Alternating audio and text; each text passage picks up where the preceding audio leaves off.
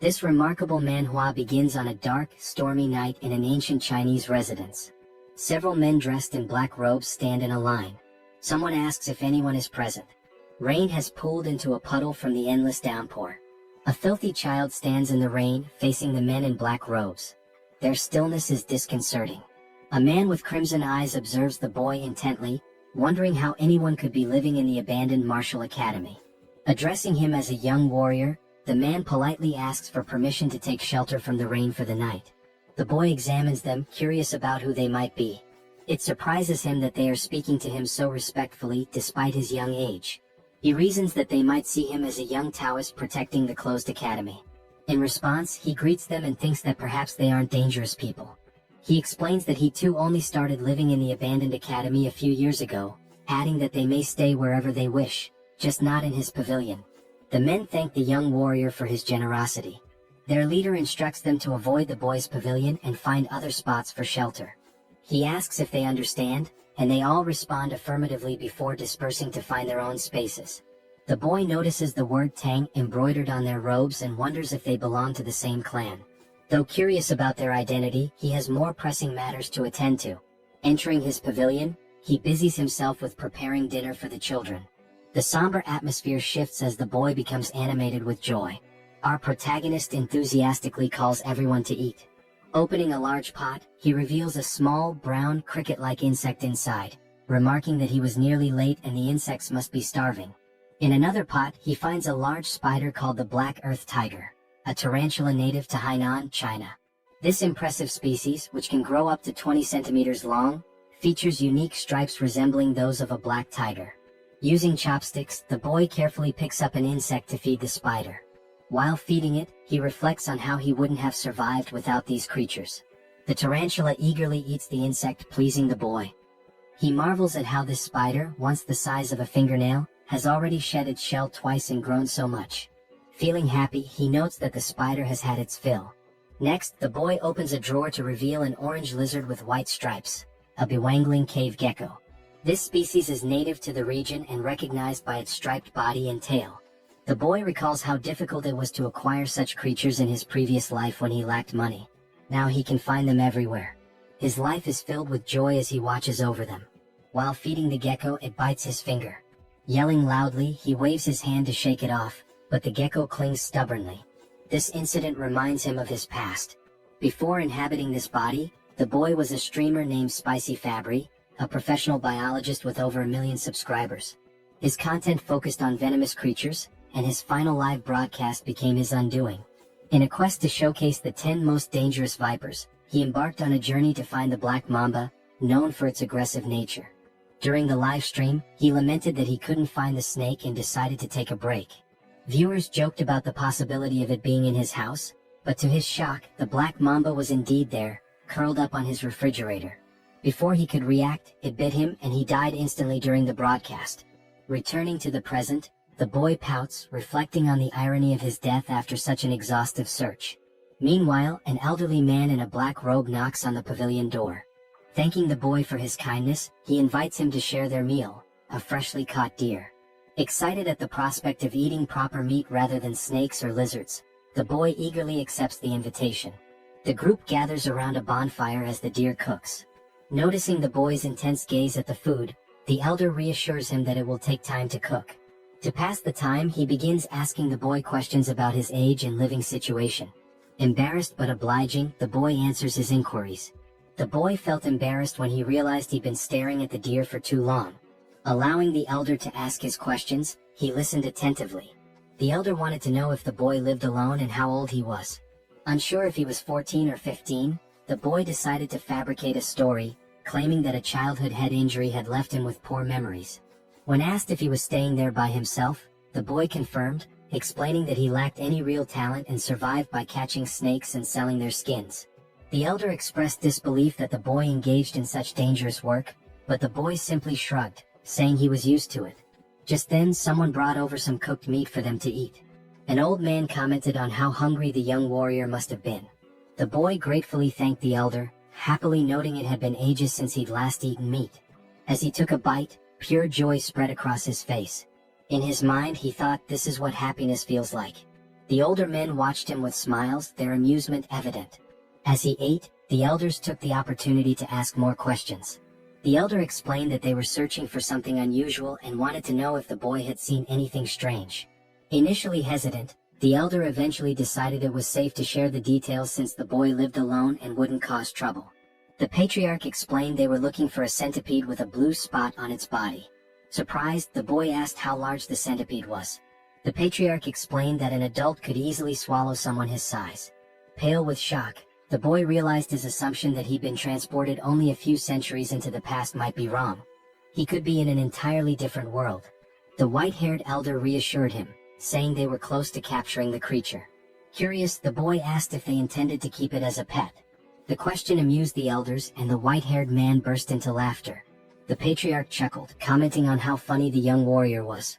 Through laughter, the elder clarified that raising the centipede wasn't their goal. They needed it for medicinal purposes. Confused, the boy probed further. Initially suspecting them of being traitors, he began wondering if they were involved in illegal drug making. He asked how a centipede could serve as medicine. The elder explained that his granddaughter was gravely ill, and only the inner core of the blue spot centipede could save her. Moved by their determination, the boy thought about the lengths parents would go to for their children. Though he felt sorry for the centipede, he decided to help them, especially since they had treated him to meat. The boy began discussing the centipede, and the patriarch eagerly asked if he had seen one. He admitted he hadn't, but suggested he might know where they could find it. Drawing on his vast knowledge as Spicy Fabry, a former biologist and streamer with expertise in venomous creatures, the boy recalled facts about centipedes. Among the millions of species on Earth, around 20,000 are venomous, and he knew all of them by heart. Centipedes were no exception. In his mind, he visualized opening a book and flipping through its pages, searching for the specific information he needed. Within moments, he closed the book, having found the answer. Back in reality, he told the elders he might know where the centipede could be. Startled but intrigued, they pressed him for details. The boy asked which areas they had already searched. They explained they had explored to the north and east of the academy, primarily along the riverside during the day. Hearing this, the boy wasn't surprised by their lack of success. Smirking, he remarked, "Of course you couldn't find it." The elders, puzzled, demanded an explanation. The boy began to lecture, explaining that centipedes belong to the Arthropoda phylum and the Calopoda class, preparing to share his knowledge of their habits and habitats. Centipedes have a broad range of habitats, and being cold-blooded, they require shelter to regulate their body temperature and maintain humidity levels. Interestingly, unlike most insects with a waterproof outer layer, centipedes have weak waterproofing and pores in their shells, making them averse to wet environments. They thrive in high-humidity areas but avoid waterlogged places, as they can't survive long without moisture but dislike excessively damp conditions. Because of this, the blue spot centipede is unlikely to be found in jungles or near rivers. The elders were skeptical. They believed centipedes preferred environments like cracks and rotting wood. The boy clarified that while smaller centipedes might dwell there, the larger ones they were seeking wouldn't. Big centipedes avoid jungles and riverside rocks since these areas lack sufficient hiding spots. The elders exchanged glances, silently communicating. They then asked the boy where the centipede might be found. Promising a significant reward if he helped, the boy smiled and pointed westward, suggesting they search the Rocky Mountains in that direction. He explained that large centipedes rest under warm rocks during the day and come out at night. A few hours later, the search party scoured the Rocky Mountains. The patriarch climbed a tall, narrow rock, observing the surroundings. One of the men suggested that the young warrior might have been mistaken. The patriarch decided to end the search for the day, signaling the team with an arrow. As the men gathered around a bonfire, they were visibly exhausted but still clung to hope, trusting the boy's intelligence. The patriarch, deep in thought, eventually spoke, his voice heavy with emotion. He lamented that his daughter, Huayan, was the greatest talent in the Tang family's history and questioned why the heavens seemed to abandon her. Suddenly, a voice announced the Grand Patriarch's return. The patriarch welcomed him and they gathered around the fire. The Grand Patriarch confirmed that he too had failed to find the centipede. With Huayan's condition worsening and only a few months left, he doubted they could locate the creature in 10 days. A heavy silence fell. The patriarch suggested exploring the southern region the next day. The Grand Patriarch agreed but added that they hadn't found any traces so far. Hearing this, the patriarch suddenly burst into laughter, realizing something he had overlooked. He exclaimed that they were indeed in the right place. The Grand Patriarch was puzzled and asked if he had seen anything. The Patriarch replied no, but the Grand Patriarch elaborated. He explained that the complete absence of traces, no animals, droppings, or markings, was a sign that the centipede might have cleared the area. The realization struck the Patriarch. Territorial animals might have fled or fallen prey to the centipede. Confident, the Grand Patriarch assured him that the blue spot centipede was definitely nearby. Their hope to save Huayan reignited. Suddenly, the ground beneath them began to shake. Cracks appeared, and the bonfire area started to crumble. To their horror, a massive limb emerged from the earth, followed by another. The men froze in terror as the enormous blue spot centipede revealed itself. Even the Grand Patriarch looked unsettled. Back at the academy, the boy grumbled about the chaos. He wondered how massive the centipede must be to cause such a commotion. Being a venomous animal enthusiast, he was both annoyed and curious, wishing he could see the creature himself. At the Rocky Mountains, the battle against the centipede raged on. The men eventually triumphed, though not without sustaining injuries. They successfully retrieved the centipede's core, a shimmering blue gem safely stored in a wooden box. Overcome with emotion, they wept, knowing they could finally save Huayan. The Patriarch instructed the Grand Patriarch to lead the injured warriors to Sichuan for treatment. When asked why he wasn't coming, the Patriarch explained, "Grudges are carved in blood, but favors are carved in stone. That's the way we live." In summary, they still had matters to resolve. The Grand Patriarch finally understood and admitted how he had nearly made a grave mistake by focusing solely on Huayan. He agreed it would be appropriate to welcome the young warrior as a guest and grant his requests. The Patriarch instructed the injured warrior to receive treatment in the village while he went to visit the young warrior. He considered that the young warrior might also be curious about the recent events. Meanwhile, the young warrior was casually enjoying the company of 3 small yellow Pokemon-like creatures. The young warrior found himself in a peculiar situation. He had unexpectedly become the father to 3 blue spot centipedes. These tiny creatures, resembling caterpillars, were undeniably cute, especially as they affectionately rubbed against his face. Looking at the pot, a memory flashed in his mind. When he had brought the eggs home, he cleaned them and placed them on his nightstand. By the time he woke up, they had all hatched. 1 centipede happily rested on his head. Although the young warrior had anticipated the eggs might hatch, he hadn't expected it to happen so quickly. He tried to remove the centipedes clinging to his shoulders, but they refused to let go, treating him as their parent. A flashback revealed what had transpired the previous night. Driven by curiosity about the massive blue spot centipede, the young warrior had ventured into its lair, despite knowing the risks. During his search, he accidentally kicked an insect in frustration, causing him to lose his balance and drop his torch. Thankfully, the 3 eggs he had collected remained safe. Relieved that the rain had stopped, he realized how lucky he had been to retrieve the eggs without losing them. Determined to protect the eggs, he hurried back home, promising them a proper bath once he arrived. Back in the present, the young warrior felt satisfied that even though he couldn't see the live adult centipede, he had managed to save its offspring. He reminded himself that they wouldn't need food until after their second molting, but it was a challenge dealing with them constantly clinging to his body. Thinking of a solution, he smirked and decided to take a shower, hoping the water would make them leave him alone. Elsewhere, the elder patriarch arrived at the academy and approached the pavilion. Knocking on the door, he called out to the young warrior but received no response. After a brief hesitation, he turned the knob and entered the room. Inside, he noticed herbs, jars, and medicines, which made him wonder if the young warrior was a healer. Feeling it was intrusive to enter uninvited, he decided to leave, but the rustling sound from a pot caught his attention. Curious, he opened the pot and found a spider inside. His gaze shifted to the drawers where he discovered a gecko.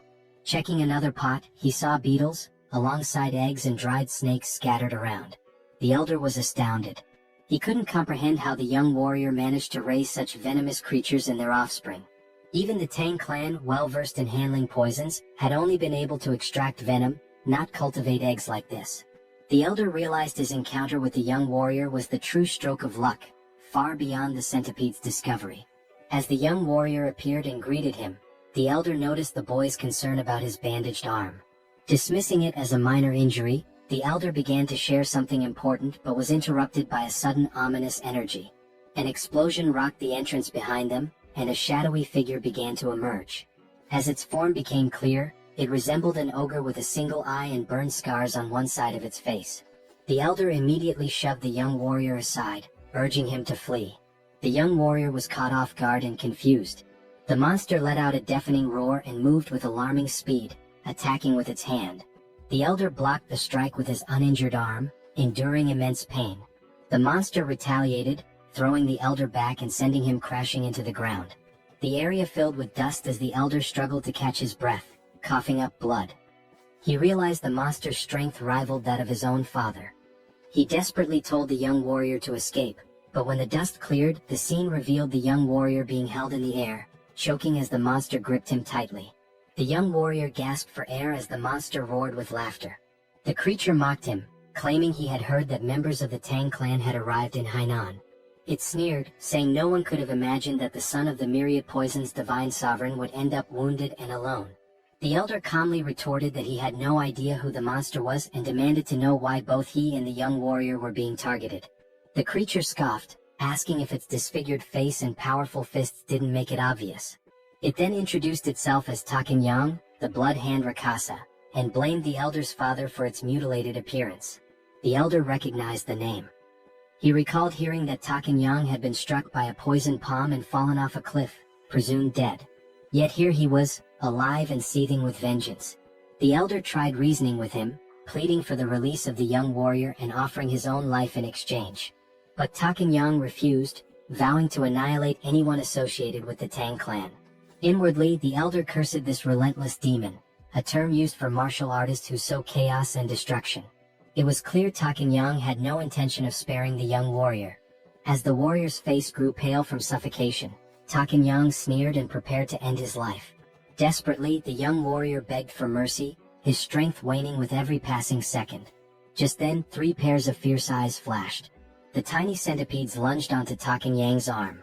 The once adorable creatures revealed their ferocity, biting into the monster's skin with unrelenting force.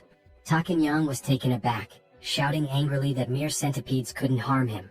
But as he spoke, his neck turned violet, and he coughed up blood before collapsing in agony. The young warrior, now free, stumbled backward, staring in disbelief.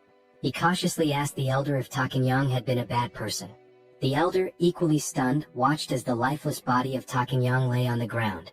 Slowly, his shock turned into a wide grin as he realized the young warrior was far more extraordinary than a mere guest. The elder thought to himself that this boy must join the Tang clan. A few days later, the elder was recovering, and the young warrior diligently cared for him, placing a damp cloth on his forehead. The elder expressed his gratitude, but the young warrior suggested instead that he tell him the whereabouts of his companions so he could check on them. Realizing he couldn't leave the elder alone and that calling for a doctor wasn't an option, the warrior stayed. The elder reassured him, saying he would recover with rest, but the warrior remained skeptical, bewildered at how calm the elder could be after such severe injuries. When the elder explained that martial artists had extraordinary resilience, the young warrior was incredulous. He asked if martial artists could fly and shoot fireballs. The elder chuckled and admitted that while not everyone could, it wasn't entirely far-fetched. The young warrior marveled at the strangeness of this world, acknowledging that things like giant centipedes only made sense here. The elder formally introduced himself as Tang Kailson of the Sichuan Tang clan, and the young warrior introduced himself as Wei Soryang. Kailson noted the meaning of Soryang's name, small dragon, and remarked that it was fitting. Curious, Kailson asked if the centipedes on Soryang's body were venomous. Soryang casually rubbed one of the centipedes' bellies and confirmed that they were blue spot centipedes. The revelation made Kailson leap from the bed in shock. He asked if Soryang had tamed them and how he had managed such a feat. Soryang smiled and replied that it was a long story. When Kailson insisted he didn't mind, Soryang began recounting how he had raised the centipedes from eggs. When the story concluded, Kailson could hardly believe it and asked for confirmation. Soryang proudly affirmed that he had indeed raised them from eggs, predicting their hatching with precision. Still reeling, Kailson watched as Soryang opened a drawer and pulled out 2 lizards. The young warrior eagerly displayed them, pointing out the differences. One had a brown body with yellow and white stripes, while the other, a product of selective breeding, had a plain brown body and a white tail. Kailson asked if Soryang had intentionally bred the lizards for their coloration. Blushing slightly, Soryang happily admitted that he had, simply because he found it beautiful. Kailson gathered his composure and asked if the young warrior could breed the most venomous creatures to produce even deadlier ones. Soryang responded with a surprised, "Huh?"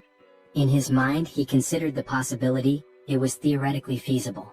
He then explained to Kaleson that if they could determine which creatures had the most potent venom, it might be possible. Before he could finish, Kaleson exclaimed with excitement, "Really? That's possible?"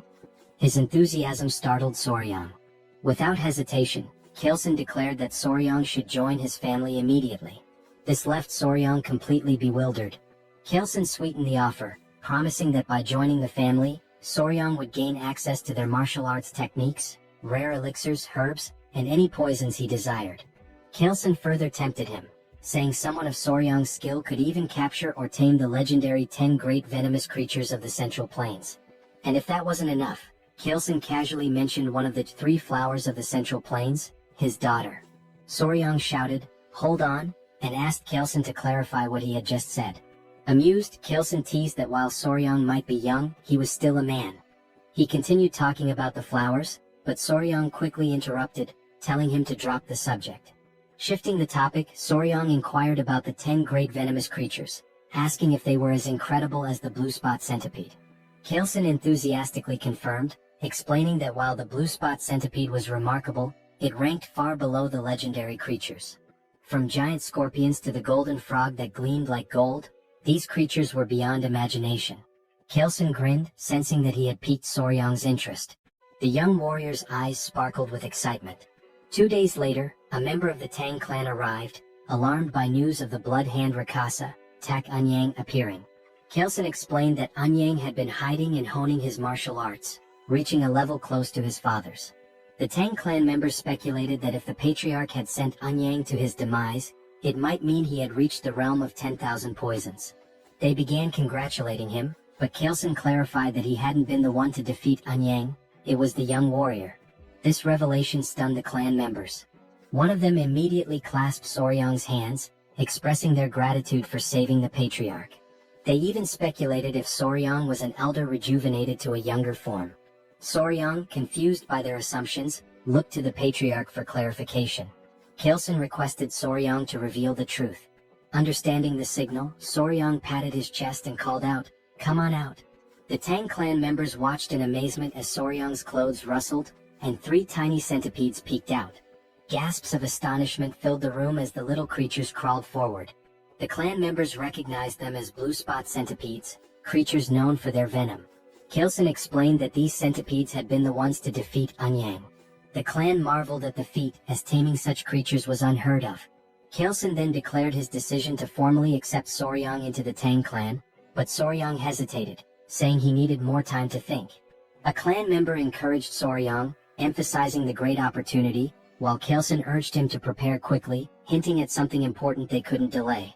Kaleson then explained the sinister nature of Anyang's martial art, the blood hand poison claw, a dark technique requiring human blood and bone marrow to reach mastery.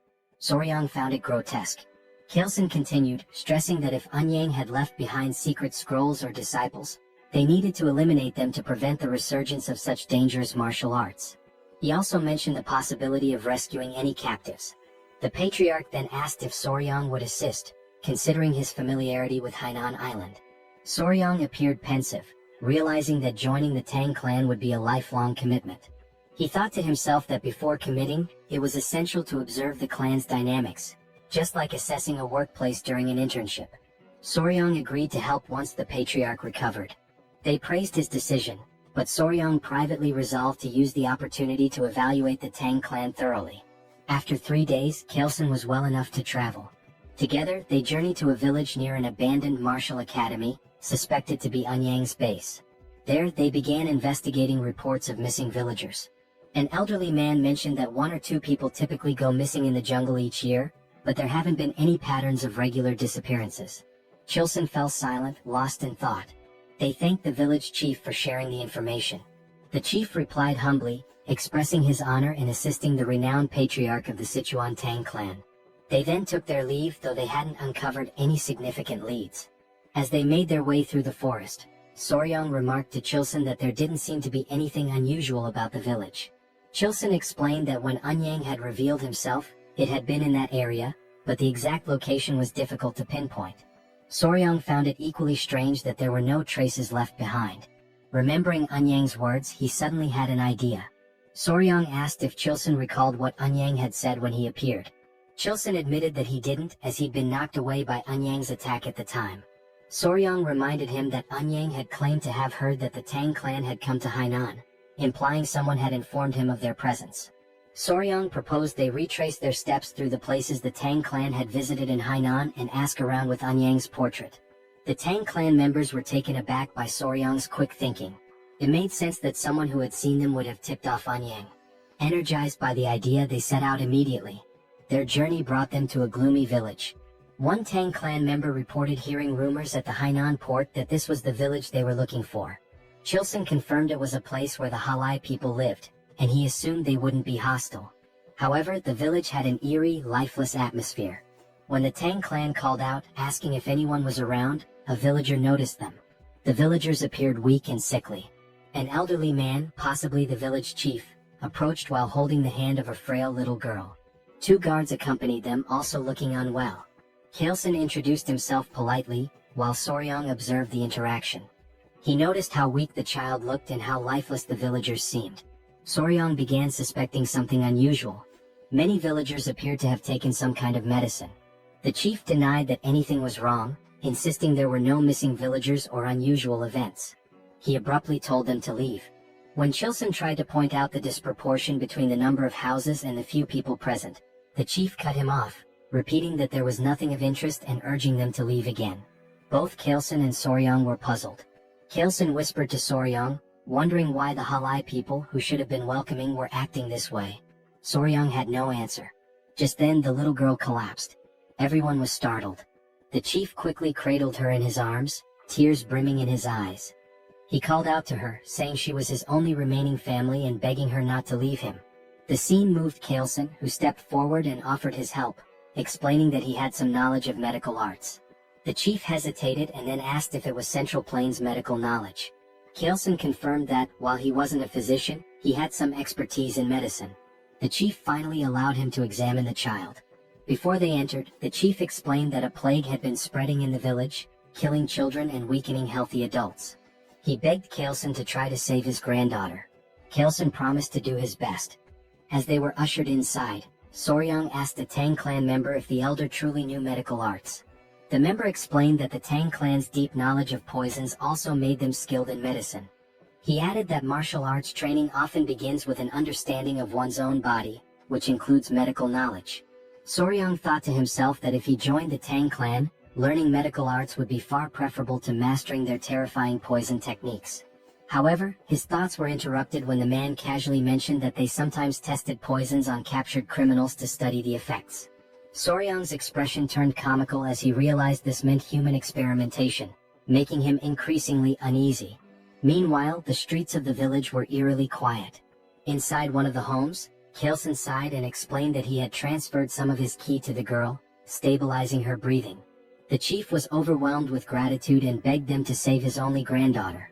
Kaleson brought up an important point, noting that something seemed strange about the child's pulse. He asked if she had been born with a weak heart. The village chief explained that her illness began about 6 months ago. Not only his granddaughter but others in the village also started falling ill around the same time. They referred to it as a mysterious disease. That was why he initially told them to leave when they arrived at the village's entrance. Kaleson reassured the chief, saying he would provide good medicine for the heart. He asked the chief to gather the villagers so they could distribute the remedy. Overcome with emotion, the chief burst into tears, expressing his heartfelt gratitude. Soryang quietly observed Kaleson's actions with admiration. Later that night, as Kaleson walked with Gu Pai, a member of the Tang clan, Pai acknowledged the effort Kaleson had put into treating the villagers. Kaleson thanked him before Pai inquired about the symptoms. Kaleson explained they were unusual: lethargy, swollen eyes, mild fever, irregular pulses, but the most severe cases all involved heart issues. Curious, Kaleson asked about Soryang's whereabouts. Pai replied that Soryang, likely exhausted from helping despite having no martial arts training, had gone to bed. Kaleson agreed that it was understandable and decided to check on him. Pai offered to lead the way. When they entered Soryang's room, they found him sleeping soundly on the bed, with 3 centipedes resting in a basket nearby. Kaleson observed from the doorway before suddenly stepping inside. Without hesitation, he raised his hand and slapped Soryang. Soryang jolted awake, clutching his stinging cheek, confused and in pain. He demanded to know why Kaleson had hit him.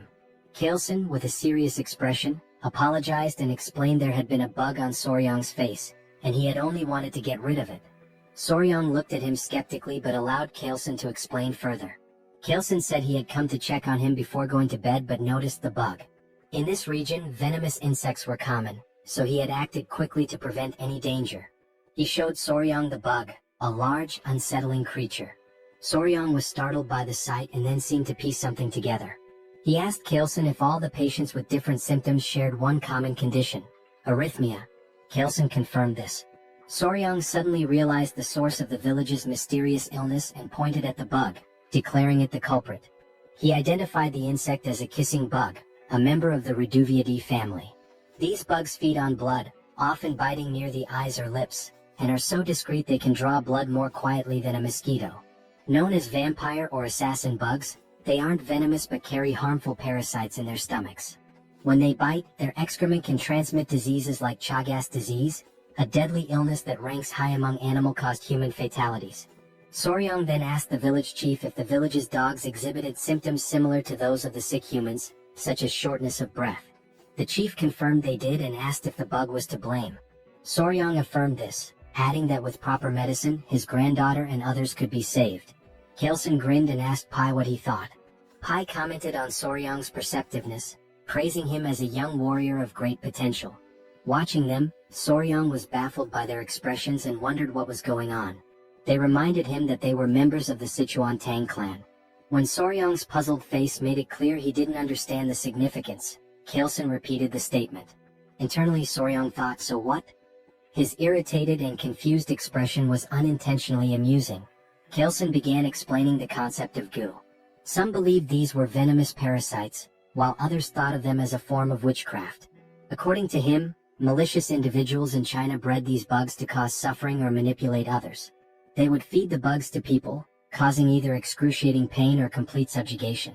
Soryang found the idea hard to believe. Kaleson acknowledged it sounded extraordinary but added that many martial artists had been killed by goo, forced to harm their families, or enslaved by these evil practitioners. Because of this, efforts to develop antidotes to goo had been relentless. These cures could either expel the parasites from the body or destroy them entirely. As Kaleson spoke, Soryang began to grasp the gravity of the situation. Kaleson posed a question. If someone had succeeded in creating a cure, who could it be? With pride, he declared that it could only be the renowned Sichuan Tang family. He explained that if they had something capable of dissolving a fist-sized roundworm inside a body, dealing with a tiny bug would be no trouble. Then he revealed the curse-melting orb, stating that even a small dose of this medicine would suffice. Soryang expressed mild amusement, though inwardly he reflected on how extravagant the name sounded for what was essentially an antiparasitic drug. They reassured the village chief that they could save his granddaughter, and soon enough, the villagers began recovering, starting with her. The chief was deeply relieved, and the villagers' warm hospitality was an unexpected but welcome reward. The villagers, with their bright and cheerful demeanor, lived up to their reputation for optimism. Kaleson acknowledged that the situation would have been much harder without Soryang's insight in identifying the cause of the illness. He humbly redirected the villagers' gratitude to Soryang, praising him as their true savior. Despite the Tang family's medicine curing the villagers, Kaleson insisted on giving all the credit to Soryang.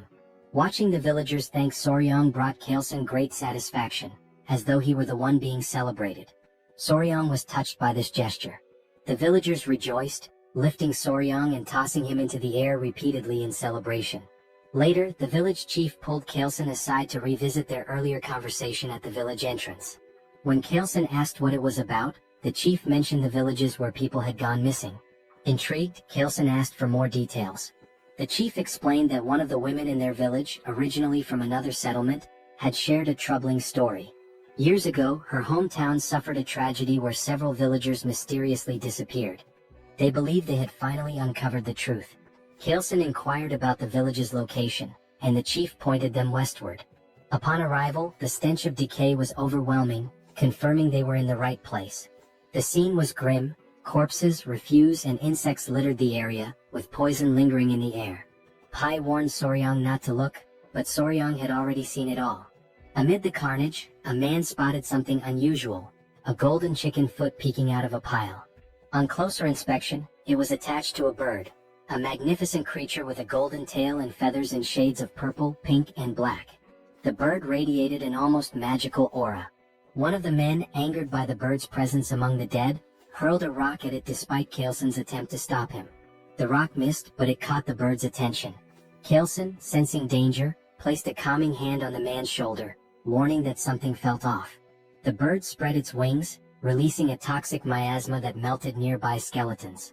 Startled, Soryang was grabbed by someone who covered his mouth to prevent him from inhaling the poison. Kalesen commanded everyone to flee while shielding Soryang. He explained that the creature was a jinyao, a poison-feathered bird. Once safe, the group gathered around Kalesen, who described the bird in detail.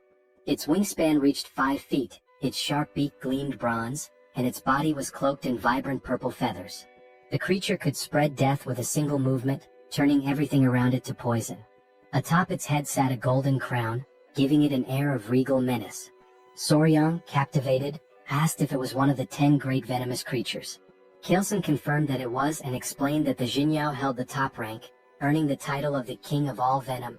Soryang's excitement was palpable as he imagined how even the most dangerous insects and snakes seemed tame in comparison. Kalesen explained that the jinyao was likely drawn to the area by venomous snakes, as it only consumed the heads of such creatures.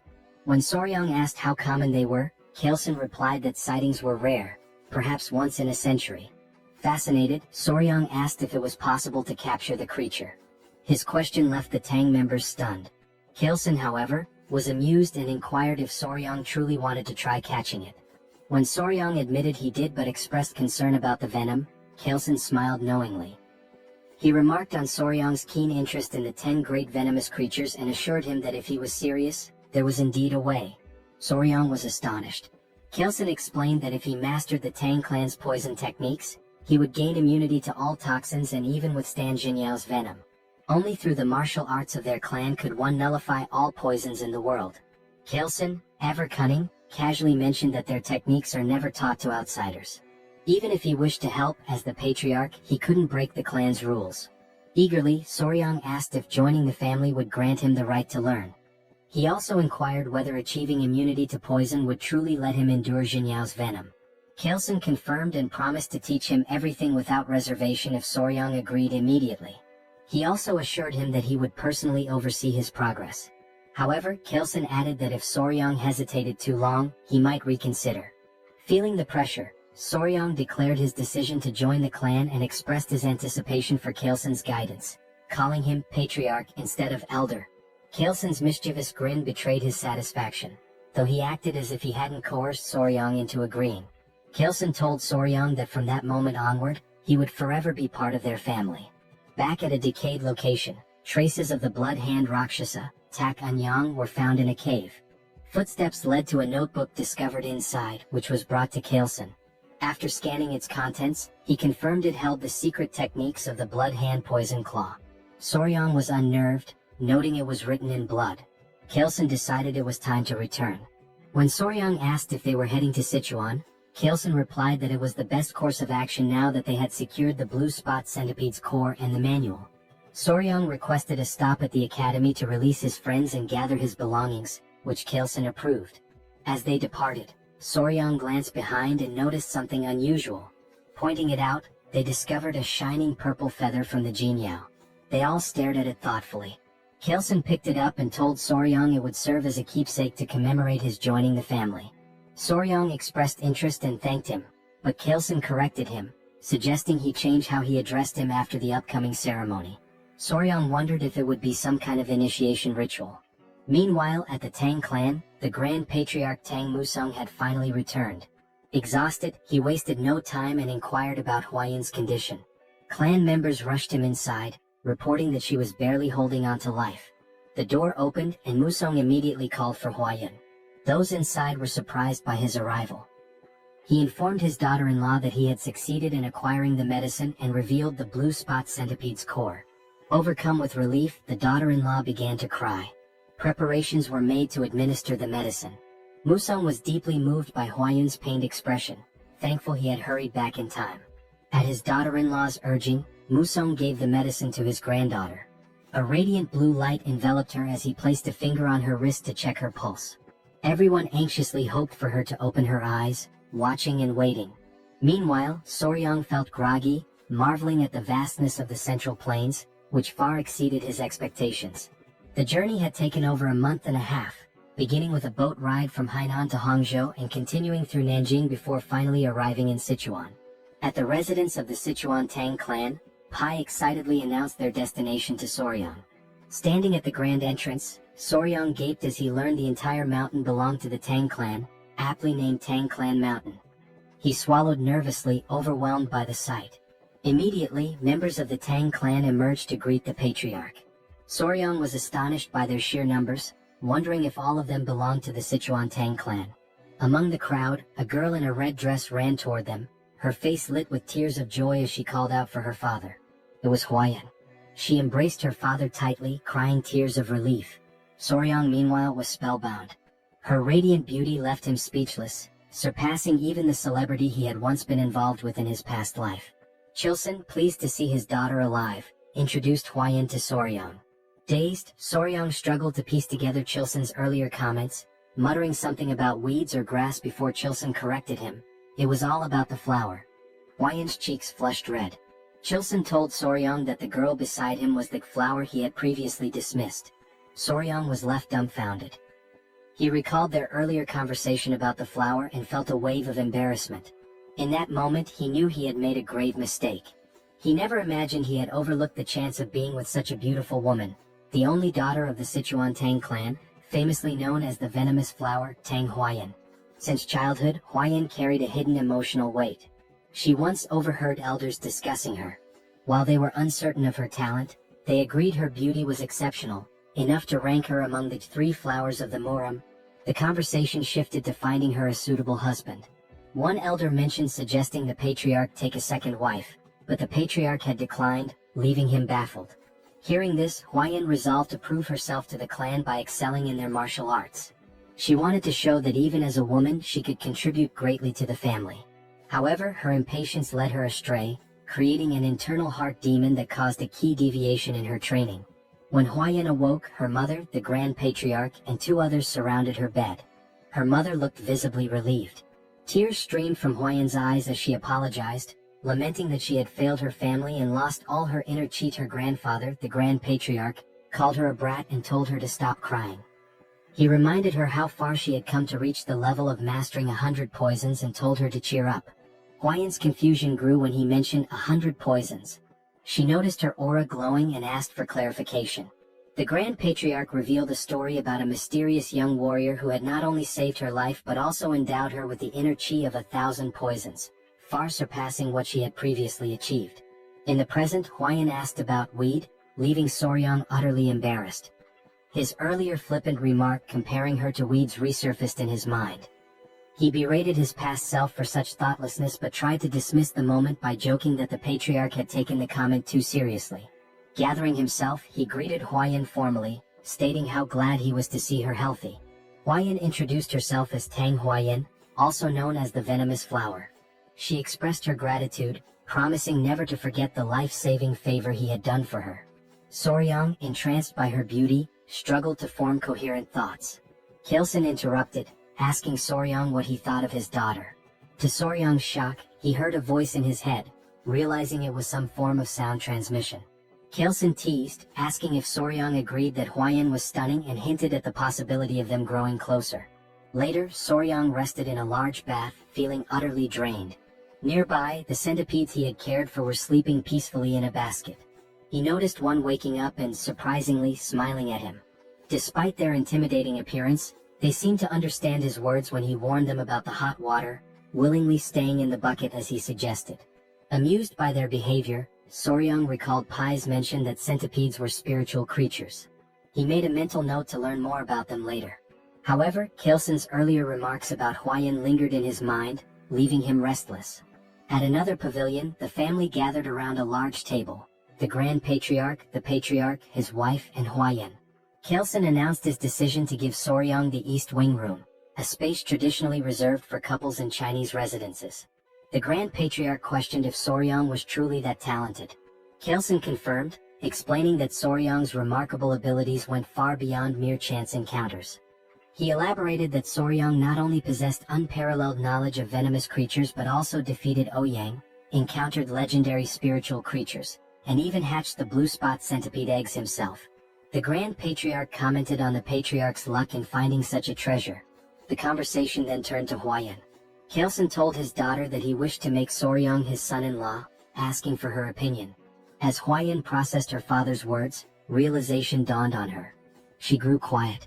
Huayan wanted to prove that she could bring greater value to the clan now that she possessed the 1,000 Poisons Constitution, surpassing the mere 100 Poisons Constitution. She responded that as a member of the Tang clan, she understood her father's intentions. However, she declared that it was her responsibility to determine if the young warrior was truly deserving of her. Without waiting for a reply, she dashed out of the room, leaving behind an awkward atmosphere.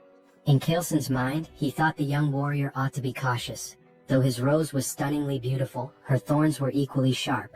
Huayan ran swiftly, her emotions in turmoil.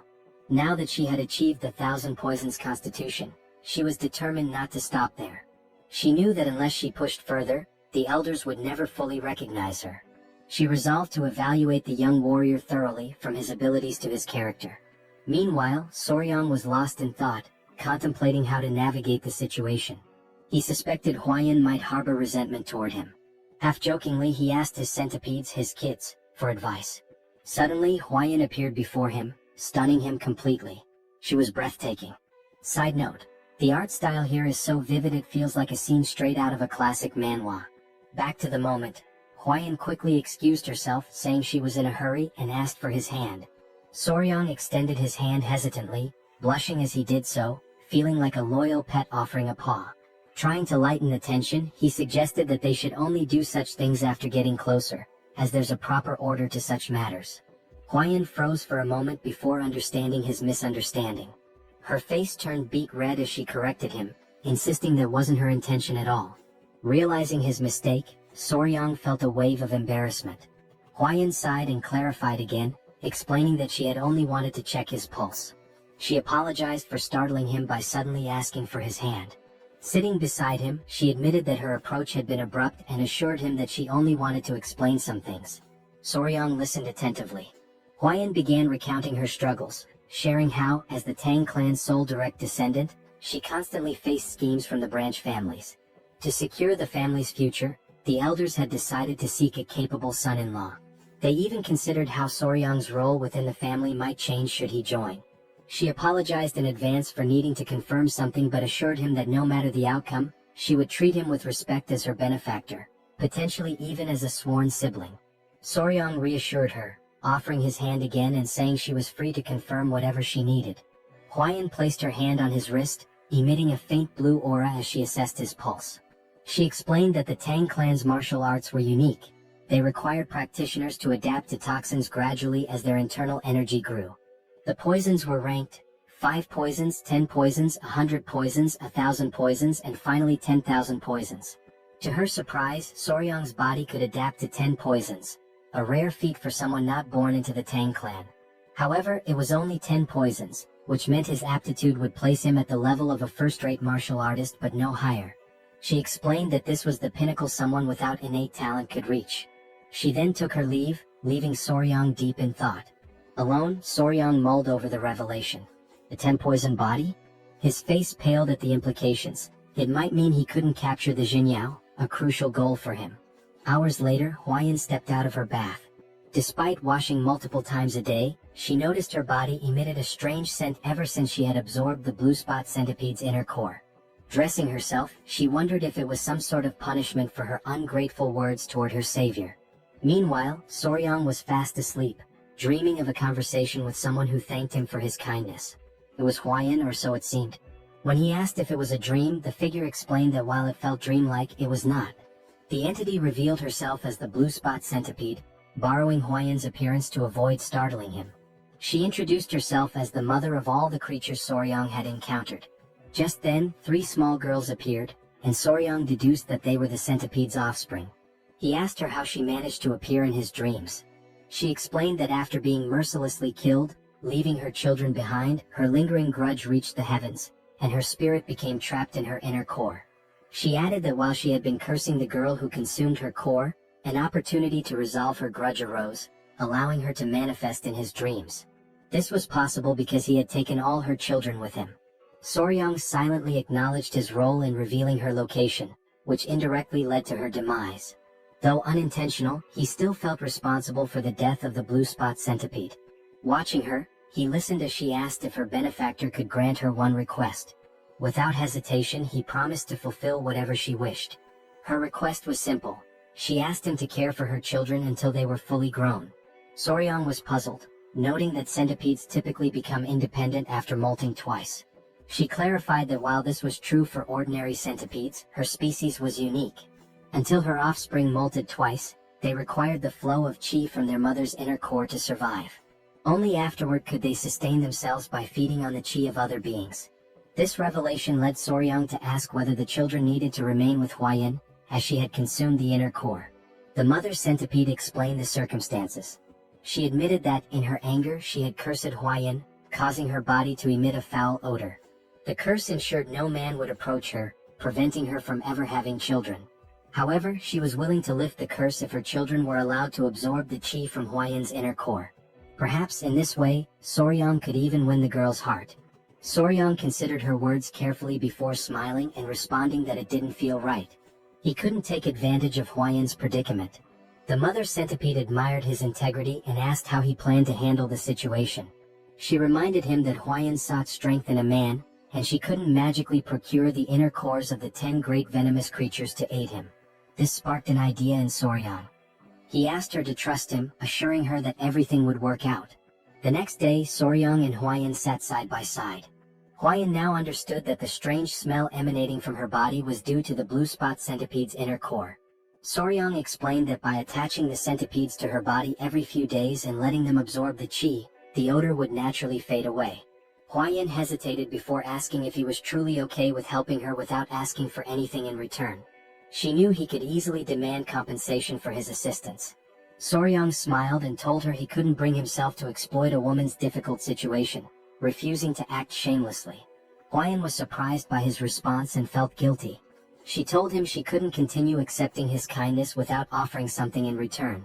Her father's words began to weigh more heavily on her. Seeing Soryang's selflessness made her realize that qualities beyond talent or martial prowess were important. Soryang then shared his own thoughts. Referring to her earlier remark about his 10-poison body, he revealed an ambitious plan. Since he could only absorb 10 types of toxins, he resolved to fill those slots with the toxins of the 10 most venomous creatures in the Central Plains. Huayan was shocked, interpreting his words as a bold declaration to become the strongest under the heavens, all for her sake. The thought made her cheeks flush. For Tang Huayan, one of the 3 flowers of Murim and the venomous flower of the Tang clan, this was the first time a man had made such an audacious confession to her. Blushing, she asked if he realized what he had just said. Soryang, confused, replied that he didn't. Huayan told him the path he spoke of would be incredibly difficult and demanding, potentially requiring 10, 20, or even a lifetime of effort. Soryang's face fell as he worried aloud about how long it might take, amusing Huayan as she continued to blush. Then, with growing embarrassment, Huayan brought up that Soryang was only 15 years old. She told him that in 3 years, when he came of age and was ready for marriage, if he succeeded in defeating even one of the 10 great venomous creatures by then, she would consider it. Blushing deeply, she admitted that if he succeeded, there might even be a possibility of a wedding. She cheered loudly, saying she would be rooting for him, then bolted away. Soryang was confused and called out to her. She stopped, turned around, and asked if there was anything else he wanted to say. He suggested that she get some rest and stay for a couple of hours. Embarrassed, she hesitated but eventually returned. He reassured her there was no need to worry since the little centipedes wouldn't bite. Gathering his kids, he told them to go to their mom instead of their dad. Hearing this made Huayan's face flush as red as a tomato. She asked him what he meant by calling them mom and dad, but Soryang quickly clarified that it wasn't what she thought. Meanwhile, Chilson, his wife, and Muziang were seated at the table discussing the young warrior's exceptional talent and how it seemed to have failed to win their daughter's heart. Muziang asked if anyone had seen them earlier that morning. He remarked that it seemed like something was developing between the two. Huayan's mother speculated that her daughter might have rejected the young warrior. The men pondered deeply. Muziang commented that forcing a marriage wouldn't be right and suggested allowing their feelings to grow naturally. Huayan's mother proposed having Huayan oversee the young warrior's martial arts training to spend more time together, believing it could help them bond. Chilson agreed it was a solid plan. Muziang added that they could consult the elder healer sage to see if he could bestow the purifying elixir of marrow and essence to enhance the young warrior's aptitude. Chilson was surprised, noting that such an opportunity hadn't even been extended to Huayan, so they shouldn't get their hopes up. Muziang acknowledged the point. At that moment, Huayan appeared outside the door, announcing herself. Chilson invited her in and asked what brought her there at that hour. She blushed, surprised to see the three of them together. She said she had something to share, blushed again, and then, all at once, declared she would do as her father had suggested. Chilson was taken aback and asked what she meant. Her mother invited her to sit and asked if she was implying that the young warrior had caught her interest. Embarrassed, Huayan couldn't respond. Chilson pressed her further, curious about the sudden change since she had previously shown little interest in him. Gathering her courage, Huayan explained that Soryang had told her he would become the greatest in the world for her. He had promised. Chilson, astonished, asked her to elaborate. She added that although Soryang's innate talent was limited to a 10-poison body, he vowed to make up for it by defeating the 10 great venomous creatures for her sake. Muziang laughed heartily, calling the young man bold. Chilson was stunned, while Huayan's mother was impressed, remarking that it was rare to find such a determined suitor. Huayan admitted that although her heart was inclined, she had told Soryang she would only agree to marriage if he could capture one of the 10 great venomous creatures before coming of age. Her father joked that she should have raised the bar to 3 creatures, while her mother commented that men often miss subtle hints. Huayan asked if she should go explain it to him. Her mother advised against it, reasoning that if Soryang didn't realize their tacit approval, he would only work harder. Muziang suggested treating him as a prospective son-in-law while pretending they were undecided, confident that his efforts would naturally lead him to become part of the family. Meanwhile, the mother centipede praised Soryang, telling him he had completely won Huayan's heart. Soryang replied that success came down to determination and persistence. She smiled warmly at him, calling him her benefactor. She then informed him that her lingering resentment had been resolved and her soul would soon ascend to the afterlife. Before departing, she offered to grant him one last request, within her ability to fulfill. Soryang paused to think and then asked if he could examine her body. The request made her feel shy, though she believed it was to be expected from a man. She assumed he was succumbing to human desires and reluctantly began revealing her shoulder, preparing to undress. Startled, Soryang quickly asked if she really needed to take her clothes off. Blushing deeply, she hesitated and asked if she shouldn't. Soryang hastily clarified that it wasn't what he had meant, further deepening her embarrassment. It was amusing to see the children covering their eyes. Soryang clarified that he only wanted to see the true appearance of a blue spot centipede. Realizing his intention, the centipede's mother hesitated, feeling a mix of dread and anticipation. Smoke enveloped the area, and she revealed her true form. Soryang gasped, overwhelmed by her magnificent and enormous appearance. His excitement was palpable. Without waiting for permission, he reached out to touch her, marveling at her size and asking endless questions. Was her body waterproof? How strong was her venom? Could he touch her legs, her antennae, even her fangs? The sheer enthusiasm in his voice was undeniable. The children continued covering their eyes, which only added to the charm of the moment. The centipede mother was slightly embarrassed by his passionate curiosity, particularly when he insisted on touching her fangs despite her warnings of their danger. She began to wonder if her daughters would truly be safe with a man like Soryang, whose touch carried an unusual energy. She couldn't help but laugh, finding it odd yet endearing how he drooled slightly while running his hands over her. Later, Chilson invited Soryang for tea. Chilson revealed that he'd learned everything from Huayan and declared that Soryang would be accepted as their son-in-law. Surprised, Soryang tried to clarify that he thought the arrangement was conditional and would require 3 years to finalize. Chilson dismissed his concerns, stating the marriage would naturally happen when he came of age. Huayan's mother warmly welcomed Soryang into the family, referring to him as her son-in-law.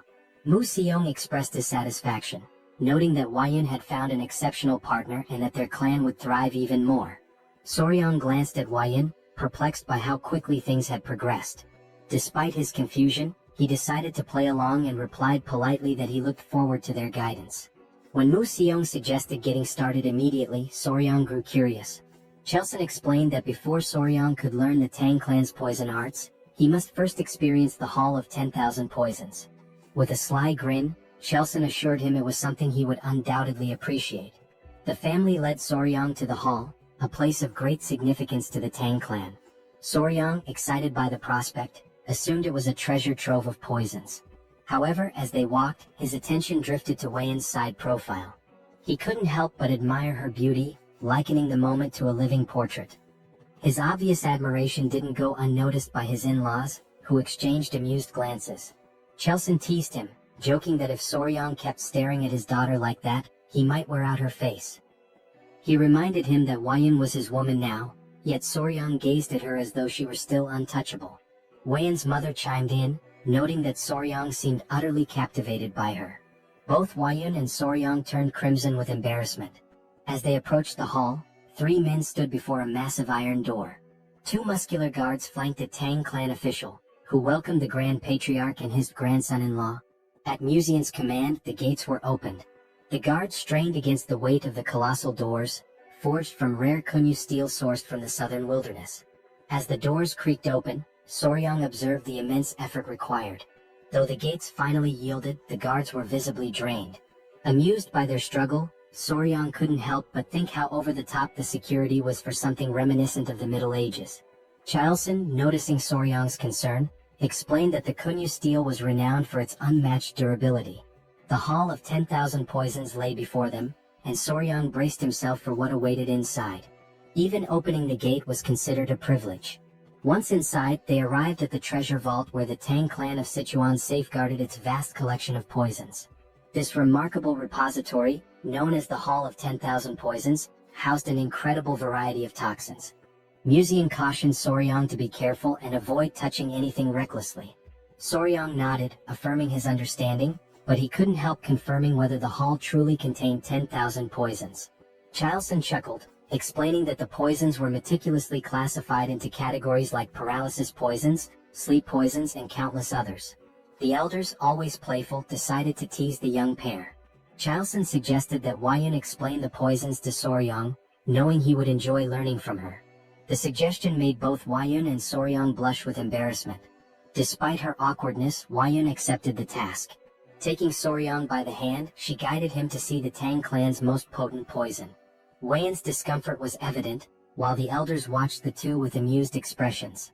She began her explanation by pointing out the chi-dissipating poison, which rendered a martial artist's energy unusable with just a single inhalation. She advised Soryang to handle it with extreme care. She then introduced other deadly poisons: the alimentary canal necrotizing poison, the spirit-destroying poison, the bloody pulp poison, and even the infamous 7-step soul-snatching poison. Each was immensely powerful, but Weiyan emphasized that the strongest poison of the Tang clan was something far beyond these. She handed Soryang a tiny seed. Confused, he noted to himself that it resembled a tiger bean. Weiyan explained that this seed, though small, contained the most powerful poison known, apart from the venoms of the 10 great venomous creatures. She revealed it as the seed of the castor plant, a symbol of the Tang clan. Soryang immediately recognized its significance. He thought of ricin, a deadly toxalbumin, lethal in minuscule amounts, infamous for its use during the Cold War and assassinations. Soryang muttered that the seed came closest to the Tang clan's ideal of a perfect poison: colorless, odorless, tasteless, and invisible. Weiyan elaborated, calling it golden poison. When used, its victims experienced what the Tang clan referred to as a golden death. She emphasized that the strongest poison wasn't about causing the most excruciating pain or the bloodiest death. It was about silent, swift, and untraceable lethality. The Tang clan's poison arts, she explained, embodied the principles of stealth and certainty. To Soryang, it felt like he was learning the methods of an assassin's guild. Muxiang interrupted, saying it was enough for now, and suggested they move on to see the venomous creatures Soryang had been so eager to encounter.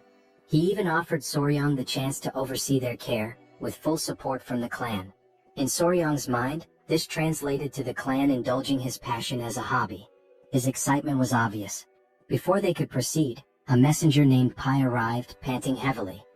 He urgently informed the Patriarch of a situation at the Black Tortoise Pavilion. The Patriarch asked what had happened, and Pai hesitated before mentioning 2 issues. First, the medicine sent to the Sichuan city lord had failed to achieve the desired effect, prompting a letter of complaints. Pai hesitated again before revealing the second issue, glancing at Soryang. Soryang sighed knowingly. Pai finally explained that it concerned the Hall of 10,000 Poisons. Muxiang guessed that rumors were already spreading and decided they needed to address the matter immediately. He ordered Soryang to accompany them. At the Black Tortoise Pavilion, the elders wasted no time voicing their grievances to the patriarch. They were outraged by his unilateral decision to pair Wuyun with an orphan of unknown origins. This remark infuriated Chiu San, who began to emit a green aura as he questioned whether they were insulting his son-in-law. Despite Chiu San's anger, the elders persisted, claiming their concerns were valid. Muxiang silenced them with a sharp rebuke, declaring that the decision was his alone.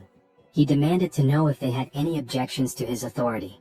The elders, caught off guard by his outburst, sought support from the Grand Patriarch, urging him to intervene. They argued that entrusting the Hall of 10,000 Poisons to an outsider with unproven skills was reckless. Muxiang, however, firmly reiterated that his approval was final. Meanwhile, Wuyun, conscious of Soryang's discomfort, quietly whispered an apology to him. In Soryang's mind, his initial reaction was simply goodness. He sighed as it dawned on him that his actions had caused her to worry. He thought to himself that it was she who should be apologizing. Everyone was taken aback when Soryang suddenly spoke up. "Excuse me," he said, "sorry to interrupt your discussion." He then proposed addressing the issue himself, stating that since the problem stemmed from his perceived lack of ability, he would prove his skills to the clan elders. The elders were stunned into silence, and Soryang went on to suggest resolving the Sichuan city lord's troublesome complaint as a demonstration of his capabilities. Wuyun, whispering in disbelief, asked what he was trying to achieve. Though Soryang was not one to draw attention or make a scene, he couldn't stand by while his peaceful life as a pet owner was being disrupted. His boldness left the elders momentarily speechless before their indignation erupted.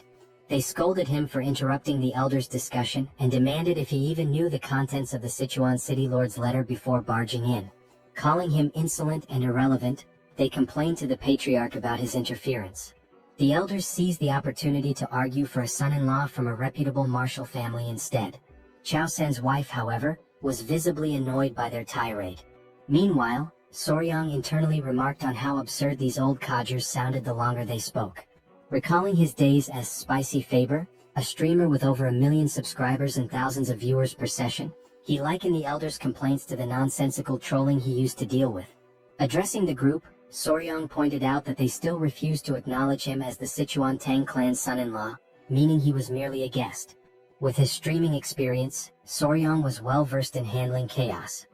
He reminded them that he had saved the clan's beloved Lady Huayan, defeated the bloodhand Rakshasa Takanyang, and saved the patriarch's life. He then challenged them, asking if it was part of the clan's etiquette to insult a guest and benefactor to their face. The elders, embarrassed by his pointed remarks, admitted to speaking rashly out of desperation. Inwardly, Soryang thought of them as pathetic. The Grand Patriarch, however, appeared impressed by his composure and cleverness. One elder tried to downplay the significance of defeating Takanyang, claiming it was overstated. The patriarch quickly silenced the objection by presenting a document, none other than the secret manual of the blood sect's blood-hand poison arts, written in blood. The elders gasped in shock. Their astonishment deepened when the patriarch asked Soryang to reveal his companions. Tapping his chest gently, Soryang summoned the 3 baby spotted centipedes, which emerged happily. The elders grew visibly uneasy at the sight of the creatures. The patriarch proudly explained that these were the offspring of the blue-spotted centipede, and Soryang had been raising them. He further revealed that these centipedes were the ones that had killed Takanyang. One elder, still in disbelief, confirmed if Soryang had truly managed to control a blue-spotted centipede. Soryang and the patriarch shared knowing grins, teasing the elders. Chao San added that addressing Soryang as a young warrior instead of recognizing him as the clan's son-in-law was telling. Soryang even joked, warning the centipedes not to bite anyone unless they wanted to end up as lifeless as Takanyang. The elders, thoroughly flustered, began backtracking. They denied refusing to accept Soryang, offering feeble excuses about proper procedures and natural hesitations. The Grand Patriarch, exasperated, decided to table the discussion on Soryang's status for the moment and focused on the Hall of 10,000 Poisons. He asked why Soryang was not allowed entry, to which the elders replied that Soryang was not fully integrated into the family and was too young to be entrusted with such responsibility. The Grand Patriarch, seeing an easy solution, asked Soryang to demonstrate his abilities. Soryang smiled confidently and declared that he would prove himself worthy of the Sichuan Tang clan in their own style, by using poison. The elders were aghast, misinterpreting his words. They shouted in disbelief, asking if he intended to poison the Sichuan city lord instead of helping him. Soryang was left utterly confused by their reaction. Deep down, Soryang was puzzled, as he believed that the Sichuan Tang clan addressed poison-related matters the following day. The Grand Patriarch announced that Soryang would now begin training in the Tang clan's martial art, the 5 Venoms returning technique. Soryang asked if the training would also involve physical exercises. The Grand Patriarch explained that as Soryang practiced martial arts, his body would naturally adapt to align with the techniques. Mu Soryang further clarified that the Tang clan focused on practicality, so Soryang would learn skills that could be immediately applied in real situations. Mu Soryang unpacked an array of weapons, arrows, daggers, shuriken, and more.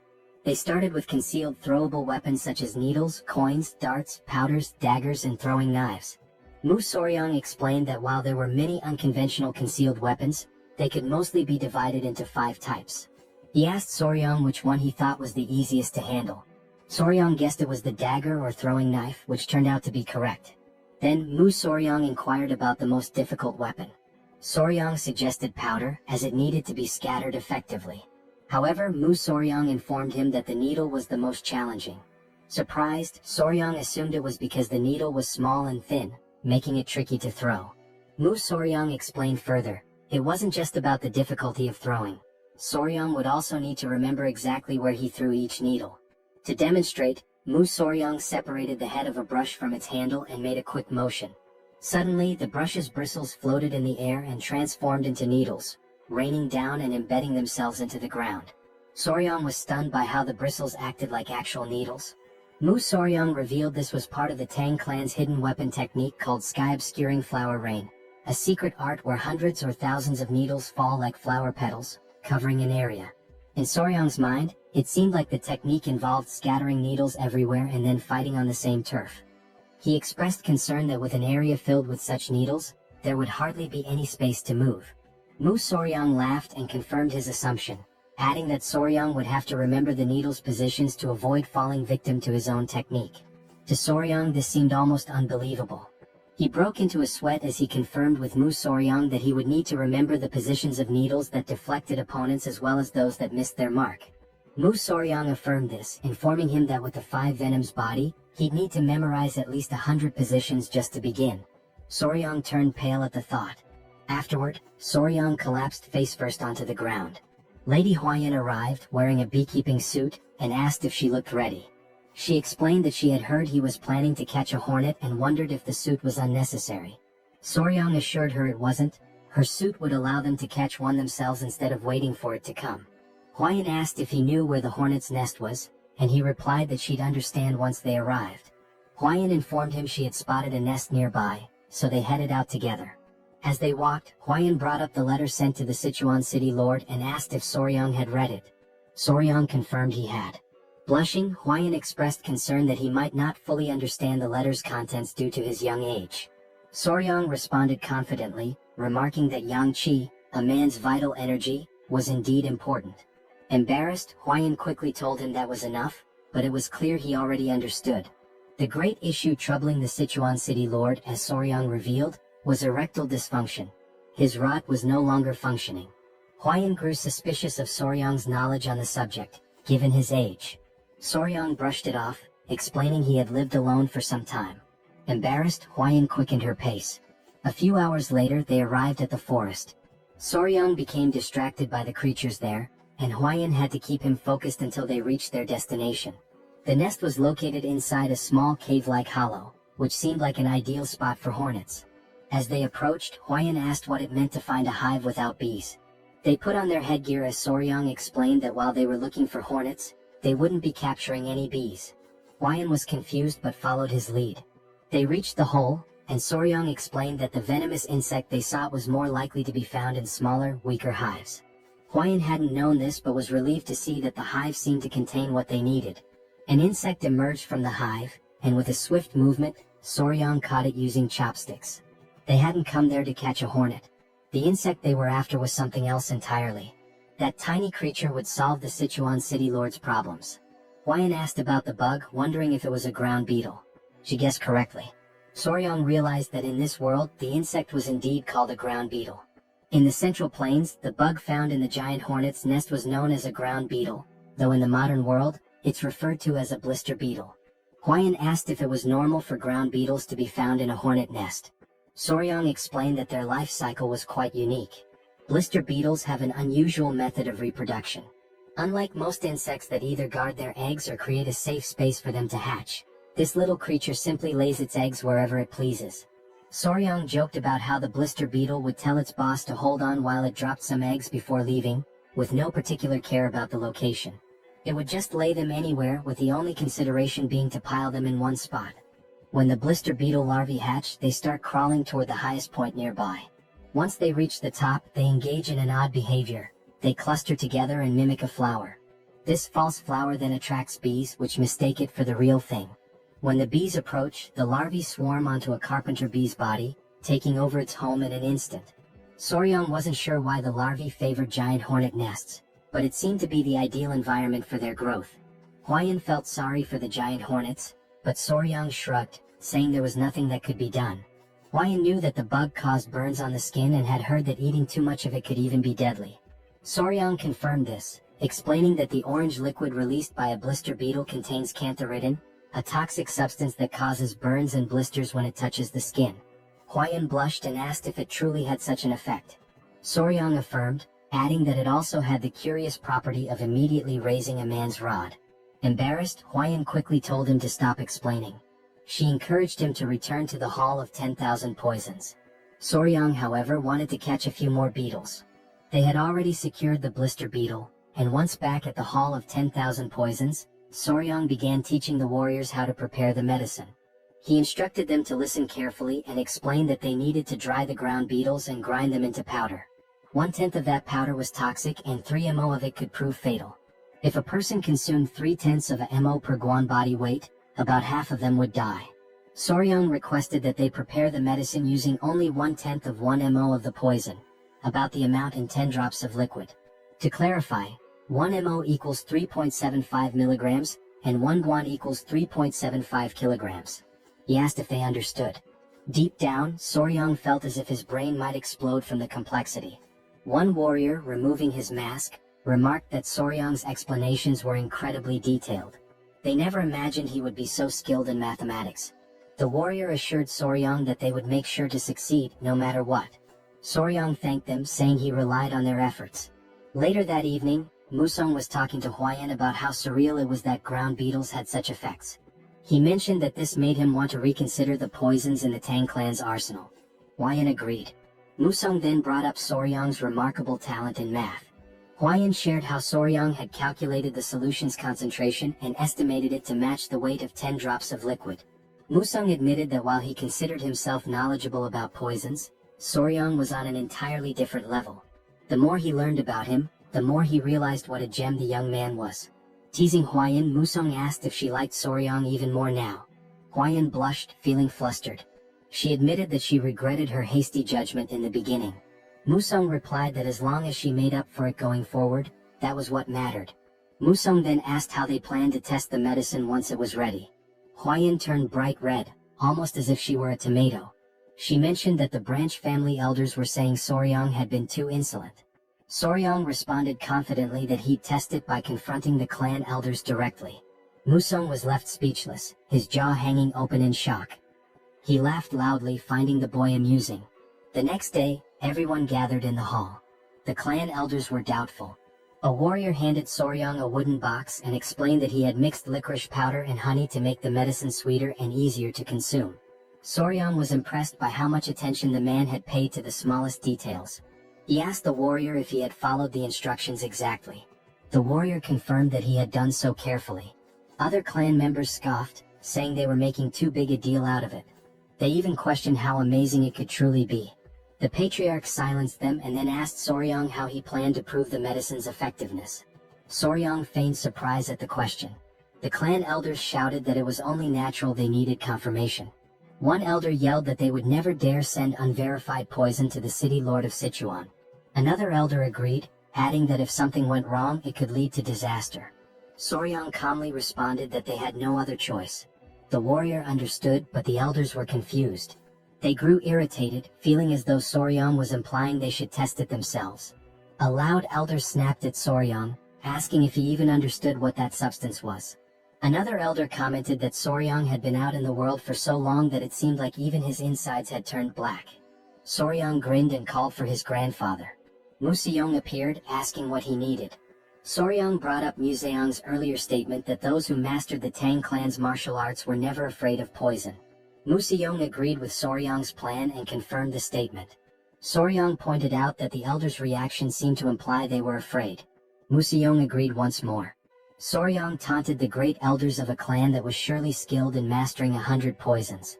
He used reverse psychology, saying that surely they weren't afraid of something as simple as ground beetle poison. This provoked the elder, who then split the medicine into two. He claimed they had no fear of such a trivial poison and consumed it. The elder warned Soryang that if the medicine didn't work, there would be consequences. The elder declared that they would uphold the laws and principles of the clan. They chewed the medicine and a tense silence followed. Then they smirked and declared that nothing was happening. However, one elder felt his manhood stir. The long slumber of the snake was over. Embarrassed, the elders quickly tried to hide their reactions, and from that day on, the clan's laws and principles were firmly set, with a hint of humor. The medicine was sent to the city lord of Sichuan, and its effects were proven to be excellent. A little later, the elders walked through the hall, holding their pants to hide the evidence. Soryang told Museong it had worked just as he had said. By provoking the elders with something related to poison, they had fallen for it immediately. Museong knew that the elders' actions were driven by their pride, but also by their concern for the clan. He advised Soryang not to resent them too much. Museong reminded him that, in the end, they were all family. Soryang nodded, understanding. Huayan hurried in, saying something terrible had happened. They asked what it was, and she explained that their children were acting strange. Soryang turned red and was taken aback. Museong, now serious, called for his grandson-in-law and grabbed him by the collar. He demanded to know what was going on and asked why they had children. Soryang was drenched in cold sweat. Still holding on, he said they hadn't even had a wedding ceremony yet. Huayin, her face flushing, shouted that they weren't human children. It was the centipede Soryang was raising. Soryang looked surprised and worried, quickly asking what had actually happened to the centipedes. He explained that he had been doing a lot of physical training lately and had asked Miss Huayin to look after them in the meantime. However, due to her recent efforts, she had completely forgotten about them. Suddenly concerned, he asked to see where his daughters were, but Huayin told him they weren't with her. The old man, witnessing this scene, was left in utter shock. Sometime later, the three small centipedes were shown looking sickly. Not understanding the situation, Soryang asked Huayin if it had happened suddenly. She confirmed, saying they had seemed fine earlier and asked if he thought they were ill. Their colors looked pale and their shells appeared strange. Soryang quickly realized what was happening and reassured Huayin not to worry. He explained that the process was called molting, during which creatures like centipedes shed their hard shells. He added that it was likely the time for it to happen. Huayin, still uncertain, asked if it was truly okay, and Soryang reassured her it was natural and would happen soon. The first centipede started moving within its shell, and moments later, it broke out, revealing something unexpectedly adorable. Everyone was amazed at what they had just witnessed, and Huayin noticed the other two centipedes were also starting to crack their shells. Seconds later, they emerged as well. Now gathered together, all three appeared twice as large and even more charming, leaving everyone captivated by their beauty. Huayin asked Soryang if he had names for them yet, but he admitted he hadn't thought about it. After a brief pause, he suggested calling them number 1, number 2, and number 3. Without hesitation, Huayin rejected the idea, saying such generic names wouldn't do. She explained that centipedes of this species could transform into dragons after living for 1,000 years and deserved names worthy of such grandeur. Soryang, skeptical, dismissed the notion that a centipede could become a dragon, even after a millennium. The old man nervously interrupted, laughing, and explained that these centipedes were known as heavenly dragons, meaning they would indeed transform. Realizing who had been spreading such nonsense, Soryang shook his head but continued thinking of suitable names. After a moment of contemplation, he proposed Nova, Myra, and Grace. Huayin was taken aback. Soryang explained the symbolism behind each name. The first, Nova, represented a beginning. The second, Myra, symbolized fragrance. The third, grace, stood for elegance or kindness. Huayin was charmed by the names and their meanings, agreeing that the father should indeed name his children. Sometime later, while strolling through the city, the now larger centipedes clung to Soryang's body again. As he sat down to rest, he noticed that although his training had strengthened him, it wasn't enough for their increased weight. But at least he could still move. Opening his mouth to comment on their added heaviness, one of the centipedes suddenly jumped and hit him square in the face. Now lying flat from the impact, he realized they were clinging to his entire body. As he mulled over the situation, he overheard a conversation nearby that caught his attention. Two men, carrying a bag of money, remarked on how extravagant the Tang clan of Sichuan was, planning to visit a brothel that night. They added that earning money had never been easier, sparking Soryang's curiosity. Later, the patriarch shared good news with Soryang. He asked if Soryang remembered the medicine they had sent to the elders some time ago. Soryang confirmed he did. The patriarch explained that the medicine had worked exceptionally well, mentioning that the Lord had sent a message of gratitude along with a generous reward, which delighted both Soryang and Huayin. The father-in-law praised Soryang for achieving something remarkable, admitting he hadn't expected to reap benefits so quickly from accepting him as a son-in-law. Soryang was pleased by the compliment. Finally, the patriarch suggested granting him one of his elixirs, urging him not to refuse out of modesty. Soryang pondered the benefits an elixir might bring. Excited, Huayin asked her father what type of elixir he was offering. He replied that it was the honey of the golden king bee. Soryang assumed it was just ordinary honey, but thought he should probably accept it since it might boost his internal energy and help him become a martial master. With a serious expression, Huayin called out her father, asking why he had mentioned giving a reward when in reality, it was just honey. Gripping Soryang's arm, she sternly said her father shouldn't be so stingy, emphasizing that Soryang's accomplishments weren't trivial. She also pointed out that the honey was a low-grade elixir. The patriarch, now looking downcast, explained that even though it was low-grade, it had been expensive to acquire. Huayin, visibly fuming, retorted that regardless of its cost, it was far too insignificant compared to what Soryang had achieved. The patriarch silently lamented how difficult it was to have a daughter. Unbothered by the argument, Soryang asked more about the golden king bee they were discussing. After a moment of thought, the father-in-law described the golden king bee as a venomous, mid-level creature found in forests.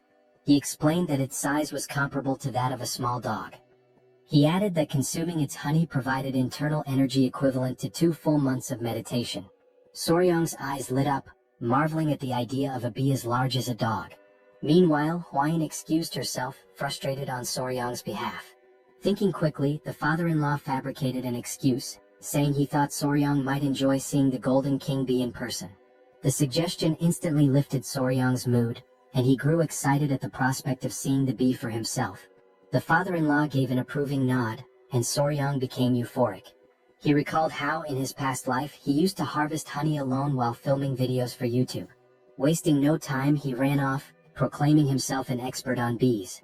The father-in-law followed, commenting that this had turned out to be a good idea. Huayin sighed deeply, realizing she would have to deal with this new situation. Thus began the journey to harvest the honey. Despite their advanced knowledge, when they arrived, they found 2 groups arguing over who had the right to collect the honey from that area.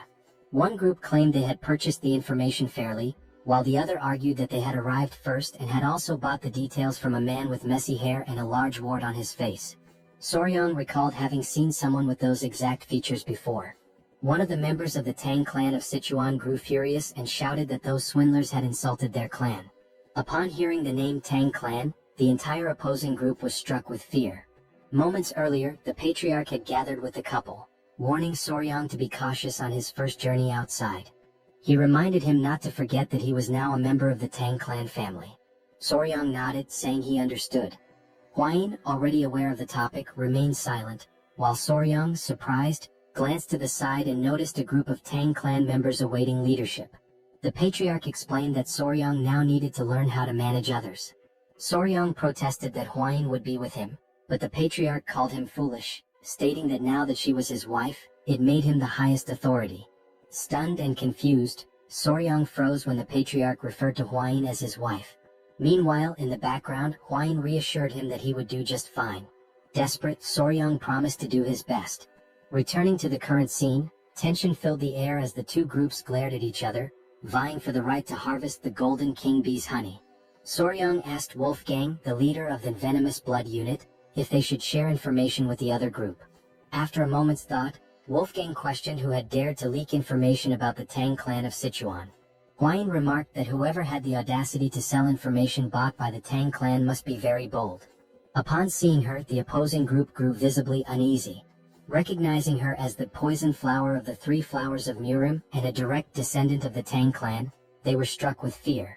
Realizing their mistake, the leader of the other group apologized, introducing his faction as the Central Wind Sect and announcing their withdrawal. He insisted they had no intention of interfering in Tang clan affairs.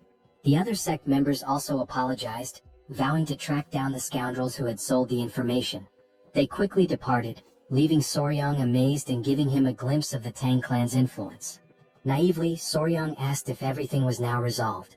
However, Wolfgang, with his seasoned experience, responded that it wasn't over yet, explaining that groups with their reputations wouldn't back down so easily. Wolfgang then instructed his men to set up camp nearby and organize shifts for keeping watch, suspecting that the sect members were hiding and waiting for the right moment to strike. He ordered one of his subordinates to gather intelligence on the enemy. Huayin, noticing Soryang's uneasy expression, reassured him with her experience, but Soryang could only think about the honey. The scene shifted to the group observing the Golden King bees from a hidden vantage point. The bees were indeed larger, about the size of small dogs. Soryang was captivated by their appearance, and Huayin admitted it was also her first time seeing such bees. The two noted how adorable the bees looked, with their golden fur making them appear even cuter. This was likely the reason they were called Golden King bees. Soryang observed that their colony seemed quite small but reasoned that, considering their size, it made perfect sense. He explained that a small hive would usually house around 5,000 to 7,000 bees. This information caught Huayin off guard, prompting her to ask how he knew this without even entering the hive. Soryang replied that, based on his experience, he could deduce it simply by observing the number of bees entering and exiting the hive. Suddenly, someone approached them from behind. They turned to find it was the man sent to gather intelligence. He reported that he had located the sect, who had established themselves on the opposite side and appeared calm, likely waiting for the right moment to act. Wolfgang speculated that they were waiting for nightfall to use the Tang clan's technique to harvest the honey. Curious, Soryang asked about the technique. Wolfgang explained that it involved burning artemisia leaves, whose smoke would calm the bees, providing enough time to collect the honey. Soryang found the method ingenious. The scout then made an observation that left everyone tense. The wind was blowing in their direction. In the silence that followed, Soryang had an idea, pointing out that if the wind was blowing toward them, it would also mask their scent. Huayin agreed. Excited, Soryang leapt up, announcing he would make a quick visit to the hive. Huayin, alarmed, grabbed him to prevent him from approaching the venomous mid-level creatures. Holding onto his clothes, Huayin scolded him, while Soryang insisted he would only do it once. Meanwhile, they accidentally struck a stone, which bounced multiple times and landed near the tree that housed the bee colony. This left the pair frozen in terror. Before they could react, the bees poured out of the tree ready to attack. Realizing the danger, Huayin grabbed Soryang by the neck and bolted far away from the scene.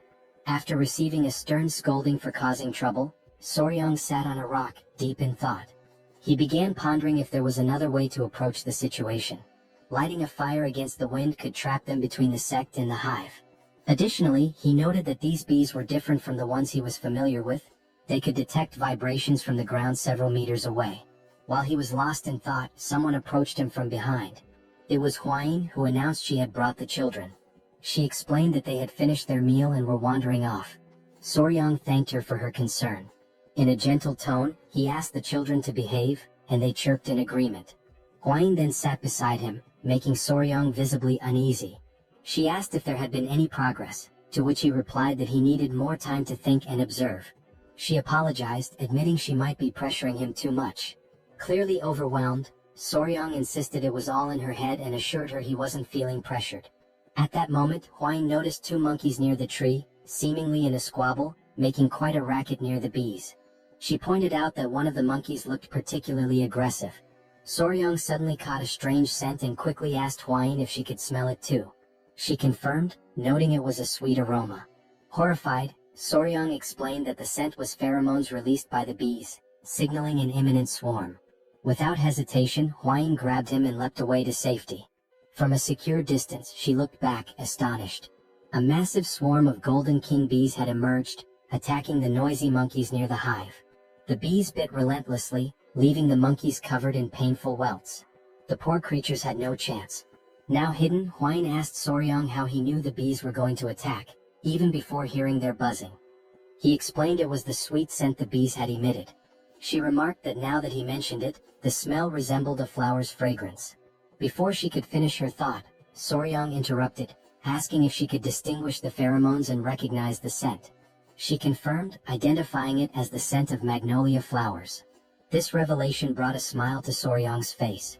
As he prepared to speak further, Huayin blushed, sensing his enthusiasm. With a mischievous grin, Soryang declared that he had found the perfect solution to deal with the meddlesome rebels targeting their bees. Meanwhile, on the other side of the forest, all the members of the sect were gathered, waiting for the perfect moment to act. Everyone seemed to be enjoying themselves, especially the sect leader, who was quickly becoming drunk. As they roasted fish over a fire, the leader took another swig and remarked how delicious everything was. One of the members, a man with a scar across his face, asked the leader when he thought the Tang clan would move to collect the honey. The leader admitted it was hard to say, noting how 3 days ago the Tang clan was everywhere, but now it had gone completely silent. He speculated that the Tang clan would likely act soon, a notion the scarred man agreed with. The leader then asked if they were certain they could make good money from this, which made everyone burst into laughter. The scarred man explained that candles made from the golden king bee's wax were treasures exclusively used by the imperial family. He added that the Tang clan would only take the honey and leave the hives behind, leaving them to claim the real prize. Excitement bubbled among the group at the thought of the Tang clan failing their honey collection. Malicious laughter echoed as they imagined not only getting the honey but also the hives. One of the men brought up Huayin, referring to her as the infamous poison master known as the Three Flowers of Murim. He warned the group to keep an eye on her and ensure she didn't die at their hands, at least not yet.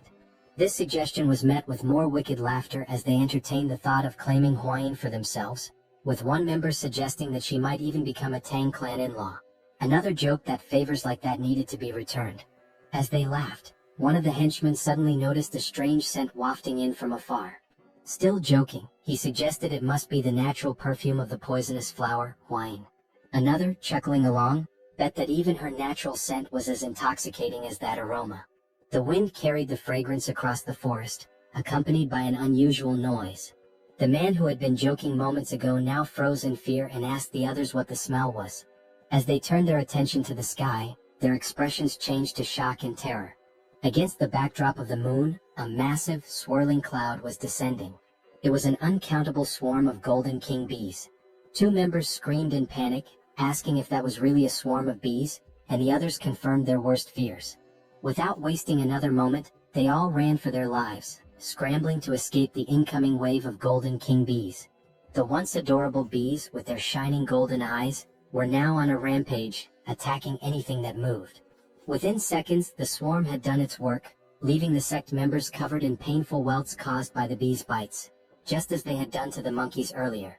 Meanwhile, the scene shifted to show the mixture of ingredients Soryang had prepared to produce the pheromone. It had been strategically placed on the ground so the wind could carry the scent toward the henchman's camp. Hidden behind trees and rocks, Soryang and Huayin watched as the bees mobilized, following the pheromone's trail. Huayin was astonished that the plan had actually worked, while the sect leader stood slack-jawed, amazed that the entire swarm was heading in one direction. Huayin turned to Soryang and asked how he had managed it, admitting she hadn't expected the bees to become so aggressive over the scent of flowers. Soryang, clearly excited, explained that the smell had triggered the bees to launch a full-scale attack. Curious, Huayin asked how simply crushing some flowers and fruits and spreading the juice could provoke such a response. Soryang, brimming with enthusiasm, explained that the specific scent acted as a signal for the bees. Using examples like the Giga Chad beetle and adorable bees, he elaborated that the phenomenon was due to pheromones, a type of chemical signal used by animals of the same species to communicate. He added that social insects like ants and wasps heavily relied on pheromones for tasks such as locating food. Finally, he explained that the pheromone he used was the exact same chemical signal the bees released when initiating a mass attack: isoamyl acetate.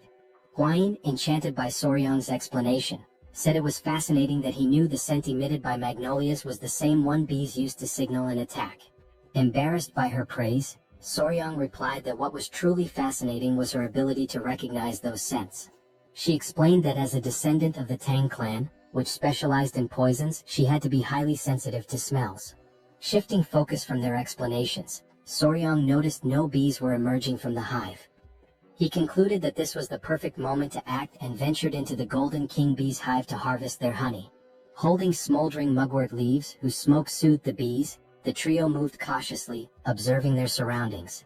Standing at the entrance to the massive tree, surrounded by the silence of the night, the leader warned of the danger and insisted on going first. As he stepped inside, his eyes widened in amazement, marveling at how much larger the hive was than they had anticipated. Looking upward, they saw enormous, golden glowing honeycombs, fully living up to the name Golden King bees. The leader confirmed that the hive appeared empty, with no sounds of bees buzzing around. As they ventured further, Soryang noticed something unusual. After a closer inspection, he realized there was no honey. Hwain, after looking around, confirmed his observation. This struck the leader as odd, noting that such a thing had never happened before. Soryang also observed the absence of eggs in the hive. Curious, the leader asked if this might be related to the lack of honey. Drawing on his expertise, Soryang hypothesized that the bees were preparing to migrate. They must have consumed all their stored honey and carried it in their stomachs for the journey. He suggested this behavior might have been triggered by the frequent presence of humans nearby. Hwain agreed, stating that it made complete sense. Soryang elaborated that when bees prepare to migrate, the queen stops laying eggs because they can no longer care for larvae during their transition. While exploring the tree's interior, Soryang suddenly froze in shock. Hidden and camouflaged among the hive's remains, he spotted a lone Golden King bee that had been left behind. With a sly smile, Soryang turned to the leader and asked how long he could sustain his mobility techniques without resting. The leader, confused by the question, estimated he could manage about half a day. Before he could ask why Soryang wanted to know, a scout interrupted, urgently announcing that the Golden King bees were returning and they needed to leave immediately. On high alert, the leader ordered everyone to retreat. He told Soryang to abandon his search and get out of the hive. In the background, Soryang continued inspecting the hive until Hwain came to retrieve him. Grabbing him by his clothes, she insisted they leave immediately. They all dashed to safety, knowing that even the Tang clan's techniques to calm the bees wouldn't be enough to prevent an attack. As Soryang was dragged along, it became apparent that he had taken the Golden King bee and hidden it inside his clothes. Moments later, the group finally breathed a sigh of relief, grateful to have narrowly escaped a potential mass attack. Hwain expressed her relief at having made it out before the bees returned, only to pause when she noticed something moving inside Soryang's clothing. Horrified, she demanded to know what he was carrying. With a sheepish smile, Soryang revealed the Golden King bee queen and nonchalantly explained that, since they couldn't retrieve the honey, he had brought the one who could produce it. Everyone stood speechless, processing the situation. When the gravity of what he had done sank in, they were thrown into a panic, unsure of what to do next. The Golden King bee queen, ever adorable, emitted a soft sound that only emphasized her charm. Soryang, now grinning, turned to the squad leader and warned that the bees would soon realize their queen was missing and start chasing them. As if on cue, a massive swarm of Golden King bees, willing to sacrifice themselves for their queen, appeared on the horizon, heading straight for them. With an innocent smile, Soryang cheerfully stated, "We need to run, now."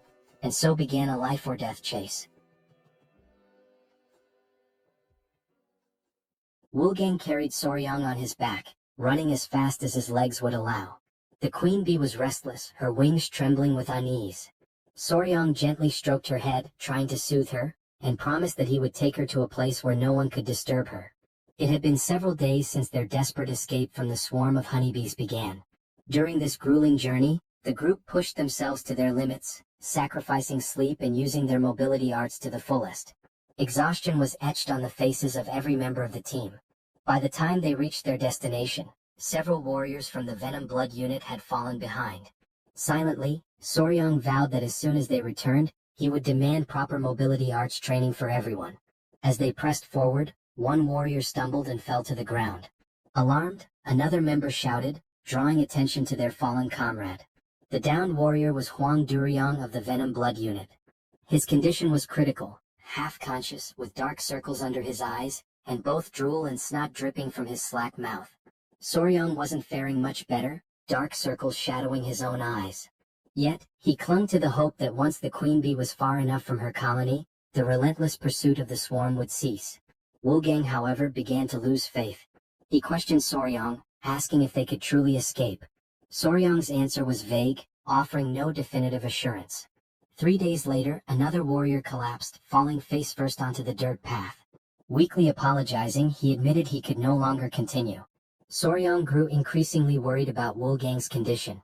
Before he could act, Hwine stepped forward, insisting she would carry Soryang in Wolfgang's place.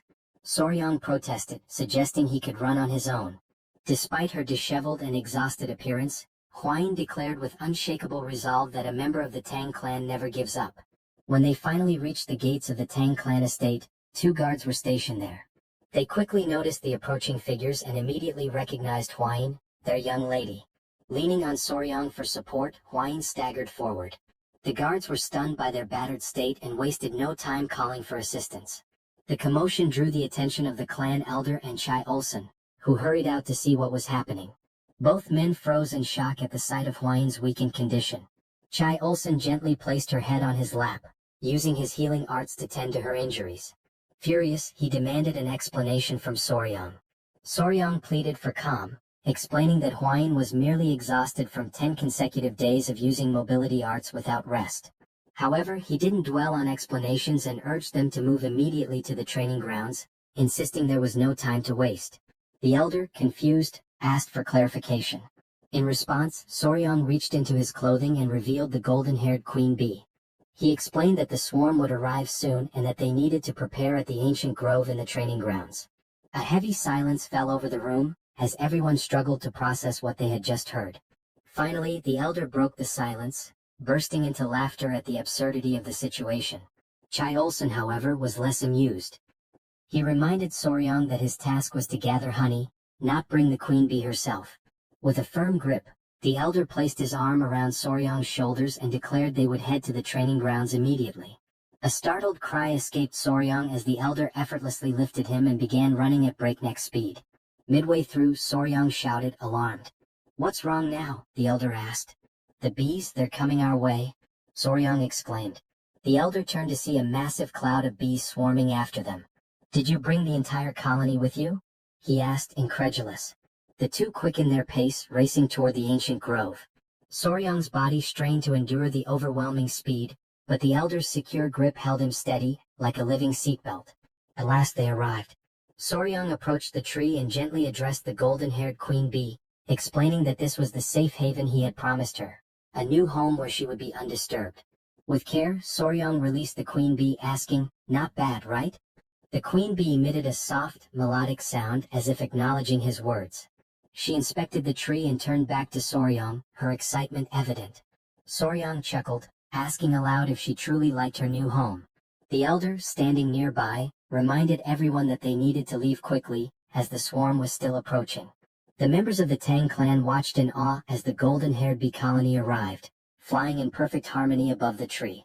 The queen bee let out a series of sounds as if calling to her followers. Obediently, the bees settled into the tree. The elder watched in awe, admitting that he had never witnessed anything like it in his entire life. The mission was a resounding success. The golden-haired queen bee had been relocated safely, marking an extraordinary achievement for the Tang clan. Soon after, the adorable bees, each the size of small dogs, could be seen drinking a sugary mixture. Sugar water had been offered to the exhausted golden bees, who had followed the group tirelessly. As the saying goes, bonds are often forged over shared meals, and goodwill begins with a moment of kindness. Fortunately, in this world, a refined sugar substitute existed, working perfectly for the task. Soryang hoped this small feast would help ease the bees' distrust of them. Deep down, he wished for more, for the bees to eventually see him as their master. Suddenly, Soryang shouted, his expression changing as he remembered something. Both Chul-san and the elder turned to him with suspicion, asking what was wrong. Nervously, Soryang asked about Hwine. Irritated, Chul-san retorted that Soryang was only thinking of her now, after everything that had happened. He explained that he had instructed other members to escort Hwine back to her mother so she could rest. Chul-san then asked, clearly annoyed, whether they had really used mobility arts to travel from the forest all the way back to the estate while being followed by the bees. Soryang hesitated, then confirmed with an awkward nod. He apologized, explaining that they had managed only 4 hours of sleep per day, spending the rest of their time running. The elder suddenly seemed to realize something. Turning sharply to Soryang, he asked where the members of the Venom Blood Unit were. Sweat beaded on Soryang's forehead as he stammered out a hesitant answer. They had collapsed somewhere along the roadside. Quickly he added that he would go back to retrieve them. Eventually, the members of the Venom Blood Unit returned safely to their families. In Hwayin's room, she had recovered enough to sit up and look cheerful. Soryang sat beside her. Excitedly, Hwayin remarked that the golden bees had regained their strength. Soryang explained that the bees were now busy gathering nectar from the poisonous flowers on the Tang clan's mountain. Hwayin laughed, commenting on how adorable it was. At that moment, someone burst into the room, calling Soryang's name urgently. It was Pei, insisting that Soryang come quickly. Something seemed wrong with the golden bees. They appeared to be searching for something. Soryang and Hwayin rushed outside to find the bees scattered everywhere. As soon as the bees spotted Soryang, they swarmed toward him, clinging to his clothes and tugging at his shirt. Confused, Soryang couldn't make sense of their behavior. The bees tugged harder, lifting him off the ground. Hwayin watched in astonishment as Soryang floated in midair, arms outstretched and legs stiff, forming a T-shape. After a moment, the bees set him back down. Still dazed, Soryang asked what was going on and why they were acting so strangely. The bees began nudging him toward the hive, and he finally understood. They wanted him to go inside. Looking around, Soryang noticed that the bees had already begun constructing part of their hive and were diligently collecting honey. That's when he saw the queen bee approaching him. Extending his palms, he asked if she needed help climbing up. Before he could react, the other bees grabbed him again, pinning him in place. One even pinched his cheek. Soryang glanced at the queen bee, noting her elegant and surprisingly charming appearance. And then, to his utter shock, the queen bee closed her eyes and leaned toward him. Panic surged through Soryang, but he didn't have time to protest. The queen bee pressed her lips to his. He felt something placed in his mouth and instinctively swallowed. Immediately, the other bees released him and the queen bee stepped back. Face blazing red, Soryang shouted at her, utterly mortified. "That was my first kiss. What were you thinking?" But before he could say more, an intense wave of pain shot through his body. He collapsed to the ground, writhing in agony. "What did you give me?" Soryang wondered in his mind. From his perspective, the queen bee watched him with an enigmatic expression, leaving him completely bewildered. Meanwhile, Soryang was lying on the ground, writhing in pain, while the queen bee observed him passively. As he agonized on the ground, he noticed that beneath the strange discomfort, like an intense itch, his entire body was engulfed in overwhelming heat, and his heart was racing uncontrollably. He turned toward the queen bee beside him, still struggling, and demanded to know what she had made him eat. She simply stared at him adorably, offering no response as his senses began to fade and his eyelids grew heavy. A few minutes later, still unconscious, Soryang heard someone calling his name over and over. When he partially opened his eyes, he saw Hwayin and the Great Elder. Hwayin, frantic, exclaimed that something was seriously wrong with him, and the Elder confirmed, saying it seemed he had ingested a highly potent elixir. Soryang fainted again as Hwayin pleaded for him to hold on, promising to guide his chi. Moments later, Soryang regained full consciousness. He woke to find Hwayin beside him. Worry etched across her face as she asked if he was okay. He sat up in bed, scratching his head, and asked where they were. She explained they were in the Tang clan's medical wing. Hwayin elaborated, saying that when she saw him being dragged off by the queen bee, she and the elder immediately ran to the hive. By the time they arrived, he was already unconscious, so they brought him there. She asked if he remembered what had happened at the hive. Soryang paused to think. It was then that he realized his first kiss in this world had been with the queen bee. Embarrassed, he flushed deeply. Hwayin, still concerned, asked if he was feeling all right and if there was anything wrong with his body. She offered to call the Great Elder for his expertise if necessary. Looking down at his hands, Soryang shook his head and said there was no need. After letting out a long sigh, he decided to explain what had really happened. He told her that the queen bee had fed him the same food she eats, which was undoubtedly the cause of everything. Curious, Hwayin asked what exactly he had eaten. Soryang admitted he didn't know the exact name but said that if he had to name it, he would call it the king bee elixir. Hwayin was shocked. He went on to explain that worker bees collect nectar and pollen for sustenance and that only those dedicated to their labor consume it. Still puzzled, Hwayin asked what the queen bee eats. Soryang replied that from birth to death, the queen bee exclusively consumes the elixir made by the worker bees. In other words, he explained, the substance the queen bee had forced him to consume was royal jelly. Huayin understood and remarked that it must be the queen's exclusive food for her entire life. Soryang then added that the king bee elixir has special effects. Intrigued, Huayin asked what those effects might be.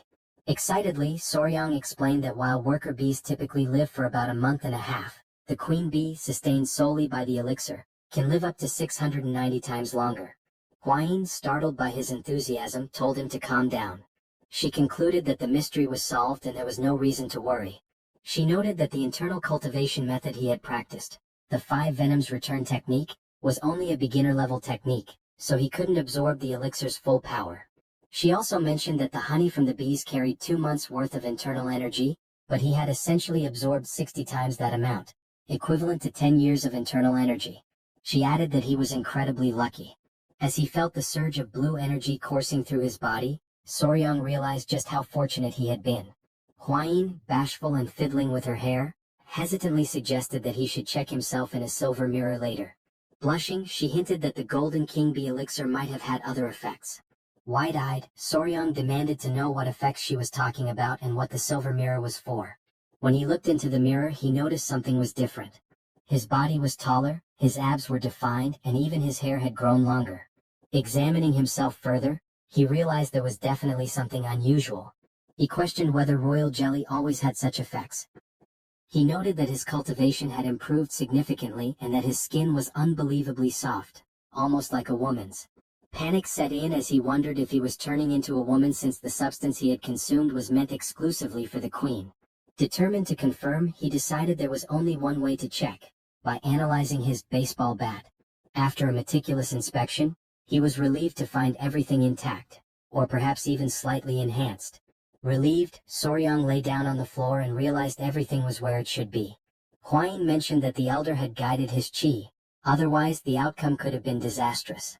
Soryang admitted that he had indeed been at death's door and that the great elder had saved him.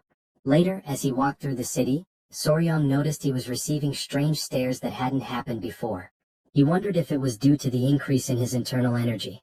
When he overheard 2 girls talking about him, he decided to slip away quietly. Now at the Sichuan clan's restaurant, Soryang sneaked in, trying not to draw attention. However, Huayin's mother noticed him as he arrived while everyone was being served at the table, which was adorned with several beautiful dishes.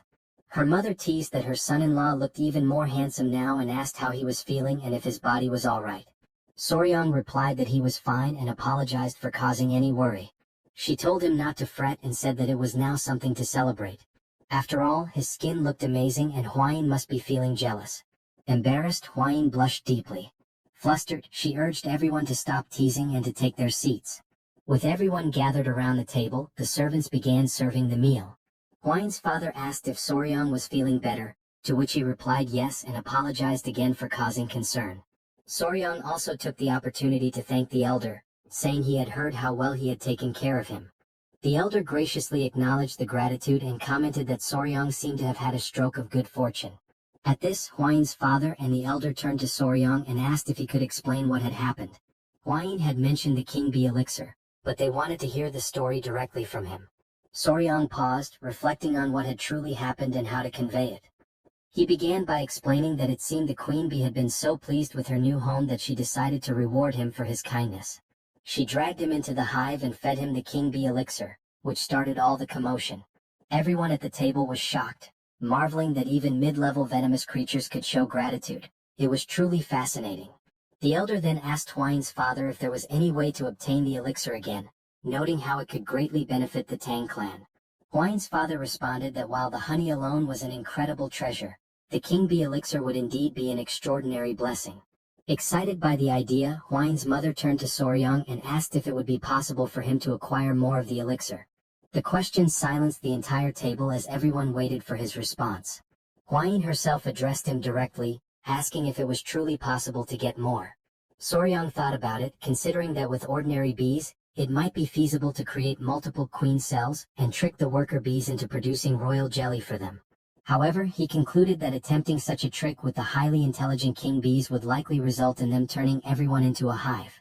He explained that royal jelly was essentially baby food produced by worker bees, but what he had consumed came directly from the queen herself, raising the possibility that it wasn't even the same substance. Debating whether to be fully honest and risk dashing their hopes, Soryang finally said he didn't think it was possible. The elder and Hwain's mother immediately asked why not. Soryang replied that even if someone could eat it, he wasn't sure they would want to. Confused, Hwain's father asked if the issue was with the taste or the smell. Soryang clarified that it wasn't about either. The king bee elixir came directly from the queen bee's mouth, and the only way to receive it was through direct contact with her.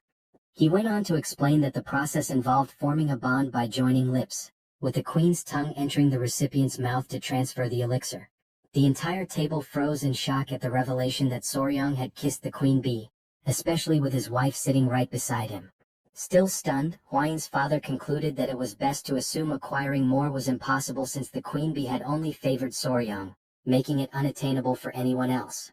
At that moment, the sound of chopsticks dropping broke the silence.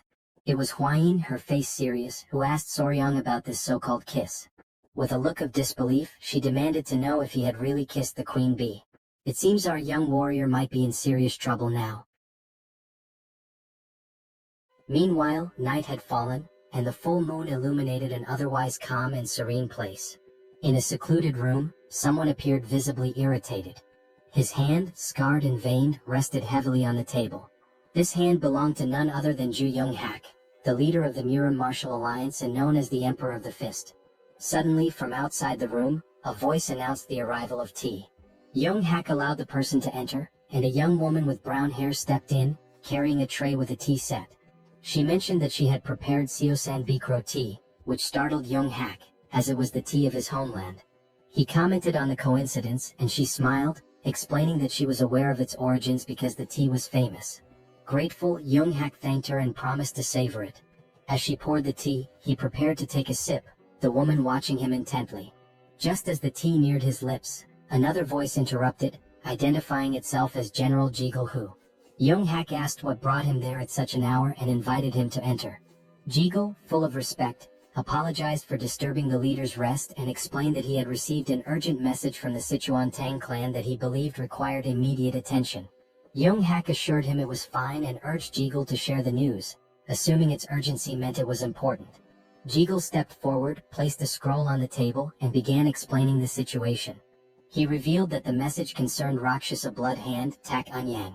Jiggle detailed how the Tang clan had recovered not only Tak Anyang's head but also the secret manual of the Blood Hand poison art, which had been in his possession. Upon hearing this, Young-hak's rage boiled over, and he slammed his fist onto the table, shattering the teacup the woman had just served. Still trembling with anger over the Blood Hand poison art, he demanded to know where and how the manual had been retrieved.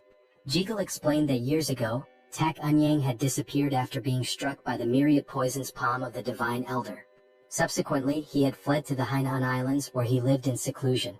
With a slight smirk, Jiggle added an even more fascinating piece of news, that the infamous demon Tak Anyang had been defeated by a young poison master. This piqued Young-hak's curiosity, and he asked for confirmation, wondering aloud if there truly was a young poison master. Sitting directly across from the leader, Jiggle said the story surrounding this event was quite intriguing and suggested that Young-hak would find it fascinating. Smiling slyly, Jiggle asked permission to recount the tale in full detail. In the background, the woman silently observed Jiggle with an enigmatic expression, clearly displeased by his presence. Elsewhere, in the Grand Hall of the Tang Clan Patriarch, a meeting was underway with the clan's most prominent members. One of the elderly men mentioned that there were individuals within the Tang clan who had sold secrets to outsiders. Another elder called it an audacious betrayal, lamenting that he never imagined anyone would tarnish the clan's reputation. Soryang whispered to Hwain that it was surprising no one criticized her father-in-law, to which she smiled and replied that it was only natural. While the room buzzed with heated discussions, the father-in-law, Tang clan patriarch, spoke up, demanding to know who would dare to disgrace the family's honor. He added that even the elders of collateral branches were furious, emphasizing that, at the end of the day, they were all one family. He informed everyone that he had already requested the Beggars sect to uncover the culprits and expected news soon. Moreover, he announced his intent to personally visit the Yingchuan commandery. One elder asked how he planned to handle the situation. The patriarch responded decisively, explaining that he would begin with the soul-annihilating poison, followed by the bloody flames poison and the intestine paralyzing venom. He elaborated, describing in vivid detail how the culprits would writhe in agony as their blood boiled, their organs dissolved, and their very souls felt like they were being torn apart. Finally, he would finish them off with the 7-step soul-cutting poison. Hearing this, Soryang was stunned by the sheer brutality of the poison mix. Without hesitation, the Patriarch gave orders to Wolfgang to summon the Poison Annihilation Unit immediately, declaring his intention to depart at once. Wolfgang promptly obeyed. Outside, the unit stood assembled, ready for deployment. Turning back towards Soryang, the Patriarch said he was leaving and entrusted him with overseeing matters in his absence. Soryang expressed his gratitude and asked his father-in-law to take care of himself. Smiling confidently, the Patriarch replied that Soryang need not worry. After all, it was others who should be concerned about his actions. With that, the group departed, and the Patriarch addressed the squad, declaring that they would ensure the punishment for those who leaked the information would be unforgettable. Watching them leave, Soryang turned to Hwayin and asked if those men belonged to the Poison Annihilation Unit, noting that he had never seen them before. She confirmed, explaining that they were assigned to handle slightly heavier tasks. With a knowing smile, she elaborated that their primary role was to eliminate people, which was why they were aptly called the Annihilation Unit. Soryang couldn't help but wonder what exactly slightly heavier tasks entailed for them. As they continued their conversation, a voice called out to them from behind. Turning around, Soryang saw it was the elderly elders approaching. Both Soryang and Hwayin greeted the elders respectfully. One of the elders mentioned they had heard rumors about Soryang's recent stroke of good fortune. Pausing for a moment to think, Soryang realized what they might be referring to and admitted it was true. As he pondered, his thoughts turned to the royal jelly of the Golden King bees. One of the elders coughed awkwardly and, now a bit sheepish, explained that the reason they had approached Soryang was to ask him for a small favor. Surprised, Soryang asked what kind of favor they had in mind. When he inquired if it was related to the Golden King bees, the elders quickly denied it, asking if he thought they would stoop so low as to covet such a thing. After all, they explained, miraculous elixirs and rare treasures naturally find their destined owners. Still puzzled, Soryang asked what, then, they wanted from him. The elders fumbled awkwardly, clearly hesitant to answer directly. One of the elders leaned closer to Soryang, lowering his voice to keep others from hearing, and asked if he remembered the remedy, the earth beetle medicine, that had given them such a boost the other day. Since Soryang had been in charge of it before, he still had authority over the medicine. It was only then that Soryang, now smiling, realized what they were referring to. What sly old men, he thought. With a smirk, he pulled out the earth beetle medicine and began to handle it deftly, almost as if performing a juggling act. Though he was still adjusting to life in the clan, he knew that if the elders supported him in various ways, there would be nothing he couldn't offer in return. The elders burst into laughter, promising that from now on, they would fully support their son-in-law. Hwayin, however, felt slightly disappointed. At that moment, the great patriarch emerged from the temple and noticed the elders laughing boisterously. Just as Soryang was about to hand over the earth beetle medicine, the patriarch asked what was causing such merriment. Panicking, the elders scrambled to cover up their intentions, awkwardly beginning to dance, claiming it was just a friendly gathering. The plan worked. The great patriarch believed them, thinking they had finally come to appreciate Soryang's true value. Hwayin, however, remained disappointed and quietly furious. Their moment was interrupted when a man rushed in, announcing a serious problem. Everyone turned their attention to him, and the great patriarch demanded to know the issue. The man revealed that Lord Situan was on the verge of death. Shock and panic spread throughout the room. Soryang immediately asked if Lord Situan had been using the medicine correctly. The man confirmed but explained that after observing its effects, Situan had taken a new concubine and consumed more than double the recommended dose. Sweat formed on Soryang's brow as he imagined the potential consequences of such recklessness. The great patriarch, visibly displeased, decided to personally investigate the matter. Since Soryang was the only man left in the household, he was tasked with protecting the women while the patriarch was away. Accepting the responsibility, Soryang bid him farewell and took up the role with determination. The great patriarch departed, leaving Soryang feeling reassured that nothing would go wrong under his watch. Later that evening, with nightfall, Soryang and Hwayin sat on a bench, talking. She asked how he was finding the 10 Venoms dual origin art he had been learning. He replied that it wasn't as difficult to grasp now as it had been at the start. He explained that if the 5 Venoms returning technique felt like a single large sphere moving through the body, The 10 Venoms dual origin art was more akin to a twin-cylinder engine. Hua-yin noted that by this point, Soryang must have already developed some tolerance to common poisons. She added that he could now release his inner energy directly or infuse it into objects. Soryang was speechless, intrigued by this revelation, and overwhelmed with an uncontrollable desire to test his new technique. They prepared a straw dummy for the test. Drawing a dagger, Soryang closed his eyes to focus. A powerful green energy began to emanate from his body, radiating with intensity. The first step was to move his internal energy from left to right and then rotate both spheres in the same direction. As soon as the chi energy circulated through his body, he opened his eyes and hurled the dagger forcefully toward the straw dummy. The dagger flew like lightning, piercing the dummy effortlessly. Soryang was pleased, and his fiancée praised him for successfully infusing his chi into the dagger. The knife, still radiating energy, embedded itself into the wall directly in front of two masked men. At first, the masked intruders thought they had been discovered and considered taking Soryang out. However, upon noticing the straw dummy, they realized it was just a coincidence. One of them was holding a book, the secret manual of the blood hand poison art. Although it was merely a copy, their task was complete, and they decided to leave quickly before the situation escalated. They mocked the Tang clan's negligent security, calling the guards fools for making their escape so easy thanks to the distraction. But then, something unexpected happened. A sweet, rosy aroma began to fill the air, putting the men on edge. The scent was pleasant, yet they couldn't determine its source. Hovering just above them was the king bee, glaring at the intruders with an intensity that confirmed they didn't belong there. As the rain began to fall, cries echoed through the area. Soryang froze, startled and unsure of what was happening. Elsewhere, Hua-yin turned toward the sound of the cries and spotted movement. Through the bushes, she caught sight of men dressed like ninjas. Two were hidden, while one stood in plain view. The king bee attacked the man who appeared confused, clearly not understanding why a bee was in the training grounds. Soryang and Hua-yin observed the scene and quickly realized they were dealing with intruders.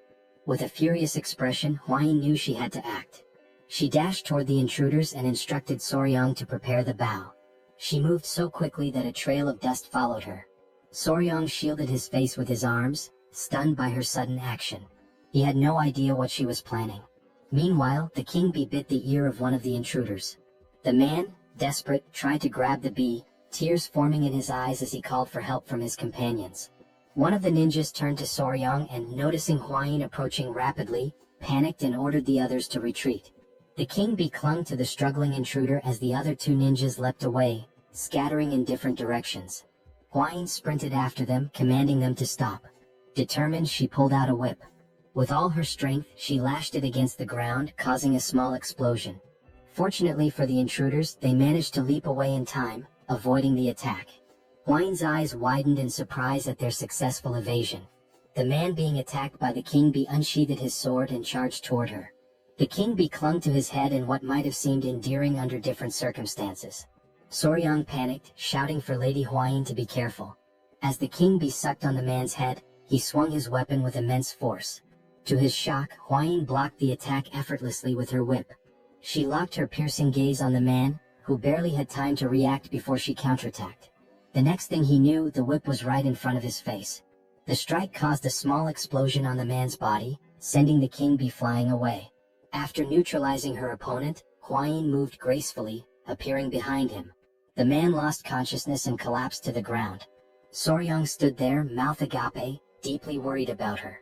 Hua-yin, her expression calm, turned to reassure him, telling him not to worry as she was fine. The man's body began to emit a sinister energy, causing him immense pain. The king bee landed on Soryang's shoulder as he stared at the body, unsure who the man was or whether he was dead. Hua-yin stowed her whip as she observed the strange energy emanating from the man's body. Within seconds he perished.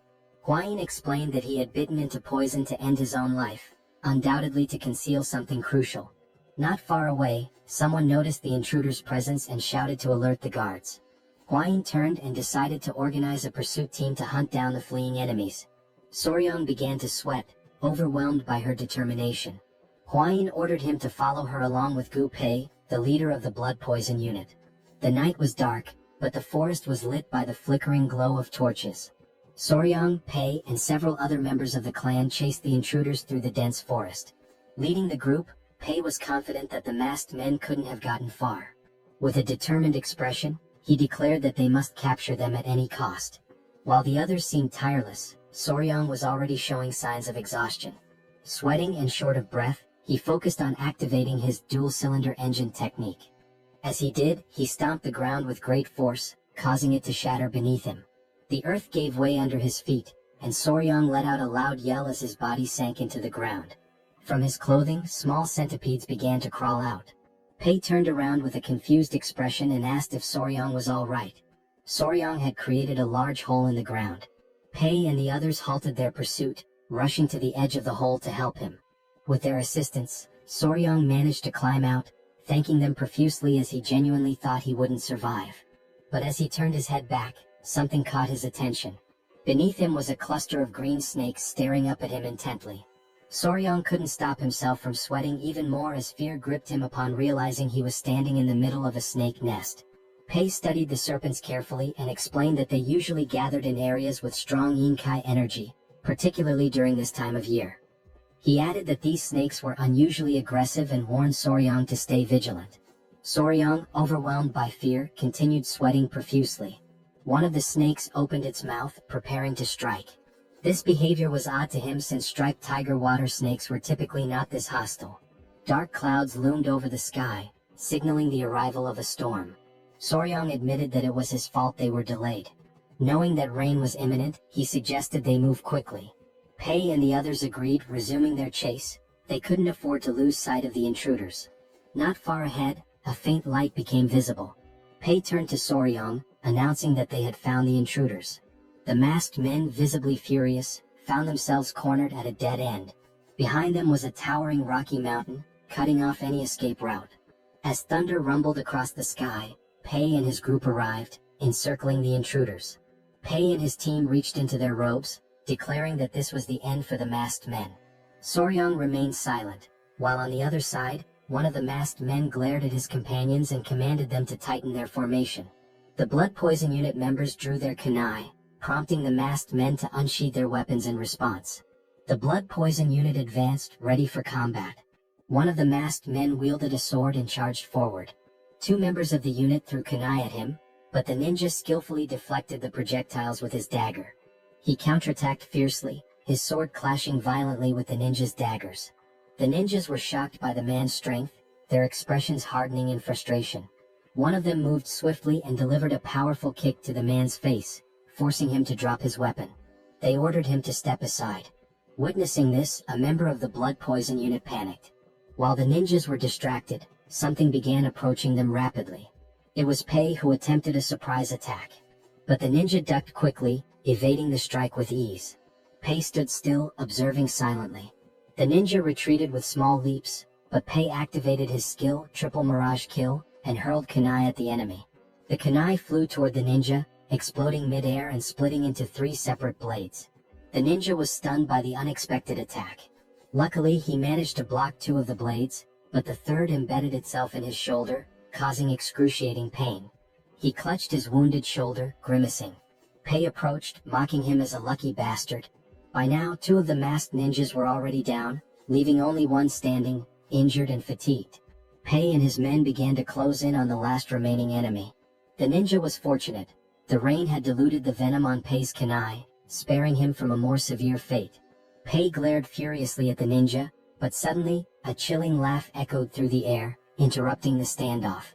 The voice mocked the pathetic insects gathered there. Pei and the others froze, their confusion apparent. On high alert, Pei adopted a serious expression and demanded to know who was there. At that moment, a figure descended from the top of the rocky mountain, landing before the remaining ninja with enough force to crack the ground. The newcomer was an old man with a long, scraggly beard and a sinister smile. He scanned Soryang and the others with a murderous gaze, exuding an aura of malice. Feeling the man's powerful energy, Pei immediately became alert, recognizing him as a martial arts master. Without hesitation, Pei ordered his men to retreat. The old man's body began to radiate a sinister aura. He stood upright and, with a wicked smile, started walking toward them. Turning to the ninja, he asked if they had retrieved the item. The ninja closed his eyes and pulled a book from within his robes, explaining that it was not the original but a copy made by the Tang clan. This revelation stunned Soryang, whose eyes widened in disbelief. Memories of the great patriarch's words came flooding back to him. He had warned that this book was something only evil men would desire. Soryang's gaze locked onto the book as recognition set in. He quickly realized it was a replica of the malicious tome his grandfather had studied long ago. Meanwhile, one of the captured ninjas had been tied up nearby. Soryang, seated beside Pei, revealed that the book was a copy of the secret manual of the blood-handed venomous art, leaving Pei visibly shocked. Pei's eyes burned with fury and he clenched his teeth tightly. As this was happening, the ninja handed the book to the old man, who opened it with an unsettling grin spreading across his face. Pei's fists trembled with indignation. He couldn't fathom the kind of people who would dare to covet something so dark and cursed. He demanded the old man reveal his identity. With a sinister smirk, the elder began flipping through the pages one by one. As he had suspected, the book was indeed a copy. It contained the forms of the techniques but lacked the crucial formulas. Still, for him this was more than enough. After finishing the book, he shut it decisively. Even though it was early, there was no better way to announce their return. The old man gave the ninja, whom he addressed as Bloody Glory, permission to unleash the cultivation martial arts and ordered him to leave no one alive. Bloody Glory cracked his knuckles and, with a determined expression, vowed to carry out the command. Beside him lay the lifeless body of one of his fallen comrades.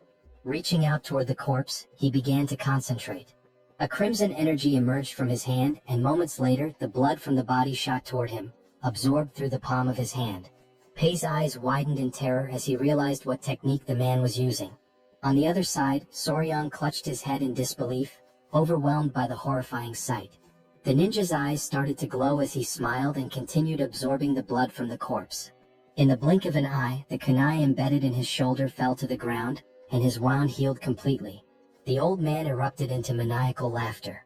He summoned an energy sphere into his hand and, with a malicious glare, declared his identity. He was none other than a senior member of the blood cult, the feared Blood Falcon Daggerclaw, known as Lord Guchenak. Soryang gritted his teeth and drew his kunai. Guchenak's gaze shifted to him, his interest piqued. The old man instantly recognized the vigor in the young warrior's body. Drool began to drip from Guchenak's mouth. He licked his lips, his eyes glinting with excitement, as he murmured that it had been far too long since he'd tasted the pure blood of youth.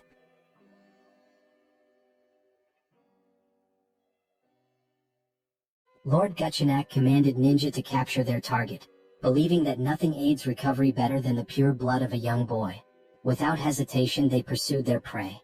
In response, Pai ordered the deployment of the 5 Poison Annihilation Formation, determined to prevent their enemies from reaching Soryang. Amused by their efforts, Lord Guchenak retaliated with a devastating attack, unleashing a powerful explosion that sent debris flying in all directions. In the chaos, Soryang was instructed to evade, but before he could react, a force seized him from behind. Ninja's grip tightened around his neck, immobilizing him as he coldly declared that the elder required his blood. Soryang, struggling to breathe, managed to utter a signal. At his command, baby centipedes emerged, sinking their fangs into Ninja's flesh.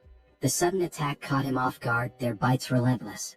Before he could recover, a dagger pierced his skull, and his body was consumed by flames. A familiar voice called out to Soryang. Hwayin had arrived, accompanied by Wolfgang and an elder.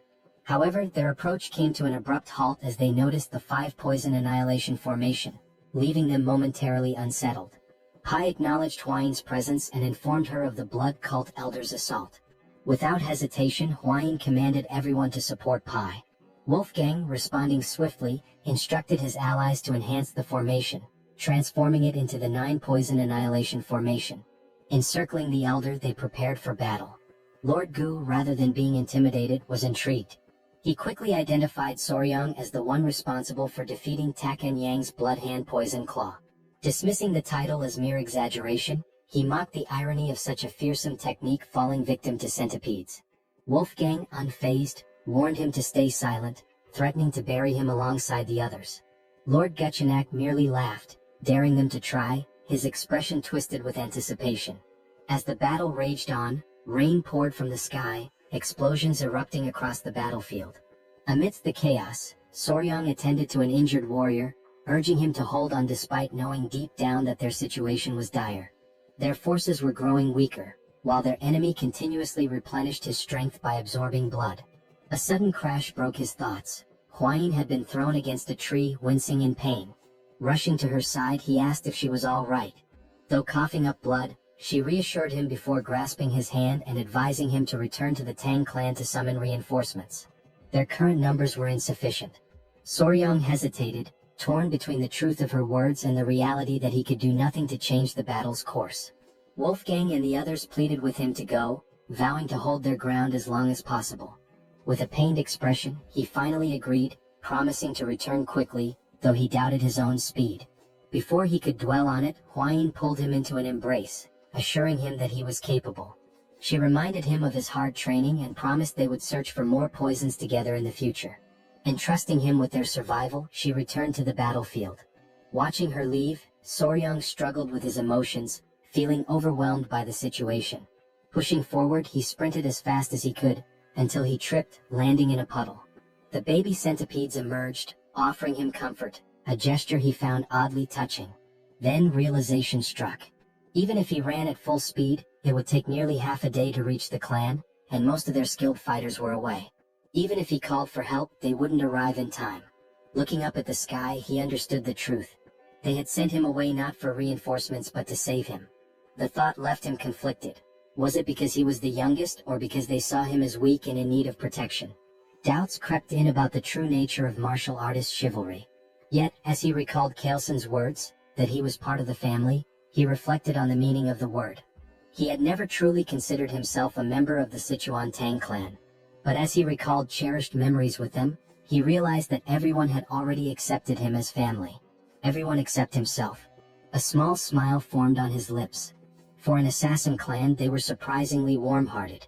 Rising to his feet, his resolve hardened. With newfound determination, he whispered to himself, ready to act. He sprinted forward, driven by a singular goal, to save those who had risked their lives for him. His mind raced through possible solutions, considering every factor: blood cult regeneration, venomous creatures, poisonous beasts, and lethal herbs.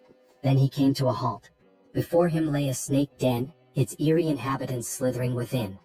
He turned to the baby centipedes, instructing them to wait before carefully setting them down.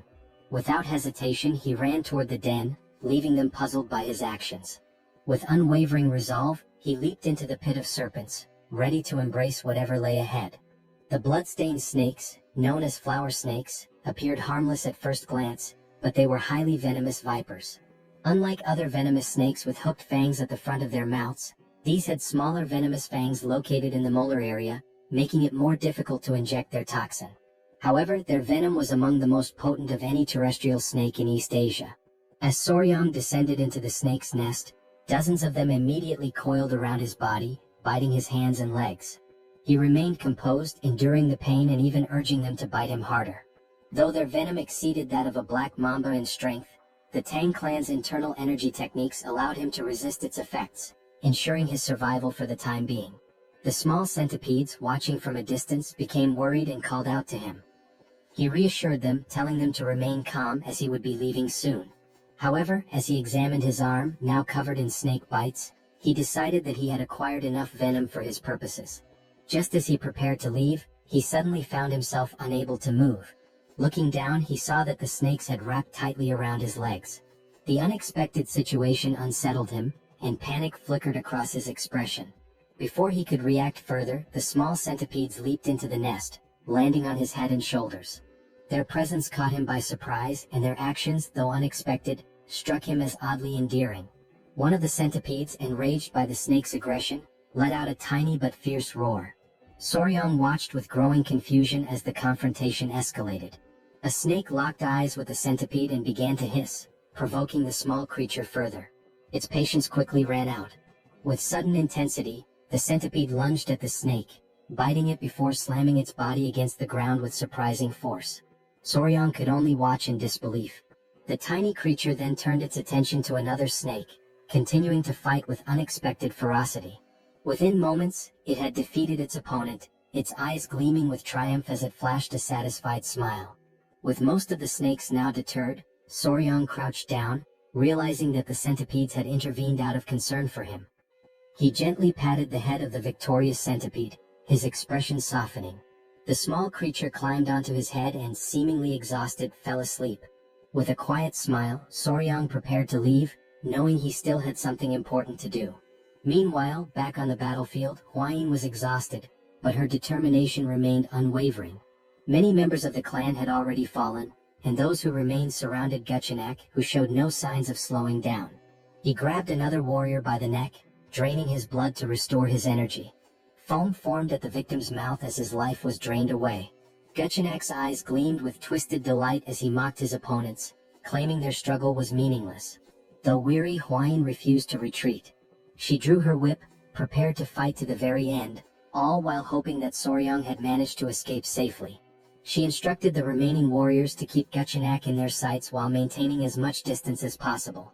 Noting that the rain was about to stop, she ordered a signal to be sent to any nearby reinforcements. A warrior nodded in response, though Gechenak merely smirked. An elder stepped forward, urging Hwayin to leave with Soryang.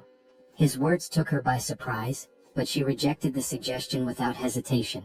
The clan members quickly voiced their disagreement, adamant that a direct descendant of the Tang clan could not abandon them. If they failed to protect her, they would be unable to face the patriarch. Gechenak remained silent at first, watching their exchange with growing impatience. Eventually, he crossed his arms and interrupted. He stated that their discussion had gone on long enough. His gaze flickered between Hwayin and the elder before he coldly declared that if his entertainment fled, he would be left bored. A sinister smile spread across his face as he placed a hand on his chin. Then, with a chilling certainty, he revealed his intentions.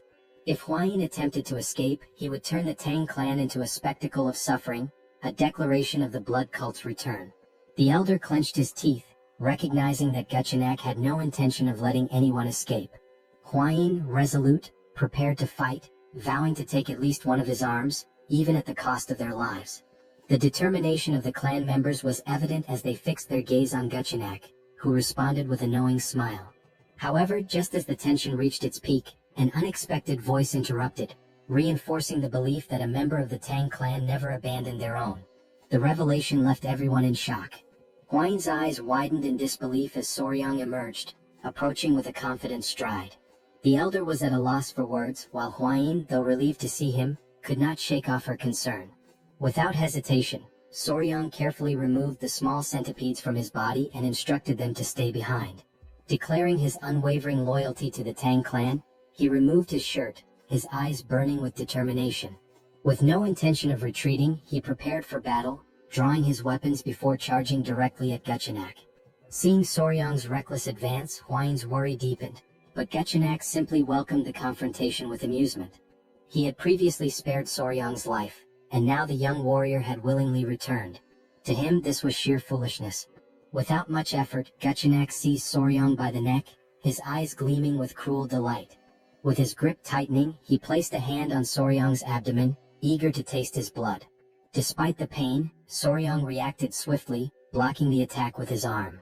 However, Gechenak, reveling in his control, began to absorb Soryang's blood through his arm instead, causing an agonizing sensation to overtake him. Panic spread through Hwayin and Pai as they witnessed the scene. Without hesitation, Hwayin commanded the others to assist Soryang, but before anyone could reach him, Gechenak exerted his power. With a forceful stomp, he unleashed the blood-filled wave technique, shattering the ground beneath him and repelling all who approached. Pai and the others were thrown back, crashing violently onto the ground. Fortunately, Hwayin managed to react in time, catching Soryang as he lost consciousness. Meanwhile, Gechenak, now feeling invigorated, smirked in satisfaction. The hidden weapons thrown at him had been bothersome, but thanks to Soryang, he had dealt with them all at once. Hwayin, filled with desperation, held Soryang close, attempting to wake him. Observing the situation, Gechenak decided to grant Soryang a swift and painless death. However, as Hwayin refused to accept this fate, Soryang suddenly coughed, slowly regaining consciousness. His awakening startled Gechenak, whose expression twisted into one of confusion and horror. Drool dripped from Gechenak's mouth as he demanded an explanation. His hair began to fall like scattered leaves, his youthful vigor fading as his body rapidly aged. A growing fear overtook him as he realized the cause, a potent energy-dissipating poison. Strength drained from him, and his limbs trembled as the truth set in. This should have been impossible. The cult's internal energy techniques were designed to resist such poisons. Panic consumed him. He clutched his face, unable to comprehend how this had happened. The reality of his weakening body was undeniable, and he demanded to know Soryang's true identity. But Soryang, now recovering, merely smiled. With deliberate calm, he pointed at Gutchinak and declared himself his natural enemy. Hwayin, witnessing Soryang's resilience, finally felt a wave of relief wash over her. As the poison continued to take effect, Gutchinak trembled with fear, unable to accept his defeat at the hands of a mere child. Soryang, drained of energy, used the last of his strength to direct a weary gaze toward Hwayin, revealing something that left her in shock. Gutchinak's eyes burned with rage as he fixed his gaze on Soryang. His body tensed with frustration, sweat forming on his brow as he realized that the blood he had absorbed from Soryang no longer obeyed his will. Panic set in as he struggled to comprehend what had been done to him. Determined to seize control, Gutchinak took a step forward, convinced that his domination through the blood cult was imminent. Overcome with madness, he lunged toward Soryang, refusing to fall at such a crucial moment. In a fit of rage, he charged ahead with the intent to kill. Sensing the danger, Hwayin tightened her grip on her whip, immediately preparing for battle. As Gutchinak neared his target, she struck, wrapping the whip around his neck, causing him immense pain. Stunned that her attack had landed, she watched as Gutchinak, a formidable dark martial artist, struggled against the weapon's hold. His fury intensified as he fought to break free, his body convulsing with rage. His mind raced, unable to comprehend how his blood arts had failed him. Enraged beyond reason, he launched himself forward once more, determined to destroy them all, declaring the return of the blood cult. Hwayin, alarmed by his relentless pursuit, clenched the whip tighter. With a fierce determination, she acted swiftly, severing Gutchinak's head in a single decisive motion. His lifeless body collapsed as his severed head landed nearby. The sight filled P with confusion at first, but as realization dawned, a victorious smile spread across his face. With Gutchinak defeated, the elder of the clan rushed toward Soryang and Hwayin, concerned for their well-being. The members of the clan erupted in celebration, their leader having vanquished the elder of the blood cult. Hwayin, still processing the events, turned to Soryang, questioning how he had managed to weaken such a powerful enemy. When he addressed her in a way that caught her off guard, a blush of embarrassment crept onto her face. Despite his weakened state, Soryang maintained a smile, but the toll of the battle was evident. Dark circles shadowed his eyes and sweat dripped from his forehead. As he spoke of needing to be bitten by a tiger-striped water snake to counteract the poison, Hwayin grew frantic, unable to make sense of his request. His face had turned pale, prompting her to recall that such snakes carried no venom. Without hesitation, she commanded the clan members to retrieve an antidote. Hours later, Soryang regained consciousness, his body still weak. Confusion filled his mind as he found himself in an unfamiliar place. The great patriarch, observing him closely, advised him to remain still. Hwayin, also present, noted his condition with a mix of relief and concern. Soryang lay face down, unable to move, his confusion deepening as he questioned his predicament. The great patriarch channeled his energy into Soryang's back, aiding his recovery. As he learned that 10 days had passed since he collapsed, Soryang was left in shock. Hwayin, with a grateful expression, acknowledged that his actions had allowed her to defeat their formidable foe. She explained how his condition had been dire, and without the timely return of the great patriarch, the situation would have been disastrous. The memory of being bitten by a snake in his past life resurfaced in Soryang's mind, sending a shiver of fear through him. With the treatment complete, the great patriarch assured him that he would recover. With Hwayin's help, Soryang managed to sit up and expressed his deep gratitude. The great patriarch then studied him carefully before deciding it was time to discuss something important. Placing his hands on Soryang's shoulders, he questioned whether the tiger-striped water snake truly possessed venom and sought to understand how Soryang had managed to defeat the elder of the blood cult. As Hwayin grew anxious and urged her grandfather to remain calm, Soryang, still feeling the lingering effects of the poison, prepared to explain everything. With a calm expression, Soryang raised 2 fingers and explained that the tiger-striped water snake possessed 2 types of venom, one located in its mouth and the other produced by venom glands at the back of its neck. Hwayin and the great patriarch, seated near his bed, listened with growing curiosity, as this was information previously unknown to them. Soryang continued, stating that these snakes were naturally shy and typically avoided humans, and their fangs were too small to be easily noticed. In fact, it was not until the 1980s that people discovered their venomous nature. The great patriarch, quick-witted as ever, immediately connected this revelation to the dissipation of the elder of the blood cult's internal energy. However, he hesitated, recalling that the blood cult had long been known for its resistance to toxins. Soryang, turning toward him, clarified that while it was only a hypothesis, he believed that the elder's energy loss had resulted from exposure to the snake's venom. He elaborated that the primary component of the venom was hemotoxin, a hemorrhagic toxin capable of destroying red blood cells, blood vessel linings, and tissue cells. He then posed a crucial question. What would happen if cultists who relied on blood for their martial arts were exposed to such a substance? The success of his plan became evident. Resting his hand under his chin, Soryang speculated that the cultists' blood, the very core of their strength, had likely been altered, leading to their downfall. He also revealed that although little known, the tiger-striped water snake's venom was 5 times more potent than that of a viper. If enhanced with yin energy, it became a lethal weapon. Upon hearing this, the great patriarch's eyes widened in shock, and a cold sweat formed on his brow. The realization that such a powerful venomous creature resided near Situan left him deeply unsettled. Huayin turned to Soryang with admiration, a smile forming as she acknowledged his incredible achievement. The great patriarch then cleared his throat, drawing their attention. Crossing his arms, he recalled that the elder of the blood cult had referred to Soryang as the nemesis of heaven, his natural enemy. The title made Soryang uneasy as it sounded overly dramatic, almost like something from a high school fantasy. Embarrassed, he pulled the blanket over his face, looked away, and blushed. Witnessing his reaction, Huayin and her grandfather placed reassuring hands on his shoulders, affirming that the title was fitting given how he had managed to seal the elder's martial arts completely. The great patriarch's expression then shifted to one of gratitude as he sincerely thanked Soryang for protecting his family. However, his gratitude soon turned into anger as he clenched his fist, unable to comprehend how the blood cult had dared to attack in his absence. With gritted teeth, he vowed to eradicate them entirely. Both Soryang and Huayin remained silent, their expressions serious. The great patriarch insisted that the blood cult must be completely destroyed, a sentiment Soryang fully agreed with.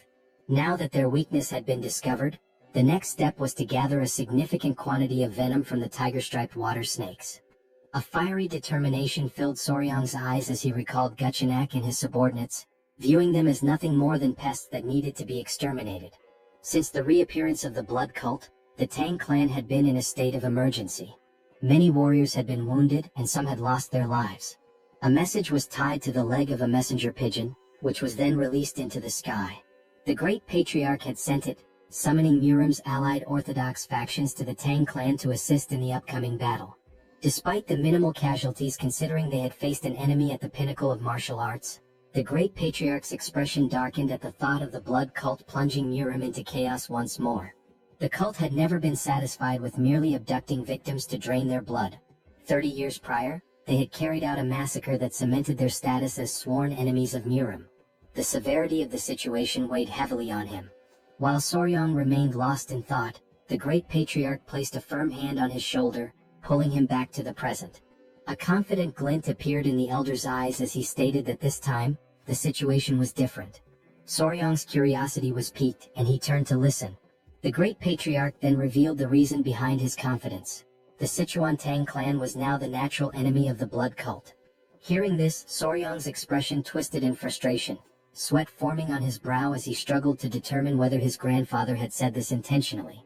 The great patriarch turned to Soryang with a knowing smile, confirming his suspicions. Placing his hands behind his back, he spoke of a request, asking if Soryang would be capable of fulfilling it.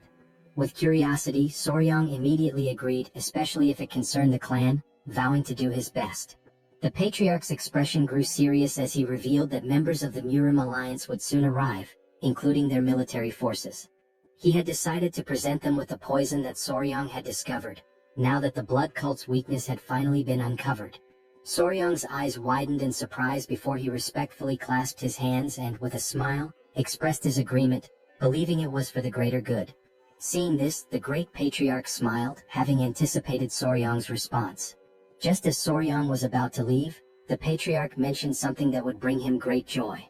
Curious, Soryang turned back, eager to hear the news. With a warm smile, The patriarch announced that the modifications to the Hall of 10,000 Poisons had been completed and that, from that moment forward, Soryong would be officially responsible for managing it. A surge of joy overtook him, and he clenched his fists in excitement, already envisioning himself surrounded by poisonous creatures. His eyes sparkled with enthusiasm. The patriarch also added that, as per Soryong's suggestion, a sunlit pavilion had been prepared, a crucial step for properly raising tiger-striped water snakes. Interlacing his fingers, Soryong grew even more excited, determined to think of this as a duty for Murim's benefit and to give his best effort. As the messenger pigeon soared into the distance, hours passed before Soryong finally arrived at the Hall of 10,000 Poisons. Upon seeing it, his jaw dropped in amazement. It was magnificent, guarded by 2 sentries at the entrance. Walking toward the door alongside Hwayin, he noticed a particular room labeled the Toxic Creature Garden. Hwayin's attention immediately fixated on it, and confusion flickered across her expression. Crossing his arms, Soryong smiled as he explained that it was a space dedicated to gathering all the poisonous creatures of the Central Plains. Her expression tensed with apprehension as she questioned whether he truly intended to assemble them all. With unwavering confidence, he affirmed it, reminding her of his promise to one day collect the 10 great venomous creatures of the region. Upon hearing this, a deep blush spread across her face. She covered her mouth, averted her gaze, and without hesitation, rushed off with the excuse of investigating a nearby gathering. As Soryong stood there, momentarily puzzled, a familiar voice greeted him with enthusiasm. It was Gu Pei, who stood confidently with his hands on his waist. With a beaming smile, he revealed his new position as commander of the Poison Division. While Soryong's expression turned to one of confusion, Hwayin remained motionless, observing the scene.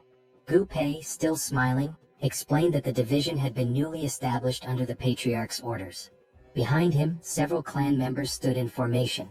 Turning toward them, Gu Pei formally introduced them, stating that from that moment on, they would serve Soryong, acting as his hands and feet. Whether it involved locating poisonous creatures or raising them, he could rely on them completely. The realization of what was happening struck Soryong all at once. His mouth practically began to water at the thought, while Hwayin, standing nearby, felt a twinge of envy. His eyes sparkled with sheer joy as he processed the significance of the moment. This was like having an entire team from a pet store dedicated to supporting him. For Soryong, this was another step toward turning his dream into reality. Meanwhile, far from the Tang clan, the messenger pigeon reached its intended destination. A woman with long black hair received the message and carefully read its contents.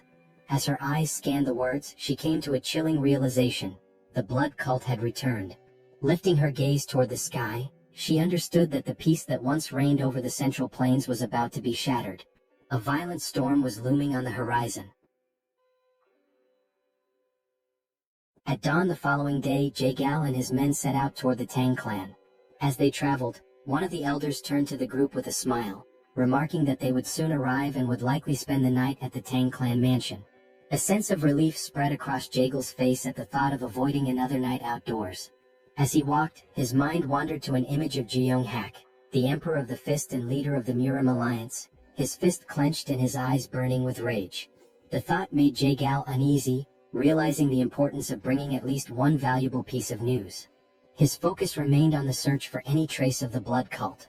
After some time, the group reached the entrance of the Tang clan, where 2 armed guards stood watch. Seeing the mansion in the distance, the elder could not hide his joy. One of the guards quickly took notice of the approaching visitors, his eyes widening in recognition. He assumed that they must be the honored guests from the Murim Alliance. With a composed expression, Jaegal stepped forward, closed his fan, and formally introduced himself as the military advisor of the Alliance. In response, one of the guards opened the gates, while the other greeted them respectfully and expressed gratitude for their visit, requesting that they wait a moment. However, there was a hint of nervousness in the guard's eyes. Glancing to the side, the guard hesitated before explaining that there were certain matters the visitors needed to be aware of before entering the mansion. Jaegal's eyes narrowed with curiosity, while the elder, more direct in his concerns, asked whether they were required to surrender their weapons before proceeding. The guard, appearing slightly embarrassed, brought a hand to his chin before revealing that, no matter how small or insignificant a creature might seem, it was strictly forbidden to take a life within the Tang clan. At this, Jaegal's expression shifted to one of surprise, and his mind conjured the image of a golden Buddha statue. The possibility of the entire Tang clan converting to Buddhism crossed his mind.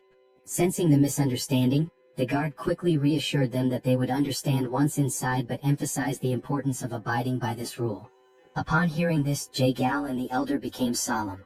Before they could discuss the matter further, a familiar presence approached. The newcomer was visibly pleased by the arrival of the military advisor. Jae-gal's eyes widened slightly in recognition before a smile formed on his face. The ones greeting him were Hua-yin and Soryang. They both bowed their heads respectfully, and Jae-gal returned the gesture, acknowledging that it had been some time since he last saw Hua-yin. She placed her hands over her abdomen and, with a measured tone, noted that exactly 1 year had passed since their last meeting.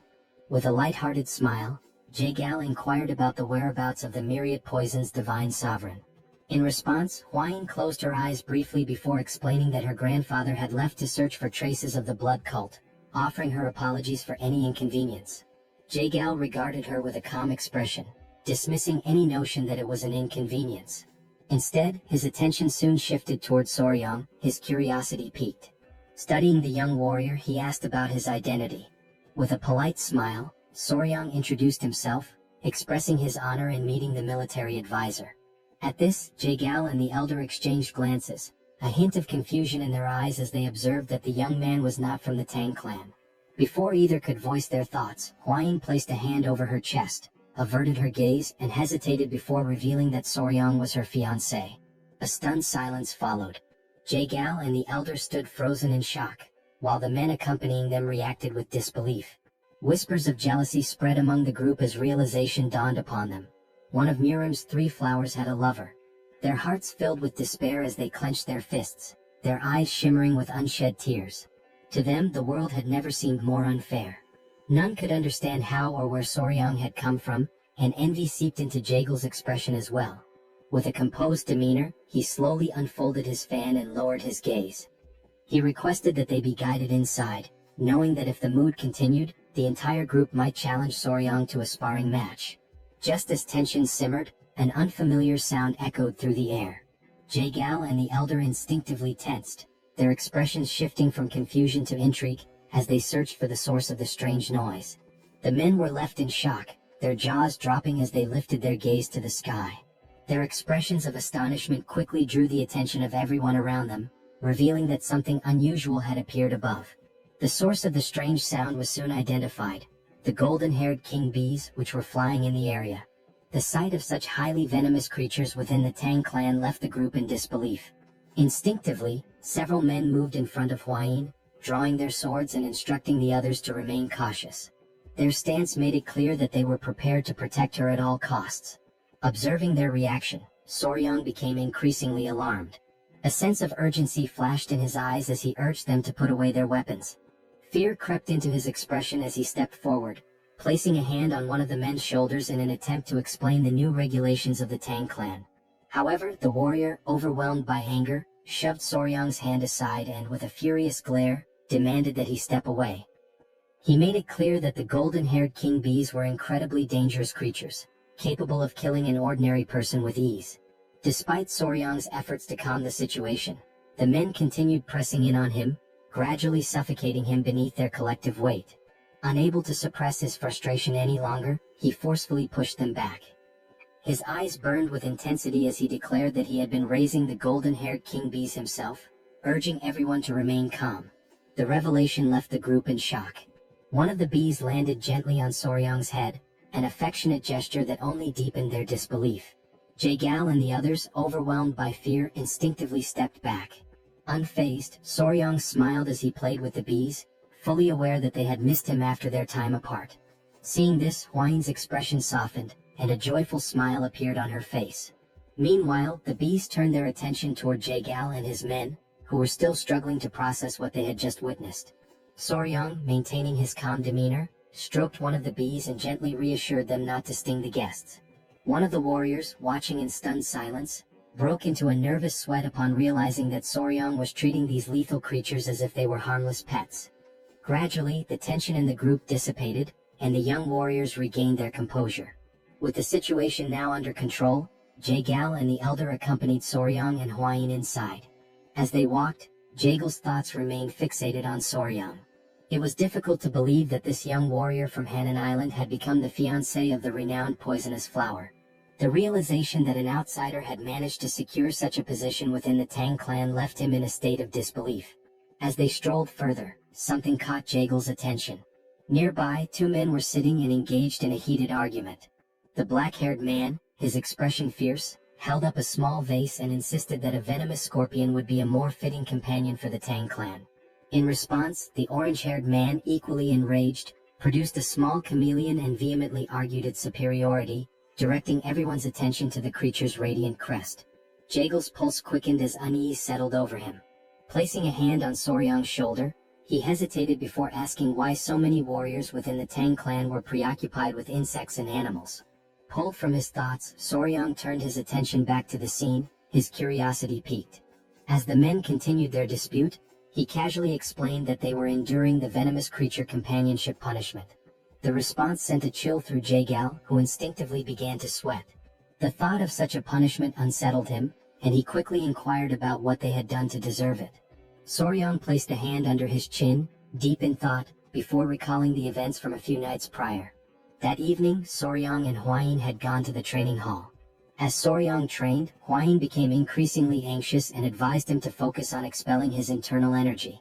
However, despite his best efforts, Soryang's movements resembled a dance rather than proper training.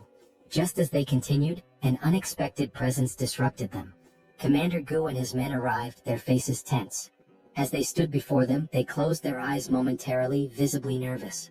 With a sorrowful expression, Gu Pei offered his apologies, explaining that a significant problem had arisen. More than half of the captured rat pups intended to feed the tiger-striped water snakes had perished. Hearing this, Soryang turned toward him, his gaze filled with sadness. Hwayin, on the other hand, appeared confused, uncertain about the situation. Soryang crossed his arms, closed his eyes, and sighed. There was little that could be done, as rats were highly sensitive creatures. If the environment became too noisy, it was not uncommon for the mother to kill them. However, Gu Pei soon revealed the true cause of the problem. The warriors had not merely failed to preserve the rat pups, they had eaten them. A flicker of disbelief crossed Soryang's face as confusion settled in. Gu Pei continued, explaining that the men had consumed the young rats as snacks while drinking alcohol. The weight of this revelation left Soryang speechless. His eyes widened in shock, struggling to comprehend that the warriors had treated the rats as nothing more than side dishes to accompany their drinks. Soryang was overwhelmed by confusion, struggling to grasp the situation unfolding before him. Hwayin, arms crossed, turned her gaze toward Gu Pei and clarified the meaning of 3 screeches, a dish in which live baby rats were dipped in sauce and eaten. Embarrassment washed over Gu Pei as he lowered his head once more and apologized. Soryang, paralyzed by disbelief, attempted to make sense of what he had just heard. Hwayin stepped forward and scolded them, prompting Gu Pei to clutch his ears as he explained the reasoning behind their actions. Some of the poison handlers were from Henan, and reminiscing about home had led to an unexpected turn of events, resulting in the warriors consuming the baby rats that had originally been captured to feed the tiger-striped water snakes. Soryang's expression darkened with contempt as the full realization set in. Anger surged within him, and he understood that measures needed to be taken to ensure they learned the true value of the creatures they raised. It was through this incident that the Tang clan of Sichuan established the venomous creature companionship punishment and implemented a new set of rules. Back in the present, Soryang stood with his arms crossed, his gaze unwavering as he explained that each warrior was now responsible for raising a venomous creature. The warriors began to argue among themselves, their reactions varying, while Jagal, unable to contain his unease, broke into a nervous sweat. The reason behind each warrior's association with a venomous creature had finally become clear to him. His curiosity intensified, and he focused his attention on Soryang, finding him increasingly fascinating. As Soryang observed the warriors with thinly veiled disdain, Jagal came to a sudden realization. This young man was far from ordinary. When night fell, the great patriarch arrived, and the 3 of them sat together at a table for discussion. With a serious demeanor, the great patriarch recounted the series of events that had transpired. Jagal, closing his eyes momentarily, smiled and remarked that Soryang must be the enigmatic young warrior whom the patriarch of the Tang clan had encountered on Henan Island.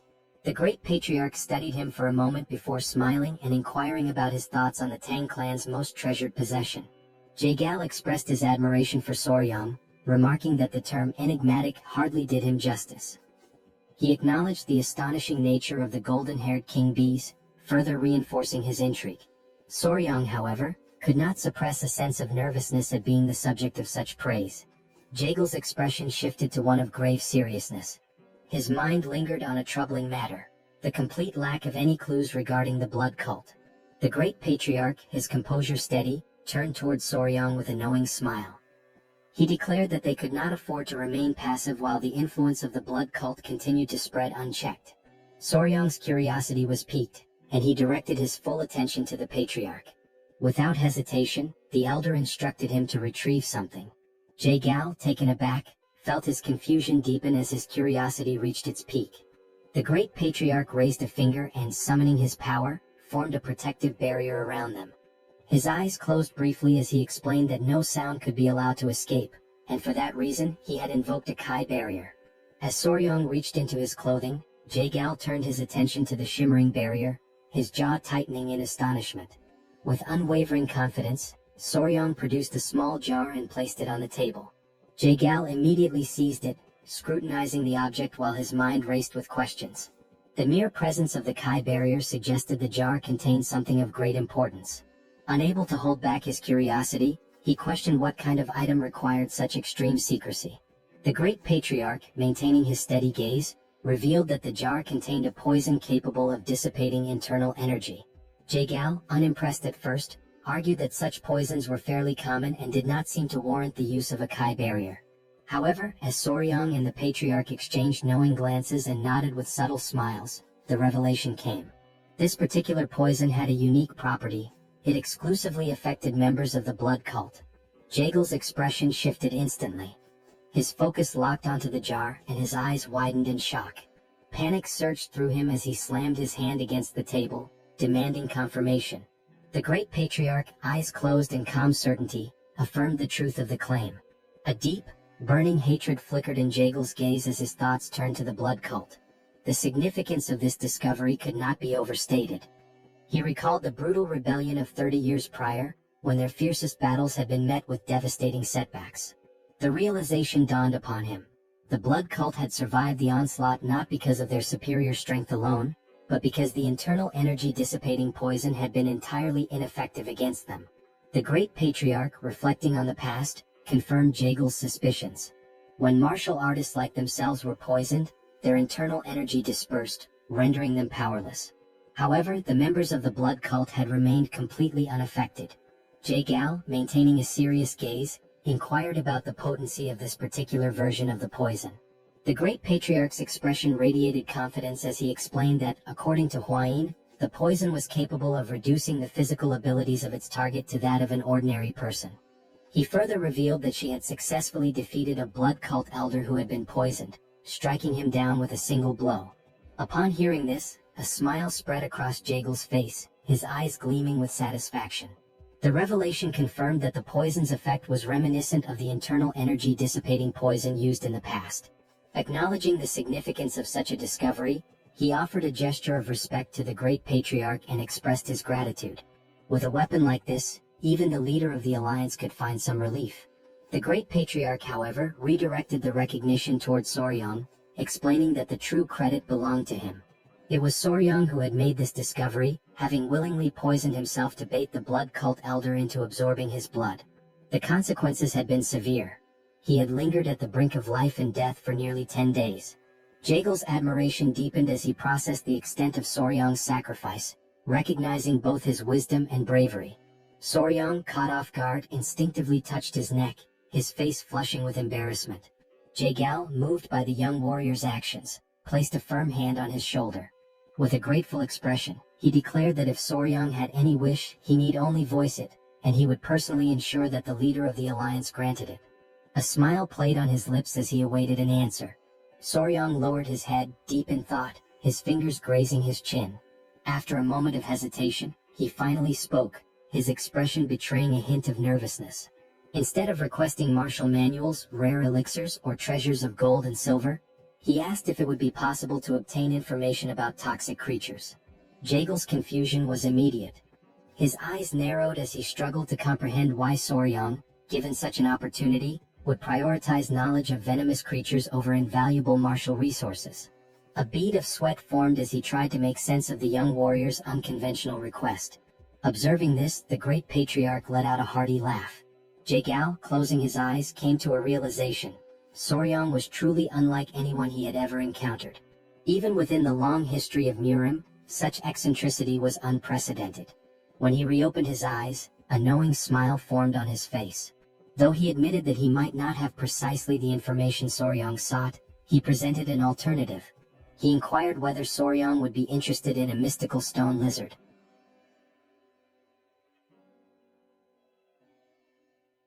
Jagal begins to recount how, during the day, they had arrived at a remote location on the island, where a majestic waterfall cascaded down the cliffs. Among them was Jagal's nephew, and he was the one who announced that they had finally arrived. They had reached Mount Gonga in Sichuan. His nephew, Cheon, remarked that it was exactly as their ancestors had described. The waterfall, the turtle-shaped rock, everything was identical. Furthermore, from that vantage point, they could also see the peak of Mount Gonga in the distance. Jagal stepped closer to the water, crouching down to touch it. Feeling its icy temperature against his fingers, he commented that this water undoubtedly came from the melting of the eternal snow, as it was extremely cold. Smiling, Jagal gave orders to his men to wait there and instructed Cheon to follow him carefully. The men obeyed, and Cheon's face lit up with excitement. Jagal then leaped forward, crossing the river toward the waterfall. Determined not to be left behind, Cheon mirrored Jagal's movements, closely following him. After some time, they finally reached their destination. Jagal placed his hand on a rock, waiting for Cheon to catch up. The two of them then gazed beyond a cave hidden behind the waterfall. Observing the surroundings, Jagal remarked that, aside from the turtle-shaped rock, if they climbed along the waterfall on the cliffside, there should be an entrance to a cave near the fist-shaped stone. Still brimming with excitement, Cheon enthusiastically said that everything matched the records perfectly. Fixing his gaze on the cave entrance, Jagal declared that he would go in first and instructed Cheon to follow closely behind him. Cheon nodded in understanding. As they stepped inside, they found the cave walls covered with various herbs. Jagal and Cheon proceeded cautiously, mindful of any potential surprises lurking in the darkness. Upon reaching the heart of the cave, Jagal suddenly halted, his eyes widening. He murmured that this was truly incredible. A hole in the ceiling allowed sunlight to pour in, illuminating the entire chamber. Standing still with his hands behind his back, Jagal observed the breathtaking sight before him. Cheon, equally mesmerized, expressed his amazement, stating that such a mystical view was the last thing one would expect inside a cave. Still smiling, Jagal commented that this was the perfect environment for spiritual herbs to thrive.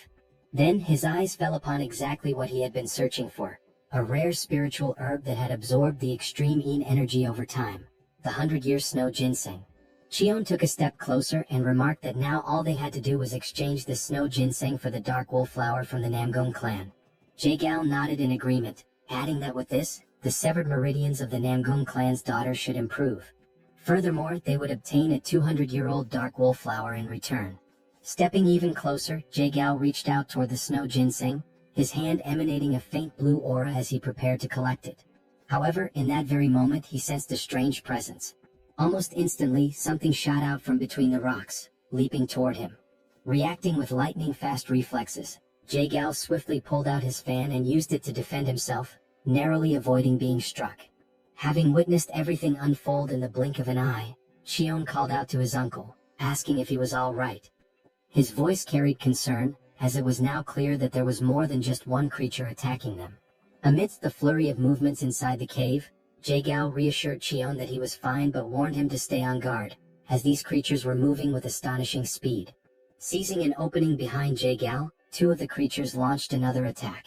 Sensing the danger, Jagal quickly turned around and blocked the strikes with his fan once more. But this time he noticed something unusual.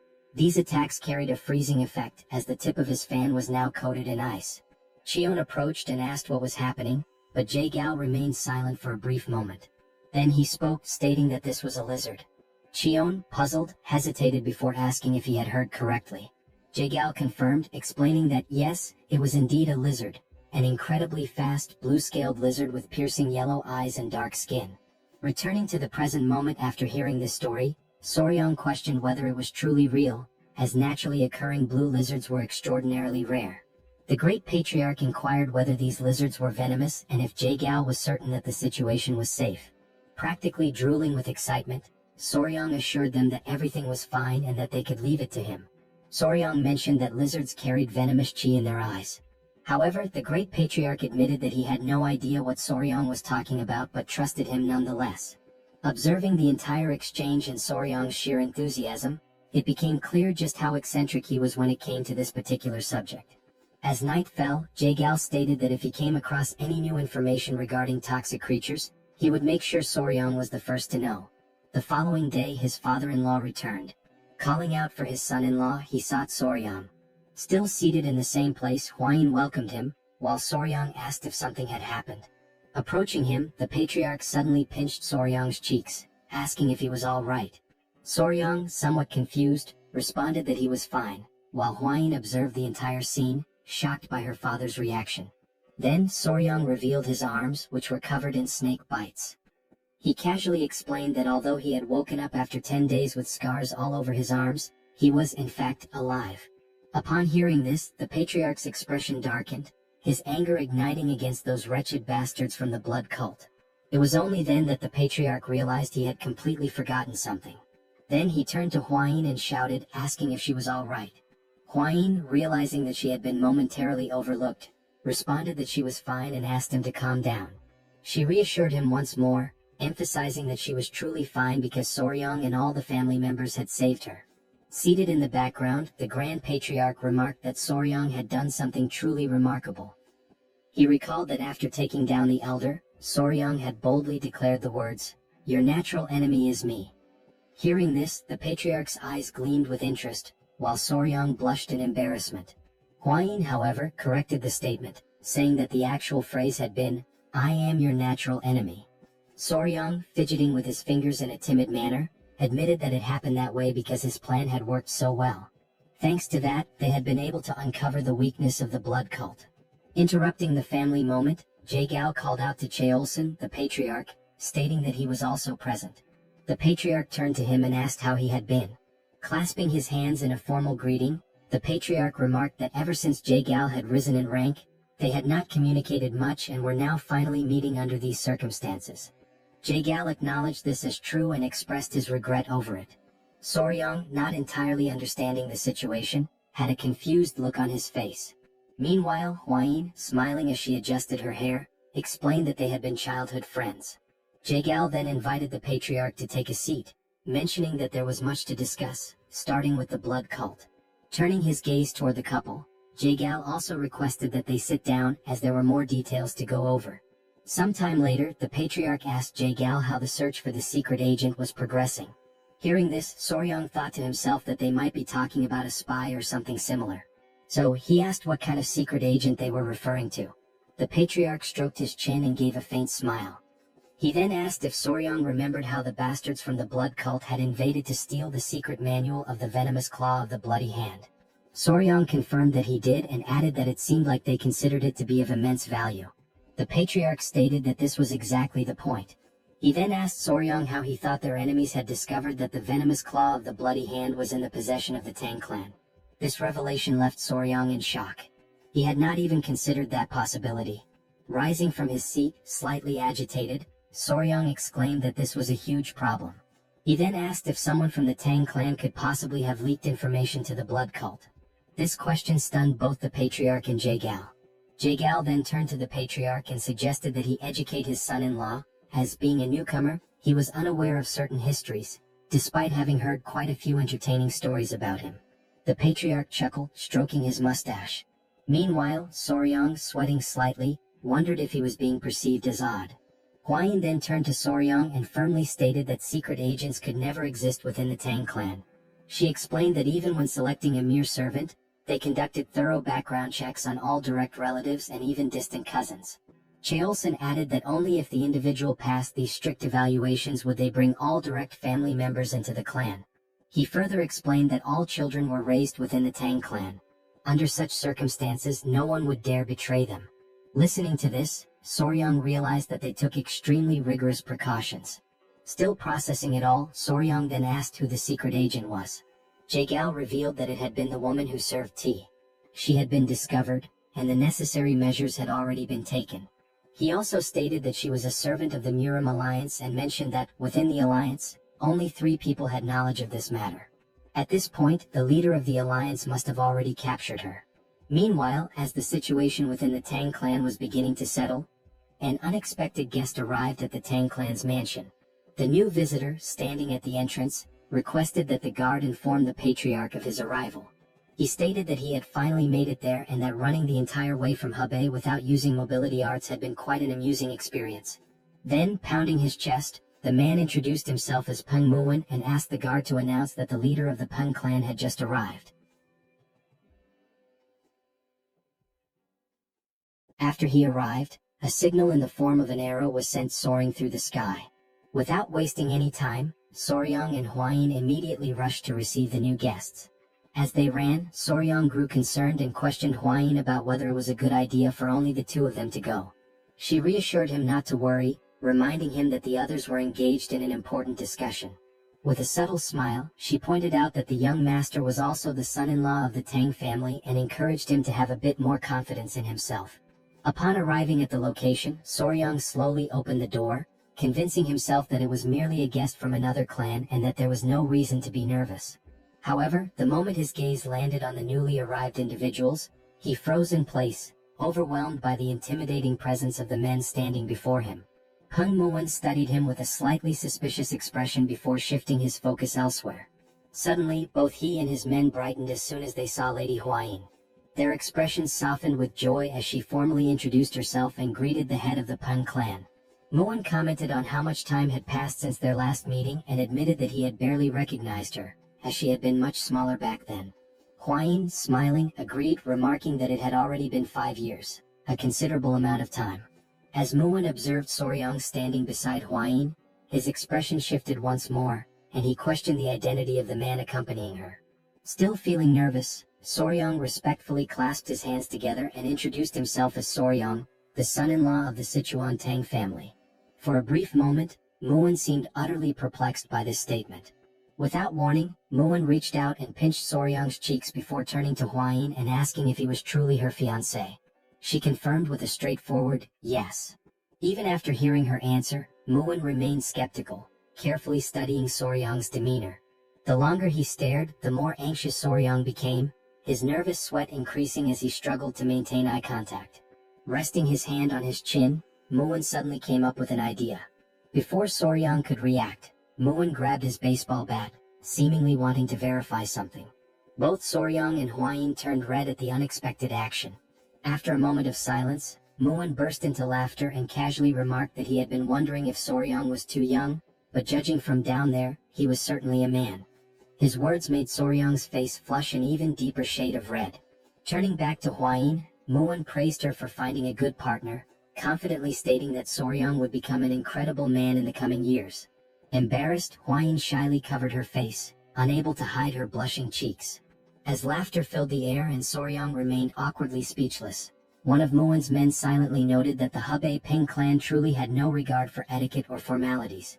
Perhaps this was simply the leader's unique way of assessing Soryang. Deciding to roll with the situation, Soryang accepted the compliment and in his mind, acknowledged that a man recognizes another man. Muwen, still amused, let out another hearty laugh and commented that Soryang was unlike the useless heirs from other famous clans. With a firm pat on Soryang's back, Muwen officially introduced himself as the head of the Peng family, expressing his pleasure in meeting him. Huayin then called out to Peng, prompting him to ask if something was wrong. She inquired whether he had truly come all the way from Hebei to the Tang clan to offer assistance and, more importantly, how he had managed to arrive so quickly. At her question, Muwen's demeanor turned serious once again. He asked what kind of help was needed and whether something had happened to the Tang family. However, instead of giving a direct answer, he simply reached out and ruffled Soryang's hair, which in turn irritated Huayin slightly. Now joining the ongoing meeting with Jagal, Muwen was brought up to speed on the recent events concerning the blood cult's appearance. However, Huayin quickly reassured him that the cult members had already been eliminated. Hearing this, Muwen sighed, regretting that he hadn't arrived a little sooner. At this point, Wilson, the patriarch, took his turn to speak, questioning why the leader of the Peng clan had traveled all this way. Muwen, slightly embarrassed, admitted that in his anger toward the blood cult, He had completely forgotten to mention the real reason for his visit. He then revealed that, in truth, he had come to seek the Tang family's assistance. His words piqued everyone's curiosity, and the patriarch promptly asked what kind of help he needed. Scratching his head, Muin internally complained about the unnecessary formalities, finding them a hassle. Without further ado, he suddenly shouted for her to be brought in, saying that she needed to greet her elders. One of the scar-faced men who had arrived alongside Muin immediately stepped forward and opened the door. Both Huayin and Soryang were stunned, sharing the same thought.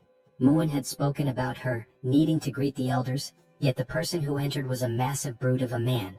The towering figure stood before the table and, in a gruff voice, stated that she needed to come down now to properly greet the leaders of the Sichuan Tang clan. A small voice, coming from somewhere on the man's back, sleepily muttered that it was still too early. As realization dawned upon Soryang, he was left utterly speechless, shocked that no one had noticed this presence the entire time. Slowly, something began sliding down from under the man's cloak. And before anyone could fully process what was happening, a tiny girl, sucking on a lollipop, emerged before them. The room fell into stunned silence as everyone at the table stared at the child, unsure of how to react. Calmly, the little girl clasped her hands together in a respectful greeting and introduced herself as Peng Ying of the Peng family. Muin pulls the little girl close and states that she is his daughter. Soryang and Huayin watch from the background, completely frozen in shock. Both of them, utterly astonished, can only think that this must be some kind of genetic miracle because she is incredibly adorable. Meanwhile, Muin proudly boasts that they look very much alike. Now gently stroking his daughter's head, Muin explains that this child is the reason he came to the Tang family to ask for help. While she calmly nibbles on a biscuit, he continues, stating that she has been feeling somewhat unwell and asks if the Tang clan could take a look at her. Upon hearing this, both the patriarch and Soryang exchange uncertain glances, questioning what kind of illness it could be. Something then catches Soryang's attention. When he looks at her closely, he notices a faint aura surrounding the little girl as she continues to eat biscuit after biscuit with a calm expression. Time passes and now night has fallen. Soryang lies in bed, surrounded by his centipedes, deep in thought. After hearing about and analyzing Ying's symptoms, they were still unable to determine the exact cause. As he absent-mindedly pinches the cheek of one of his tiny centipedes, he recalls Muin's explanation regarding his daughter's condition. Muin had described how, at times, she suddenly becomes short of breath, and large red blotches appear all over her body. In severe cases, she even loses consciousness. However, after some time, she regains consciousness as if nothing had happened, and no one has been able to figure out why. Muin also explained that he had already tried everything to uncover the cause. He had even sought out disciples of Yaxian, but all of them insisted that the child was perfectly healthy. There was even one occasion when a disciple suggested it might be poisoning. Muin had nearly beaten him up on the spot. Shaking his head, Muin had firmly stated that such a thing was impossible, as there was no one in his family capable of doing such a thing. The patriarch then pointed out that if it truly were poisoning, there could be an internal issue within the Peng family. However, Muin confidently reassured him that no member of the Peng family would ever commit such an act. Scratching his head, Muin sighed and said it was better not to dwell on it too much, as he didn't want to start suspecting his own family. Jagal then intervened, saying that jumping to conclusions would not help since poisoning is not always caused by another person. Looking at the little girl, the patriarch decided that they would provide an empty courtyard house where she could stay for some time, allowing them to observe her condition closely. After all, it was essential to confirm whether this was truly poisoning or something entirely different. Muin, feeling relieved, expressed his gratitude to the patriarch, acknowledging that from now on, they would be under the Tang clan's care for a while. Lying in bed, Soryang could only think that what was affecting the little girl might be juvenile diabetes since sugar seemed to be accumulating rapidly within her body. Sitting up, he tried to recall whether red blotches were a symptom of childhood diabetes, but he concluded that the best way to know was if more prominent symptoms appeared. At that very moment, someone knocked on Soryang's door. A voice called out, addressing him as young master, and informing him that a serious problem had arisen. Without hesitation, Soryang quickly opened the door and demanded to know what had happened this time. The woman before him wasted no time in explaining. The young lady of the Peng clan had just collapsed.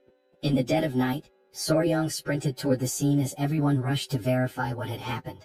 Upon arriving, he saw Muin crouched down, holding the unconscious girl in his arms, his expression filled with worry. He overheard Muon explaining that she had been sitting in the pavilion when she suddenly started coughing and then collapsed without warning. The patriarch, analyzing the situation, commented that since she had collapsed here as well, it meant there were no spies within the Peng family. As soon as he said this, he noticed Muon's face twist with anger and asked him what was wrong. Without a moment's hesitation, Muon delivered a brutal punch to his own face with all his strength. The impact was so powerful that one of his teeth went flying far into the distance. Now grinning, toothless, Muon apologized, admitting that despite what he had previously said, he had not been able to forgive himself for even briefly suspecting his own family. His men, overwhelmed with admiration, began to weep proudly. Muon, still holding his daughter, continued, saying that if Ying had collapsed here as well, then the cause must be something else entirely. The other men of the Peng family, moved by their leader's actions, followed suit, delivering fierce punches to their own faces and shouting apologies. They lamented their failure, insisting that despite being by her side, they had not been able to prevent the young lady from collapsing, branding it as their own disgrace. The patriarch, watching this bizarre display, simply sighed and urged them all to calm down. As yet another tooth soared through the air, Huayin placed a hand on Soryang's shoulder and quietly asked him what they should do now. Soryang responded with determination, stating that there was only one way. In the background, Soryang suddenly raised his voice, calling for everyone's attention and urging them to remain calm above all else. He then confidently announced that there was a method to uncover the cause of her symptoms and, at the same time, prove everyone's innocence. Both the patriarch and Muon immediately turned to him, asking what this method was. With deliberate steps, Soryang slowly approached Muon and the unconscious young lady, lowering himself to her level. The entire room fell into an uneasy silence, every person anxiously waiting for his next words. With a serious expression, Soryang finally declared that the first step was to remove all of the young lady's clothing. The room was instantly filled with shock. Huayin and the patriarch were left completely speechless, their faces frozen in sheer disbelief at the audacity of his statement. Meanwhile, Muon's expression twisted into pure rage as he struggled to comprehend Soryang's intentions in attempting to undress his daughter. Holding his daughter in his arms, Peng asked Soryang to repeat what he had just said, while the patriarch observed the situation in silence, showing no reaction. At that moment, countless doubts raced through the young warrior's mind. And just as he was about to repeat his request to change the young lady's clothes, he was suddenly grabbed by his collar at a speed even he hadn't anticipated. Muon, his heart burning with fury, demanded to know if he had truly just heard Soryang suggest removing his daughter's clothing. Just like that, out of absolutely nowhere. With no other choice and in utter desperation, Soryang pleaded with him to wait. Sensing the imminent danger, a baby centipede emerged from within Soryang's clothing, crawling out to assess the situation, but he quickly ordered it to go back inside.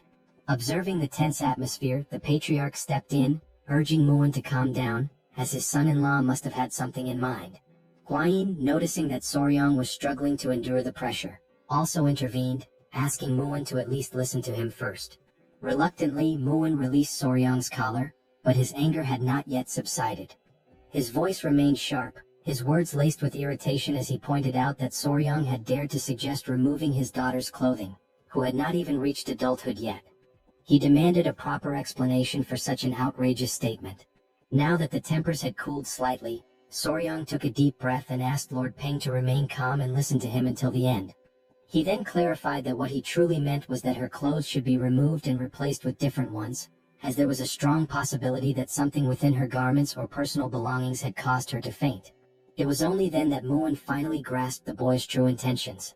Realizing his mistake and deeply irritated with himself, he clenched his fists, fully expecting to lose yet another tooth, as he begrudgingly admitted that he had doubted the young warrior's words.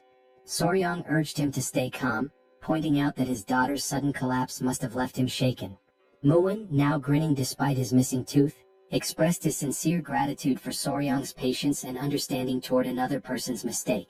Taking on a more serious tone, Soryang then firmly declared that, from this moment onward, the young lady would remain under the care of the Tang clan. Until further notice, all contact with the Peng clan would be strictly restricted. Muon, visibly unsettled by this decision, immediately asked if that meant even he would be prohibited from seeing her.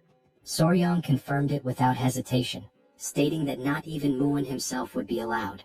He then explained that if she exhibited the same symptoms while under his care, it would prove that the cause had nothing to do with the Peng clan. He elaborated further, explaining that this technique was known as controlled environmental adjustment, a method commonly used by breeders of insects, reptiles, and amphibians.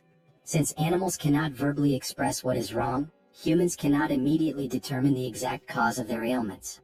Therefore, breeders systematically alter aspects of the animal's environment, such as their food, feeding bowls, and even their habitat, to pinpoint the specific factor causing their illness.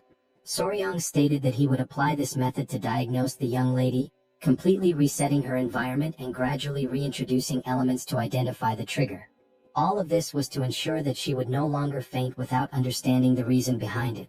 The patriarch noted that this process might take some time, but he was confident that they would be able to uncover the root of her condition. He then praised his son-in-law for coming up with such a thoughtful solution. Hearing this, Soryang became visibly flustered, while Muin simply nodded in understanding. Then, with tears welling up in his eyes, Muin, his voice heavy with emotion, begged them to take good care of his daughter. Soryang smiled, pounded his chest confidently, and assured him that he could leave it to him. In his mind, he thought that after raising countless creatures, taking care of a little girl should be nothing in comparison. However, Soryang had not anticipated what happened next. Unlike the creatures he had raised, the child, being entirely different from them, began to cry. Minutes passed, yet the little girl still hadn't stopped crying, and he had absolutely no idea what to do. From the moment she had regained consciousness, she had burst into tears and had not stopped since. Meanwhile, Hwayin and her mother were busy gathering essential supplies to care for the child, leaving Soryang completely alone with her, just the two of them. At a loss, he hesitantly asked her if she was hungry or sleepy, unsure of what else to do. Seeing that her sobbing did not subside, he tried another approach and asked if she was crying because Lord Peng was not there. Hoping to soothe her, he assured her that Muin had gone to fetch medicine for her and would return soon. However, to his surprise, the little girl pouted and firmly stated that this wasn't the reason for her tears. She was crying because she wanted sweets. Soryang could only sigh internally, realizing that she preferred sweets over her own father. Now reflecting on this, he suddenly remembered that while they were changing her clothes, she had several sweets hidden away. Trying to calm her down, he gently asked her to relax, explaining that since she had just woken up, she couldn't eat sweets right away. Instead, he suggested that she eat some rice porridge first and later he would personally make some treats for her. He then moved closer, lowering his voice slightly as he told her that if she ate her porridge properly and behaved well, he would prepare candied fruit skewers for her. At that moment, her eyes lit up with excitement, the prospect of sweets instantly lifting her spirits. However, for this to happen, she would have to promise to behave. Without hesitation, she quickly agreed, nodding eagerly as she vowed to eat well and be on her best behavior. And the little girl confidently states that everyone in the Peng clan always keeps their promises. She then adds, with complete seriousness, that if she ever breaks hers, he has permission to punch her in the face. Hearing this, Soryang is utterly taken aback, his mind reeling as he wonders what on earth the Peng clan teaches its children. Later that day, Muin finds himself hidden behind a cluster of bushes, burdened with worry. He has no choice but to watch his daughter from afar, restricted by the new rule that forbids him from approaching her. However, his covert surveillance does not go unnoticed. Soryang, catching him in the act, immediately questions what he is doing hiding there. Before responding, Muin swiftly grabs Soryang by the collar and yanks him into the bushes as well, determined to maintain his cover. Lowering his voice, Muin anxiously asks how his daughter is doing. Soryang reassures him, stating that she is fine. She has been eating well and behaving properly. Muin, still skeptical, presses him further, demanding to know if she is truly eating on her own. He is bewildered as he asks how in the world Soryang managed to make that happen. Soryang simply shrugs, explaining that she is eating by herself naturally. He then turns the question back to Muin, wondering why he finds that so surprising. But before their conversation can continue, someone suddenly arrives, interrupting their hidden exchange. It is Hwayin, who greets the lord of the Peng clan with a polite nod. In response, Muin acknowledges her presence and thanks her for taking care of his precious daughter. Hwayin then mentions as if casually, that Miss Ing had been asking about where her elder brother Soryang had gone. At those words, Muin's temper flares once more. He clenches his fists in frustration, feeling slighted that he has barely been able to hold a proper conversation with his own daughter, and yet in such a short time she and Soryang have already grown so close. Recognizing the dangerous shift in atmosphere, Soryang quickly realizes that now would be an excellent time to make his escape. As he turns to leave, Moon, still fuming, demands to know when exactly his daughter started calling Soryang by that title. Ignoring him, Hwayin instead asks if Soryang is heading to the training grounds again today. Soryang nods, explaining that when he spends time playing with the bees, she behaves much better. As he hurries toward the training grounds, he muses to himself that, oddly enough, the bees seem to have taken a liking to the little girl as well. Upon his arrival, he sees Ying happily holding one of the golden royal bees in her small hands. The moment she spots him, her face lights up with a genuine radiant smile, and she excitedly urges him to come over quickly. After watching her interact with the bees for a while, Soryang gradually realizes something. Thanks to these bees, he was able to form a bond with Ying in record time. The adorable golden royal bees were absolutely enamored with her. Most likely because while eating sweets she had managed to spill syrup all over herself and the surrounding area. At that moment, Ying points ahead, calling out to Soryang with excitement, saying that the queen bee is over there. Still seated at a distance, Soryang reminds her that the queen bee is busy and asks her not to disturb it for now. As he observes her, he thinks to himself that if he had a younger sister she would probably be just like this. Maybe, just maybe, taking care of children isn't as bad as he originally thought. However, Ying refuses to give up. She continues to call out to him, insisting that there are other bees there as well. Just as Soryang is about to explain that bees can sting if they feel threatened, his words barely leaving his lips, the inevitable happens. Ying is stung. In an instant, Soryang rushes to her side, his concern evident in his expression. Reaching her, he carefully inspects the sting mark on her arm and gently tells her that she needs to be more careful. Although it doesn't seem too serious, he decides to take her to the medicine hall just to be safe. After all, bee venom can sometimes cause people to become very ill. But then Soryang notices something strange. The little girl's breathing is becoming unusually labored, far heavier than it should be. With panic rising in her voice, she weakly calls out to him, pleading for elder brother Soryang to help her. And then, right in front of his eyes, she collapses into his arms. His chest tightens with worry. He recalls Moon mentioning that sometimes Ying would develop red blotches on her body and lose consciousness. And in that instant, everything clicks into place. Soryang finally realizes exactly what this reaction is. The reason Ying has been fainting all this time is anaphylactic shock. Anaphylaxis. Anaphylaxis is a severe allergic reaction caused by an overactive immune response. Normally, when harmful substances or toxins enter the body, the immune system immediately launches an attack to eliminate the threat. This immune response is known as inflammation. During this process, the body releases histamine, which dilates blood vessels, allowing white blood cells and antibodies to enter and neutralize the invader. However, problems arise when the body overreacts to certain harmless substances. When histamine is released in excessive amounts, the immune response malfunctions due to its hyperactivity. Blood vessels dilate too rapidly, leading to a dangerous drop in blood pressure. As the vessels expand, symptoms such as difficulty breathing and severe itching begin to appear. In extreme cases, anaphylaxis can be fatal. Realizing the severity of the situation, Soryang quickly lifts the little girl onto his back and starts running at full speed, aware that time is slipping away. As he sprints forward, he pleads with Miss Ying to hold on just a little longer. Reaching the palace entrance, he stops abruptly, his voice ringing out as he yells for help, urgently announcing that Miss Peng has lost consciousness. Hearing this, both the patriarch and Moon rush outside in a panic, their expressions filled with worry as they demand to know what has happened this time. Moon wastes no time. He takes his daughter into his arms, immediately sensing her struggle to breathe. Without hesitation, he pours his internal energy into her body, trying to help stabilize her condition.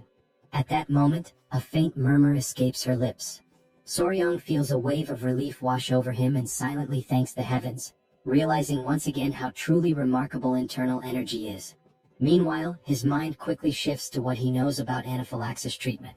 The primary goal is to stabilize blood pressure and keep the airway open. In modern medicine, various methods are used to achieve this, but in this world, Qi-based techniques serve the same purpose. The patriarch, assessing the situation, notes that her symptoms appear to be the same as before and asks if Soryang saw what triggered it this time. Moon, equally curious, turns to him for an answer. Soryang states that young Ying collapsed after being stung by a bee. Both the patriarch and Moon react with immediate disbelief, asking if that is truly the case. The patriarch acknowledges that some people do faint from bee stings but argues that this does not explain the previous instances where she lost consciousness. Muin nods in agreement, pointing out that she had never been stung before. Already certain of his conclusion, Soryang takes a step forward, drawing their attention as he confidently states that he has already identified the true cause. His words leave his father-in-law visibly stunned, to the point where he asks if Soryang is being serious. Soryang affirms that the bee sting played a crucial role in helping him discover the real underlying issue. Muin, growing more anxious, urges him to explain further. Taking a deep breath, Soryang prepares to share his findings, though he already anticipates the reaction his next words will cause. Before continuing, he states that the first thing they need to do is remove the young lady's clothing. A short time later, Hwain appears and confirms that everything is exactly as Soryang had described. At first, the rashes covering her body had made it difficult to notice, but beneath them there were older marks, along with new ones that had recently appeared. Hwain raises her hand, signaling for everyone to remain silent since Inying has yet to regain consciousness. Without hesitation, everyone obeys her command. Lowering his voice, Muin speaks again, acknowledging that, just as mentioned, there were indeed other marks besides the skin rash. His voice tightens as he demands to know why his daughter has been fainting all this time. Soryang calmly explains that this time, the cause was bee venom poisoning. Muin furrows his brows, unable to comprehend. The previous episodes were not caused by bee stings. After all, a bee sting is not something that would go unnoticed. With his confusion deepening, he questions Soryang, asking how he can be so certain that the culprit is bee venom. The young warrior, fully aware of Muin's concerns, acknowledges his reasoning before firmly stating that there is no doubt. The symptoms Inying displayed are a textbook case of anaphylaxis triggered by bee venom. At that moment he realizes what must be done next. He must search the records and identify another creature, one with venom similar to that of a bee. Something that contains melittin or peptides capable of inducing swelling and respiratory distress. Recalling that Hebei, China has a temperate continental climate, the venomous creatures in such a region would likely include certain snakes, scorpions, and ants. Still lost in thought, Soryang quickly rules out snakes and scorpions. Instead, he tries to determine where she could have been repeatedly stung by a particular creature. Somewhere she frequents and something she does often. And then it hits him. Eating sweets. Soryang remembers that Hwain had shown him that Inying had hidden pockets to store candies. Now, with a confident smile, he states that he has finally found the answer. He declares with certainty that the cause is bee venom, assuring everyone that they can trust his conclusion. Hwain, however, remains doubtful. After all, Muin had already stated that his daughter had never been stung by a bee before. Soryang then explains that the people of the Tang clan surely understand that venom does not affect everyone the same way. For some, even the prick of a needle could be fatal, while others could withstand 10 times that amount without any issue. The patriarch nods, turning to Muin and acknowledging that, in a way, his son-in-law is correct. The same venom can have different effects on different individuals. Soryang continues, emphasizing that Inying is particularly sensitive to bee venom. One thing is clear, she is vulnerable to it. However, if there were no bees in her home, that leaves only one possibility. Hearing this, Muin grows even more intrigued and asks what that possibility could be. Soryang answers confidently, stating that it is indeed a bee, but a very special kind. Sometime later, as night falls, everyone is gathered near a particular area, their expressions tense. Hwain holds up a lantern, casting light over the scene. Still skeptical, Muin questions whether Soryang is truly certain. Without hesitation, Soryang confirms that he is. He then asks Hwain to illuminate the area more clearly, and she immediately complies. As the light reveals the ground, they see several ants feasting on one of Inying's sweets. While they eat, one of the ants suddenly bites another. With 2 wooden sticks, Soryang carefully lifts the aggressive ant by its head, holding it up for everyone to see. He confidently announces that this little creature is the culprit. However, confusion spreads among the group. They hesitate, unsure if what they are looking at is truly an ant, or perhaps something else entirely. Bringing the creature closer for inspection, Soryang points out that, at first glance, it resembles an ant. But upon closer analysis, it is actually a collateral relative of bees. To prove his point, he directs their attention to the creature's large, menacing stinger at the end of its body. At that moment, they finally understand what he meant by collateral relative. It is an ant, but one with a prominent, formidable stinger. Soryang then reveals the true identity of the creature. "This little thing is a king stinger ant," he declares. And with that, the real culprit behind Yingying's condition is finally exposed.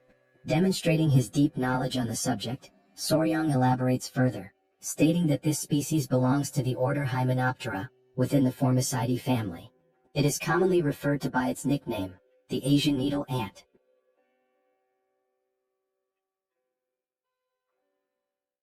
A detailed description of the giant stinger ant appears, outlining its classification within the insect order, its family, and its genus within the category of ants. Then, the central question that has been lingering all this time finally arises: can an ant really have a stinger similar to that of a bee? The answer lies in evolution. These stinger-bearing ants evolved from the same ancestors as wasps. Thus, even after countless generations, they have retained many characteristics of their wasp lineage. For this very reason, scientific studies on the venom of ants and wasps have shown that patients who experience anaphylaxis from stinger-bearing ants also tend to exhibit the same severe reaction to wasp venom. The research supports this connection. In any case, Soryang suspects that he came to hunt down demonic insects that had entangled themselves with the Tang family and in doing so, ended up stinging Yingying. After all, the giant stinger ant preys on demonic insects. Furthermore, the marks left by the ant's sting resemble mere blemishes, making it nearly impossible to identify whether the young lady had been stung before. It is now clear that, whenever Yingying woke up and noticed the marks, she and her family likely assumed they were nothing more than common skin spots. Upon hearing this explanation, Muwen is stunned. He can hardly believe that his precious daughter had been fainting all this time because of such a tiny creature. Now convinced, Muwen turns toward the patriarch and asks if he can develop an antidote. The patriarch nods and confirms that he can.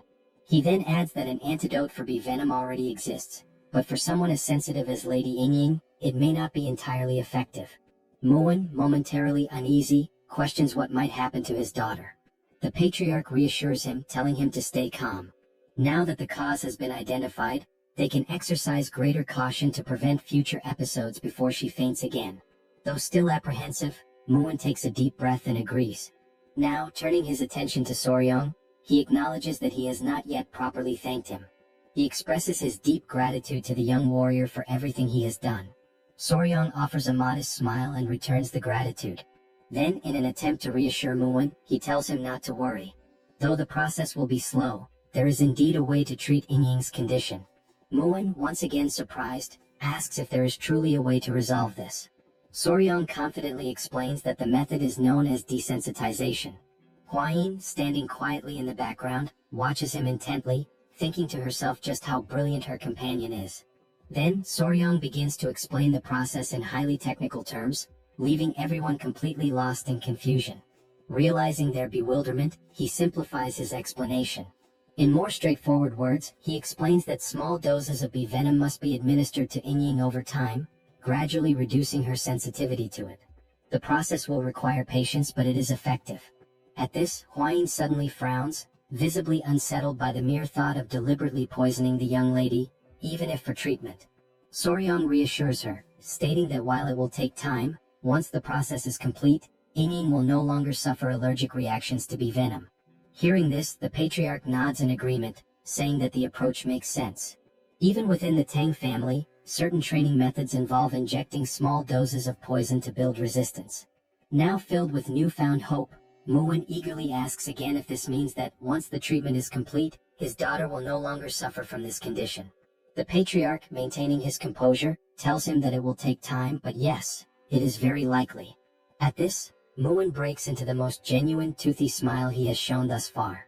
Still grinning, he slaps Soryang on the back in a gesture of deep appreciation for saving his daughter's life. With gratitude shining in his eyes, Muwen declares that he cannot possibly let such a massive favor go unrewarded. He then asks Soryang if there is anything he desires, saying that he can grant him whatever he wishes. As Muwen continues shaking him enthusiastically, Soryang can only wonder why the people of this world always throw around blank checks after receiving help. After composing himself, he clasps his hands together in a polite gesture of refusal. He tells Muwen that Lady Yingying is like a younger sister to him now, and he cannot ask for any reward.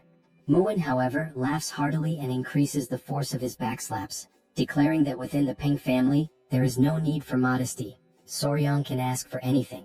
Realizing that if he doesn't request something soon, he might end up being crushed to death, Soryang thinks quickly and comes up with an idea. Excitedly, with eyes practically sparkling, he asks if the Peng clan, having traveled from afar, would be willing to accompany him on a journey to visit some famous mountains. A few days later, they now stand before the Gunga Mountains of Sichuan, the very place that Jagal had mentioned before. Gazing at the majestic peaks, Muwen, smiling in admiration, comments that it is indeed a famous mountain range. Soryang, standing beside him, agrees. He remarks that he has heard of the beautiful rock formations that can be found here. Huayin approaches, adding that, according to the second military officer, this seems to be the right place. Soryang also nods in agreement but then poses an important question. How will they reach the cave behind the waterfall? Upon hearing this, Muwen recalls something. He mentions that he has heard that Soryang recently learned the technique of light footwork. However, given that it is still new to him, he is likely unfamiliar with the technique known as flying swallow steps. However, Soryang questions what Muwen is talking about, leaving Muwen momentarily speechless. Instead of explaining, Muwen grabs the young warrior by his clothing, declaring that he is far too lazy to put it into words, so he will demonstrate instead. Already anticipating what is about to happen, Huayin's jaw drops in shock. With little effort, Muwen hurls Soryang through the air as if he were making a perfect NBA three-pointer. Thanks to this unexpected maneuver, they reach the entrance of the cave much faster than expected. Muwen bursts into laughter and, with a playful hint of irony, remarks that Soryang is quite fast. Huayin quickly approaches, concern in her voice as she asks if her companion is all right. She then shifts her attention to their surroundings and acknowledges that, in any case, this really does seem to be the entrance to the cave, the hidden passage behind the waterfall. Still grinning, Muwen declares that it is time to go inside, as there is sure to be something interesting within. As they cautiously step deeper into the cave, a strange sensation washes over them, prompting them to halt momentarily. Before them, numerous ice crystals glisten, their presence reinforcing the idea that Jagal could not have been lying about this place. The interior of the cave is nothing like what they had expected. Drawing closer to examine the area, they recall Jagal's description. He had spoken of a light descending upon the center of the cave, illuminating a floor blooming with unfamiliar flowers. The way he had described it, it had seemed like something from another world, breathtaking and surreal. Yet, as they venture even deeper, they come to realize that the cave does not feel as otherworldly as Jagal had made it sound. Though there is indeed a light in the center, there are far fewer flowers than anticipated. Taking in the sight, Muwen wonders aloud whether the divine creature they are seeking is altering the surrounding environment. As he continues observing, he senses cold air flowing from a specific rock. Soryang immediately agrees, certain that this must be the case. He tightens his grip on his sword and warns the others to stay behind him and remain on guard. Muwen, now holding the hilt of his own sword, realizes that whatever they are about to face is likely a powerful foe. At that very moment, a piercing cry echoes through the cave, sending a jolt of fear through Huayin and Muwen. Realizing the source of the sound is up ahead, Muwen stiffens and once again commands them to stay close to him. Then, from behind the large rock, a pair of glowing eyes emerges, slowly making their way into view. Once more, the creature lets out the same eerie cry, leaving Soryang visibly startled. And then, when the mysterious being finally reveals its full form, Soryang's eyes widen in recognition. That's a fat-tailed gecko. The creature stands at around 30 centimeters in length, with large, round, golden-yellow eyes and a slightly plump tail. The young warrior's eyes sparkle, and he practically drools with excitement. This creature is both unbelievably fierce and ridiculously adorable at the same time. Huayin, observing it closely, comments on how beautiful its shimmering blue scales are. Soryang, impressed, praises her for recognizing it instantly. Meanwhile, Muwen is left in utter disbelief. How can the two of them be so calm when there is such a powerful enemy right in front of them? Still gripping his sword tightly, Muwen urges them to stay on high alert, stating that there is another gecko deeper inside the cave. Given the circumstances, it is likely that this pair is a mated couple. Soryang, now more intrigued than ever, tries to get a better look further inside. Amazed, he remarks that this is incredible. If there are two of them here, they might be able to breed offspring. He then turns to Muwen and pleads with him to capture them both alive, without harming them. As they remain fixated on the agitated blue gecko before them, a thought crosses their minds. Where is the other one? Peering deeper into the cave, they finally spot it. At that moment, Lady Huayin voices her concern, asking if something is wrong. Soryang, his expression growing serious, responds that the gecko inside looks weak, possibly sick. This does not bode well. In fact, the more he looks at it, the more he realizes that the creature inside does not even seem to be breathing. But before they can fully assess the situation, the blue gecko outside suddenly lunges at them. Driven purely by instinct, it attacks the group, determined to protect its home and its ailing mate. Upon observing the dangerous instinct displayed by the creature, Soryang quickly turns around and says that he'll leave this matter in the hands of Commander Gu Pei, asking him to notify him immediately if anything happens. As he watches the furious lizard in the background, Gu nods and replies that Soryang can count on him. If that little creature shows any unusual behavior, he will be informed right away. With that decision made, the group agrees to withdraw for the time being.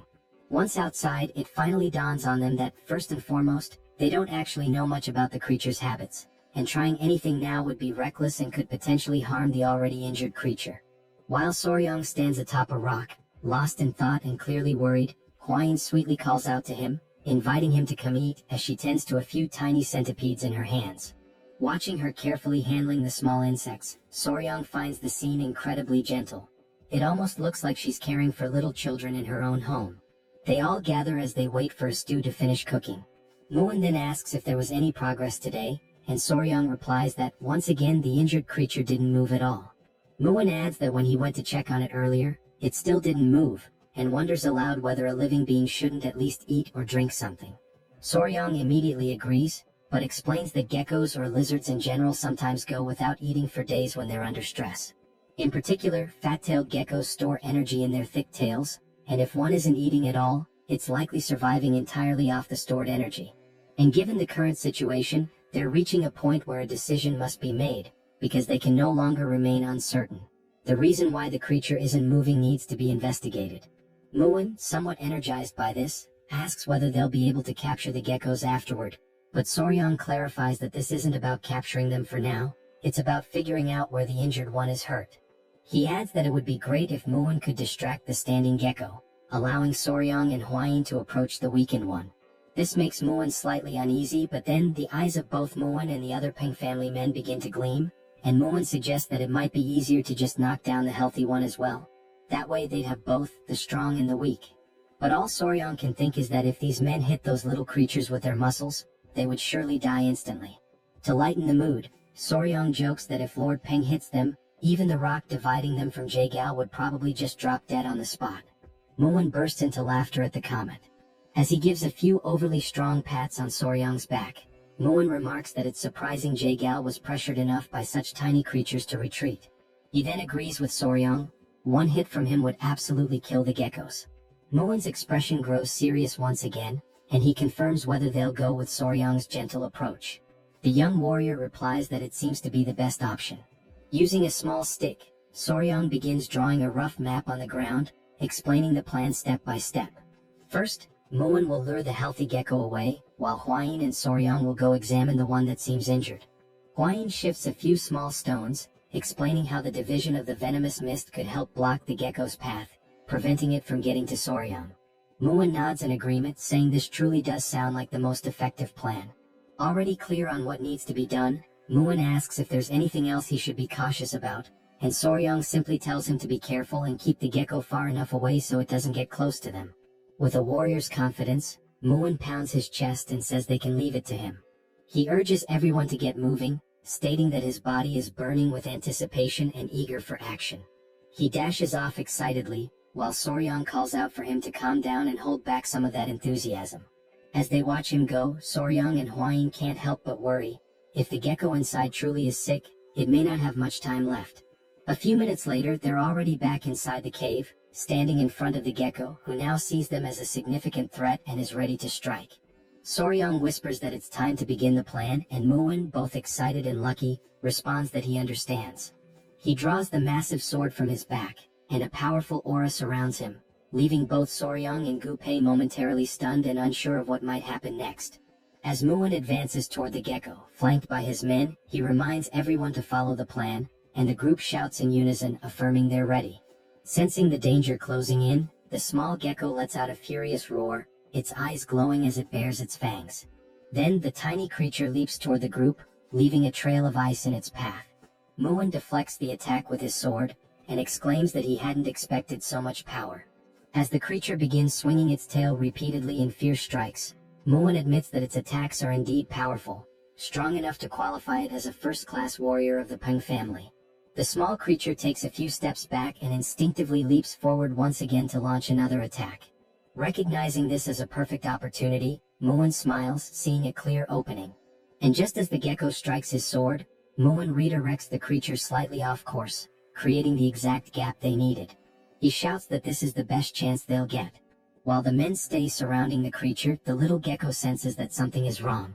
Realizing the humans are trying to execute a plan, it lets out another roar, while the men desperately try to keep it from reaching Soryang and Hwayin, who are focused on acting quickly while they still can. They approach the spot where the injured gecko lies, and immediately notice that everything around it is frozen solid. As Soryang looks more closely at the stone the creature is lying on, something about it makes him feel uneasy. Hwayin gently asks if the gecko is truly injured, and Soryang replies that it seems to be, yes. As they continue observing, they realize that the tip of its tail is necrotizing, due to an incomplete shedding process. The gecko was unable to finish shedding its skin, and now even its eyes are filled with pus. Soryang says they need to treat it immediately, and Hwayin, a bit alarmed, asks how they're going to do that without any medicine available. Soryang smiles and calmly replies that it's alright, he'll remove everything himself, which leaves Lady Hwayin slightly annoyed. She recalls that lately, Soryang really seems to want to remove everything, but in this situation, it actually is the correct method. Sensing movement nearby, the sick gecko stirs, trying to see what's going on around it. Soryang slowly brings his hand closer to the gecko's head, speaking softly and reassuringly, telling the creature that everything is fine, and that he's going to treat it, kindly asking it to stay still. Once he holds the gecko, Soryang notices that it begins to calm down, and just like the queen bee from earlier, it seems to understand his words to a certain extent. As he holds the creature, he gently tugs on a bit of its skin and explains that, just like snakes, geckos also shed their skin. He even gives an example. Wild fat-tailed geckos tend to eat their own shed skin, which is why it's rare to find remnants of it lying around. Impressed by his knowledge, Hwayin says that it's truly fascinating. Soryang pulls out a small knife, stating that the gecko's skin appears to be incredibly tough, and trying to remove it with bare hands wouldn't be effective. Carefully, he brings the blade near the creature, beginning to remove the dead skin from its body. Watching closely, Hwayin puts her hand to her mouth and says it looks just like a precious gemstone. As we observe, Soryang begins peeling away the skin from the creature's back, and the blue color underneath is strikingly beautiful. He proceeds with great care, removing the skin from each of the gecko's legs, one by one. Seeing the exposed skin on the legs, Hwayin exclaims that they look like adorable little gloves. He's reminded of the time when she was a YouTuber, and even back then, videos of peeling or removal like this were trending and popular. Looking at the creature again, Soryang says that the most important part is still left, the head and the tail. Once more, he gently holds the gecko and says he needs to be especially careful with the eyes. Just as he had predicted, pus had built up inside the creature's eyes, and because it hadn't been properly removed, the inflammation caused the eyes to swell badly. With deliberate, slow movements, he begins removing all of the dead skin, working patiently until he successfully peels the skin off the gecko's entire face. Once everything has been taken off, Soryang gently asks the creature how it feels now, wondering if there's any improvement. At that very moment, Hwayin gets visibly excited, because it's the first time she's seen the gecko open its eyes, and it no longer looks sick. Still holding the small creature, Soryang appears serious, and Hwayin asks if something is wrong. He answers that yes, there is. He points to the tail, saying that he's trying to figure out what to do about it. It's clearly necrotizing. He adds that perhaps the only way to stop the necrosis is to cut the tail off entirely, but in the gecko's current weakened state, amputating the tail could very well kill it. At that moment, as they silently consider their options, they suddenly hear the voices of the men nearby, shouting for them to be careful. The men yell that they've lost sight of the other gecko, and as the couple turns around, there it is, ready to attack. Seeing that the creature is even more furious than before, Soryang is startled and begs it to calm down. He shouts in desperation, explaining that he's trying to help and treat its injured friend, even going so far as to point the knife toward the oncoming gecko. But in that exact moment, Soryang realizes that pointing the knife may have been a critical mistake. The gecko is bound to interpret it as a threat. And that's exactly what happens. With a chilling roar, the blue fury of the lizard echoes through the cave. The small gecko let out such a powerful roar that bolts of lightning surged all around it, fueled by its overwhelming fury. The pressure in the air was so intense that it even caused Soryang to be pushed slightly backward. Only then did our young warrior realize that he was in serious trouble, because he was still holding the other gecko in his arms. The enraged gecko lunged in the couple's direction, and Hwayin quickly stepped forward, trying to shield her companion, urging him to be careful. At the very last second, to prevent them from being struck, she shoved him slightly to the side in an attempt to save him. The furious gecko then slammed into the ground with immense force, shattering a nearby rock on impact. Soryang was thrown to one side, while Hwayin was tossed in the opposite direction. After hitting the ground from the push, Soryang did his best to shield the weakened gecko in his arms from the impact, but the other gecko, still enraged, refocused its attention on them. Soryang tried to gather himself and asked the furious gecko to wait just a moment, but it began to roar once more, sending more lightning crackling through the air. Still holding the debilitated gecko, and remembering that they seemed to understand human speech to some extent, Soryang tried to explain that things were not what they looked like, pleading for a moment to speak with the furious little one. Right after saying that, he heard a strange sound, one he hadn't noticed before. The gecko in his arms began to emit a soft noise, and Soryang was completely stunned by what was happening right before his eyes. The furious gecko paused for a brief moment upon hearing the sound. Then, seemingly calmed, the anger began to fade from its expression, and it responded by making the same sound back to the other gecko. Both of the geckos began to exchange the sounds and even smiled, and in that exact moment Soryang realized that they were actually communicating with one another. Right then, Muin and his men came rushing over in a panic, trying to check whether Soryang was okay. Holding his sword, Muin commented that the slimy little bastard was fast, way faster than he expected, and that he hadn't anticipated it slipping through his legs like that. But when the small gecko saw the men again, it immediately began to growl, and its expression once again twisted into one of irritation. Soryang stepped between the gecko and the men while still holding the injured one, asking them to wait a moment, saying that there was no need to keep fighting. He assured them that he was fine and asked them to step back a bit, as he was going to try speaking with the geckos for a moment. Muin briefly wondered if Soryang had lost his mind trying to talk to that thing, asking if he really believed the creature could understand human words. Still observing the gecko, Soryang responded that yes, it seemed like the creature could understand human speech to some extent, and if so, it probably wouldn't attack again. He turned to Hwayin and asked if she could grab some of the dried grass he had seen nearby, and she answered that she could. Then she went off in a cute moment, appearing almost chibi-like, collecting the dry grass alongside a little centipede. Soryang arranged the dried grass so that the weakened gecko could lie on it, judging that it would be more comfortable than resting directly on the cold ground. The couple knelt down beside the geckos, and Soryang gently told them not to worry, that he wasn't trying to hurt them. He had only removed the stuck skin that wouldn't shed on its own and cleaned what was covering the sick gecko's eyes. Then Soryang reminded the healthy gecko not to forget to lick the eyes of the sick one, and immediately the small gecko did just that. Afterward, the young warrior stood up, crossed his arms, and stated that there was only one problem, drawing everyone's attention back to him. He explained that the sick gecko's eyes would likely heal just fine, but her tail was already necrotized, so licking wouldn't help at all in that situation. The sick gecko seemed to finally realize that her tail was indeed useless. She couldn't feel anything from it anymore. So Soryang continued, saying that, in other words, the only way to improve the situation would be, and while making a cutting gesture with his hands, he implied that they might have to remove the tail entirely. At that moment, one of the geckos imagined his partner's tail being cut off, and the vision of her crying out in pain filled his mind. He began to roar once again, and Soryang, growing nervous, made a scissor shape with his fingers to try to explain. The fury returned to the little gecko, who suddenly leapt toward the young warrior, taking him by surprise with a sudden mood swing. Realizing he wasn't fast or strong enough to stop this charge, the only thing Soryang could do in that moment was scream in desperation. Several minutes later, the couple sat on a rock, with Muin beside them, while the men prepared a campfire.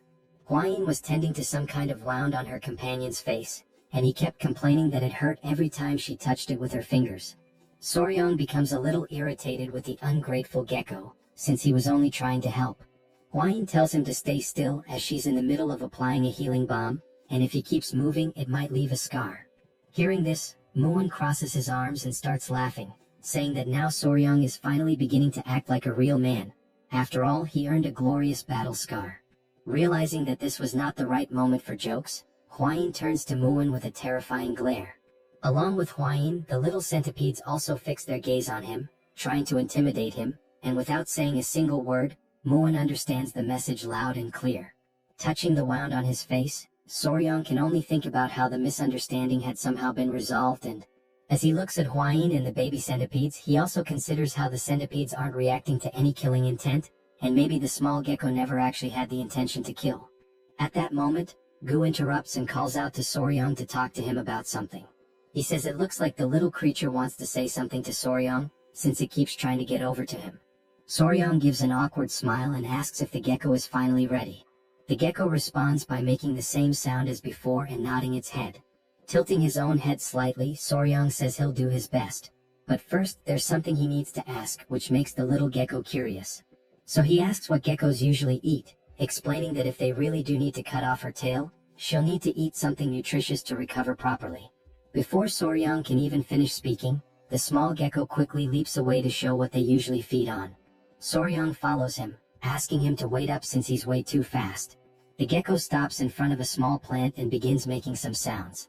Soryang realizes that with these sounds, the little one is definitely trying to communicate something. The gecko then picks the plant up with its mouth and lifts it, clearly wanting Soryang to see it. Soryang takes the plant from the gecko, and Hwayin arrives shortly after, asking if she can take a quick look at it. She takes the plant and carefully examines it. Then she says it's weak, but she can still feel a bit of chi coming from it, so this little plant is definitely a seed of a spiritual herb that used to grow there. Soryang takes the plant back and is left stunned when he realizes it's that seed. The spiritual herb that everyone had talked about so much. Muin comments that he's heard of it before a long time ago, and it said that spiritual herbs always grow in places where spiritual beasts live. Looking at the sleeping baby centipedes, Hwayin says that maybe, just like the baby centipedes, the little geckos also survive by feeding on the chi from the spiritual herbs. Soryang looks a little alarmed and asks if now that the spiritual herb has been dug up, it means this is a big problem. He then tries to dig the ground with his hands, saying they should replant it quickly, but Muin tells him that won't help. Muin approaches, places a hand on Soryang's shoulder, and explains that once a spiritual herb has been touched by human hands, it won't grow again. He adds that the little gecko surely already knew this, and that's probably why he dug it up and showed it to them. So even if they plant it again, it won't grow any further from this point on. Then he remembers Jagal, who had come there earlier and dug up the plant, which led to the small, defenseless geckos being harmed. Soryang begins to cry and says that he's sorry for that humans are truly sorry little geckos. Muin then turns to Gu Pei and asks what the name of the spiritual herb that used to grow there was. Gu Pei answers that he remembers it was called frost ginseng, while Soryang continues mourning in the background and Hwayin tries to comfort him. Muin then says that what they need to do is find something that emits the same type of chi as frost ginseng. Hearing that instantly lifts Soryang's spirits, and he asks if such a thing really exists. Muin grins with his toothless smile and says yes, of course it does. This thing is called ice jade, and just like frost ginseng, it carries the essence of cold chi. But then Muin says that the problem is how to get ice jade, as it's incredibly rare. Even with money, it's not something easily obtained. Hwayin interrupts their moment of uncertainty and asks if they're talking about ice jade. She says she knows someone who has it. Hearing that, Soryang and Muin both light up with excitement, asking if she's serious and saying that's wonderful news. Barely able to contain his excitement, Soryang steps closer and asks who it is. Hwayin is startled and tells him to calm down. While both of them are watching her, she says she doesn't really know how to say this. Then she takes a deep breath and says, "There's some other weed, or whatever." The two of them are left in shock by all the buildup, and Muin asks if she means it's just a weed. Hwayin seems disappointed, thinking they would have taken it more seriously. Then Soryang shouts, completely confused, "What?"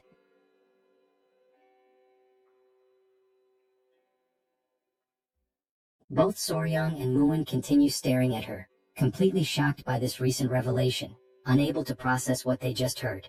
Muin asks if what she just said about the herb is really true. Soryang, knowing the partner he has, immediately starts to get nervous and begins to sweat. As the tension builds up, Soryang starts recalling how his father-in-law once gave Hwayin the nickname Weed when she was just a child, and that most likely led to this very misunderstanding. Still utterly confused, Muin asks who this other weed is that supposedly possesses the ice jade. But Soryang, now fully understanding what might have happened, quickly tells him to stop before the situation gets worse. However, Hwain responds calmly and clearly, saying that it's one of the 3 flowers of Muezum, the Flame Queen Peony. Her name is Seol, and she is the daughter of the Namgung clan. Hwain mentions that from what she's heard, Seol possesses the ice jade, although she isn't completely certain about it. It's only after hearing this that Soryang and Muon become excited again. At that moment, the fat-tailed gecko approaches and starts making noises, trying to get the attention of the young warrior.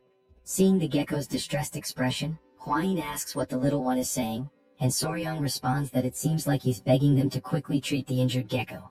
Soryang then suggests that they leave the rest of the conversation for later and focus on treating the gecko first. Hwain agrees, pointing out that the gecko looks very anxious, so it's probably better to speed things up. With that, Soryang turns his attention to the sick gecko, who is resting on the dry leaves they had carefully placed earlier. He picks the little one up to examine it more closely and assess its condition, while the gecko's companion watches intently. Hwain moves closer and says she heard that geckos can cut off their own tails. She asks if Soryang knows why this one waited until things got so bad. Soryang replies that she's right, geckos can do that, but not all of them. This surprises Hwain, since she had always heard that all geckos were capable of it. So Soryang begins to explain. When a gecko detaches its own tail, the process is called autotomy. But depending on the species, the characteristics can vary. Some are able to perform autotomy but can't regenerate afterward, while others can lose their tails and still grow them back. And then there are those that can do neither. They can't detach and they can't regenerate. That's why you can't make assumptions. You have to examine them properly. Bringing his hand close to the tail, Soryang says that once it's confirmed, they'll find the detachment segment, the specific area that needs to be pressed with a finger to trigger separation. Hwain asks what the detachment segment means, clearly confused by the term. So Soryang explains again, saying that while it might seem like a gecko's tail can be cut off anywhere, in reality, the spot where it actually breaks is predetermined. And that particular point is called the detachment segment. Once again amazed, Hwain admits that she doesn't know much about geckos since they're not venomous, and then she asks how Soryang knows so much about them. Holding the sick gecko gently in his hands, Soryang realizes that he sounded quite confident when he explained all of that, but the truth is, because the tail is already in such a deteriorated state, he's not sure if the procedure will go well. But regardless of the uncertainty, he knows he has to try. With determination in his voice, Soryang says that he will succeed. Otherwise, he doesn't deserve to be called Spicy Fabre, his former YouTuber name.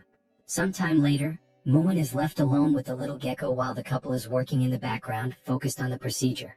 The small gecko starts making some sounds, and Muon realizes that it wants to say something, so he turns around.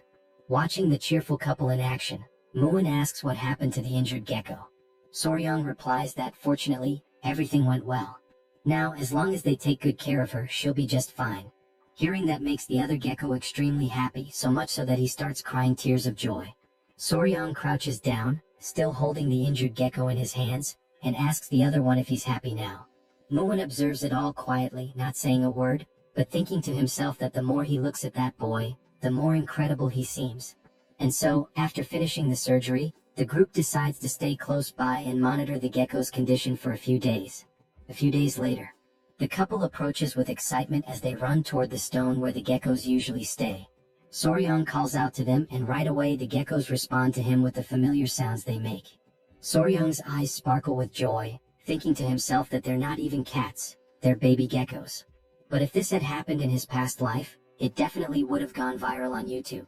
Looking at the injured gecko, Soryang sees that she has regained some of her strength thanks to proper rest.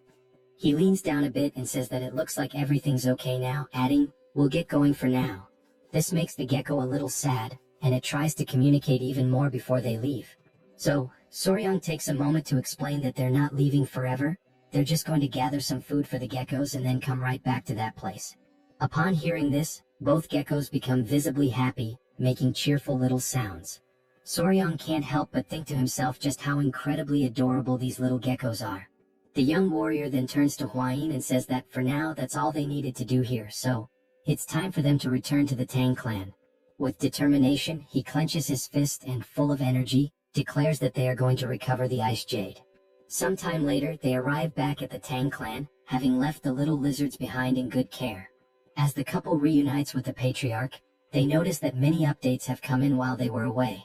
The father-in-law begins speaking and says that among all the news, by far the most significant incident is undoubtedly the one involving the blood cult. He starts explaining that after the identity of a spy embedded within the Murim alliance was exposed, their warriors decided to follow an owl that had been created by one of their assistants. However, as they were tracking the owl through the skies, they received a piece of information that turned out to be extremely valuable. No one would have believed it at first, but following that owl actually led the group directly to the hidden base of the blood cult. Coincidentally, a squad had just returned to the Murim alliance, and they brought with them a batch of poison extracted from the striped tiger water leavings. The patriarch adds that he heard the poison played a crucial role during the raid on the cult's hideout. Then he presents something to Soryang, a handwritten letter of gratitude from the leader of the alliance. Holding it up, he expresses how proud he is of his son-in-law. Returning to the subject of the geckos, the patriarch then asks Soryang if he managed to capture the mysterious geckos, saying that at any moment now he plans to walk through the garden of creatures to take a look at them himself. Looking a bit embarrassed, Soryang scratches his face and says that he could say they have captured the geckos. Hwayin steps in at that moment to clarify everything, and so, Lady Hwayin proceeds to explain everything that had happened up until now in full detail. After listening to the whole story, the patriarch falls into thought the moment he hears about the ice jade. Hwayin continues, saying that in order to retrieve the ice jade, they are planning to travel together to Anhui province to visit the Namgung clan. She turns to her father and asks if that's all right. The patriarch tells them to go ahead, mentioning that there's something that needs to be delivered along the way anyway, so it all works out conveniently. He adds that the current times are unstable due to the ongoing threat of the blood cult, but since Soryang will be with her, he feels reassured and can allow it without worry. Seeing his father-in-law smile as he says this, Soryang quietly wonders to himself if that kind of statement really deserves to be said with a smile on one's face. Then the patriarch pauses, telling them to wait for a moment, because now that he thinks about it, since they're heading to the Namgung clan, there have been some rather disturbing rumors going around lately. The couple exchange glances, already expecting that it must be something strange, and they ask what kind of rumors these are this time. The patriarch begins to recount what he's heard. Near the Namgung clan, around Yellow Mountain, there are whispers that some men have been walking through the forest late at night. One man supposedly asks if the other is serious about what he's saying. The second man insists that he's telling the truth, and goes on to say that the young woman from the Namgung clan, she really... But then the first man cuts him off, saying that it's nonsense, that it's nothing more than a filthy and scandalous rumor. Even if it were true, one of them says, still. But before he can finish, something suddenly grabs their attention. Both men ask aloud what in the world they're seeing as they spot a man lying unconscious on the forest floor. They rush toward him, realizing someone has collapsed right in the middle of the woods.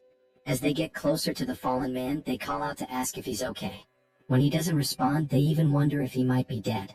Suddenly, the unconscious man starts smiling, leaving the other two completely bewildered and unsure of what to think. The man on the ground has a creepy, perverted look on his face. He seems to be under some kind of spell or trance. Blood trickles from his nose, and he's drooling as if he's not fully conscious. The two who tried to help him look at each other, still unable to grasp what is actually going on. From a distance, a feminine figure watches the whole scene unfold. The men carry the unconscious man on their backs, asking aloud whether he was drunk or something. Meanwhile, the woman observing them emits a soft, mysterious pink aura. She continues walking alone through the dark forest, her silhouette blending into the shadows. Everything about her presence is shrouded in mystery, and then, there's a subtle hint that she might have some kind of connection to spiders. Still during that same night, a woman dressed entirely in flowing white garments remains intensely focused, emanating a concentrated chi as she firmly grips her sword, holding it poised and ready to strike at any moment. She senses deep within that this is the perfect moment she had been waiting for. Without hesitation, she unleashes a series of swift and precise strikes with her sword, so quick and forceful that they seem to slice through the very air itself, producing sharp, cutting sounds. After executing the flurry of attacks, her hand begins to tremble uncontrollably, as though she has already reached the limits of her physical endurance. Moreover, her face has grown pale, and sweat is pouring down from her forehead, clear signs that she has completely exhausted herself. At that moment, she quietly mutters that once again she failed to cut through all the falling leaves, admitting to herself that perhaps she still requires even more training. Just then, another young woman approaches, calling out urgently to her as she prepares to make another round of attacks.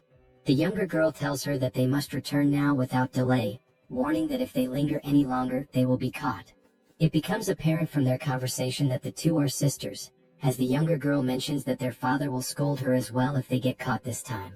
She continues, saying that although she knows her elder sister is an excellent swordswoman, she should also take better care of her own health.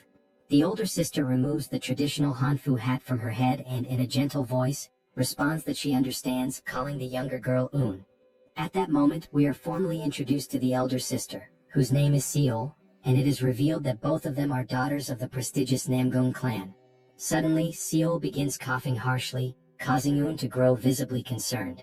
Seol's cheeks flush red, and weakened by her earlier exertions, she appears clearly unwell. It is explained that this condition is known as an overflow of qi deviation.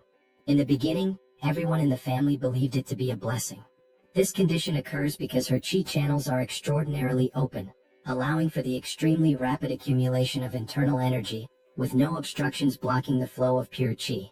An elderly man who had been monitoring the sickly girl from her bedside explains that many of her vital blood points are wide open, causing her innate qi to be consumed at an alarming rate. Another man, almost desperate, asks anxiously if there is any solution to her condition. The elderly man contemplates deeply before speaking again, stating that what the girl truly needs is yin energy, a strong, pure form of yin energy that must be supplied before her innate qi is completely depleted. If not, he warns gravely, her life will be tragically short-lived. Returning to the present moment, Seol is still coughing heavily, and her younger sister anxiously asks if she is truly all right. Seol, trying to smile reassuringly, insists that she is fine and suggests they head back immediately. Un, not fully convinced, hesitantly asks if she is sure about that. As they walk together under the night sky, making their way back home, Seol's gaze falls upon the lantern that Un is carrying in her small hands. Seol makes a quiet analogy in her heart. She likens herself to the flickering oil flame inside the lantern, a fragile existence destined to vanish the moment the oil is exhausted. In that bittersweet realization, Seol understands that she must hurry and master at least the basics of the Emperor's sword style as quickly as possible. Lifting her eyes to the pale moon overhead, she reflects silently that under this frail body, she will simply burn away and vanish. The scene shifts to the Yangtze River, where a small boat is calmly gliding across the wide, shimmering waters. Aboard this modest vessel are Soryang, Huayin, Gu Pei, and the commander in charge of steering the boat. Gu, knowing well that Soryang has a deep love for animals, excitedly calls him over to witness something incredible, the sighting of a baiji dolphin. Soryang immediately thinks to himself that he has read about this creature somewhere before, in an old book perhaps. As they watch the rare dolphin swim gracefully through the river, a wave of excitement spreads among them. Soryang exclaims that he can hardly believe he is seeing with his own eyes a species that had once been declared extinct. Although he usually prefers insects and reptiles over mammals, even he has to admit that dolphins are truly magnificent beings. Huayin, smiling, points out that if they continue following the flow of the Yangtze River, they will soon reach Wuhan, where the headquarters of the Murim Alliance is located. Soryang recalls aloud that his father-in-law's orders were to make a stop in Wuhan to deliver the keelback red-necked snake venom. After completing that task, they will then be free to sail downstream toward Angyang, which has been designated as a safe zone. As they navigate the waters, they realize with growing excitement that at this speed, they might arrive much earlier than they had originally anticipated. The couple then sits down together, seeking a moment of calm, and Soryang calls Huayin over, telling her that there is something weighing heavily on his mind. Curious, she immediately asks what it is. He then poses a question that has been bothering him. If the ice jade is truly so valuable, would the Namgung clan really be willing to hand it over as easily as she had claimed earlier? He admits that he has thought long and hard about this issue, and no matter how he reasons through it, it continues to trouble him. In response, Huayin simply smiles warmly and urges him to trust her. She reminds him that the ice jade was intended for a very special use, to help Namgung Seol, and apparently Seol needs something she can actually consume, but the ice jade itself cannot be eaten. Pointing directly at Soryang, she explains that since they possess this, implying whatever they are carrying, then they will be able to negotiate.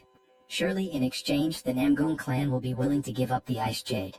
After all, this can be consumed unlike the ice jade. Adjusting his clothes or whatever precious item he is guarding beneath them, Soryang agrees that she is not wrong. However, he confesses that he still cannot shake the feeling of uncertainty about whether the ice jade is truly safe. He explains that since the geckos already have cold blood, they naturally hate anything that is too cold.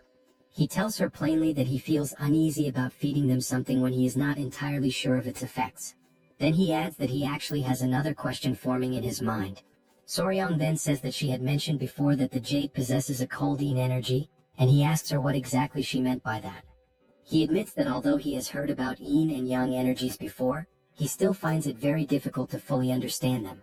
She becomes visibly excited at the opportunity to explain, knowing how important this knowledge is for martial arts cultivation, and she asks him to listen carefully and to remember everything she is about to say.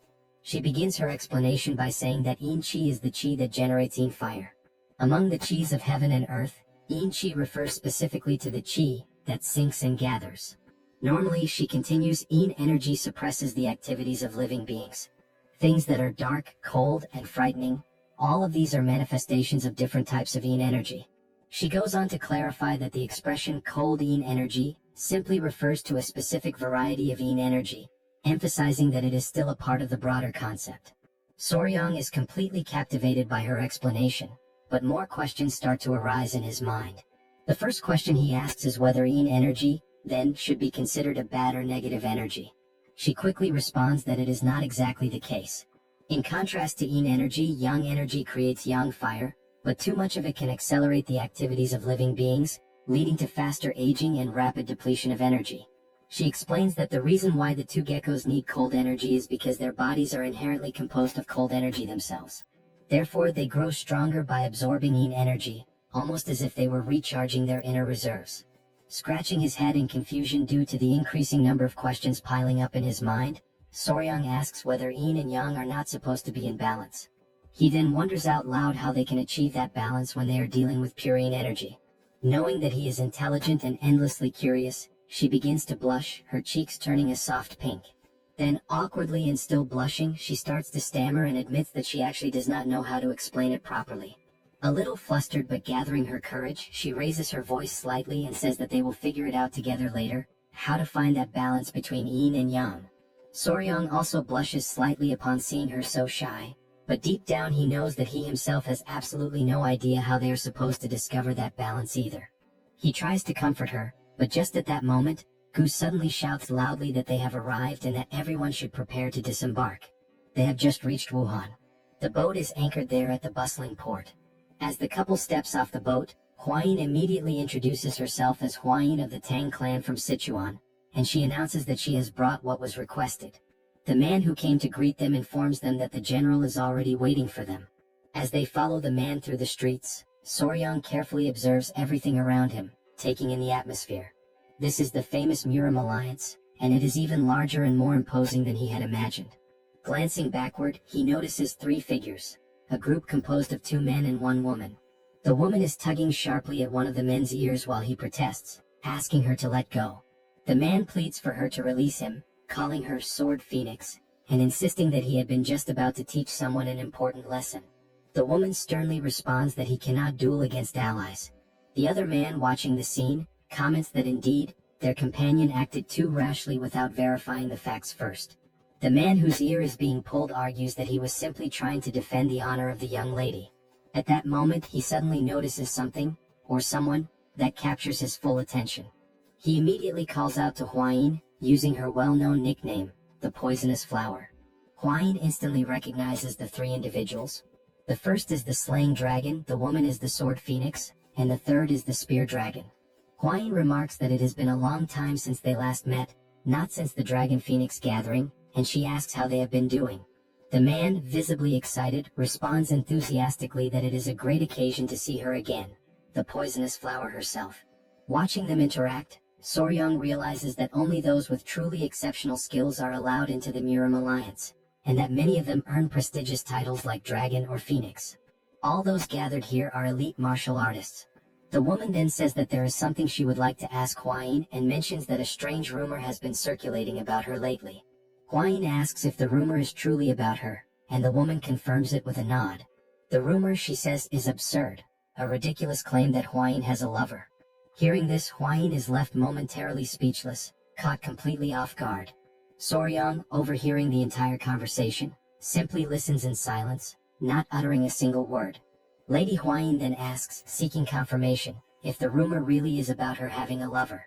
The man immediately steps forward and, with visible agitation, says that all the warriors had been gossiping about it, and that he had been just about to challenge them to a duel to defend her honor. Soryang, silently observing the situation, begins to realize that this man is clearly in love with Huayin. Huayin withdraws slightly, and with a somewhat shy and embarrassed expression, she softly says that indeed, the rumor is incorrect.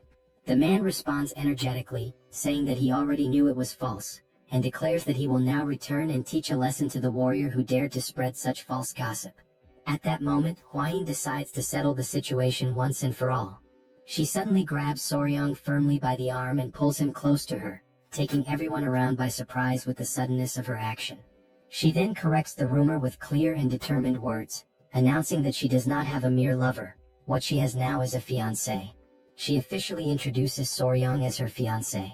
I personally found her action extremely cute and endearing, but judging by the expressions of the three onlookers, they certainly did not share the same opinion. All three of them stood frozen in complete shock upon hearing this unexpected revelation. The girl, wide-eyed, immediately asks if he truly is her fiancé, commenting on how young he looks. Huayin simply apologizes, saying that she should have introduced Soryang to them much earlier. Out of respect and politeness, Soryang clasps his fists together in the traditional martial salute and says that it is a pleasure to meet them, formally introducing himself as Wei Soryang. Two of the three individuals respond to the greeting, acknowledging him.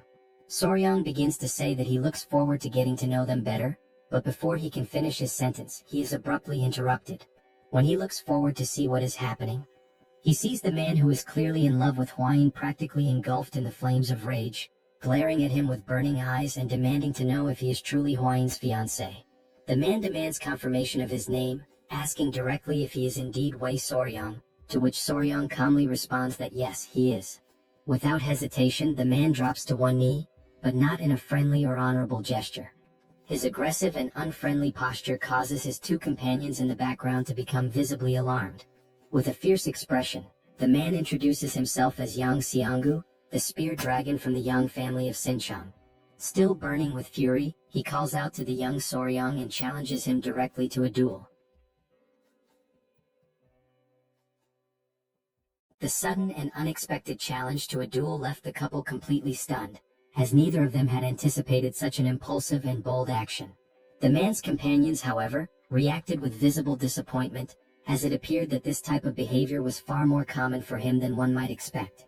Soryang, now sweating coldly with nervousness, asks for confirmation, questioning if the man truly intends to challenge him to a duel.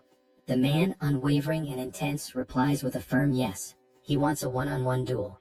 Just at that moment, Yang Xianggu is pulled back roughly by his clothing, stopped by his own friend. Huayin grows visibly irritated at the very idea of a duel, and the other young woman also seems upset. Both of them demand that he calm down and take a moment to reconsider his actions. In the background, Soryang remains completely frozen, unsure of how to respond to the chaos unfolding around him. Suddenly, a thought crosses Soryang's mind. He remembers Muwen and the men of the Peng family. He recalls how someone had challenged him to a duel the very moment they met, and now, once again, he finds himself wondering why he keeps encountering such strange and unpredictable people. At that very moment, another figure arrives on the scene, interrupting the growing commotion and asking what all the fuss is about between those gathered there. The newcomer is none other than General Jagao, always holding his elegant fan, though this time his expression is more serious and commanding than usual. Soryang, maintaining etiquette, clasps his fists respectfully and introduces himself to General Jagao. The man with the spear also greets the general, though his greeting is noticeably more casual and lacking in proper decorum. Perhaps in response to this lack of formality, General Jagao uses his fan in an unusual way. He strikes the man's face with it in a sharp and pointed gesture. Jagao then demands to know what on earth the spear-wielding man thinks he is doing, especially with the honored guests. The man offers nothing but a quick apology in response. Opening his fan once again with a calm but knowing smile, Jagao remarks that he had been growing old while waiting for Soryang's arrival. He then formally invites Soryang to accompany him to the Celestial Martial Pavilion, where the leader of the Murim Alliance is currently waiting for them. With that, the group begins to move, the couple following General Jagal and leaving young Xianggu behind, his conflict unresolved. This unfinished business only serves to stoke the fire of Xianggu's rage even further. Meanwhile, his friends watching quietly seem unsurprised, as if they knew something like this would happen all along. Sometime later, at the Celestial Martial Pavilion, Huayin informs Soryang that she will be waiting for him for a short while in the guest hall, and Soryang acknowledges her with a simple nod and a few words. A young girl, who had been standing there ready to receive them, begins giving them instructions, including the directive that the first person they must greet is the leader of the alliance. Soryang, silently and inwardly, thinks that she must be some clueless novice. Jagal seems to share a similar impression. He immediately comments that this is the girl who was brought in to replace the previous servant, who had turned out to be a spy. The girl appears visibly nervous, likely because of this high-stakes situation. Raising her voice, the young girl shouts toward the inner chamber, announcing that the general and the young warrior from the Tang clan have arrived. They soon hear a voice from within instructing them to come inside.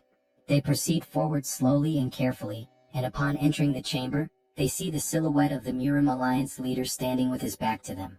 Once again demonstrating respect, Soryang clasps his hands and introduces himself, offering a formal greeting to the leader of the Murim Alliance.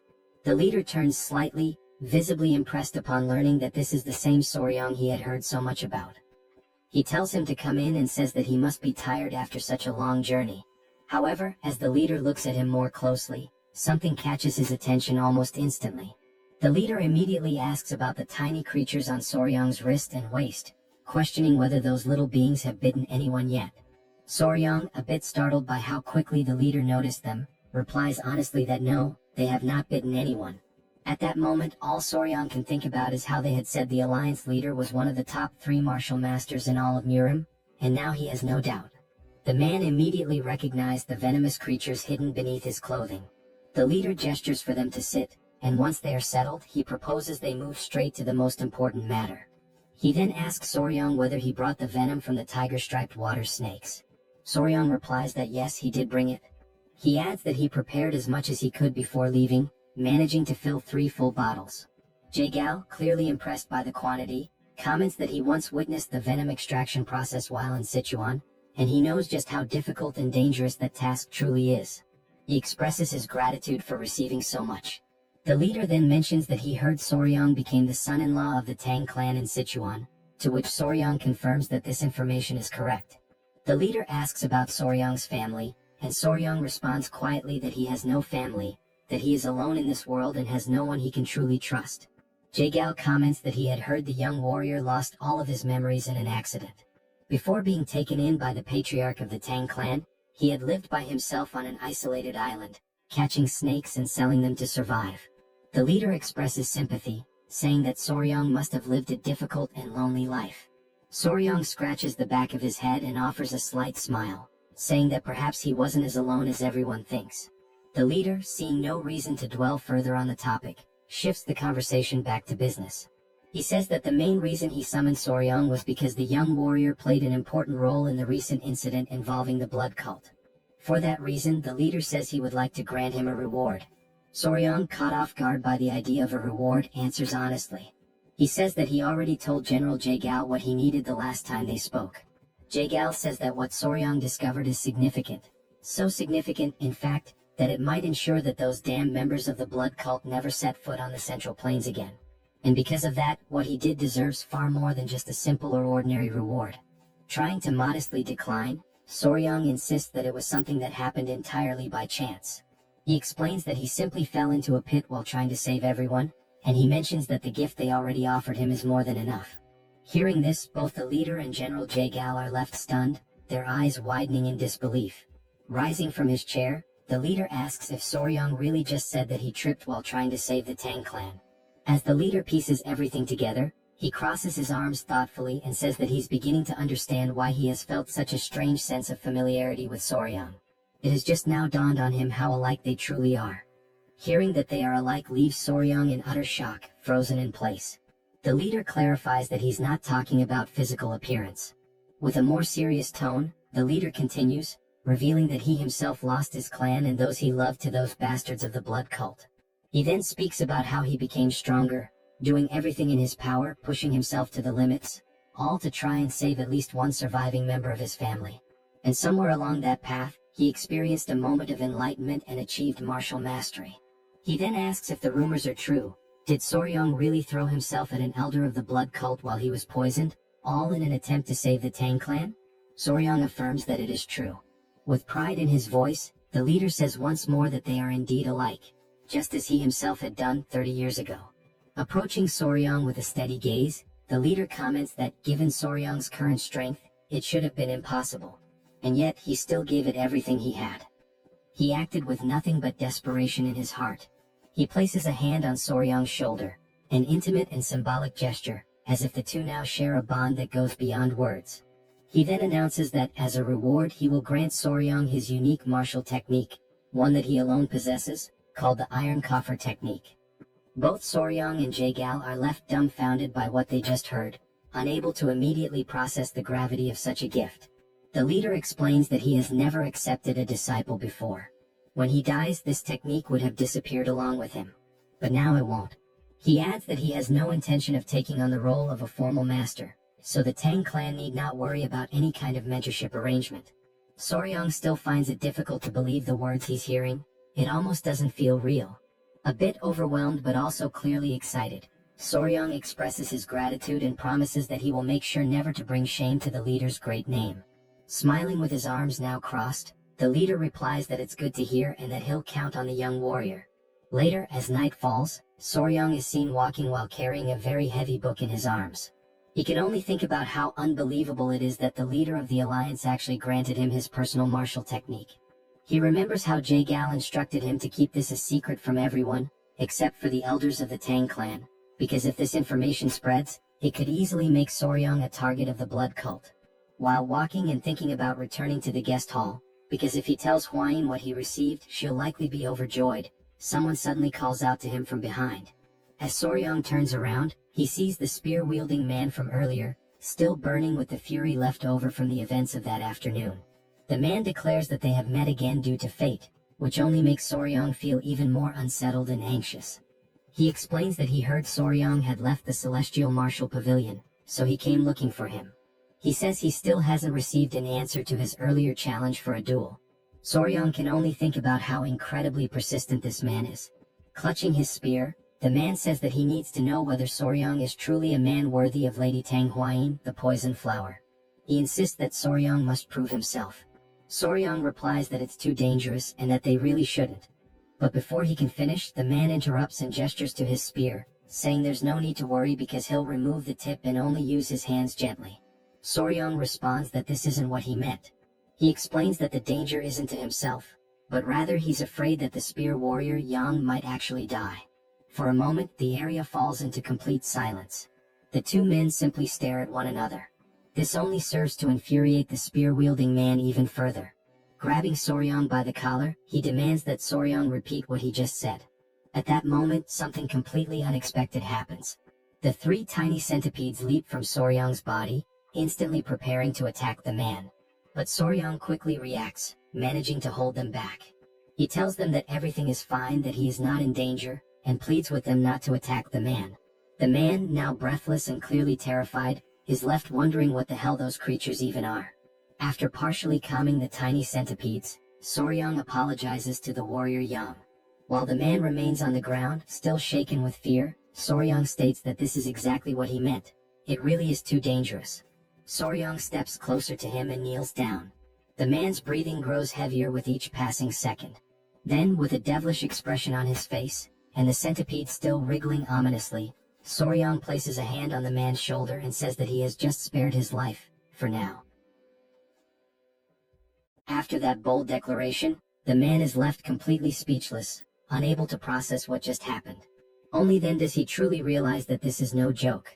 If Soryong had not intervened in time, he would genuinely be dead. It finally dawns on him that Soryong is, in fact, a terrifying man. In his mind, Soryong appears more like a monstrous figure than a mere human. As Soryong checks if the man is okay, someone else arrives at that very moment. It is Hwayin calling out to both of them, her voice carrying an intimidating aura that sends shivers down Soryong's spine. With a murderous intent evident in her tone, Huayin demands to know if the dragon spear wasn't, once again, trying to cause trouble for Soryang. Realizing the dangerous path this could take, Soryang quickly makes up a story, saying it was just a misunderstanding. He lies, claiming that he got lost and that the dragon spear showed up to guide him back. Huayin, still suspicious, asks if that's really the truth, and then questions why the tiny centipede seems so lively and animated. Trying to reinforce his story, Soryang places one of the centipedes on the dragon spear's head and explains that they were simply talking about the centipedes. He goes on to say that he jokingly asked the dragon spear to release a bit of killing intent as part of their playful conversation, and things ended up like this. Continuing his improvisation, Soryang insists that it was just a harmless prank, but it seems like the dragon spear genuinely got scared. The man, still visibly shaken, gets up and awkwardly agrees with Soryang's fabricated version of events. Although Huayin doesn't seem entirely convinced, she remains silent, merely observing them. Then, she thanks the dragon spear for guiding Soryang and calls the young warrior to return to the guest hall. Soryang quickly dashes to follow Huayin, leaving the man behind, still in shock and disbelief. With a long, deep sigh, the man can only think about how that situation almost escalated into a far greater disaster.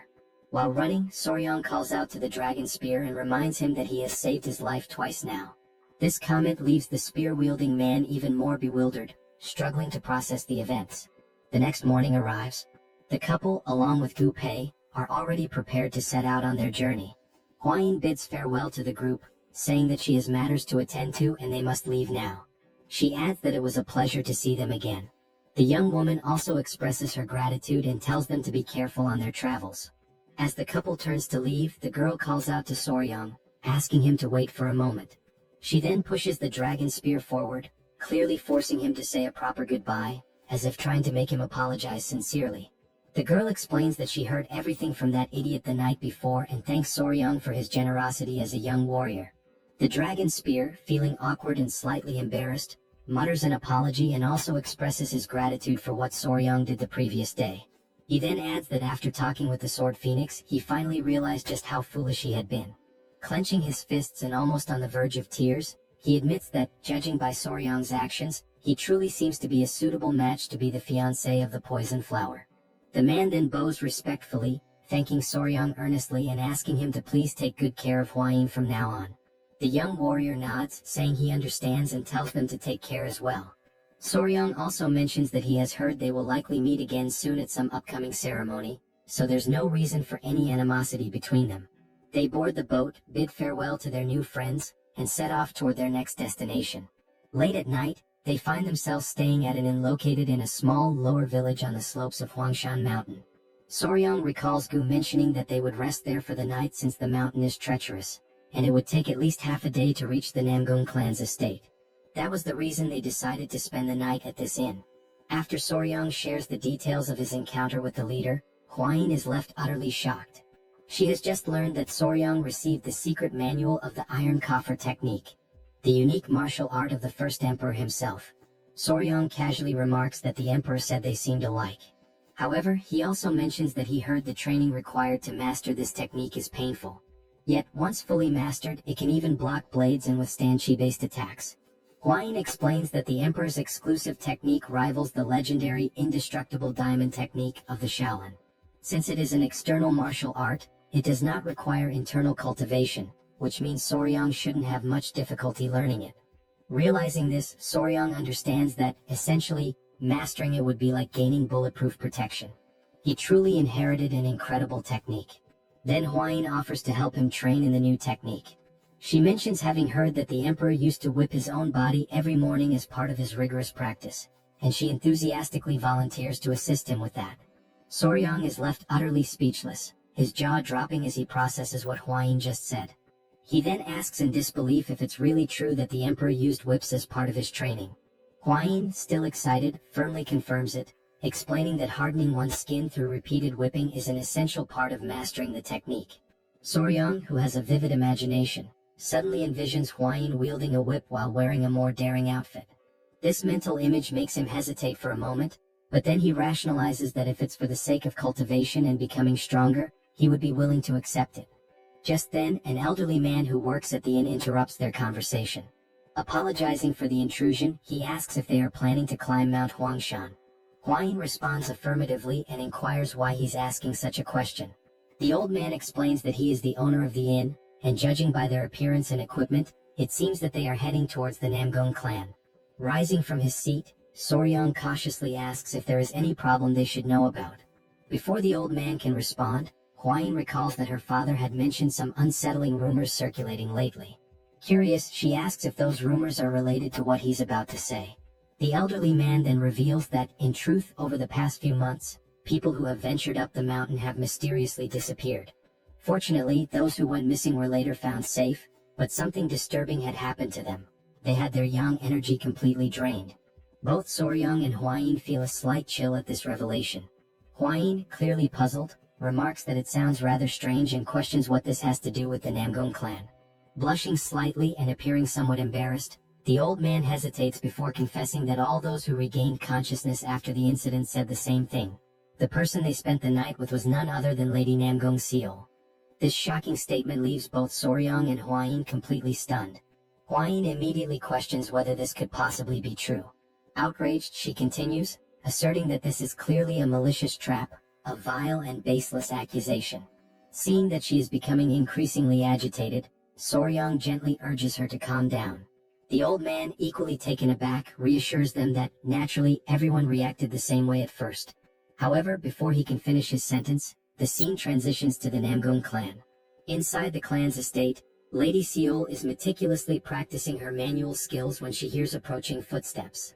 A young girl pushes the door open and calls for Lady Seol's attention.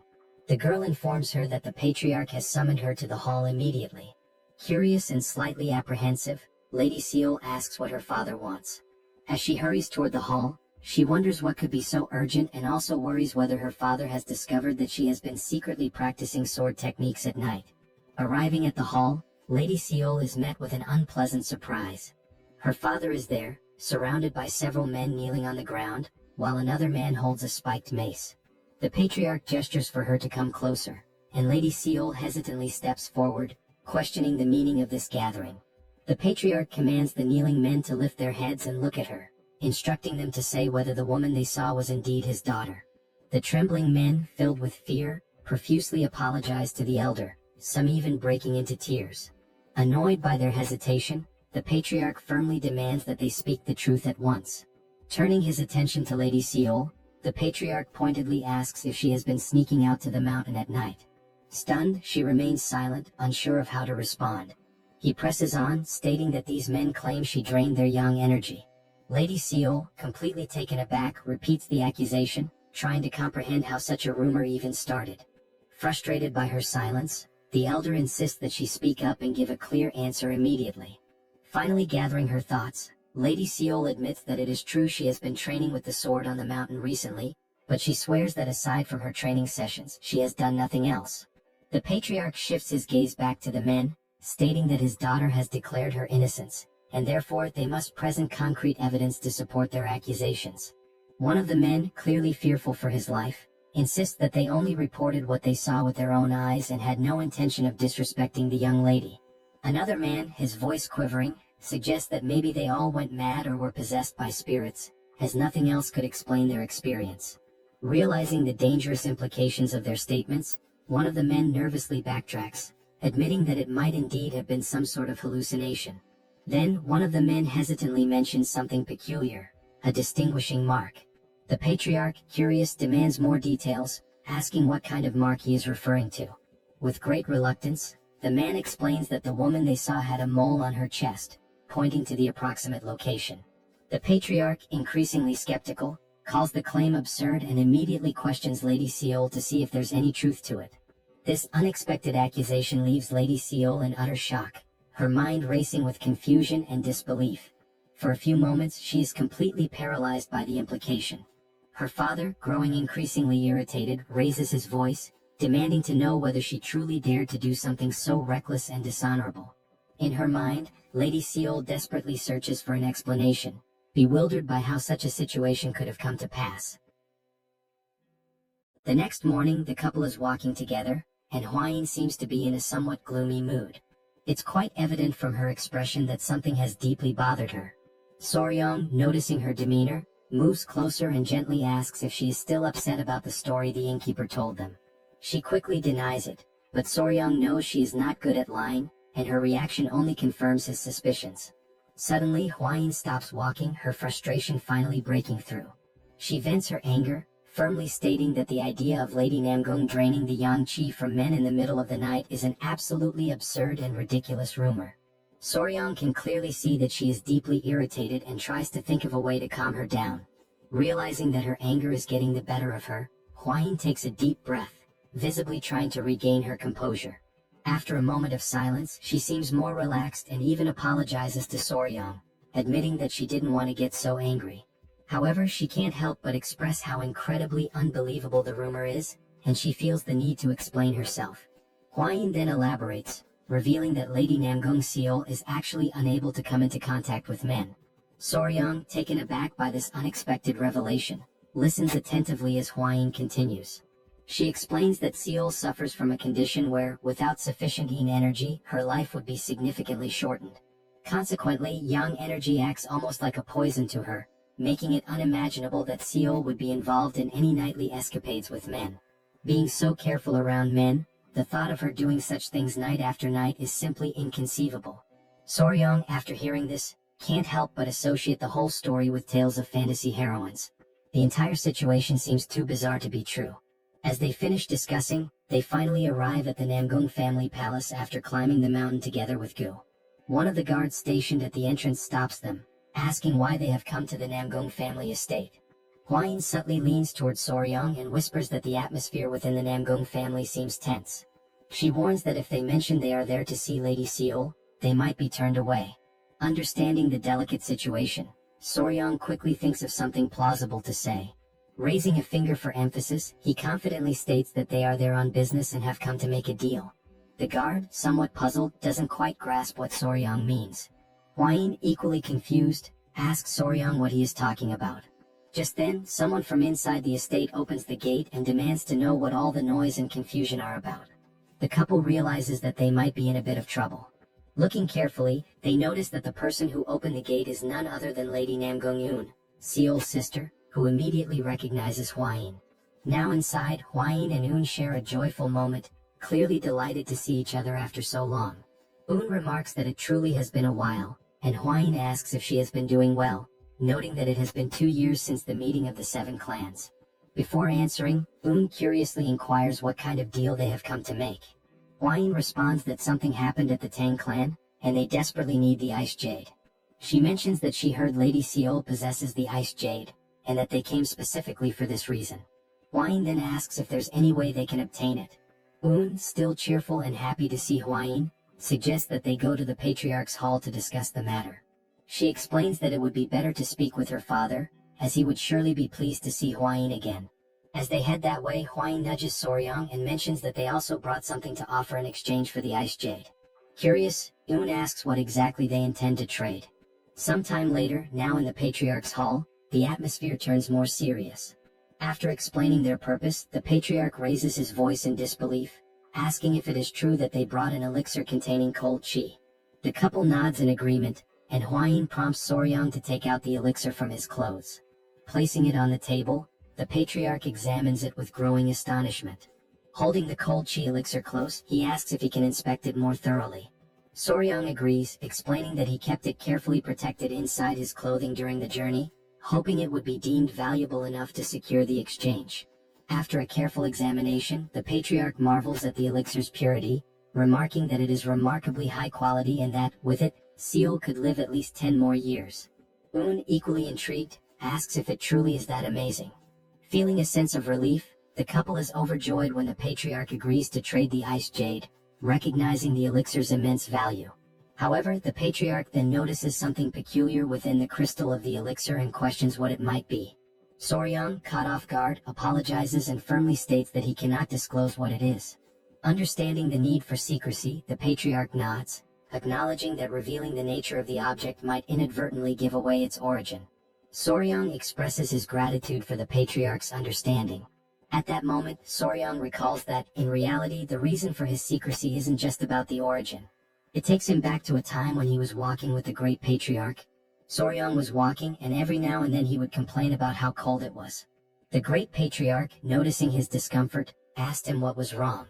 In response, Soryang took out from within his clothes the object that was causing the cold, revealing it to be a tail. Showing it to the great patriarch, Soryang explained that there was something peculiar about it. It looked like ice crystal forming on the tail of the gecko he had kept as a keepsake. Intrigued, the great patriarch carefully examined it and remarked that it possessed an incredible cold chi energy. He acknowledged that it could indeed be a valuable material for practitioners who had mastered ice techniques or cold chi martial arts. Soryang could only think that perhaps geckos stored nutrients in their tails, and in this case it turned out to be cold chi. Realizing its potential worth, the great patriarch asked if Soryang wanted to try transforming it into an elixir. Returning to the present, Soryang decides that it is not worth mentioning the shriveled gecko tail. The patriarch, still enthusiastic, instructs to inform her sister to exchange the elixir for the ice jade. He then suggests that the guests should rest, as he intends to prepare a celebration to welcome the guests from the Tang clan. Curious, he asks if Hwayin is close to Seol, and she confirms that she is. The patriarch continues, explaining that his daughter Seol has recently been through something distressing, and perhaps Hwayin's presence could help comfort her during their stay. Then offers to guide the couple to the guest residence, and the patriarch entrusts this task to her. As they walk, mentions that thanks to Hwayin, her father's mood has improved somewhat, as in recent days, it felt as if they were walking on thin ice. To clarify, Hwayin cautiously asks if something happened to Lady Seol.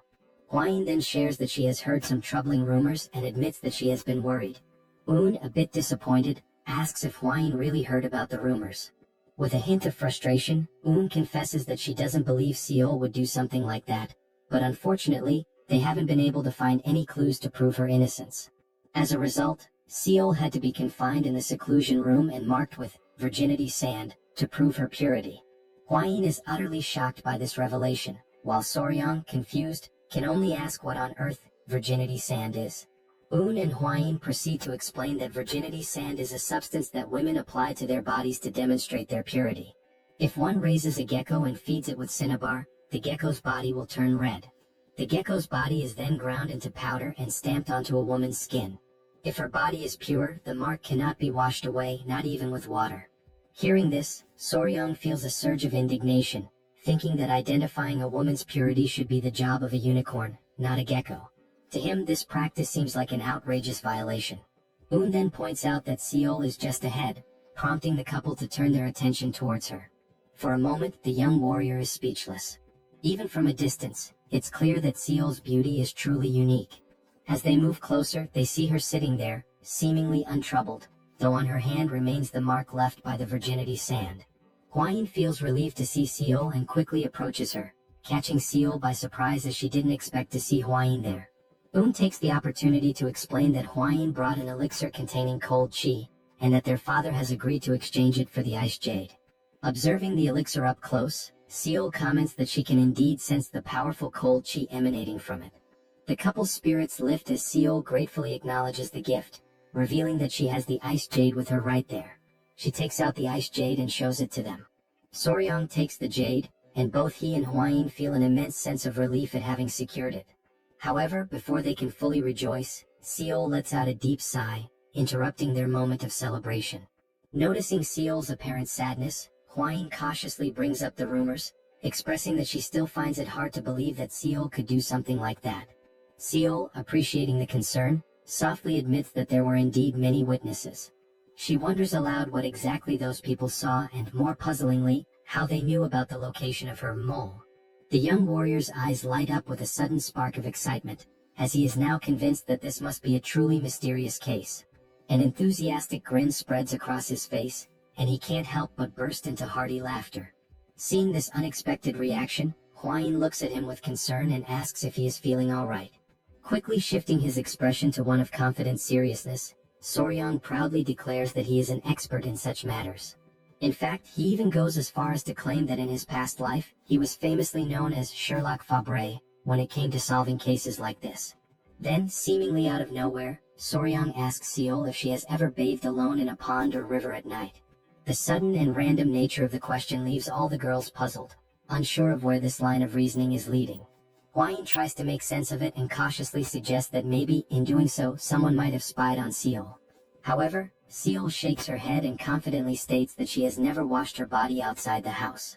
Even if someone had seen her, they would have no reason to spread such malicious rumors. After all, even the people living in the lower parts of the mountain are considered family to her. Upon hearing this explanation, Soryong realizes that his deduction was completely off the mark, and a heavy sense of disappointment settles over him. His enthusiasm drains away as he contemplates his failed reasoning.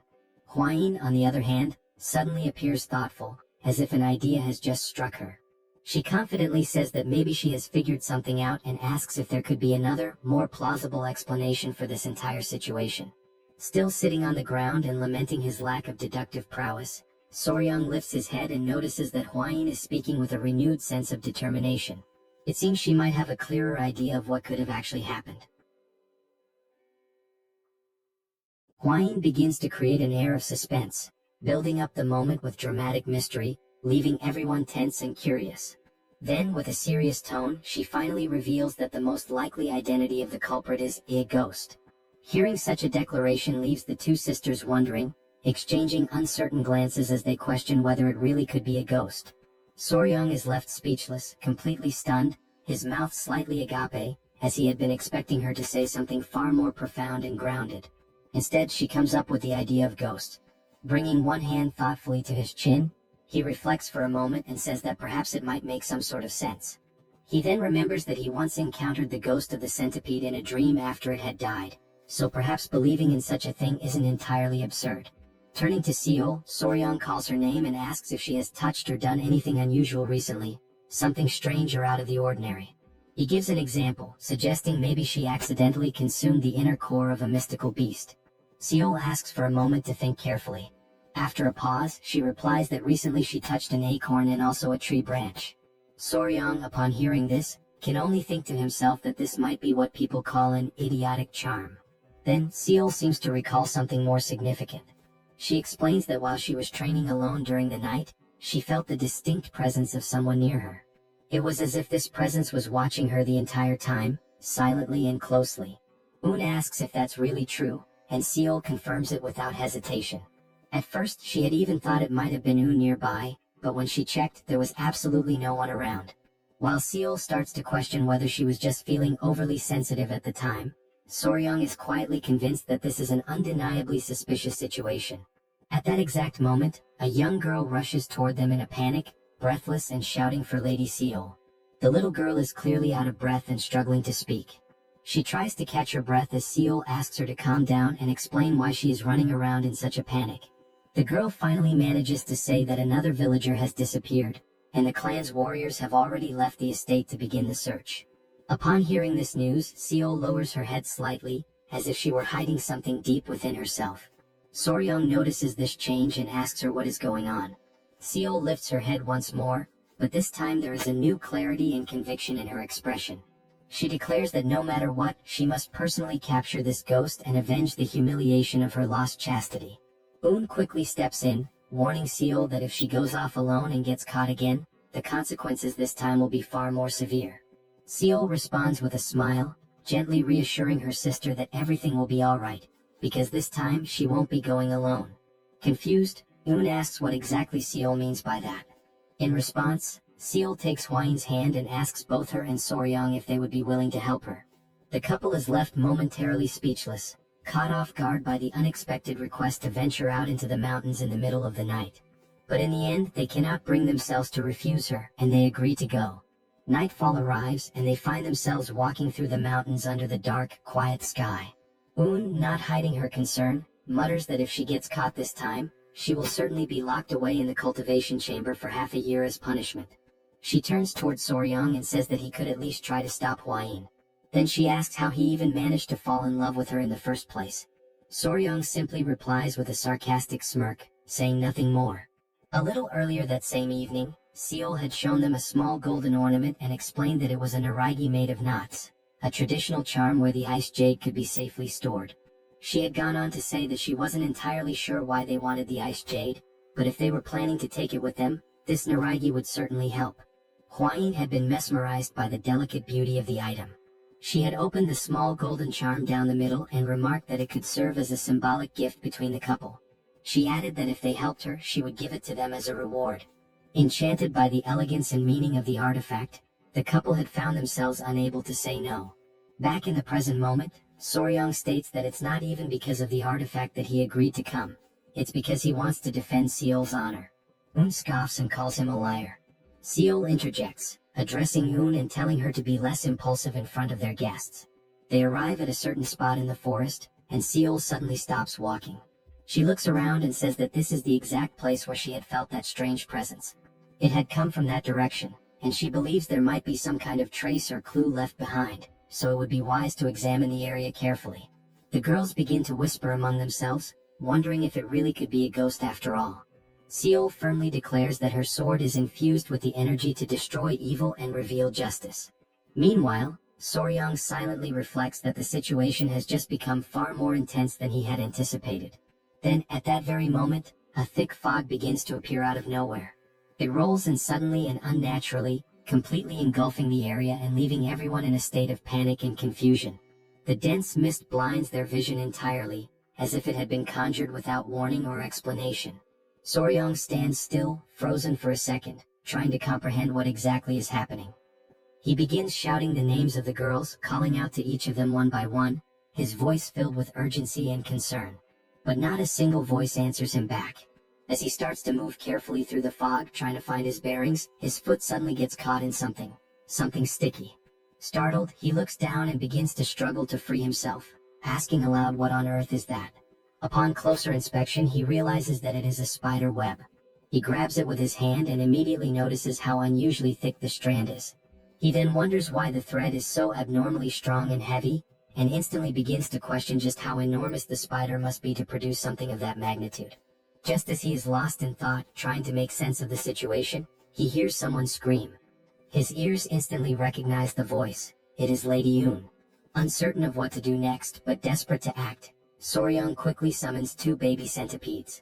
He crouches and asks them if they can locate their mother, Hwain. The tiny centipedes jump up with energy, and Soryong instructs them to find and protect Hwain without delay. With that, Soryong starts to run in the direction from which he heard Eun's voice, calling out to her, urging her to respond. As he keeps moving forward, he gradually realizes that he is getting deeper and deeper into the forest, farther away from where they began. Soryong, being someone knowledgeable in these matters, reflects on a basic principle about spiders. He knows there are generally 2 types, the sedentary ones and the wandering ones. The sedentary spiders like to stay in their nests or homes, while the wandering ones tend to roam and explore.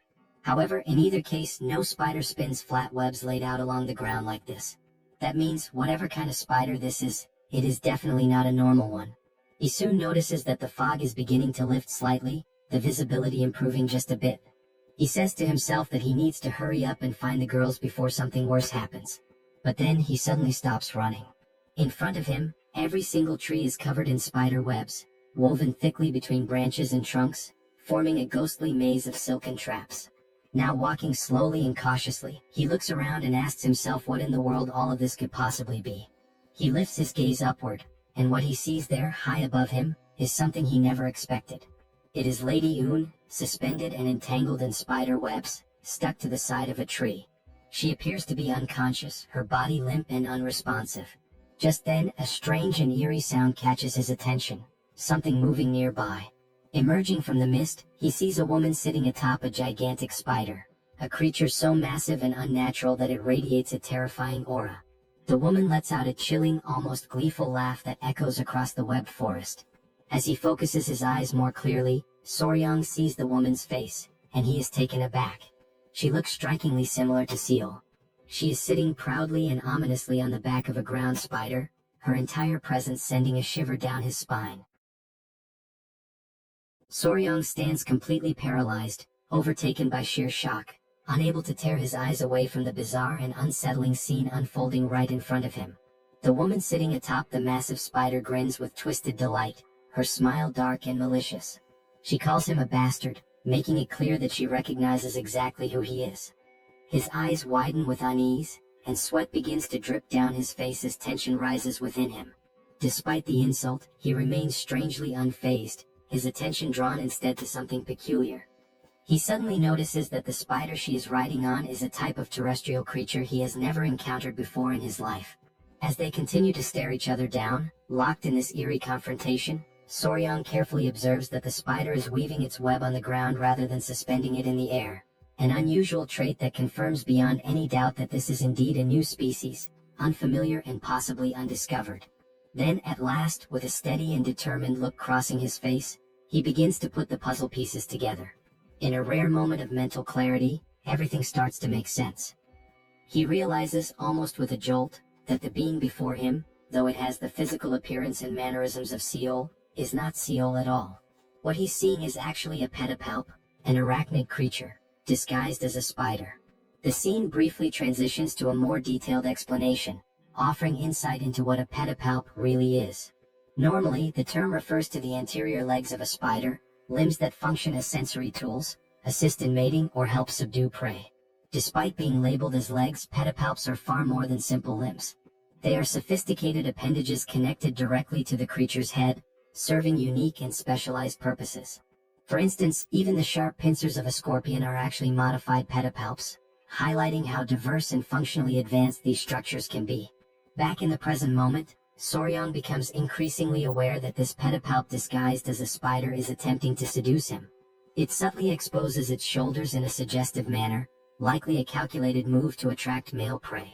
Blushing slightly, with his cheeks now tinged red, Soryang declares aloud that such efforts are unnecessary, because he is already completely captivated.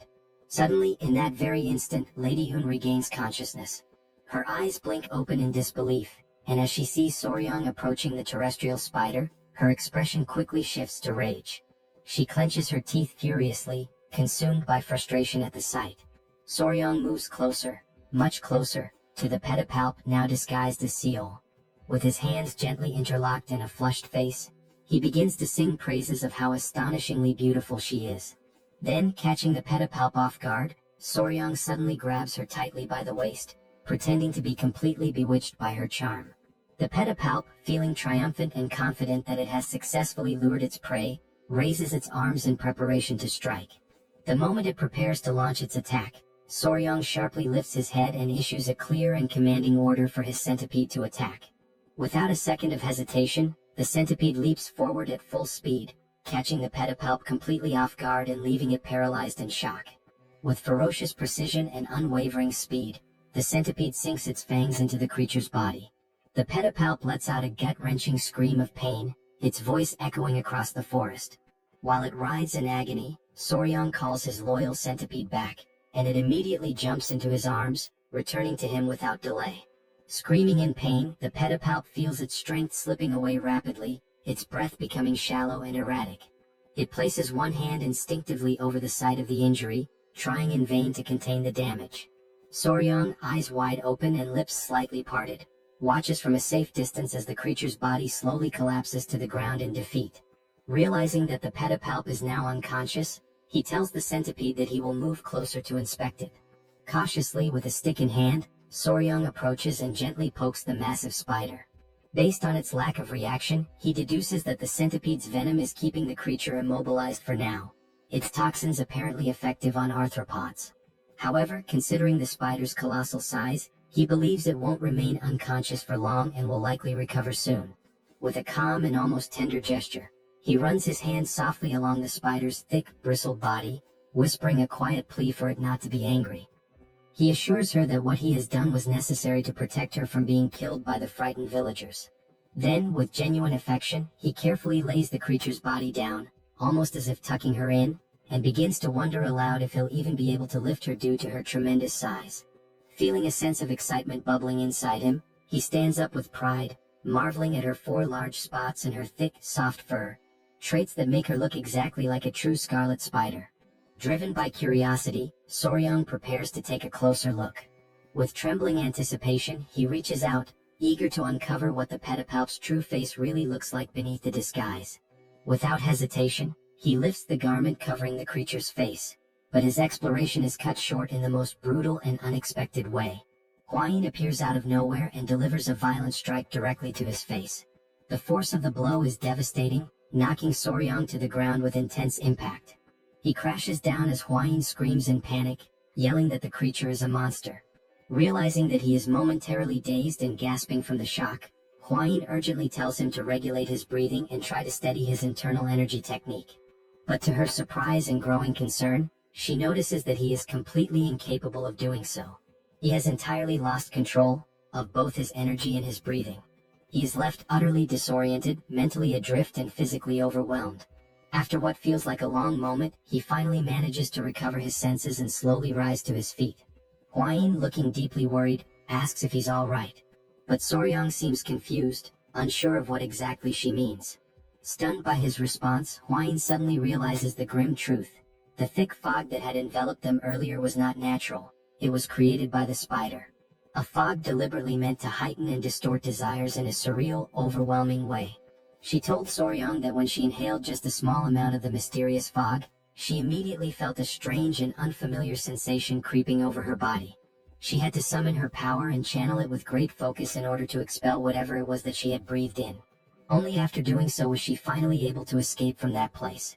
On the other hand, Soryang stated, with a calm and almost puzzled demeanor, that he had not felt anything at all. With one hand resting under his chin and his lips slightly parted in contemplation, Soryang begins to reflect. It suddenly dawns on him that the villagers who had been pretending, or perhaps truly believing, they were possessed, were likely behaving that way because of the effects of the fog. Silently, within his own thoughts, he questions whether this strange mist might actually be some kind of pheromone emitted by the spider. Shortly afterward, Huayin becomes visibly upset as she watches Soryang gently stroke the spider, his hands running carefully across its body, all while speaking to it in a soft voice about the origin of the fog and its unusually large size. Time passes, and the couple remains in the forest, lingering together in that strange and tense environment. Eventually, Huayin, her cheeks tinged with embarrassment, gathers her courage and apologizes to Soryang. She admits that for a while, she genuinely believed he had fallen under the spider's seductive spell.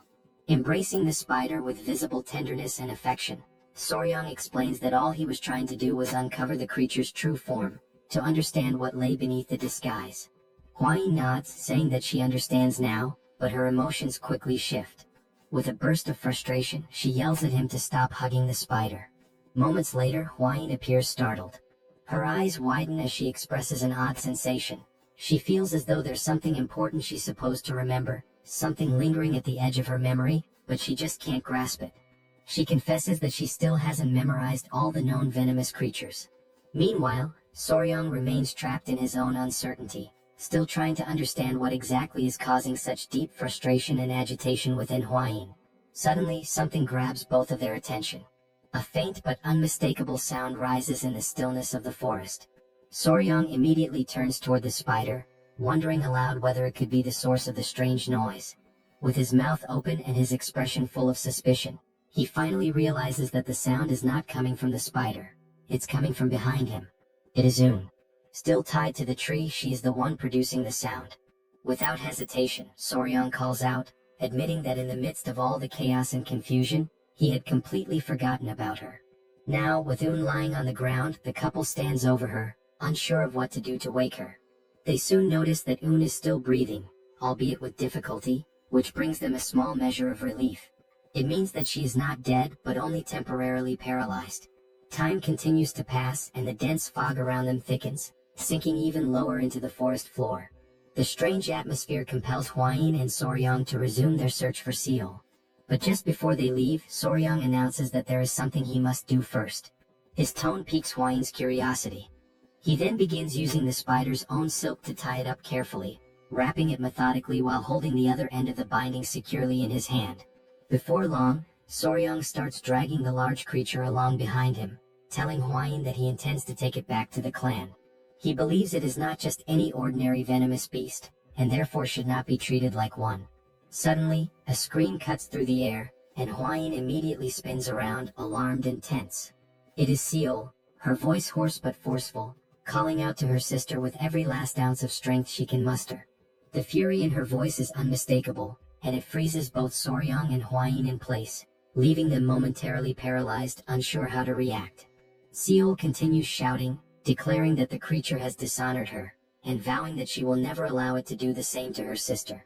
Without hesitation, she draws her sword, her determination carved into every movement. Her eyes blaze with resolve and she prepares herself to strike. At that exact moment, Soryang cries out desperately, begging her to wait, just for a single second. But nothing could stop her now. Unshaken and unwavering, Seol rushes forward, aiming directly at the creature with relentless momentum. In a flash of motion, Soryang throws himself in front of the creature, spreading his arms wide open in a protective gesture, trying with everything he has to block her attack. Seol, still unwilling to stop, points her sword at him, ready to strike, and commands him to move aside. But Soryang stands firm. He doesn't move an inch. With clear conviction in his voice, he declares that he will not move under any circumstances. Remaining solid and unyielding, he points to himself and states that he is the one who captured the creature. Therefore it now belongs to him. Hwain's eyes go wide, stunned and speechless at the gravity of what he just said. Then Soryang's expression hardens. He clenches his fists tightly, bracing himself for whatever may come next, ready to face any threat head-on. At that moment, a sinister and intense aura begins to radiate from Seol. Her eyes gleam with burning fury and her voice, dripping with hatred, demands that he repeat himself. She wants to hear it again to be absolutely sure she hadn't misheard. Soryang continued staring directly at Seol. Once again, Seol demanded that he repeat what he had just said, if he had the courage to do so. In Soryang's mind, the memory of the gecko with the poisonous chant resurfaced, one that Seol had already killed before. He wondered, filled with indignation, if now she also intended to kill the spider. At that moment, Hwain suddenly shouted, urging Lady Seol to wait before doing anything drastic. She firmly stated that Un was only paralyzed, not dead. Upon hearing those words, Seol froze in shock as the realization struck her that her sister was still alive. To remove all doubt, Hwain assured her again that Un was truly alive. Understanding how Seol felt, she explained that if the host were to be killed and the body's clone were undone, the imitation would simply revert into something else. This process in turn would serve to clear Lady Un's name. Hwain implored Seol to think calmly about her actions before acting on impulse. She questioned whether, by taking the host and exposing it before the entire family, Seol would actually feel that her anger and sorrow had been resolved. Finally, directing the attention of everyone present, Hwain brought the focus back to the essential point. It was Soryang who had discovered and captured the host, and beyond that, he was also the one who saved Un's life. Upon hearing everything, Seol appeared visibly embarrassed by the way she had behaved at the beginning. She turned to Soryang and offered an apology, admitting that she had failed to consider his kindness and had acted too hastily in judging him. Soryang, relieved by her words, accepted the apology. Wasting no time, he turned to Hwain and sincerely thanked her for clarifying the entire situation so smoothly and effectively. Seol then turned her gaze back to Soryang and asked what he planned to do with the creature. Excited, he declared that, before anything else, he intended to take it to the Tang clan. Swept up in his enthusiasm, he commented to Seol that he actually thought the creature was cute. Seol, now entirely frustrated, asked in disbelief whether he seriously found that thing cute. As she mulled over the deeper meaning of the word cute, Seol began to panic and, driven by impulse, asked if Soryang didn't already have Lady Hwain. Hwain let out a sigh upon hearing the question and replied that Seol was completely misinterpreting Soryang's words. Annoyed, Soryang clarified that he had referred to the spider as being cute, not in the sense of it being charming like a person, but because it was red, covered in soft fur, and had unique abilities. Seol tried to understand, though she still appeared somewhat skeptical. At that moment, Soryang looked at both of them with curiosity and asked what exactly they had been discussing. Flustered, both women quickly replied that it was nothing important. With the break of dawn, the spider and Lady Yun were safely escorted back to the Namgong family. As soon as the Namgong patriarch laid eyes on the creature, he immediately drew his sword, consumed by fury at the thought that the creature had stolen his daughter's appearance and dishonored her in the process. Soryang, realizing the danger, pleaded with him to remain calm. He assured the patriarch that all misunderstandings regarding his daughter would be thoroughly explained. The patriarch let out a deep sigh and muttered, "Like father, like daughter," leaving Soryang momentarily confused by the remark. Soon after, the patriarch turned to him and expressed his gratitude for saving both of his daughters. He emphasized that the Namgong clan would never forget what Soryang had done and that, as a gesture of their gratitude, they would grant him one wish. Without hesitation, Soryang pointed to the spider, declaring that he wished to take it with him. The patriarch, without the slightest objection, granted his request.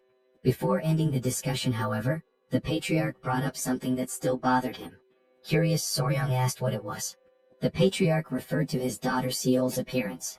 She still wore an expression of stiffness, completely unlike her usual demeanor. Concerned, he posed a new question. Just as the creature had stolen the image of his daughter, was it possible for it to do the same with anyone else? Soryang became thoughtful. Although he was now the spider's owner, he didn't exactly possess the image rights of the patriarch's daughter. He began to reflect deeply on what might be done regarding this particular issue. Suddenly, interrupting his train of thought, something drew Soryang's attention. It was a restless crowd of people, completely agitated. Concerned about the commotion, Soryang rushed over to Commander Gu Pei and asked what was happening. The commander replied that it was a group of angry citizens. Many among them were outraged that the creature had stolen the appearance of young Lady Seol. They shouted loudly, questioning why it hadn't simply been killed. These comments infuriated Gu Pei. He sternly declared that the spider was now the property of the clan and that they were being far too bold by insulting it. Alarmed by the commander's fierce reaction, the crowd quickly backed down and retracted their statements. Soryang then declared that the misunderstanding had already been resolved and that everyone who needed to see her had already done so. Concerned about the creature's safety, he stated firmly that no one else should be allowed in. Upon hearing this decision, Gu Pei immediately gave the order to close the entrance. At that very moment, quite unexpectedly, someone appeared. It was an elderly man leaning heavily on his staff. Coughing lightly, he asked if he could just take a quick look. The guard at the entrance, following the orders from above, replied that he could not allow him to pass. The old man insisted, saying it would only take a moment, but the guard repeated that it simply wasn't possible. Soryang stepped in and argued that, given the elder's frail health and the long journey he had clearly undertaken, the least they could do was allow him a brief visit. With permission granted, the old man walked through the entrance and made his way directly toward the creature. With misty eyes, he recognized her in a strange, almost mystical way. She turned to Soryang and asked what her fate would be. With excitement in his voice, he answered that she would live, for she was a precious creature and would be raised within the Tang clan. Still enthusiastic, Soryang emphasized that, despite her unusual appearance, she was simply a spider, nothing more. The old man was visibly moved upon hearing such kind words about the spider for the very first time. Feeling relieved, he stated that he could trust Soryang, though the young man did not quite understand what he meant. Suddenly, the elder began untying the creature, leaving everyone nearby utterly stunned by the sight. Soryang shouted, urging him to wait before doing anything further, warning that the situation could be dangerous. But the old man ignored the warnings, gently placing his hand on the spider's head. As he caressed her, the creature's eyes lit up, and her expression took on a newfound calmness. Soryang remarked that he had felt a familiar energy in the elder from the very beginning. The old man then revealed that the spider's name was Yowa. With a nostalgic gaze, he began to recount the story of how they had met. The encounter had taken place more than 20 years ago, just after he had lost his entire family to a devastating plague. It was during that period of despair that he found Yowa, still very young and small. At the time, while he still had vitality in his body, he had fed her with his own qiyang. However, as the years passed, his strength waned and he could no longer sustain her. Back in the present, the old man admitted, filled with regret, that Yowa had done terrible things, and he blamed himself for them. Soryang tried to console him, speaking firmly that it had all simply been an accident. The elder then said that Soryang, as a kind-hearted knight, would now care for Yowa in his place, and that he could finally rest in peace, asking that he take good care of her.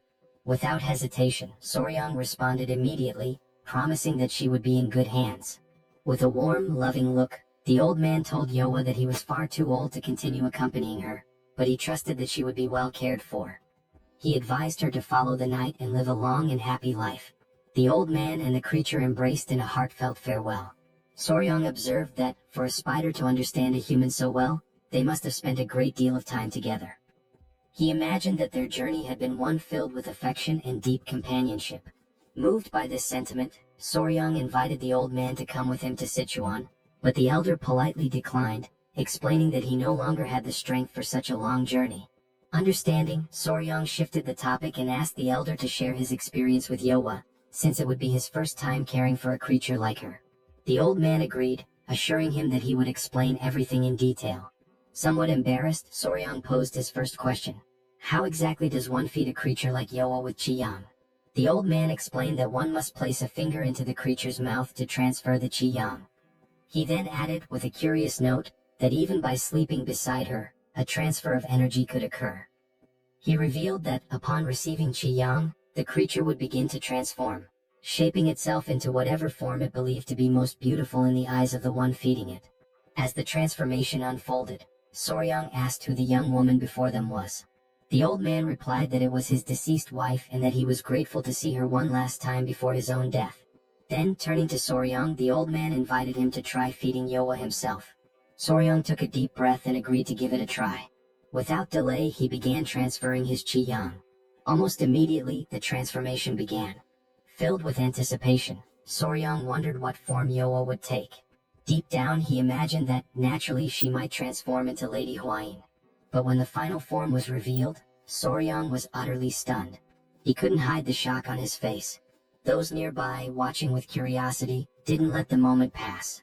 Without hesitation, they began asking aloud whether that was really his type. Then, the old man explains that he had only seen that particular form once before, long before the creature ever assumed a human shape for the first time. Completely stunned, Gu Pei questions what exactly is happening and why the creature doesn't look anything like Lady Huayin.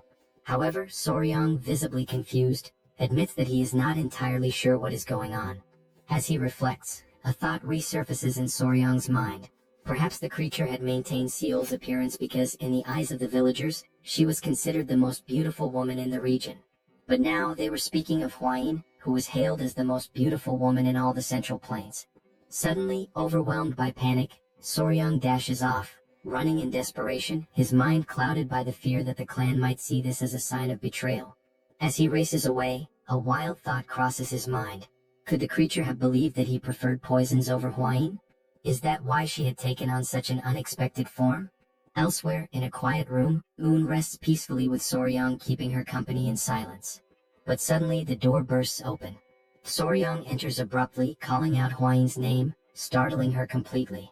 Frightened, Huayin immediately asks what happened and why he's so out of breath. Without wasting a second, Soryang blurts out that it's sudden, but he needs a favor.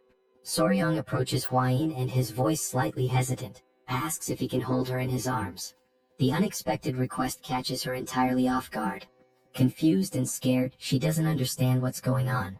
Seeing her reaction, Soryang quickly tries to reassure her, insisting that she shouldn't interpret it the wrong way. But hearing that only throws Huayin into a state of panic. Overcome by anxiety, she exclaims that he must have discovered the truth.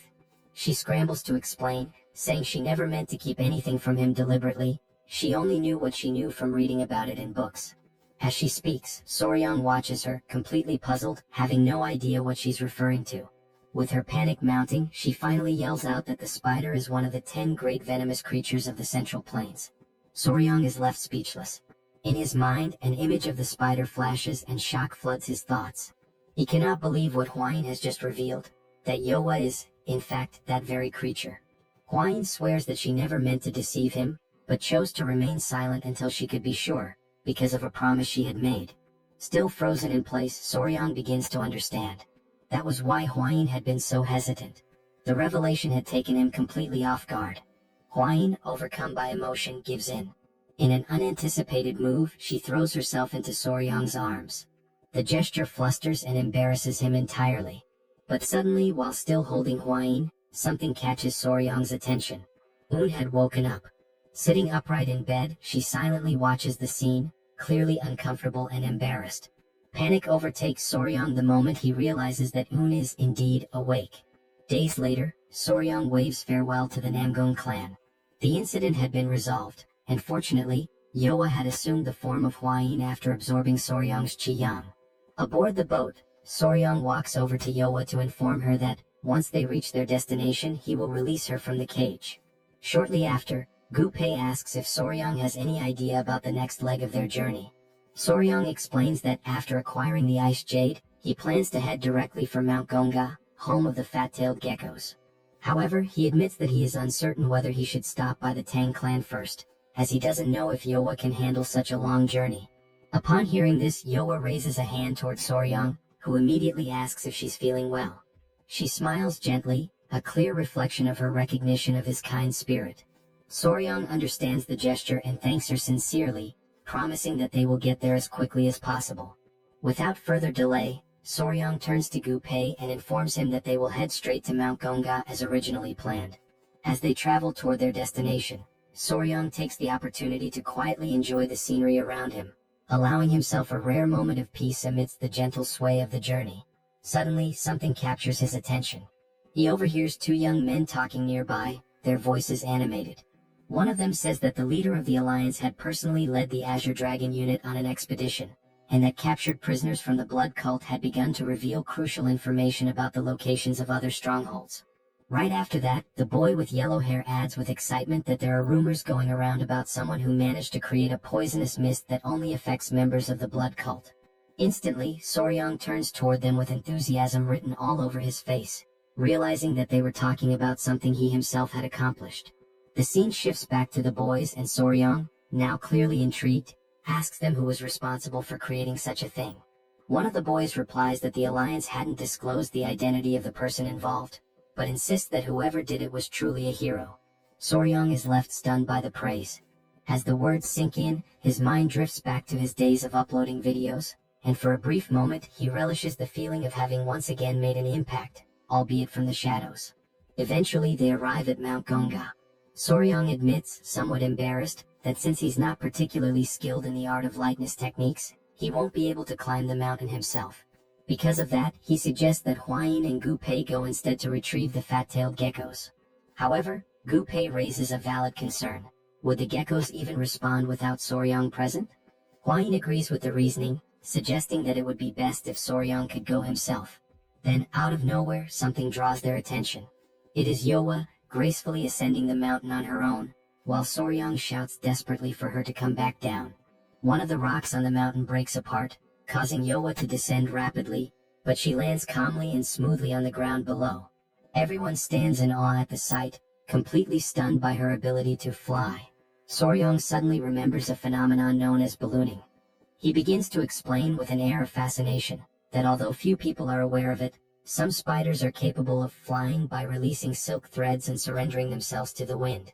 He adds that sometimes, when walking through the street and brushing against a random web in the air, it's likely the trace of such a flight. Now fully excited, Soryang gives Yowa permission to carry him through the air. As she takes off with him, Gu Pei and Huayin follow close behind. Upon reaching the top, Soryang embraces Yowa warmly and praises her for being such an incredible and versatile creature.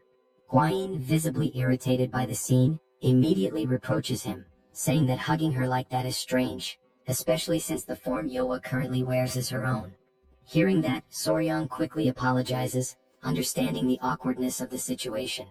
Without delay, he begins to explore the area in search of the geckos. After a little while, Soryang spots them in the distance. With joy and great enthusiasm he calls out to them. Instantly, the fat-tailed geckos leap toward him, full of energy and visibly thrilled to be reunited. Soryang is taken aback by how affectionate and healthy the geckos seem, much more so than before. Their condition fills him with a quiet sense of accomplishment. He then shows them the ice jade he brought and assures them that he will take good care of them.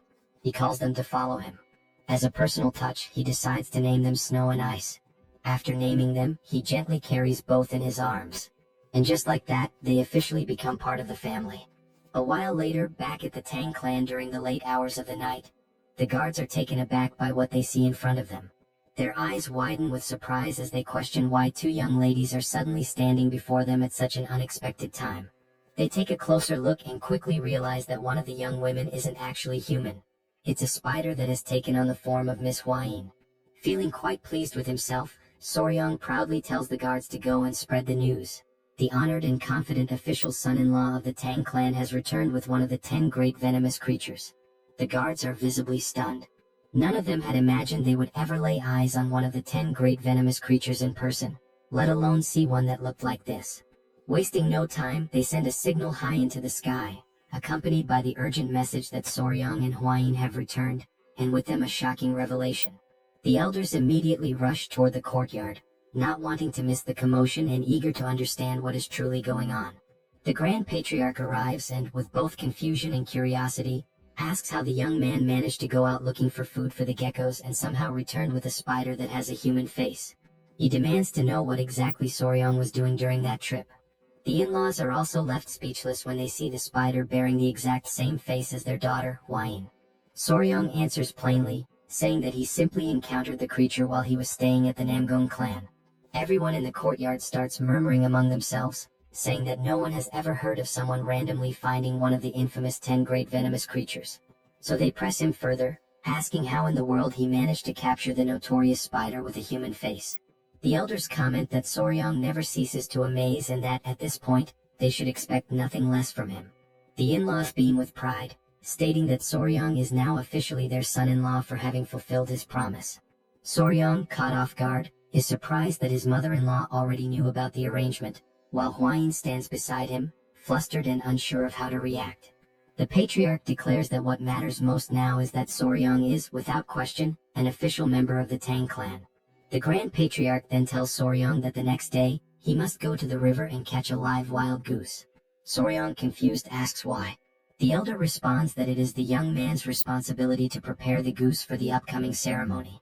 He adds with a wise tone that while Soryong is still too young for marriage, it is time for him to hold an engagement ceremony. His father-in-law, with a teasing grin, jokes that after this ceremony, if Hwayin still doesn't want to marry him, she won't have any more chances to run away. At that, everyone present bursts into warm laughter and smiles, the mood light and cheerful. Soryong then steps forward, takes the initiative, and calls for everyone's attention. He clasps his fists together in a respectful gesture and in the name of the Tang clan of Sichuan, and now as an official son-in-law, he expresses heartfelt gratitude for all the support and kindness he has received. After the formalities and celebrations, the very first thing he does upon arriving home is to decide where the children will live. Yoa, the spider, chooses a tree near a well as her new residence. As for the geckos, which behave much like loyal puppies, instead of placing them in the creature courtyard, Soryong decides for the time being, to let them stay in his own room. Once everything is set up and organized to a reasonable degree, Soryong gathers them all and asks if they're happy with their new home. He tells Yoa that if she ever feels hungry, she should go straight to her chosen tree. Yoa, pointing at something that resembles a spider sneaker, seems to want to communicate something important. No one quite understands, but what she is trying to say is that if bad people come to that place, she will personally teach them a lesson. Soryong and Hwayin pretend to understand what she means. Then, to confirm, Soryong asks her if that's really what she's trying to say. Yoa lights up with joy, thrilled that he understood her message. The geckos also begin trying to express themselves, and Hwayin smiles warmly, realizing that they too are attempting to say that they will help protect the place. The new little family begins to settle into their lives, bound by trust, loyalty, and a deepening sense of belonging. Soryong feels genuinely joyful and deeply moved, so without hesitation he runs forward to embrace his children with warmth and affection. With their new home now secured and their small family settled in, the engagement ceremony is held later on, attended by the elders of the Tang clan. It is a simple and modest affair where the couple exchanges heartfelt vows, and only the ceremonial offerings are presented as part of the tradition. However, before all that, a minor confusion arises during the preparation of the offerings. The young warrior is caught completely off guard when Hwayin declares that she wants the geckos as her engagement offerings instead of traditional jewels. Soryong stands there stunned. Out of all the discussions surrounding engagement gifts, she wants the geckos? He reflects to himself that for quite some time now, he had noticed how her eyes lingered fondly on the geckos, but never did he imagine she would openly say something like that. He calls her young miss, and trying to remain composed, tells her that what she is asking will be difficult. Stepping closer, he grabs her gently by the arm and explains that traditionally, engagement offerings are meant to symbolize a promise of eternal love. He adds that while the geckos are indeed wonderful and dear, the offering should be something unchanging and enduring, like the ice jade. He continues, emphasizing that once the engagement ceremony concludes, everything he owns will naturally be considered hers as well. Moved by his words and taken aback by the way he held her arms so intimately, Hwayin blushes deeply, her cheeks flushed. She softly responds that she understands and agrees to follow his guidance. But just as the moment calms, she calls out to him again and says that there is another matter she must address. She declares that from now on, he must stop referring to her as young miss. Since they are now officially engaged, such a title is no longer appropriate. This request also catches Soryong completely off guard, and now it's his turn to blush.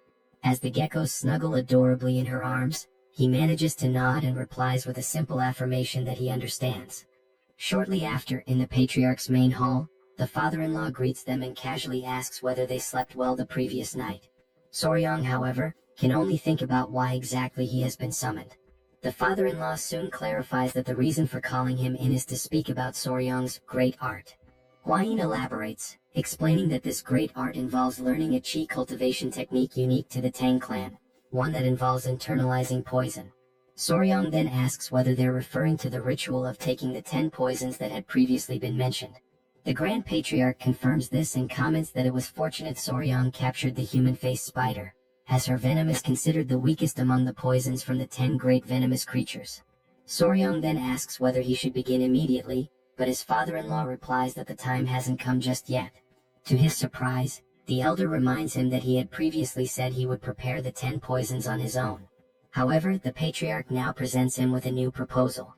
He explains that when he observed the creatures Soryong has raised, and those he is still destined to raise, he remembered something long forgotten within the Tang clan's legacy. Then he asks whether Soryong has ever heard of the exact significance of the 5 poisons. Soryong, thinking carefully, asks if he is referring to the art of the returning 5 poisons. The elder confirms, saying yes, and then proceeds to list them: centipede, gecko, scorpion, snake, and toad. These 5 deadly creatures form the foundation of the ancient 5 poison technique. Finally, the patriarch looks directly at him and asks whether Soryong would be interested in attempting to cultivate the divine art known as the returning 5 poisons. He explains that, within the Tang clan, venomous creatures are divided into 2 distinct categories: common beasts and spiritual beasts. The common animals can be found almost anywhere in everyday places, but spiritual beasts are different. They possess mystical powers, higher levels of intelligence, or even internal cores. Soryong, curious and eager to learn more, asks whether the bee, the gecko, the centipede, and the human-faced spider are considered spiritual beasts. His father-in-law affirms that they are indeed spiritual beasts, and precisely because of that, he is going to propose something different. The Grand Patriarch begins to elaborate, explaining that the traditional 5 poisons technique is limited, as it only allows for the absorption of venom from common creatures. However, its true and complete form, the returning 5 poisons divine art, goes far beyond that, granting the ability to absorb venom from spiritual beasts. With the fat-tailed geckos and the centipede already in his care, 2 spiritual beasts are secured. If they can obtain venom from a snake, a scorpion, and a toad, all at the spiritual level, then all the conditions will be met for Soryong to fully master the returning 5 poisons. The elder then looks at him intently and asks whether Soryong would like to begin training in this divine art. Upon hearing this, the first thing Soryong manages to ask is whether the gecko actually possesses venom. The Grand Patriarch calmly responds that he conducted some studies and discovered that the geckos have the ability to bring people to a state of extreme cold. That, in itself, is a form of venomous effect. Then, his father-in-law presents him with 2 paths to choose from. The first path involves absorbing the venom from the centipede and the gecko in order to master the returning 5 poisons divine art. The second path requires absorbing the venom from the human-faced spider, which would initiate the cultivation of the dual-core 10 venoms body. Soryong, still unsure, asks whether he could possibly use the 10 most venomous creatures instead to complete the 10 venoms body. But his father-in-law calmly explains that the gecko is not one of the 10 great venomous creatures. Internally, Soryong begins to realize that if he proceeds by absorbing the venom from lesser beings, such as the blue centipede and the gecko, he will no longer be able to walk the full path of the 10 venoms. Therefore, he now finds himself at a crucial crossroads. Either follow the spiritual path of the returning 5 poisons, or begin collecting all 10 of the great venomous creatures to forge the 10 venoms body. He likens this dilemma to choosing a skill tree in a game. Soryong remembers that, in his past life playing RPGs, the skill tree was everything. One wrong choice meant a weak character. The right choice led to god-tier strength. His father-in-law advises him to think carefully, stressing that the returning 5 poisons divine art is already an extraordinary achievement. Without great fortune, one might never find all 10 great venomous creatures, much less manage to tame them. Soryong remains deep in thought, his mind spinning as he contemplates the path ahead. He questions himself inwardly: should he take the simpler, more attainable route with the 5 poisons? Or dare to pursue the punishing path of the 10 venoms, which could ultimately elevate him to unimaginable heights? Still lost in indecision, he walks beside his companion. She calls out to him gently and says that if he's hesitating just because of the promise he made, then there's no need to feel trapped by the 10 venoms body. After all, the returning 5 poisons divine art is already an extraordinary cultivation technique. Huayin offers him words of reassurance, telling him not to decide anything out of haste or pressure. No matter what path he chooses, she emphasizes, he will remain someone special in her eyes. Soryang responds that even the patriarch mentioned how the preparatory process would be exactly the same, and only the final venom to be absorbed would change. He says he'll take more time to reflect before making his final decision. Days pass and Soryang still hasn't reached a conclusion. Lying in bed, he turns toward the geckos and casually asks them what he should do. Suddenly, the door bursts open and Huayin calls out his name, shouting. Startled, Soryang jumps up and asks what's going on. She explains that the centipedes are about to molt again. He springs out of bed in a hurry, stunned by the news. The two of them rush together to the area where the centipedes are kept. Soryang gazes at them, his heart filled with awe and emotion. Huayin notes how quickly the centipedes are growing, and she's surprised. They weren't expecting a second molting to happen this soon. She wonders aloud whether their appearance will change again, and Soryang nods, confirming that this time, blue spots will start to appear on their bodies. He recalls their mother and, filled with excitement, wonders aloud whether they might begin to resemble her. Huayin says she's excited too, and Soryang confidently declares that they'll definitely become even cuter. But suddenly, in that very moment, his expression freezes. Soryang realizes he shouldn't be celebrating just yet. If the centipedes don't properly dry their bodies before the grand technique is performed, it could lead to serious problems. Desperate, he reflects that even ordinary centipedes take an entire day to dry after molting, and considering the timing of the previous molt, this current one is bound to take even longer. Deep down, he knows that the gecko's venom is something truly special. It requires a careful preparation process before it can be safely extracted. His dilemma has been whether to use the centipede's venom or the spider's venom for the first dosage. But now, with the molting in progress, he isn't even sure if the centipede's venom will still be viable once the process is complete. Soryang realizes that forcing the extraction of venom at this stage could bring about serious complications. Yet, at the same time, he is fully aware that he cannot afford to wait until their bodies have fully recovered and strengthened after the molt. After all this reflection, he silently wonders why on earth he's been torturing himself so much over this decision in the past few days. Several days later, Soryang stands firm in his decision. Inside the Hall of Grand Techniques, the complex and meticulous preparation of the Great Technique has finally been completed. Though Soryang had considered delaying the ritual for the sake of the centipedes, the intricate nature of the process made postponement virtually impossible. Divided into multiple stages, the preparation begins with hundreds of cauldrons boiling various herbs, each selected to extract a specific medicinal essence. After this, the extracts are cooled down and stored in large ceremonial jars. Inside these containers, various potent venoms and the blood of venomous beasts are combined. Maintaining the right balance among all these volatile substances is no easy task. One delay or a minor error could render the entire mixture useless. That is why Soryang understands he cannot afford to simply sit and wait. So, he makes his decision. He will use the venom of Yowa, the human-faced spider, one of the 10 great venomous creatures. As he gazes into the ceremonial liquid, he notes how dark and ominous its color has become.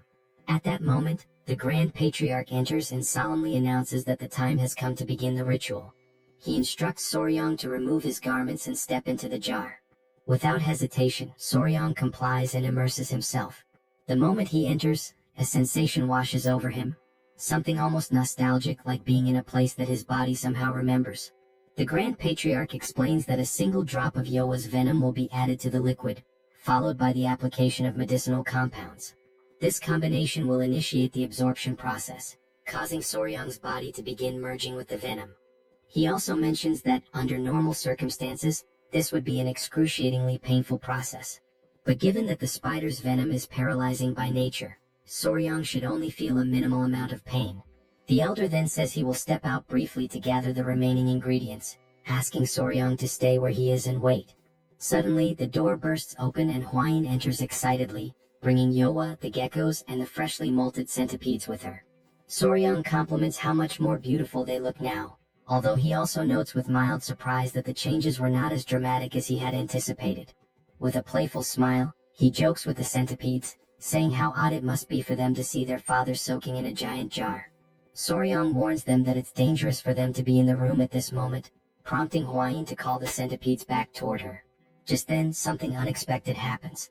The ceremonial liquid begins to bubble violently, and a small splash hits one of the centipedes, startling it. Panicked, Soryang shouts out that the centipede's antenna has come into contact with the potion, and it needs to be washed immediately with warm water. Hwayin quickly grabs the centipede to move it away from the danger. But in that chaotic moment, a tiny amount of saliva escapes from the centipede's mouth and falls into the ceremonial jar. A reaction is triggered instantly. Upon seeing this, Hwayin becomes frantic, screaming that venom has entered the potion. Suddenly, an intense wave of pain courses through Soryang's body. Every fiber of his being begins to absorb the venom, while the dark liquid surrounding him bubbles and churns with an almost violent intensity.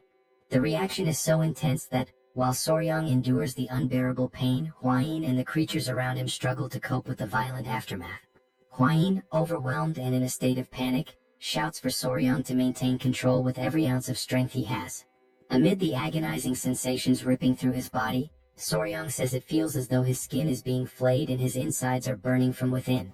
In the midst of this chaos, he recalls the critical instruction: do not move during the great technique. But his instincts scream at him to flee to escape the torment. Clenching his teeth, he resists the overwhelming urge, anchoring himself in place, even as his mind insists that it is all too much to endure. Hwayin, stunned by his condition, desperately wonders what she can possibly do to help him. Her heart pounds in helpless fear. Suddenly, his father-in-law and the Grand Patriarch return to the chamber.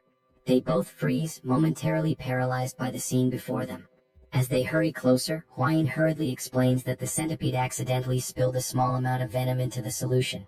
Right then, Soryang collapses against the edge of the ceremonial jar, his strength failing. With a trembling voice, he pleads for someone to save him. The Grand Patriarch quickly urges Soryang to stay conscious. At the same time, the Patriarch instructs him to calm his breathing and focus his mind, warning that losing consciousness now could be dangerous. Suddenly, Soryang coughs up a thick, dark liquid. His body begins to convulse and he feels his control slipping away. Around him, familiar voices call out his name, desperately trying to pull him back, but everything becomes distorted. His vision blurs, the faces around him twist into indistinct shapes, and the words melt into unintelligible echoes. His awareness drifts into darkness, dragged deep into the recesses of his own subconscious. When he opens his eyes again, Soryang finds himself face to face with the centipede. Unexpectedly, an intense, radiant light bursts forth from the centipede's body, leaving him in a stunned trance. Back in the real world, Hwayin cries out in relief the moment she notices Soryang regaining consciousness. Slowly, Soryang's eyes flutter open. His vision stabilizes, and he sees the Grand Patriarch and Hwayin standing before him, watching intently, visibly filled with anticipation and hope. Without delay, Hwayin asks if he's all right. The Grand Patriarch explains that, fortunately, he was able to guide Soryang's chi flow in time, and that the great technique appears to have completed successfully. He notes that Soryang's body has now accepted the centipede's venom. Then, with a soft chuckle, he remarks that perhaps the centipede wanted its father to understand the essence of the 5 poisons. Soryang quickly asks if the centipede is okay, visibly concerned that it came into contact with the volatile substance. Hwayin reassures him gently, saying she washed the affected area as quickly as she could. But her expression shifts to a somber one, and she admits she had no idea whether he would survive or not. She turns her head away, unable to look him in the eye. At that moment, Soryang recalls how, after returning from the wedding ceremony, the very first thing he did was rush to check on the centipedes, before even turning to see his bride. He raises a hand to his forehead and lets out a groan. Hwayin immediately asks if the pain is coming back, her worry returning.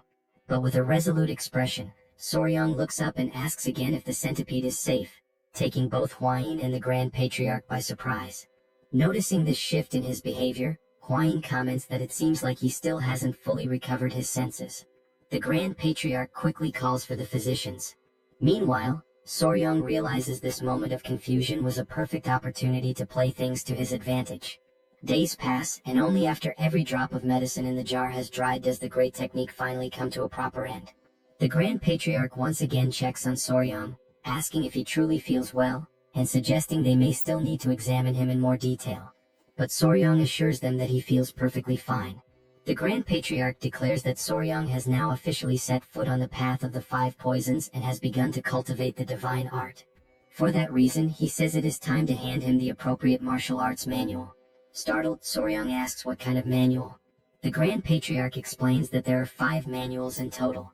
Each one corresponds to a venomous creature and a specific technique. The venomous fang claw of the centipede. The venomous snake-grasping hand that seizes life itself. The fast-legged scorpion tail technique. The wall-climbing gecko step method. And lastly, the exploding toad palm. He adds that each technique governs a different discipline. Claw technique, hand technique, leg technique, movement technique, and palm technique, respectively. Soryang becomes visibly excited upon hearing that this martial art allows its practitioner to become one with poison, forming a true unity between body and venom. The very idea stirs something deep within him, igniting his curiosity and determination. The Grand Patriarch notices Soryang's reaction and remarks that he seems enthusiastic. Soryang confirms that he is indeed excited, but also admits that he's surprised. It's not exactly the kind of venom-based assassination techniques or deadly arts he had originally imagined. In response, the Grand Patriarch begins to explain the origins of this martial tradition. He reveals that this particular martial art did not originate within the Tang clan itself. The divine art of the returning 5 poisons, along with the 5 venom techniques, actually stemmed from an external lineage, from the now extinct 5 Poisons sect. He recounts a story from 2 centuries ago. Back then, there was a second son of the Tang family, known far and wide as a prodigy of his generation. That young man fell in love with the daughter of the lord of the southern barbarian beast palace. Despite fierce opposition from both powerful clans, the 2 lovers defied their families and fled together. In exile, they founded the 5 Poisons sect. The couple went on to create an entirely new martial art, one that fused the venom arts of the Tang clan with the beastly fist techniques of the beast palace. This fusion led to the birth of a unique and powerful martial system. However, because they incorporated forbidden techniques into their new style, they attracted the wrath of the martial world. The sect became a target of persecution and was ultimately annihilated around 100 years ago in the depths of the jungle. The Grand Patriarch concludes by explaining that after the sect's fall, both the Tang clan and the Beast Palace reclaimed fragments of the lost arts. The 5 poisons and the 5 venom techniques were eventually restored. Although tensions still lingered between the clans, the Tang clan managed to retain most of the art. He adds that the masters of the 5 Poisons sect held out against overwhelming force, proving the extraordinary strength of their style. The Grand Patriarch emphasizes that he has always believed this martial path would be a perfect fit for someone like Soryang, someone with a natural inclination and affinity for poisons. In that instant, Soryang realizes this was the Grand Patriarch's plan all along. He expresses his sincere gratitude and assures them that from this moment on, he will commit himself fully to training. The Grand Patriarch nods, stating that as long as he remains dedicated, greatness is destined to follow. And so, with resolve burning in his heart, Soryang takes his very first step onto the path of the divine art of the returning 5 poisons. Elsewhere, he strolls quietly, suddenly noticing how long it has been since he last felt sunlight on his face. Just then, much to his surprise, a centipede comes crawling rapidly in his direction. It's Nova, the same centipede that had spilled the venom into the ceremonial jar. Soryang wonders aloud if she had been waiting for him all this time. He looks at her gently and says he understands everything she went through, urging her not to blame herself. None of what happened was her fault. Moved by his words, the centipede suddenly leaps into his clothes. Startled, Soryang notes that her body is still rough and spiky from shedding her old skin, and he would really prefer if she stayed on top of his clothes rather than pressing directly against his bare skin. She looks at him for a moment and then climbs out of his clothes, leaving him full of assumptions and questions. Soryang grows anxious and wonders what is going on. A strange thought flashes through his mind. Could the centipede actually be reading his thoughts? Trying to shake off the notion, he reassures himself that it's probably just a coincidence. After all, animals that spend a long time together often develop uncanny synchronicities. He holds her gently in his hand, telling himself that he's just an emotional fool without a solid sense of reason. There's no way an ordinary creature from the Venom clan could do something like that. But suddenly, the centipede looks at him with a piercing, serious gaze. Then she radiates a powerful red aura, shocking Soryang to his core. He mentally gives her a command, to go to his head. Instantly, she obeys without hesitation. He then mentally commands her again, to find him. And again she follows the instruction precisely. Soryang stands frozen, stunned. 1 time might be coincidence. 2 could still be chance. But 3 times? That was beyond reason. Eyes wide, he stares at her, overwhelmed and confused, trying to make sense of the impossible. In that surreal moment, a mysterious light begins to form, connecting the two of them. Elsewhere, Huayin was calling out desperately for Nova, her voice filled with urgency as she asked where the centipede had gone. Coming across a few other centipedes, she asked if they had any idea about Nova's whereabouts, knowing that after recently shedding her skin, it would be more difficult to track her down. At that moment, Soryang suddenly appeared, emerging unexpectedly as he ran toward Huayin with Nova resting on his shoulders.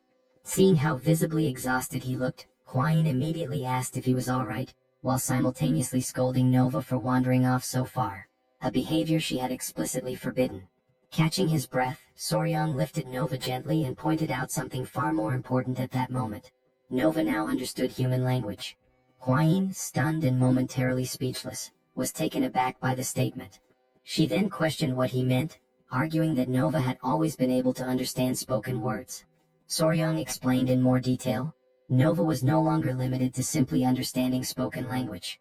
She now understood thoughts as well. The shock on Huayin's face was instant. Before she could respond, Soryang bolted off, heading straight for the Grand Patriarch, eager to obtain further answers. Sometime later, they arrived at the Grand Patriarch's hall. Inside, Soryang recounted everything that had happened. Huayin added that, among all the centipedes, only Nova was capable of understanding thoughts. She then asked whether this could be a result of the great art. The Grand Patriarch immediately dismissed the possibility. He stated that the ability had nothing to do with the great art, noting that among all those who had accepted the venom of spirit creatures, there had never been any reports of such a phenomenon. It was the first time he had heard of something like this. Huayin then asked what the cause could be. The Grand Patriarch firmly declared that it was undoubtedly the result of the divine art of the five poisons returning. He explained that the great art was designed for the absorption of venoms, and that only Soryang had successfully absorbed venom from a spirit creature.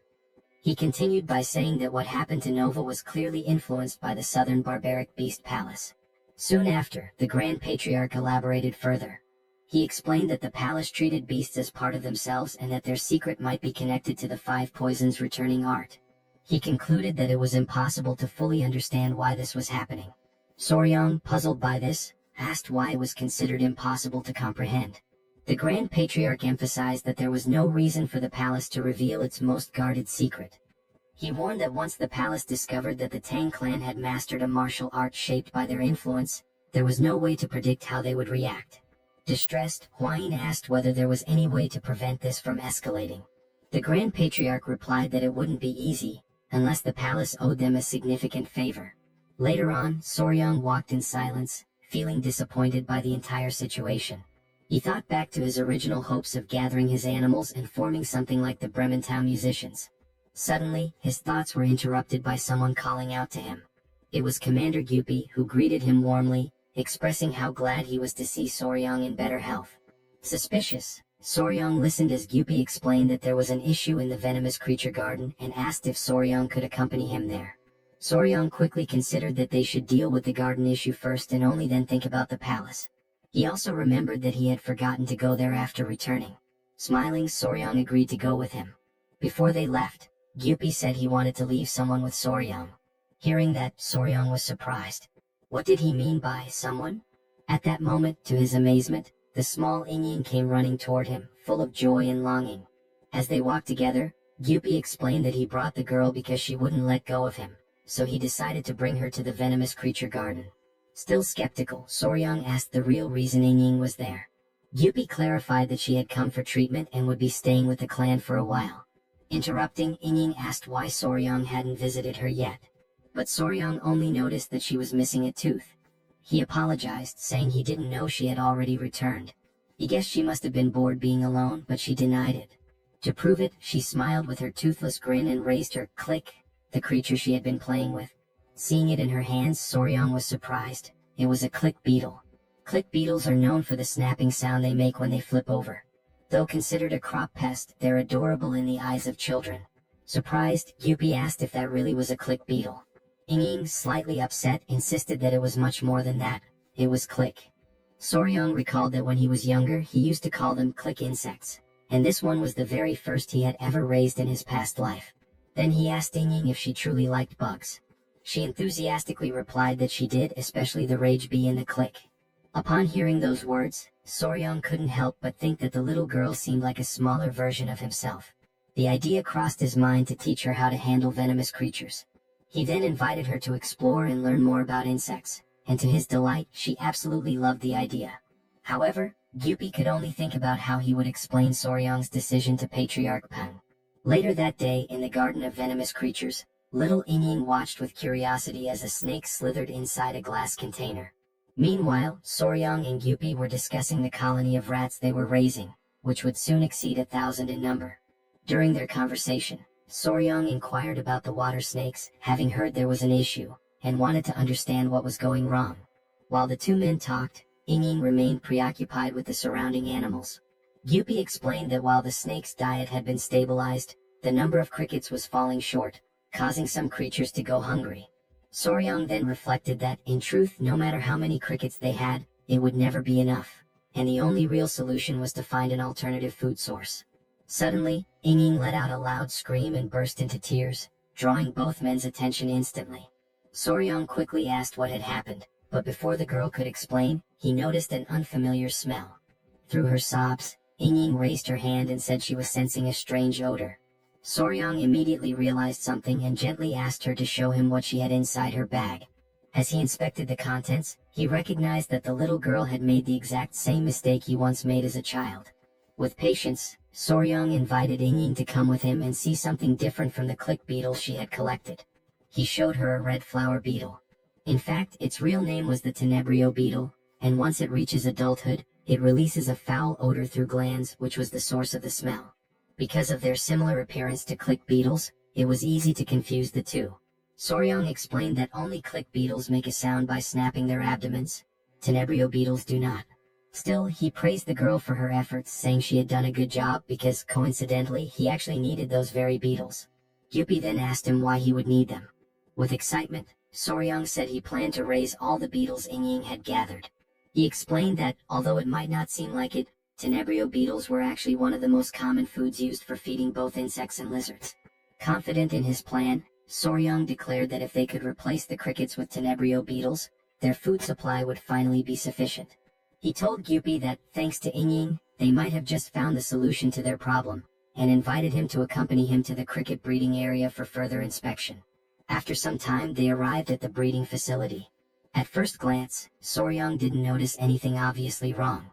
He opened one of the containers to investigate more closely and immediately realized that the crickets' legs were falling off. Startled, Soryong concluded that the crickets were turning to cannibalism, which explained why their population wasn't increasing. Hearing this, Gyupi assured him that they had been fed adequately, but Soryong reassured him, mentioning that he had experienced the same issue back on Hainan Island. He added that, sometimes even when food is available, cannibalism among crickets still happens. He admitted that he didn't know much about crickets, and that ignorance was frustrating, especially since the problem was so serious and so far they hadn't been able to identify its cause. Just then someone arrived, politely asking for permission to speak. Awkwardly, the man said that if the issue was about crickets, he knew the right person to consult. Gyupi introduced the man to Soryong, explaining that, aside from him, this man was the only other volunteer in the poison division. Wanting to be honest, the man then admitted that he occasionally visited cricket fight rings for entertainment. Not knowing what a cricket fight ring was, Soryong asked for clarification. The man explained that they were gambling events where crickets fought one another, and bets were placed on the outcomes. He further added that the strongest and largest crickets were sold at high prices, usually raised in the very homes of those who ran the rings. The man then mentioned that there was a woman who raised crickets and lived nearby. He had heard rumors that she knew absolutely everything about them. After some time had passed, during the evening, a crowd of people had begun to gather in a bustling and lively area. Among them were Soryong, Hwayin, Gyupi, and Wangyan. They were heading to the betting house in order to meet the cricket breeder that the man had previously told them about. Soryong had assumed they would use their foot techniques to travel, since the place seemed to be far away. However, they were instructed to dress properly and ride in a carriage, given that the location was part of a gaming district. After a while on the road, Hwayin informed him that they had arrived at the well-known betting house. Gyupi approached a man and informed him that Hwayin, a direct descendant of the Tang clan, was present there with her fiancé. He then asked if the man could guide them to the gaming house. The man was startled upon hearing that members of the Tang clan were there. But he quickly composed himself, respectfully greeted them, and thanked them for visiting the establishment, of which he was the owner. Wang Yan then asked if they could see the crickets. Excitedly, the owner confirmed and informed them that, on that particular day, there would be a match between General Crickets. He promptly invited them to come inside. Once inside, Soryang was stunned by the sight. A group of men were gathered around a table, eagerly waiting for the match to begin. They shouted loudly, urging the crickets to fight, while one of them remarked that he had bet everything he had during the last match. On the table, the crickets were already getting into position for the duel. Very quickly they began clashing with each other. The men grew wild with excitement as they watched the intense battle, each one hoping that the cricket they had placed their bets on would emerge victorious. Watching the scene unfold, Soryang was left amazed to witness such a spectacle, while Wang Yan, clearly thrilled, explained that the cricket that turned its back would be considered defeated. On the table, one of the crickets took a hit to the back and was defeated instantly. One of the men confirmed the end of the round. Wang Yan went on to explain that the victorious General Cricket would now go to auction, and it was said that such crickets could be sold for as much as 30 taels of silver. Hearing this, Soryang briefly considered the idea of selling crickets himself. But before he could entertain the thought further, Huayin interrupted him, calling him over to meet the breeder. They then made their way toward the area where she was. The owner mentioned that sometimes guests wanted to meet her, but to him the brat wasn't anything special. Her only roles were feeding and cleaning. He pointed at the girl and said she was useless, which is why she was kept tending to the crickets. He then barked at her to stand up, informing her that important guests were present and she should greet them properly. The girl quickly got to her feet and apologized. Upon seeing her face clearly, Soryang was completely taken aback. She was in fact a woman. The group now stood facing her directly. Still stunned, Soryang introduced himself and explained that they were members of the Sichuan Tang family. He then said he had some questions about how to care for crickets and asked if she could assist them. In response, the breeder simply gave a faint nod of her head. Soryang then explained that he had been raising a large number of crickets in a certain place, but they continued to eat each other. With few words, she replied that they were craving meat. She explained further, saying that they were probably only feeding the crickets grass, but crickets are omnivores. They need meat. Otherwise they'll devour each other.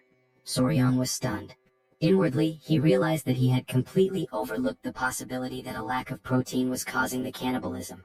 Right then, Soryang began to question if this was what a true cricket specialist looked like, and he concluded that he needed to keep a close eye on her. Then, without saying a word, he subtly turned toward Huayin, who immediately understood the signal. She, in turn, asked the owner if it would be possible to buy the breeder. He was confused at first, not understanding why someone would want to purchase her. But without hesitation he agreed, shoving the girl forward and saying they could take her right away. However, to everyone's surprise, the breeder refused. Her reaction irritated the owner, who yelled at her, demanding to know what she thought was so special about herself and if she even understood who she was refusing. Then he orders her to shut her mouth and go, but once again she refuses to obey. Soryang steps in at that moment, interrupting the tense situation, and firmly demands that they stop with that behavior immediately. Following his lead, Huayin walks over and gently says that the girl will be treated well and can even bring her family to live with the Tang family. But the woman responds firmly that she will not go. Once more the owner asks in frustration if he's going to have to fight with her again. Before he can do anything further, Soryang cuts him off, asking him to calm down. Soryang then asks if she is working there on behalf of someone else, but the man shakes his head and denies it. He recalls that 5 years ago she came forward offering to work for free, and so he took her in and gave her the task of feeding the crickets. Soryang, visibly disappointed, wonders why she refuses to leave that place. Meanwhile, Gyupi, deep in thought, asks Soryang for permission to speak. He says that she reminds him of himself, back before he was taken in by the Tang family shelter. Then he turns to the owner and asks if he can take her with them for just one day. The man replies indifferently that he can do whatever he wants with her. So Gyupi gently invites her to come out with them for some fresh air. She hesitates for a moment, clearly lost in her own thoughts, but soon nods her head in agreement. Soryang and Huayin are relieved and happy, even though it's only for a single day. A little later, inside the Tang family guest residence located in the capital city, Soryang and Huayin are seated at a table along with the guest. Soryang comments to Gyupi that he had no idea the Tang family owned a building in the capital. Gyupi explains that this is actually just a branch of the Sichuan Tang family. He adds that, in addition to this building, there are also inns, pharmacies, and restaurants all along this alley, every one of them owned by the Tang family. He emphasizes that later on he will also show them the trading company and the escort agency. Astonished, Soryang asks if the entire alley belongs to the family.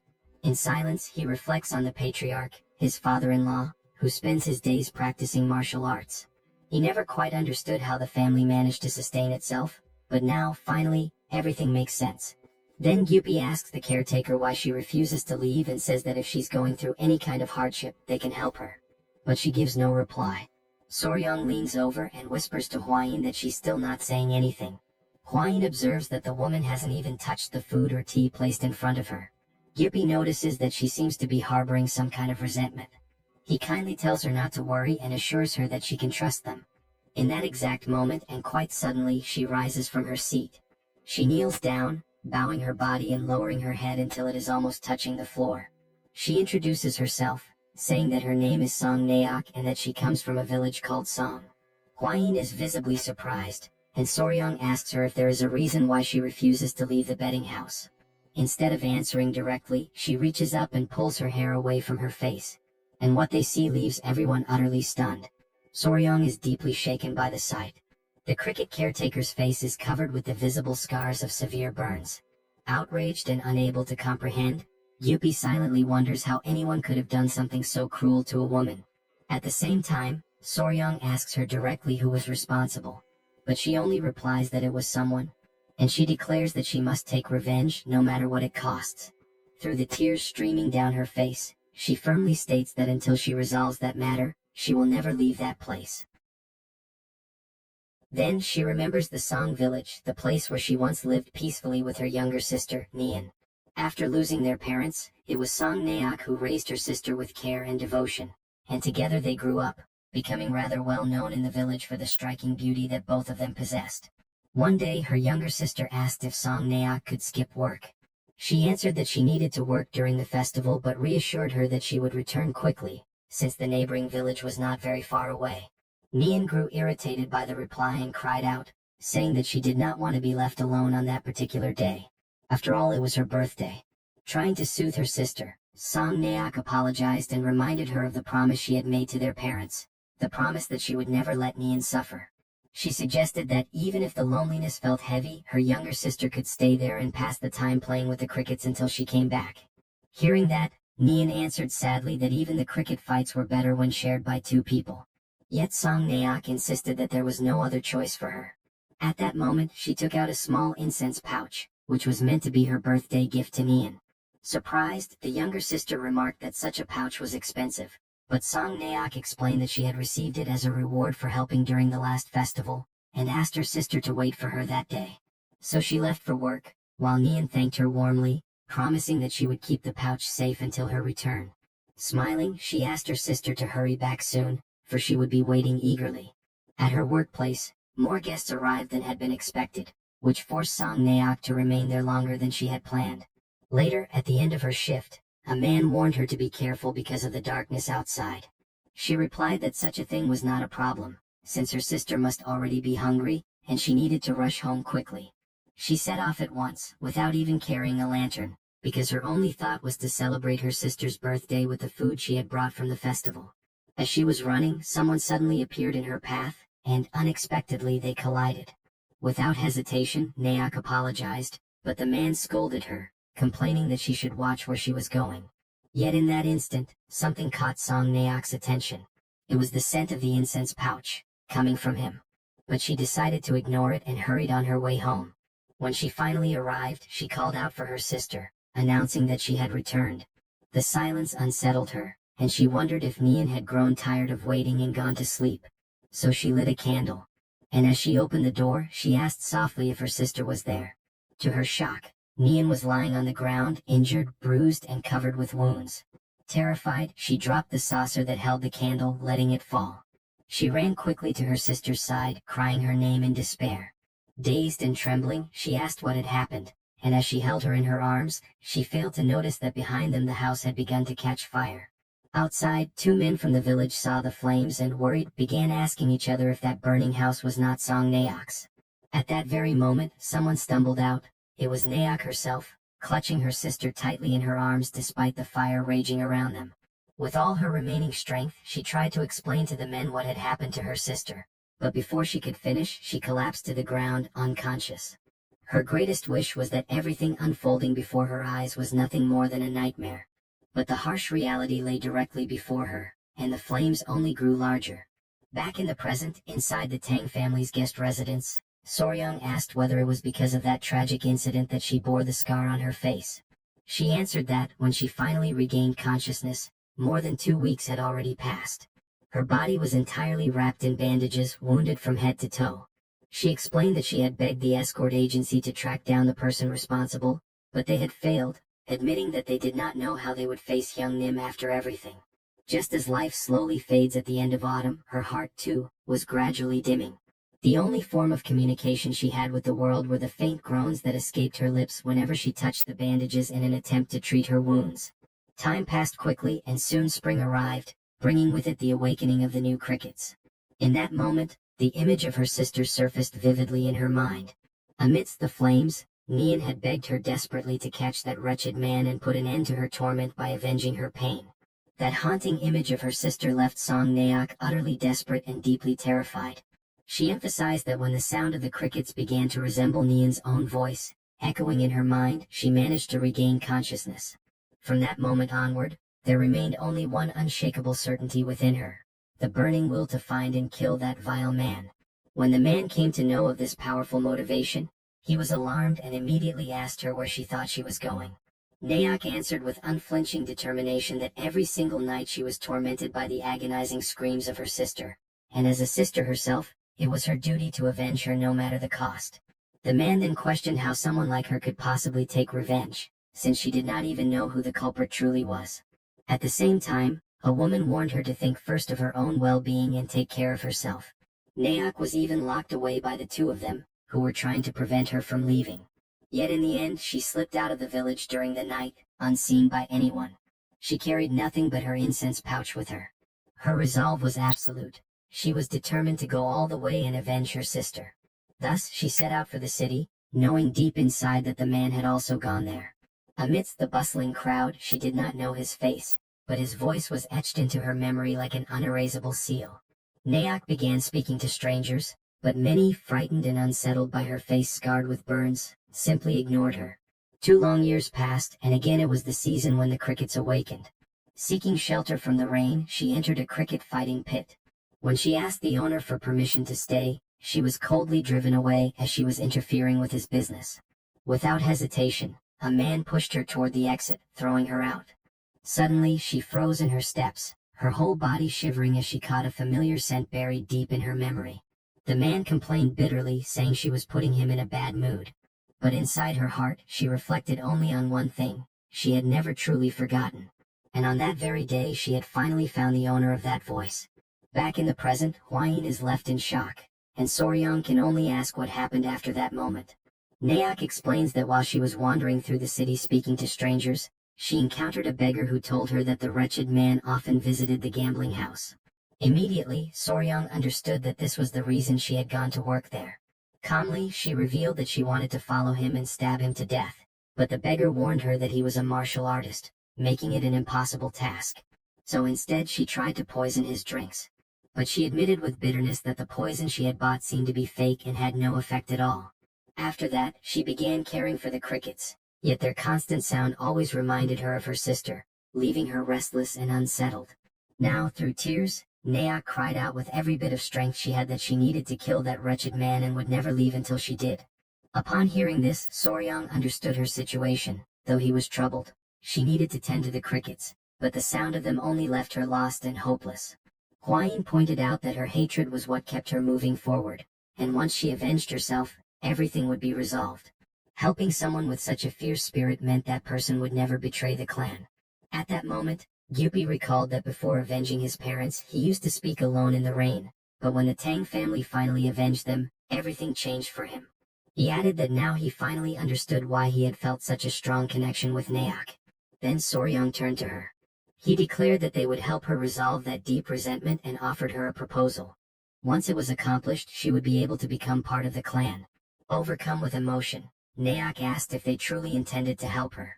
She swore that if they did, she would serve the clan with her very life, down to her last breath. With gravity, strength, and unwavering determination, Soryang finally asked her the crucial question. Who was that wretched man? For a brief moment, she hesitated to reveal the truth about who she truly was. But soon after, she confessed that it was none other than the third son of the Great Harmony sect, Jim Dizung.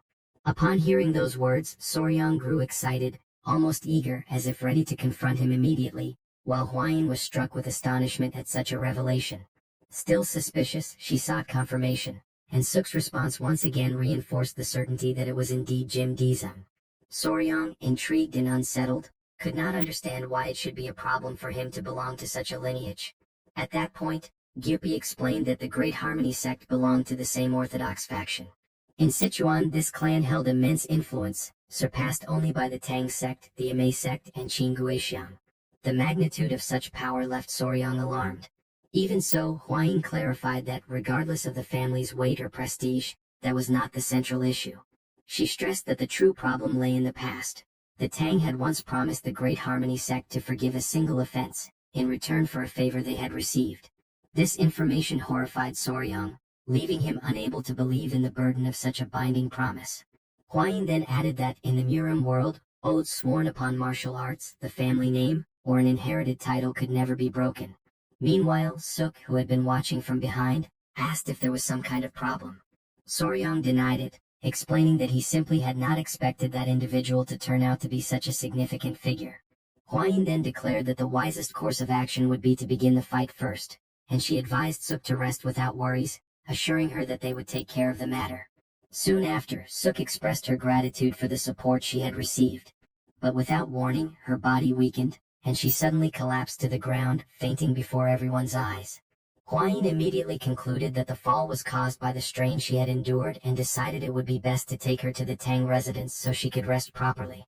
Still, Gyupi perceived the seriousness of the situation, and Soryang insisted that they needed to report the matter both to the Patriarch and to the Great Patriarch.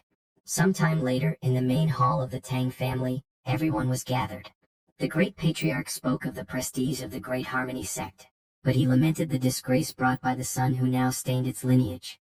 At the same time, Soryang's father-in-law expressed sorrow for the circumstances, yet he reinforced that the vow once made by their ancestors was deeply tied to the honor of the Tang family. He emphasized that if actions were to be taken out of mere pity, then no one would ever again trust the word or future agreements of their family. For this reason, he decided to forbid the use of poison or the direct lineage of the Tang in helping Suk. This decision left Soryang shocked and desperate. He tried to persuade them otherwise, but his father-in-law remained firm and unshaken. Hwayin quickly held Soryang's hand, urging him to respect the patriarch's will. She explained that as long as neither the Tang poison nor the direct lineage was involved, and as long as the clan itself did not interfere officially, it was still possible to help, since Soryang was not part of the direct line of the family. Then the patriarch questioned him directly, asking if the young warrior would truly give up. At that moment, Soryang finally understood the true meaning of the permission granted. Internally, he reflected that this was now his chance to prove his worth and his skills as a member of the Tang family. He also knew that, within such organizations, it was almost a rule that someone always had to endure physical hardship at the beginning.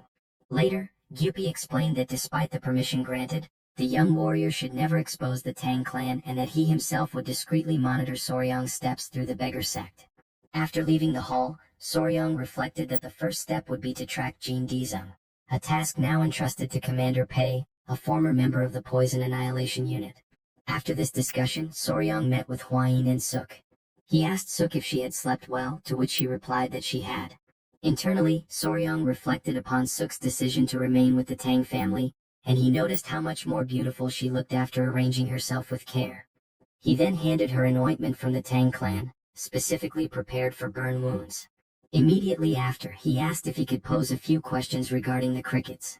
Yet, just as he was about to ask the one question that most intrigued him, Gyupi suddenly appeared, interrupting the moment. He said that he had thought the young warrior was outside, gathering information. And right after that, he announced that he had brought a guest. An imposing figure suddenly appeared at his side, with a stern face and a rigid, unyielding posture.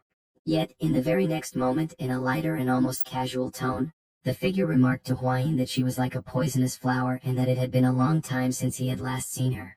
That unexpected situation froze the pair in place, paralyzing them for an instant. But Huayin quickly recovered her composure, bowed deeply, and paid her respects to the beggar emperor. Meanwhile, Soryang, visibly confused, struggled to understand who that man was.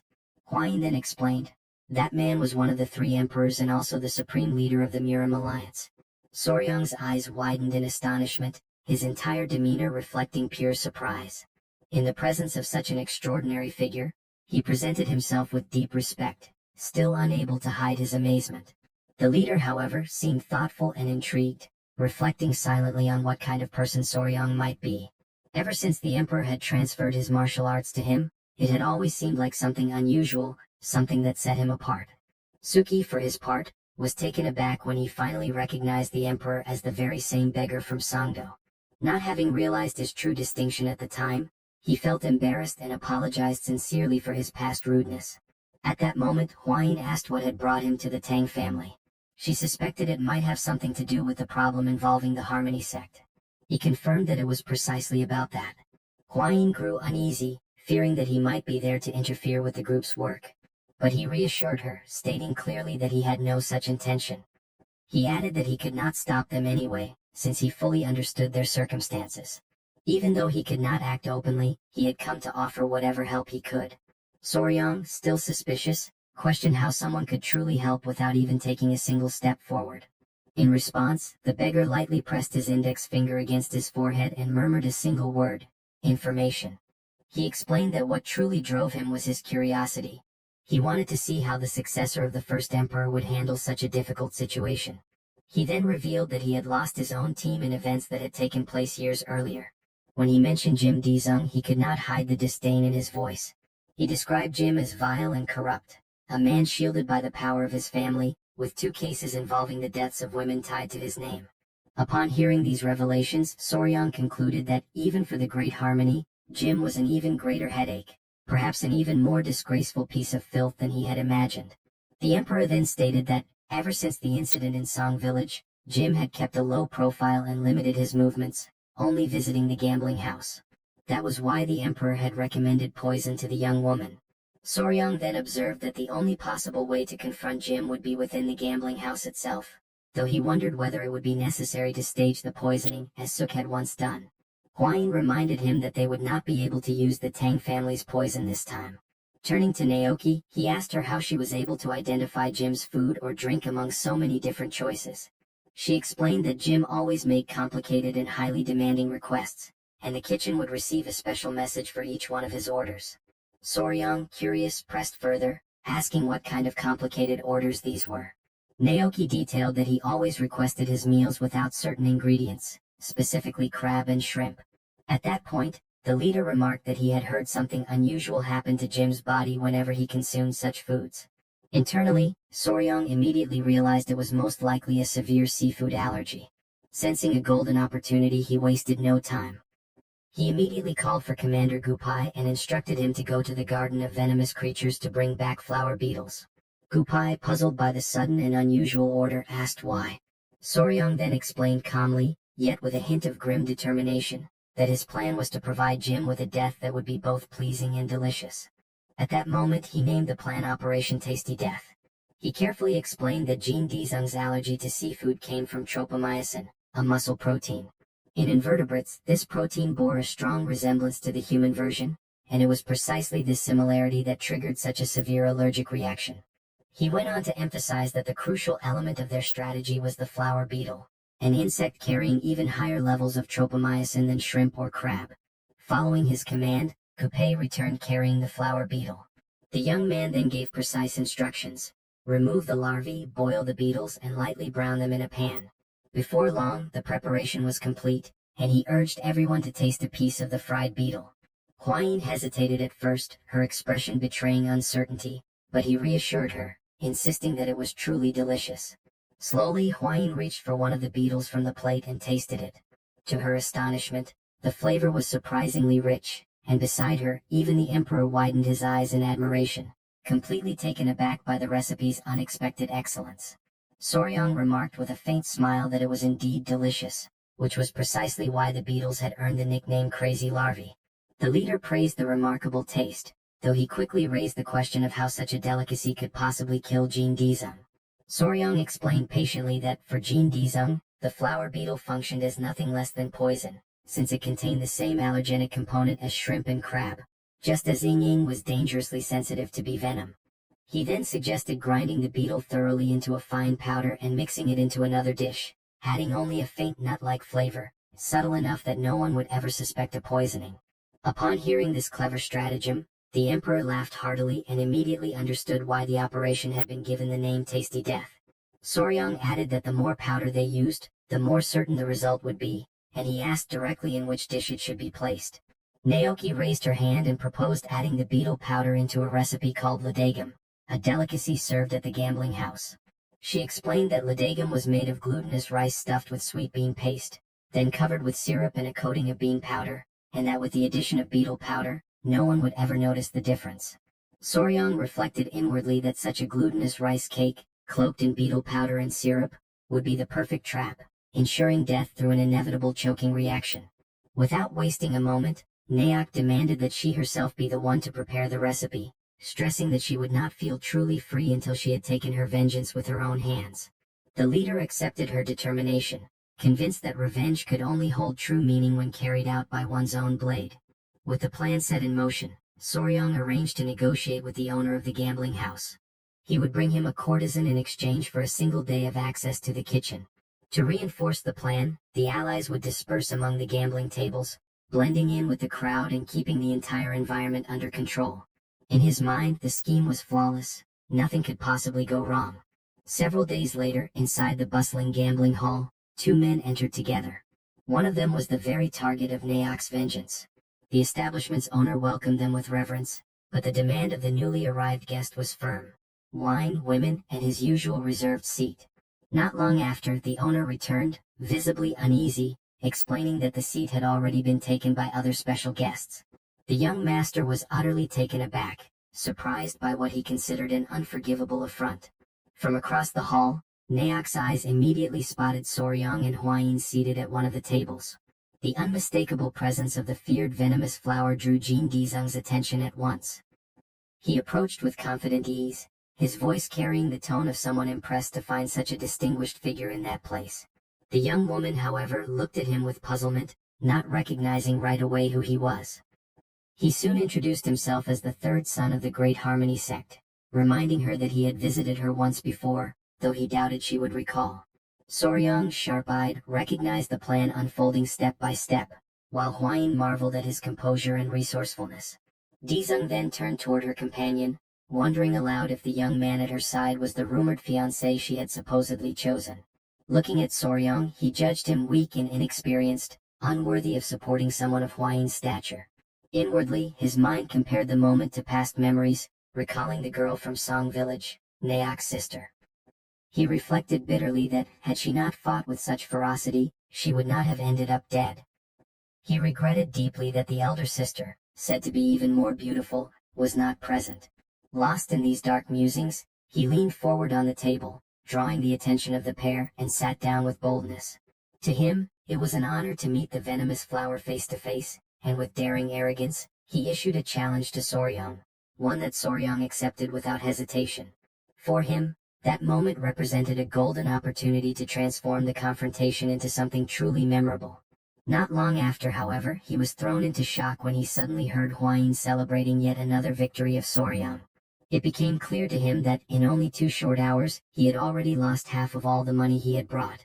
Meanwhile, Soryong, visibly satisfied with the outcome, calmly indicated that it was time for him to take his leave. As he watched them departing, the man, the very target of the group's meticulous plan, felt the weight of humiliation crash down on him, burning into a deep anger that he could not contain. Turning to one of his attendants, he ordered him to bring something to eat, since the constant tension of the gambling table had left him overwhelmingly hungry. At that precise moment, his attention was drawn by a conversation at the neighboring table, where guests were praising the ludagam that had been served. Curious, he asked the waiter directly if the dish was truly as remarkable as they claimed. The young man confirmed with confidence, assuring him that, particularly on that very day, it was prepared with exceptional flavor. He then took a piece of the delicacy, lifted it to his lips and began to eat.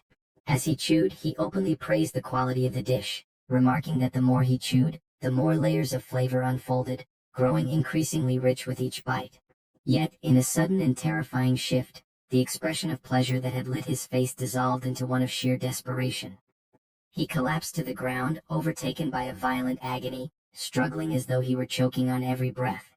Soryang reacted immediately, stepping forward with sharp authority and demanding that everyone stand back at once. He assumed full control of the moment while the man, in panic, clutched at his clothes, begging desperately for help. But Soryang, with an icy composure, reminded him that this was not the result of Ladagam itself, but rather the consequence of the sins he had committed in the village of Song. In his torment, the man gasped inwardly, wondering in disbelief how Soryang could possibly know the truth of what had taken place in that distant village. All around, the crowd stood stunned and silent, unable to comprehend what was unfolding, while Soryang commanded that they hold him down firmly. At once, hands pressed against his body, gripping him with force and refusing to release him. And in those final moments, the persistent taste of walnuts from the Ladagam became the last lingering memory of his life. Elsewhere, the couple who had once cared for Naok during the time when her body was burned approached and pleaded that she continue to be treated with kindness. Soryang reassured them with calm certainty, promising that he himself would protect her, for from now on, she was considered part of the Tang family. Before returning to the Tang residence, they made a necessary stop in the village of Song. The matter of Jin Daesung was resolved swiftly. Since he was a chosen son of a prominent household, any investigation was deliberately avoided so that no scandal would spread beyond control. At her sister's grave, Naok wept with sorrow for all the precious time that had been lost in her pursuit of vengeance. Her trembling hands reflected the depth of her grief as she cried, lamenting that she had not returned home earlier on that fateful day. Watching the scene quietly, Soryang remarked to Hwayin that even the crickets seemed to be weeping in unison with her. The young lady Naok, her voice fragile, said that the sound of the crickets reminded her of the voice of her younger sister. And for a fleeting instant, she wondered to herself what words her sister might be whispering to her at that very moment. Later, in the narrow alleys of the Sinshan capital, the leader of the Murim alliance walked with a relaxed demeanor, displaying a faint smile as he savored the lingering taste of the recipe prepared by Soryang. However, amidst this calm, his steps suddenly came to a halt.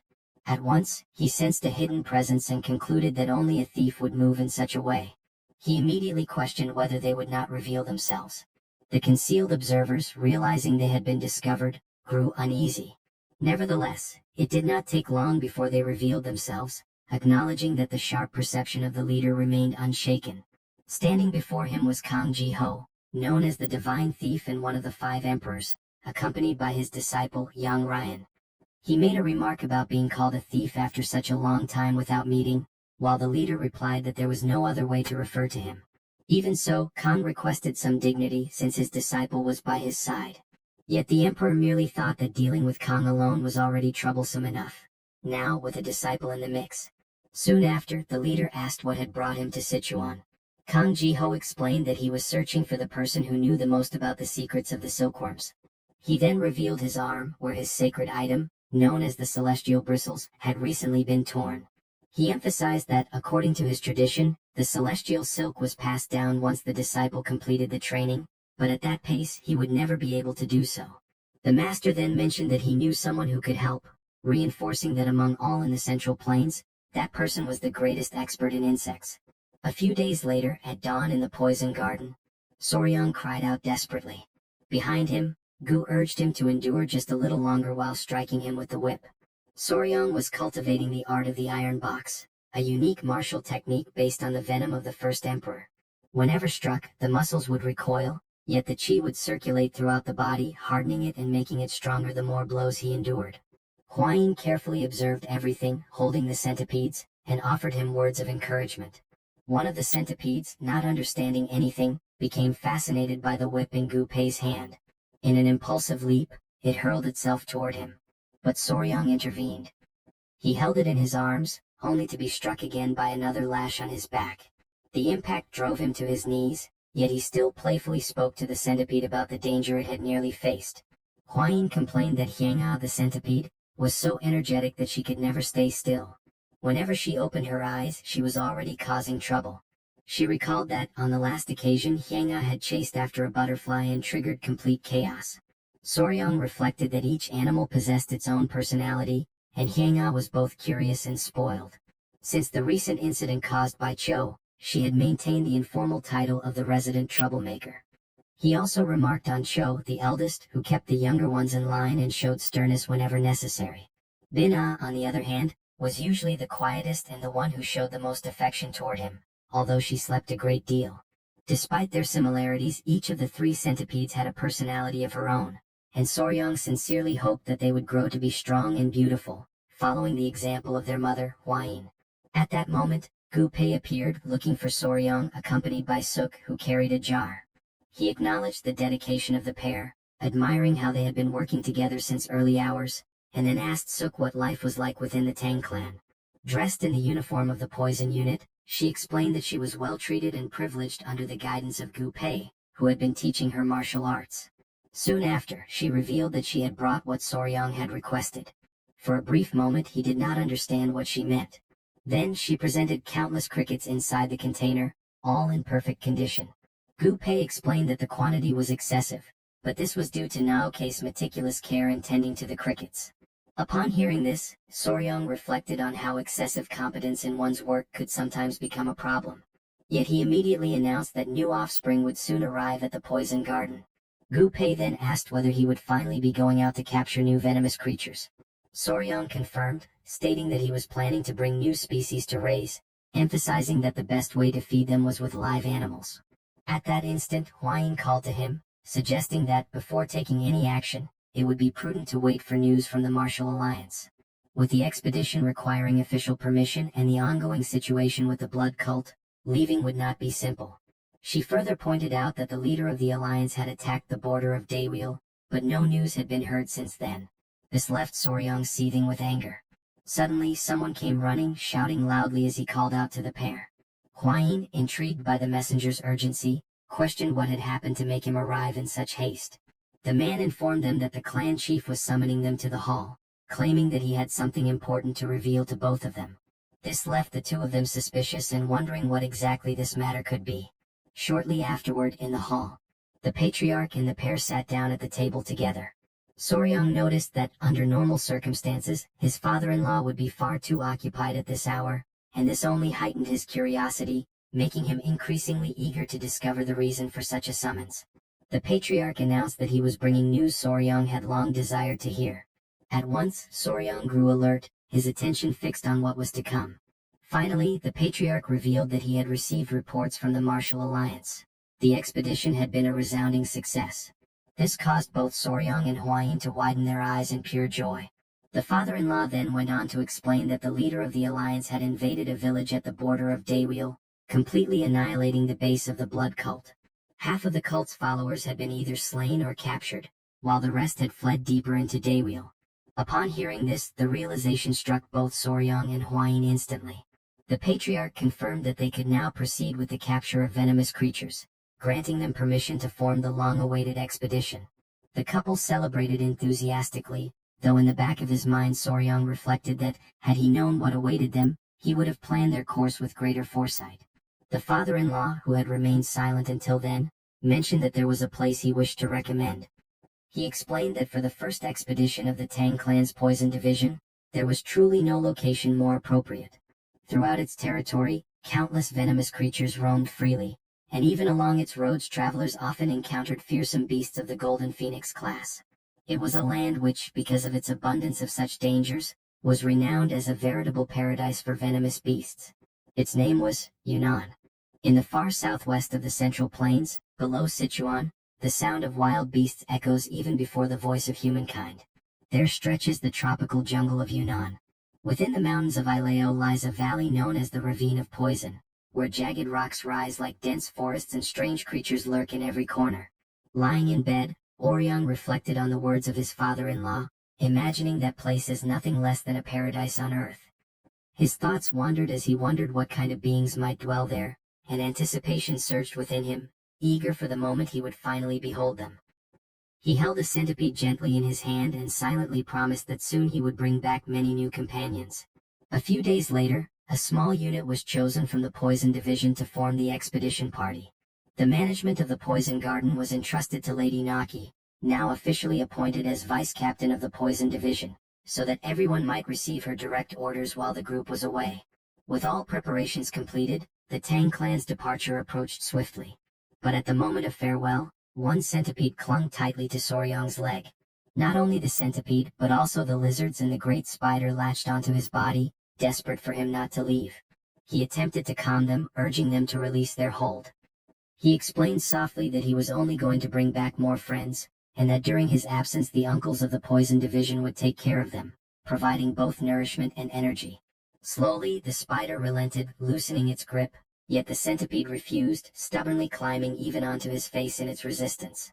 Watching the scene, Hwayin observed that it seemed as though they did not want to part from him at all. And Soryang added that it almost felt as if they wished to go with him. But then the old patriarch interrupted such an idea. He firmly declared that some might accompany them, but Yoa, the spider, could not. Her enormous body drew too much attention, and it would be impossible to explain her presence as they could with Hwayin. Annoyed by what she heard, Hwayin lifted her arm, and before everyone's eyes Yoa's arachnid form became transparent. Her body vanished completely from sight. The old patriarch was left in shock, unable to comprehend what he had just witnessed, and even Soryang recoiled in disbelief, astonished at the sight. Hurriedly, he rushed to touch the surface of Yoa's invisible form, pressing his hand carefully against where her body should be. To his relief, he still felt her softness, the silken and delicate texture of her fur, even though his eyes could no longer perceive her. Soon the old patriarch admitted that Yoa truly could conceal her body. Relieved and heartened, Soryang declared that, in this way, she would indeed be able to accompany them on the expedition. Hwayin agreed, remarking that under such circumstances Yoa could even take care of the others during the journey. Turning toward the centipedes, she addressed their stubbornness, making it clear that their defiance against their father would be better tempered if they learned obedience along the road. With this, Soryang planted his feet firmly on the ground, brimming with confidence. The group finalized their preparations, and thus the first great journey of the Poison Division began. After some time the group arrived near Mount Amei in the province of Sichuan. A long line stretched out before them, catching Soryang's attention, who asked Gu Pei why so many people were halted there. Gu Pei explained that this was a checkpoint. Since the rise of the blood cult, such inspections had become frequent, even taking place in the middle of busy streets, and many travelers often found themselves barred from continuing further. Soryang reflected that being stopped was not the greatest inconvenience. Rather, it was the wasting of precious time in such an endless line. At that very moment, a woman of the guard recognized the elder Mandong Sinchuan, the old patriarch. Approaching respectfully, she listened as he explained that the group was bound for Yunnan. Without hesitation, the woman granted them immediate passage. Astonished by such ease, Soryang realized just how immense the Tang clan's influence truly was. But then, all of a sudden, something drew the woman's attention. Her eyes fell upon Yoa, the spider, yet she could not perceive the creature's true form. With the body rendered invisible, to her it appeared only as though Hwayin, Soryang's wife, was floating gracefully in the air. Panic stirred in Soryang as he recognized the confusion. The guard, however, interpreted it differently. She believed she was witnessing a sacred technique, a divine leap into the void, mastered by Hwayin herself. Startled and awestruck, she admired the supposed ability, remarking that such prowess was only to be expected from one of the three flowers of the martial world.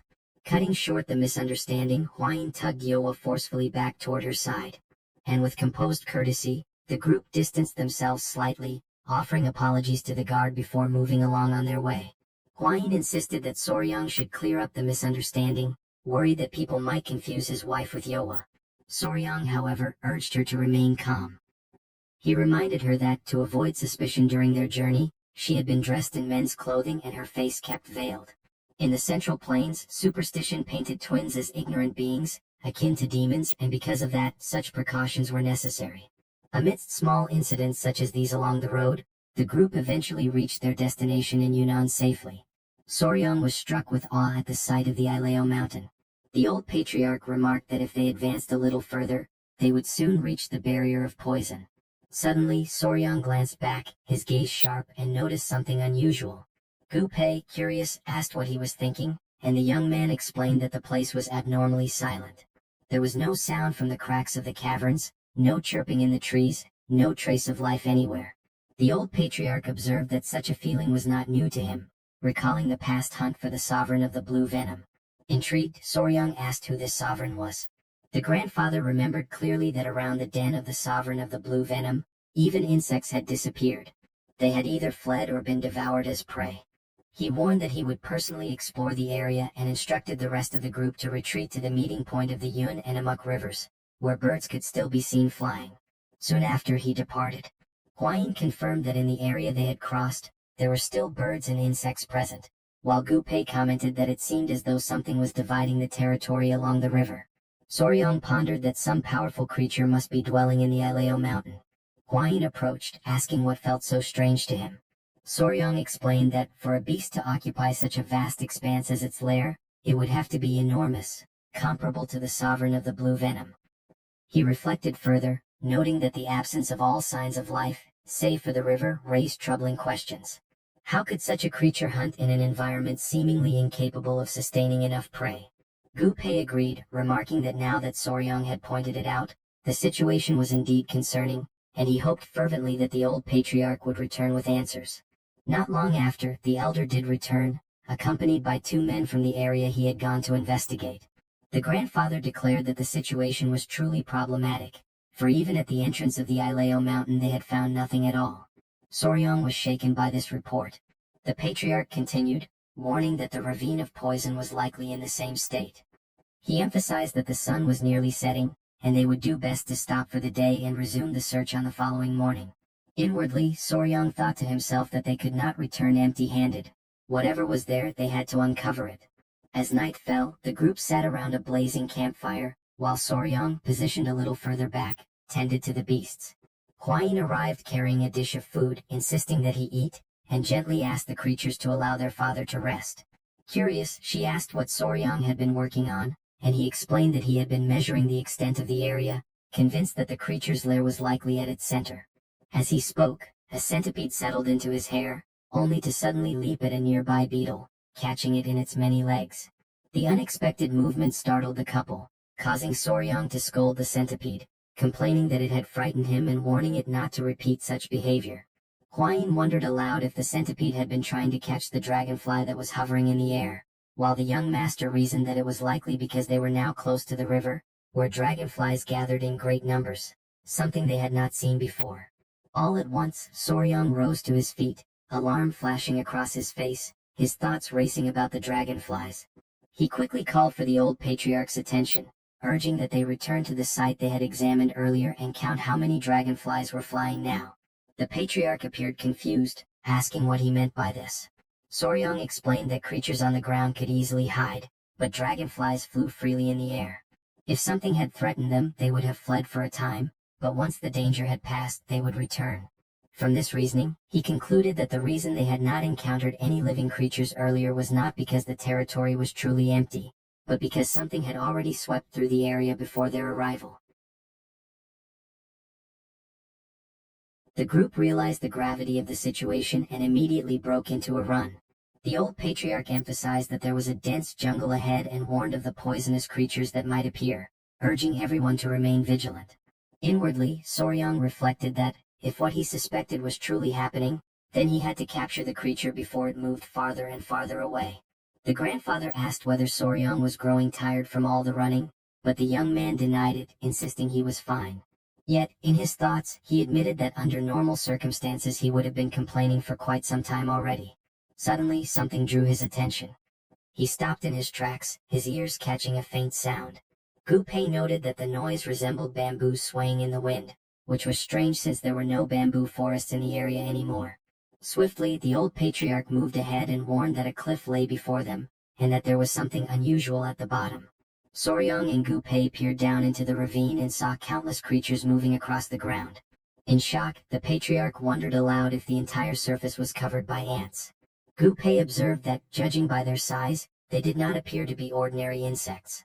Intrigued, the grandfather declared that he had never seen anything like them, not even in the ancient records of the Tang clan. He quickly asked Soryang if he recognized such creatures, and the young man admitted he had never witnessed anything so massive, but confirmed that they bore a striking resemblance to legionary ants. The mention of the name left the patriarch frozen in place, for he knew that legionary ants were a species native to Africa and the Americas, nomadic and feared for moving in overwhelming swarms. Unlike most ants that built fixed nests and led sedentary lives, these migrated when food became scarce, advancing like an organized army. Beyond that, they were naturally aggressive, and to confront them recklessly meant courting disaster. The group remained hidden among the trees, watching in silence, while Soryang urged them all to stay quiet. Then one of the Tang clan men accidentally stepped on a dry branch, producing a sharp crack that echoed through the forest. The group turned instantly, alarm flashing across their faces. And in the very next moment, the inevitable unfolded.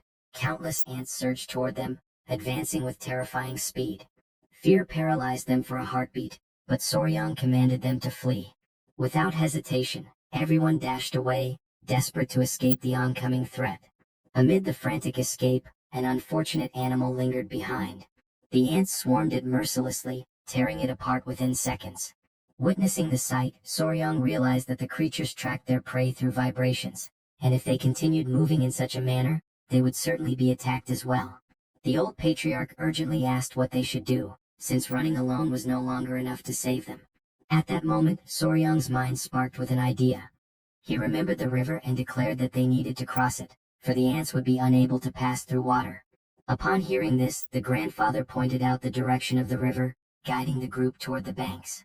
They ran with every ounce of strength that remained, plunged into the rushing waters, and struggled across to the other side. Once they reached safety, they turned back to see the ants massing along the riverbank, watching them without moving any further. Slowly, the swarm began to retreat, incapable of advancing past the barrier of water, and a wave of relief washed over the group. Soryang checked on Nova, the centipede, and promised to dry her quickly. The old patriarch, meanwhile, admitted that the ants had truly unsettled him, confessing that although he was used to never fearing any adversary, even he had trembled before them. Soryang then recognized that such creatures devoured every living being without distinction, and that this explained the absence of animals throughout the region. The grandfather agreed, concluding that, in the face of such an immense population, everything they had experienced now began to make sense. Looking around, he declared that, for the time being, the area appeared safe and instructed the group to take advantage of the moment to rest. Excited, Soryang moved closer to Gu Pei and suggested that, once darkness fully cloaked the forest, the two of them should approach the ants in order to observe them more closely. Gu Pei was astonished and questioned whether Soryang truly wished to return so close to the creatures. Without the slightest hesitation, Soryang responded with certainty, affirming that of course he wanted to see them up close. The proposal left everyone utterly bewildered, for they were still carrying the weight and shock of having barely survived only moments earlier. Gu Pei, still shaken, reminded him that they had just managed to escape and asked whether Soryang intended to capture the ants in the same manner he had once done with the bees. With a calm and steady tone, Soryang denied such an intention, yet emphasized that he would like to take hold of only a few. Determining the course of the night with an air of quiet authority, he declared that all of them would accompany him. Thus, under the cloak of darkness, the group returned once more into the depths of the jungle. It marked the beginning of what they later called the Midnight Abduction, an audacious act that proved to be a success, for each one returned carrying a living ant. Gu Pei, exhausted and visibly stressed, declared that he would never have imagined doing something so reckless ever again. He went on to mutter in disbelief that he had expected the ants to be asleep during the night, not fully awake and active. As they cautiously tied the creatures with great care, the patriarch raised the question of whether it would truly be possible to raise them at all. Soryang, thoughtful and analytical, admitted that the task would be exceedingly difficult. The ants possessed only a very short memory, one that lasted merely a few days, which rendered any attempt at training them completely useless.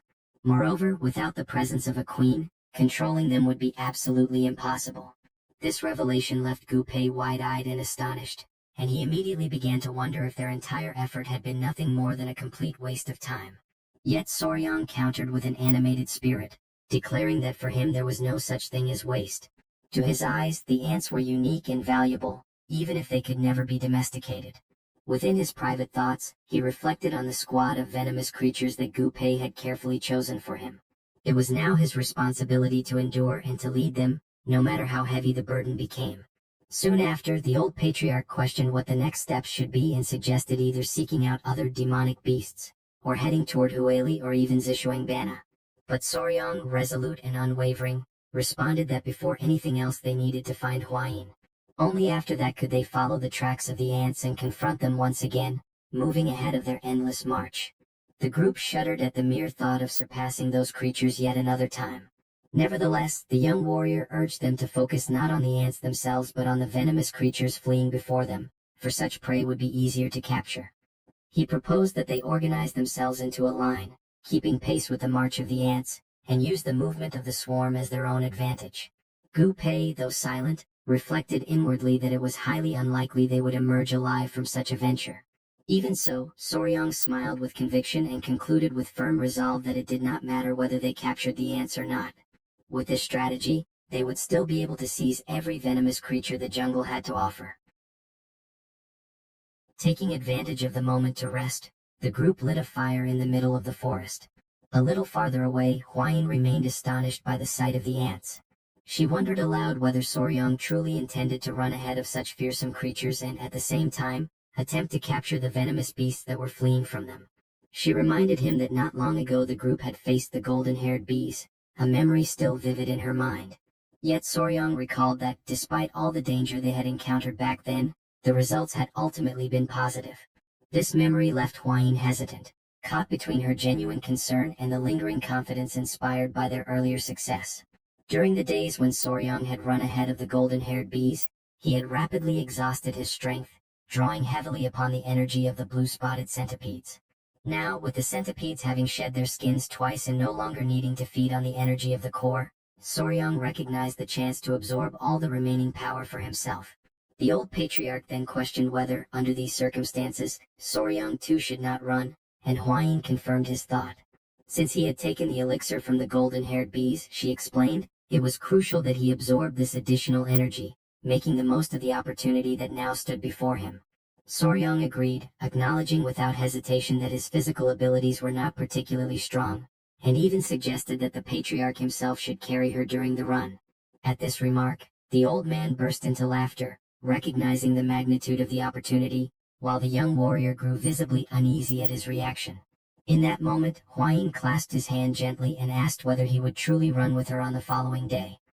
He gave his word that he would, and she exhaled in quiet satisfaction, the kind of relief that resembled someone savoring the strange yet oddly pleasant taste of powdered yellow worms. When morning arrived, the large-scale collection of venomous creatures began. The beasts scattered swiftly with the ants close behind, driving them directly toward the Tang clan's group. In the middle of the run, Soryang warned that ahead of the legionary ants was the hunting unit, reminding everyone that they attacked anything in their path, exactly as his plan had predicted. He calculated that they were approximately 60 zhang away from the hunting unit, and he resolved to reduce this distance to less than 30 zhang during the course of the run. Whenever the venomous creatures were captured, they were quickly handed to the runners on the side and carefully placed inside cages, which were then left on the opposite bank of the river, out of the ants' reach. And thus, the deadly chase began once again. Soryang continued capturing the creatures one after another, determined not to miss a single one. The hunt dragged on for hours, and the number of venomous beasts collected steadily grew without complication. The young warrior kept passing each capture to the group, announcing them with confidence. When asked if he was still well, Soryang firmly confirmed that he was. He declared that he could not allow himself to grow tired, for there were still countless creatures waiting for him. From behind, Huayin called out, warning him of an enormous serpent that lay ahead. Soryang, deeply impressed, quickly identified the creature before him as a Burmese python, one of the largest snakes in the world, known for being docile in temperament and relatively easy to raise. Gu Pei questioned whether it was not, in fact, a venomous creature, and Soryang admitted that it was. Yet he assured everyone present that he knew precisely how to capture it without harm. However, the commander reminded him, with a touch of exasperation, that he had spoken in the very same confident manner about the Chikota scorpion and the giant toad. At this pace, the man commented, they might as well capture everything that appeared in their path. Even so, the young warrior stopped running, determined to pursue the serpent. He moved swiftly and seized it with practiced hands, even as the ants pressed on behind him, relentless in their advance, forcing him to carry the snake forward under great pressure.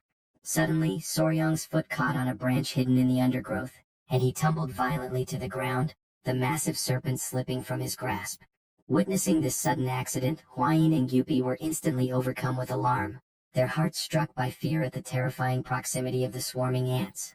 Turning his head, Soryang realized with horror that the insects were already dangerously close, advancing upon him at great speed.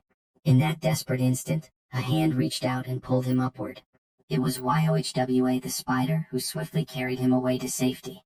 Hwayin, relieved, praised the creature for its good work and urged her to take Soryang to a secure place where he would not be endangered.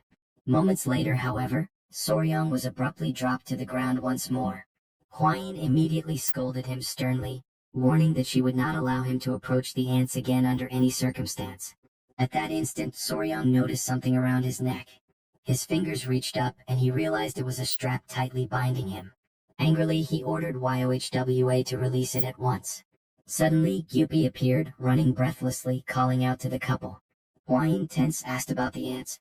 He quickly explained that, by sheer luck, the swarm had stopped on the other side of the hill. Soon, as the group observed the coming of night, Gyupi suggested that they take a brief pause. Hwayin agreed to the idea, stating firmly that she would wait there for the arrival of the main group. In that very moment, the spider sensed something unusual. Without warning, a sharp, pointed object was hurled into the ground between them, striking with such force that it pierced deep into the earth. From behind, several individuals emerged, gripping blades in their hands, and commanded the group not to move.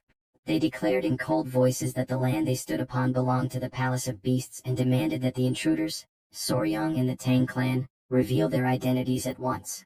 Both Gyupi and Hwayin were shaken by the sudden threat. Hwayin attempted to calm the tense situation by explaining that they were members of the Tang clan from Sichuan. The strangers, however, remained doubtful. With suspicion heavy in their tone, they asked how the Tang clan had managed to reach so deep into the remote jungles of Yunnan. Even as the exchange unfolded, a wolf crept closer to the group, its piercing gaze fixed entirely on Soryang, who remained tied on the ground.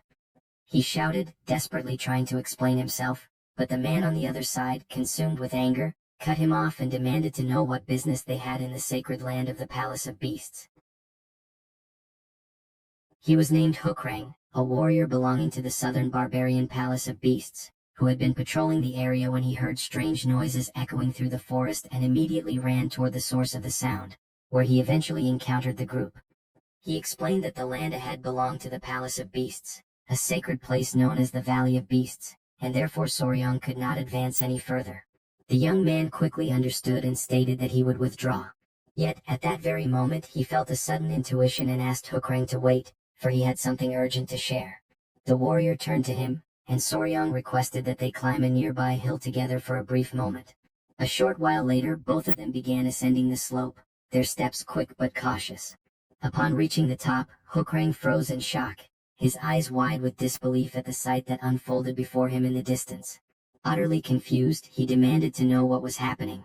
Soryang explained that what they were seeing below was the army of demonic ants, and that the strange sounds they had heard earlier were produced by the swarm's ceaseless movement. He then added, with growing concern, that the swarm seemed to be heading straight toward the Palace of Beasts, and he expressed his fear of the danger that awaited them if they continued along the narrow valley that led to it. Realizing the seriousness of the situation, Hukrang decided to return to the Palace of Beasts immediately to inform his lord of the impending threat. He also requested that, if possible, the members of the Tang clan accompany him to provide a more precise explanation about the ants. Hwayin promptly agreed, offering to join the mission without hesitation. Soryang concluded that they must depart at once, for time was of the essence, and once the sun rose, the swarm would move again. When they finally arrived at the Palace of Beasts, the group was left speechless by the majestic sight before them. Soryang pointed out that this must indeed be the legendary Palace of Beasts. He asked if it was true that the art of beast taming within the southern barbarian Palace of Beasts was unmatched in the world. Hwayin confirmed that even the Central Plains could not compare. Hukrang explained that the vast circular clearing they had passed earlier served as grazing land for the palace's ferocious beasts. The entire region, he said, was surrounded by steep mountains, and with its entrance so well guarded, the palace functioned almost like a natural fortress. Soryang pondered this in silence, wondering if such isolation might also become a trap, whether blocking the entrance could turn them into mere rats caught under siege. Shortly after, the warrior introduced the group to the lord of the palace, respectfully asking that they be granted passage. They waited for permission, and once the signal was given, they entered the grand hall. Their host introduced himself as Meng Ho, the lord of the palace of beasts. Everyone bowed deeply, and Soryang formally presented himself and the others as members of the Tang clan. Meng Ho remarked that he had heard of their arrival in Yunnan to capture poisonous creatures and admitted that the Tang clan's knowledge of venom and deadly beasts far surpassed their own. He then asked Soryang to explain exactly what the demonic ants were and how such creatures had reached this land. Soryang described in detail the terrifying nature of the demonic ant army, their destructive power and the urgency with which the affected lands needed to be evacuated. However, the response from those present was not what he expected. Meng Ho questioned the idea of abandoning a homeland they had protected for over 300 years merely because of some ants. A female warrior of the palace dismissed the threat entirely, suggesting that they send 500 wolfhounds to exterminate the insects, claiming that the people of the Central Plains were prone to exaggeration. Soryang, stunned, insisted that he was not exaggerating and warned that if they sent 500 wolves, every single one of them would be devoured within moments. His words deeply offended the woman, who glared at him in fury. Huayin cautioned Soryang that he was being rude, but he paid her no mind and continued speaking, his voice firm and filled with intensity. He declared that those creatures were not mere demonic ants but beings capable of bringing utter destruction to beasts and humans alike. The woman scoffed, accusing Soryang of not understanding the love they held for their beasts, nor the respect they showed their hounds, insinuating with scorn that his people ate theirs. Her words ignited Soryang's anger. A dark and powerful aura began to rise from his body, swirling around him like a storm. With unshakable resolve, he ordered everyone to step aside as he summoned his own companions, the centipedes, the spider, and the stone lizards, ready to show the might of the Tang clan's venomous beasts. The sudden appearance of the creatures startled everyone in the palace, throwing the hall into a wave of shock and fear. Panic spread quickly among the gathered warriors and attendants, while the young man, calm and composed, gently held his venomous companions in his arms, as if to reassure them. Amid the confusion, the lord of the palace demanded to know what those creatures were. Soryang explained, in a steady tone, that they were his venomous companions, beings he personally nurtured and cherished deeply. The woman who had earlier spoken to him with hostility was taken aback, astonished by the tenderness and sincerity in his words. One of the palace warriors, still trying to recover from his amazement, remarked that even in a place like theirs, where animals were treated with respect and affection, no one had ever gone so far as to use the word companion when referring to them. The old Lord Meng Ho smiled, visibly impressed, and praised Soryang's remarkable bond with his creatures. In a tone that blended admiration and humor, he added that he had initially found it odd for the young master to have a woman wearing a collar, but now understood. If the spider was his companion, then it was a partnership, not an act of subjugation. Soryang, realizing the misunderstanding, chose not to correct him immediately, remaining silent with a faint, awkward smile. Another man in the group commented that anyone who calls his beasts companions must possess great love and loyalty, and that the advice of someone like that should never be taken lightly. Soryang and Huayin exchanged quiet glances, both reflecting on the weight of those words. At that moment, the lord of the palace rose from his seat with authority and ordered everyone to gather in the main hall to begin immediate preparations for evacuation. Later, as the entire palace buzzed with movement and tension, Meng Ho approached Soryang once more. He expressed his heartfelt gratitude for the young man's warning and assistance, lamenting that he could not offer a more honorable farewell due to the urgency of the situation.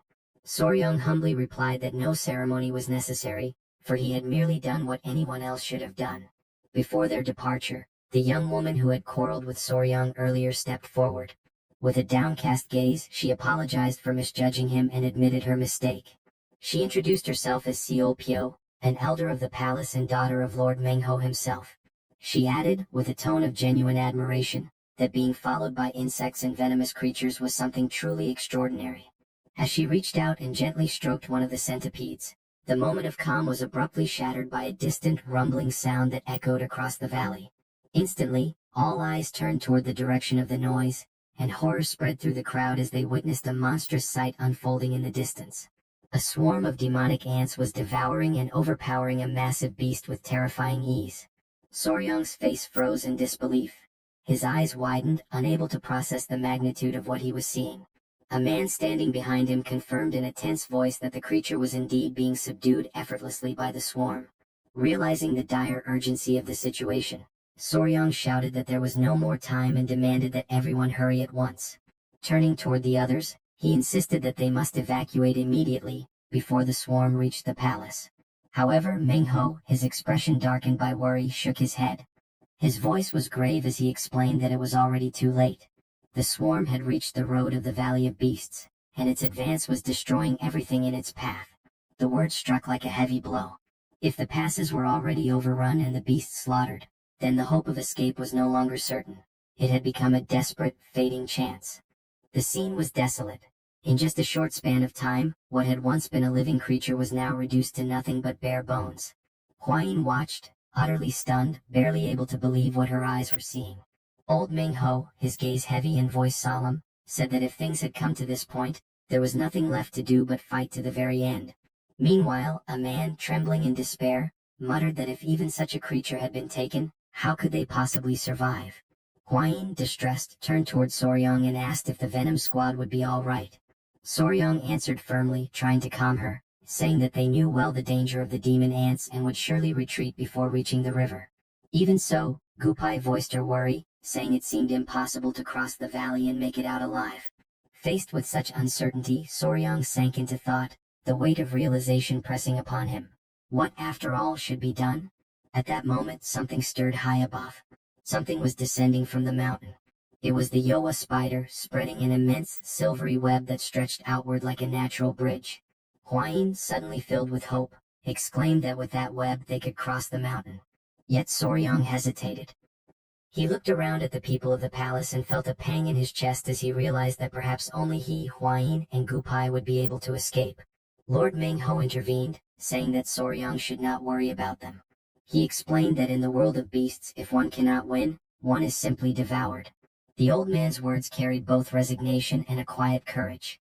Soryang, however, declared that those people loved animals as deeply as he did, and for that very reason, there must be a way to save everyone. He began to think deeply, reviewing everything he knew about the demon ants, their habits, their migration patterns, and even their hunting instincts. In silence, he organized each detail in his mind, weighing possibilities and risks. Then, suddenly, a thought struck him like a flash of light, an idea that could change the fate of them all. He turned to the lord of the palace and said that perhaps he had found a solution. Meng Ho observed him with curiosity and asked whether it was truly a good idea.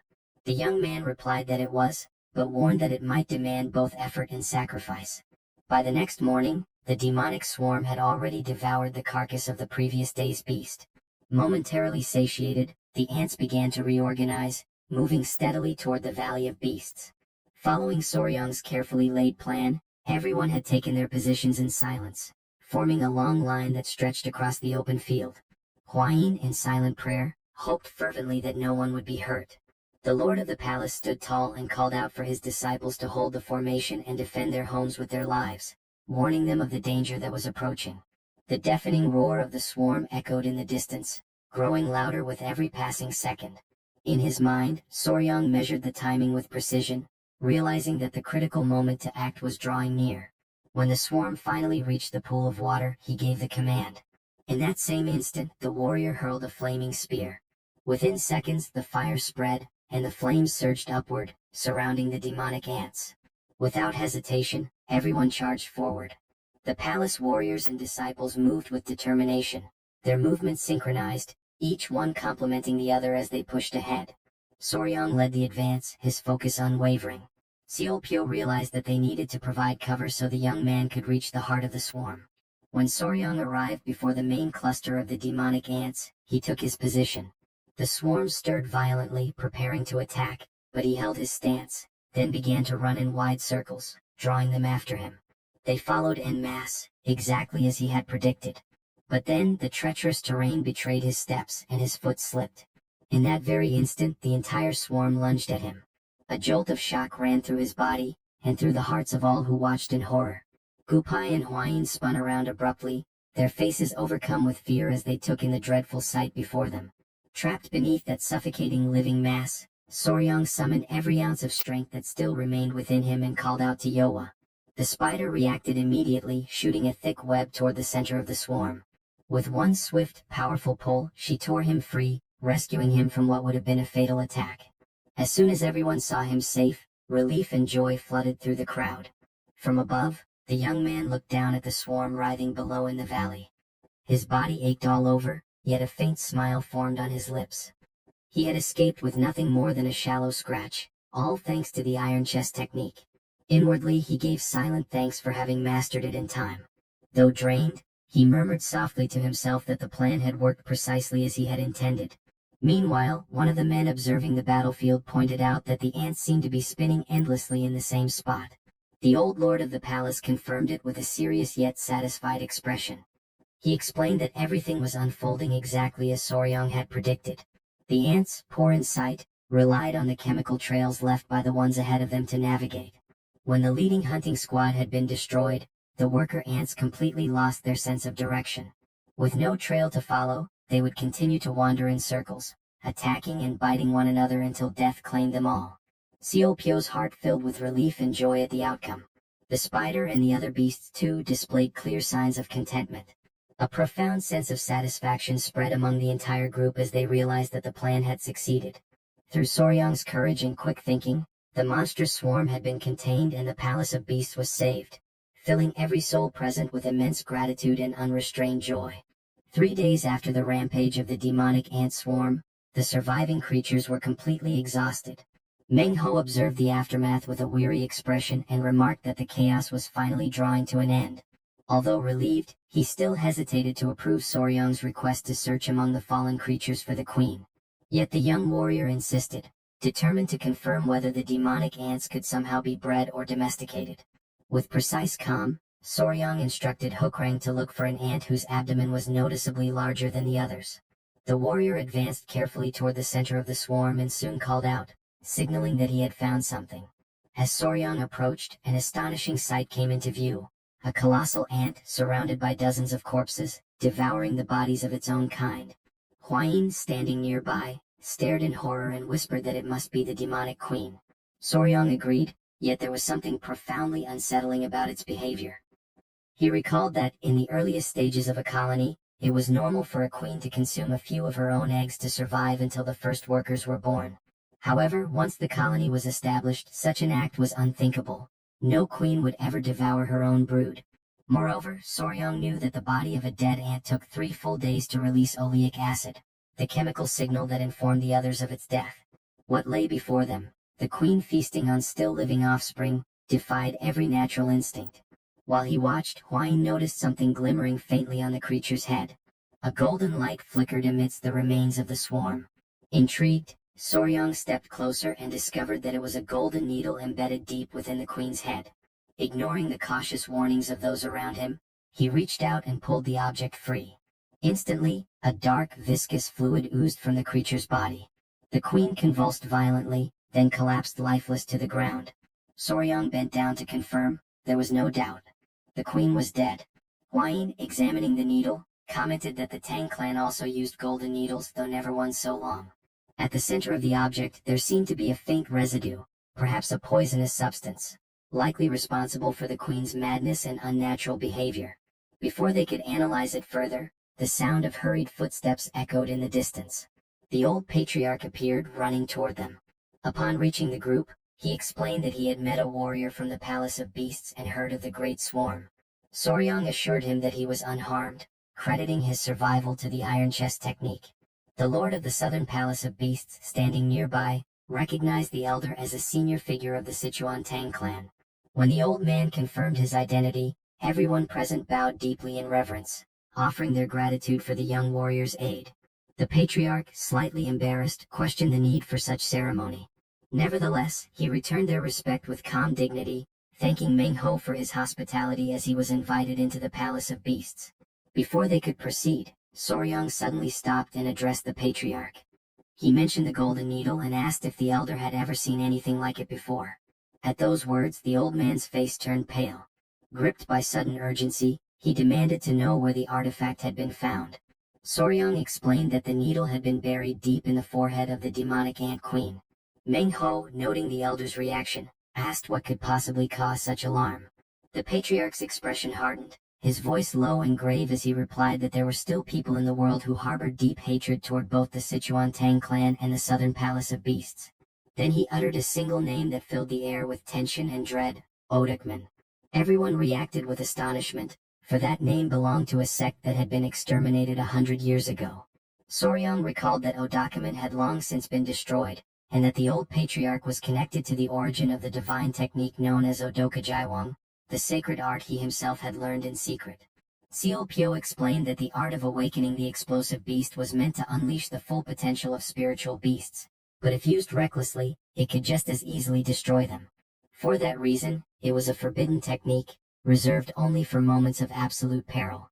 The patriarch went on to explain that Odakumen had once used demonic creatures to create the so-called soul pills, and that the golden needle bearing the Tang clan's mark was proof of their interference.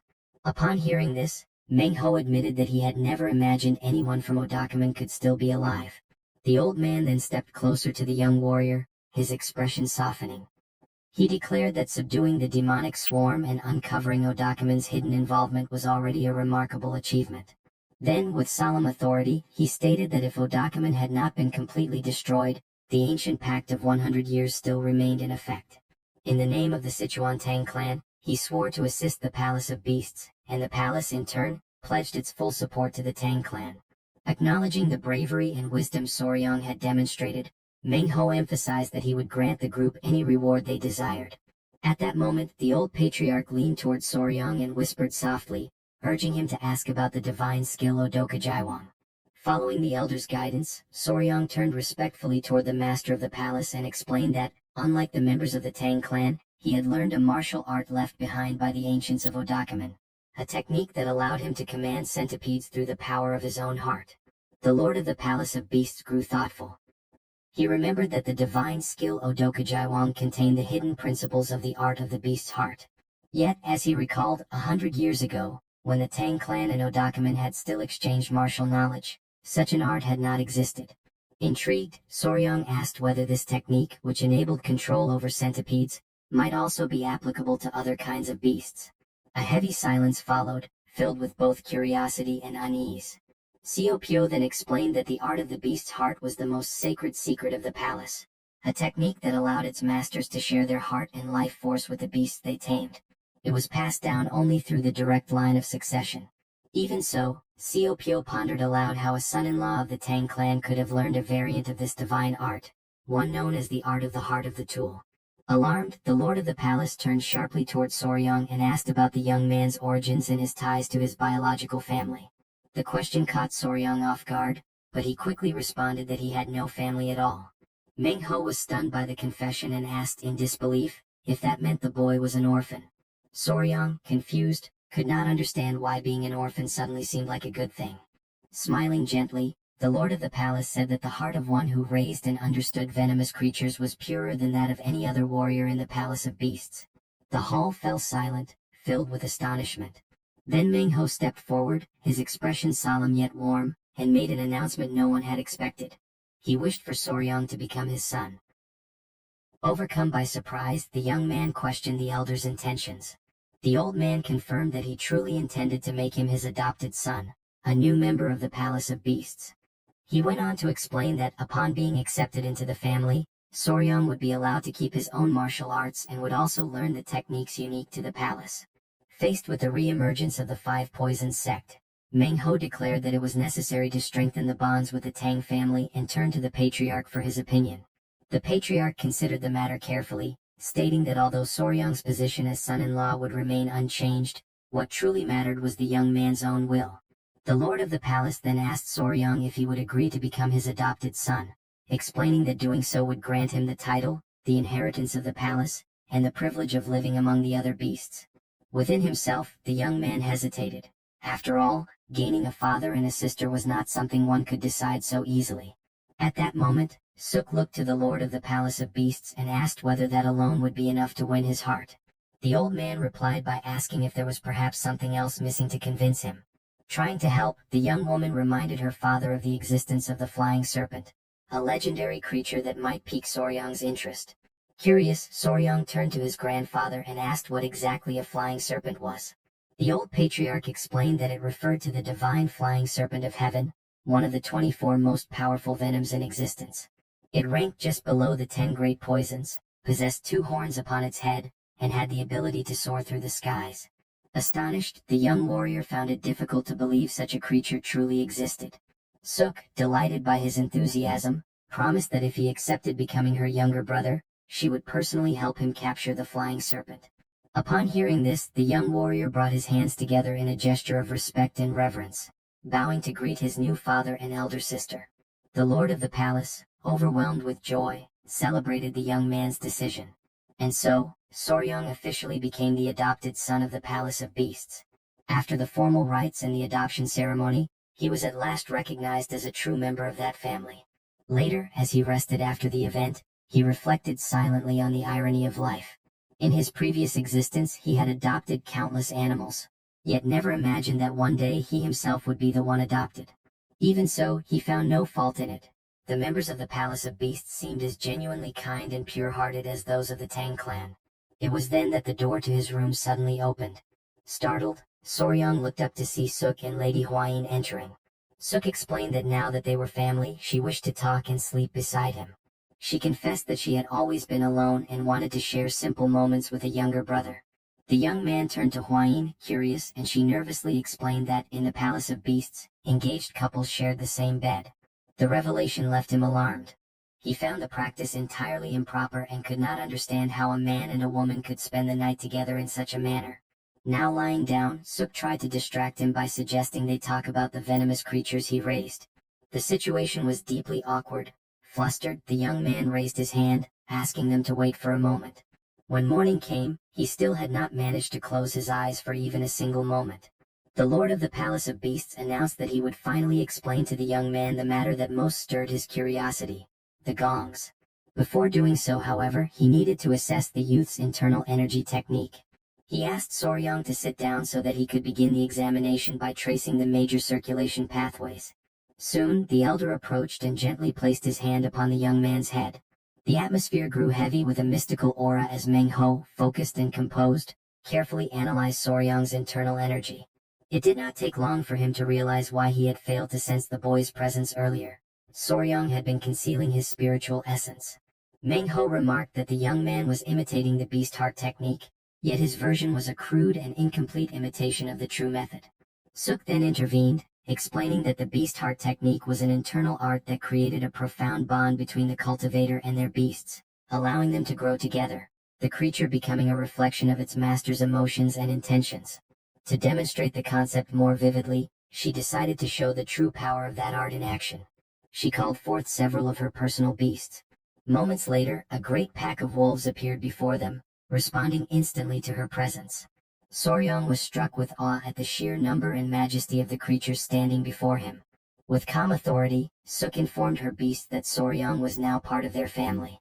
Then she raised her voice, commanding the wolves' attention, and with a clear, commanding tone, ordered them to assume the fierce formation, directing their movements toward the lord of the Palace of Beasts. The creatures obeyed without hesitation, advancing in unison, their movements perfectly synchronized as though they shared a single consciousness. The young man watched in astonishment as each wolf's motion aligned flawlessly with the others, realizing the depth of the spiritual bond that united Suk and her beasts. The lord of the palace explained that such harmony was the result of the beast heart technique, which united the cultivator and the creatures as one. Through it, a master could see through the beast's eyes and strike with their fangs as if they were extensions of their own body. Overcome with emotion, the young warrior knelt down and earnestly begged the lord of the palace and Suk to teach him the true beast heart technique. Moved by the boy's determination, Meng Ho instructed him to sit once more and placed his hands upon Soryang's back. As he began to transmit the technique, the lord of the palace subtly adjusted the flow of venom within Soryang's meridians. Although the method had originally been designed to absorb blood, he adapted it to the young man's unique constitution. He explained that only a single drop of blood, or even saliva, was enough to establish a lasting link between cultivator and creature. When the process was complete, Meng Ho solemnly declared that the transmission had ended.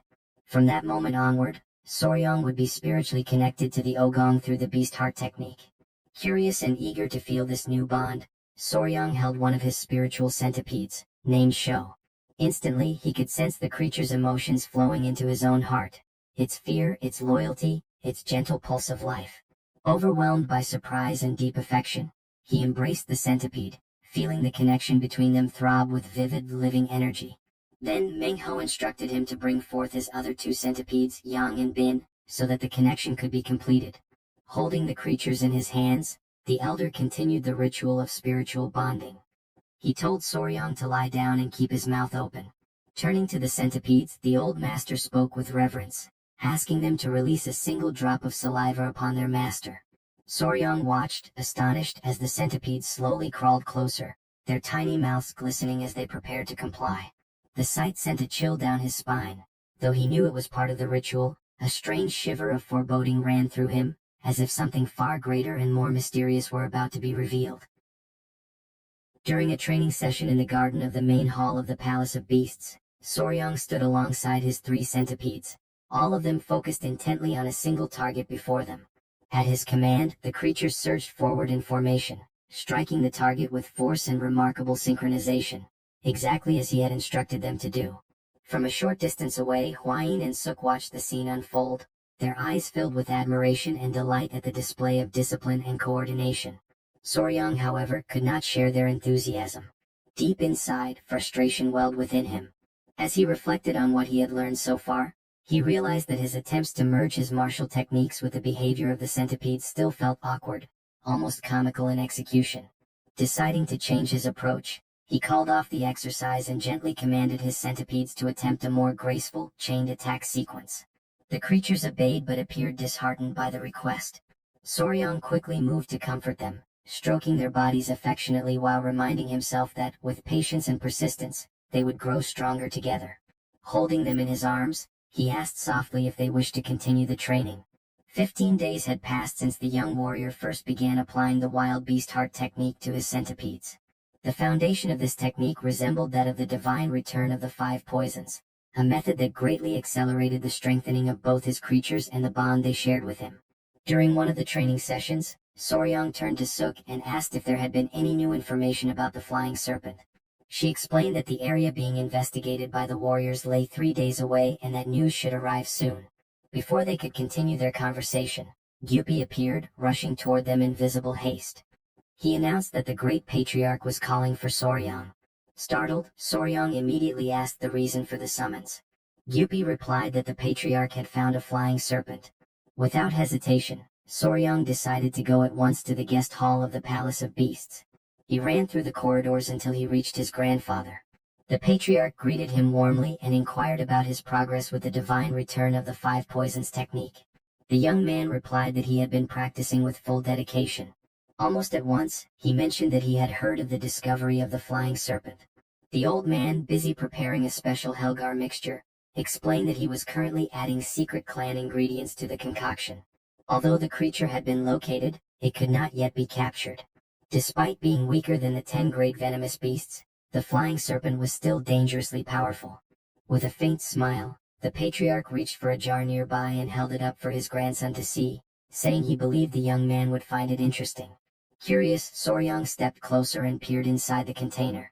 There he found a peculiar spider. He quickly identified it as the money trap spider, so named because the pattern on its back resembled that of an ancient coin. In the West, it was known as the sinister hourglass spider, its scientific name being Cyclocosmia ricketi. The young man reflected that, in his previous life in Korea, it would have been nearly impossible to encounter such a rare creature. He thanked his grandfather sincerely for giving him the chance to see it with his own eyes. As the group gathered around, the great patriarch looked at them thoughtfully and commented that they would need an appropriate location to confront the flying serpent. Soryang recalled that serpents were capable of slipping through even the tiniest cracks and that they were usually kept in reinforced sacks to prevent escape. The old patriarch agreed but added that even with the strongest bags the clan possessed, none might be capable of containing such a creature. Deep in thought, Soryang tried to imagine a solution to the problem. While they pondered, one of the clan members suddenly noticed something unusual within the jar and panicked. Turning to the elder, he exclaimed that the money trap spider had vanished. Overcome with guilt, he immediately bowed his head, apologizing and explaining that he had looked away for only a single moment. The young warrior, however, remained perfectly calm. He stated that there was no reason for concern and asked Gyupi to hand him a sashi knife. As soon as he received it, he stepped closer to the jar and, with careful precision, pulled the creature out from within. Soryang explained that this particular species was known for digging burrows and creating tunnels underground, using the soil to conceal itself whenever it sensed danger. As he observed the spider once more, an idea began to form in his mind. He recalled that if such creatures could construct burrows strong enough to withstand pressure, perhaps they might also be capable of producing something similar to a containment sac. Without wasting time, he went in search of Yoa. When he found her, he asked whether she could create a sac, preferably one of considerable size. While she examined the fabric of an existing bag, the young man reflected thoughtfully on the remarkable properties of spider silk. He remembered that spider silk was known to be 20 times stronger than steel and 4 times more resilient than the fibers used in bulletproof vests. Moreover, Yoa was no ordinary creature. She was a spiritual spider, one of the 10 great venomous beasts, which made her silk even more precious and powerful. Before long, Yoa finished her work, weaving an enormous sack entirely from her own silk and presenting it to him. Gyupi, filled with curiosity, attempted to pierce the fabric but quickly discovered that it was impenetrable, remaining completely intact. The old patriarch, astonished by the result, declared with satisfaction that they would depart at dawn, for they now had everything they needed for the hunt. Upon hearing this, Soryang turned toward the spider and expressed his gratitude for her help, promising that she would soon have other small creatures to keep her company. When morning arrived, the group set out toward the valley where the mysterious creature had last been sighted. During the journey, the great patriarch reminisced about the past, recalling that he had only ever seen one of the 24 venomous creatures once in his life. Now he confessed he was eager to witness another. The young warrior listened attentively and asked what exactly the 24 venoms were. The old man explained that, just as the cycle of the day was divided into 12 hours represented by the animals of the zodiac, the clan of beasts divided their sacred cycle into 24 hours, each governed by a unique venomous creature. Their conversation was soon interrupted when one of the warriors announced that they had reached their destination. The group approached the edge of a steep cliff. There, suspended high above amidst the turbulent wind currents, floated the flying serpent. The great patriarch gazed upon the creature with reverence and began to recite an ancient record preserved within the clan.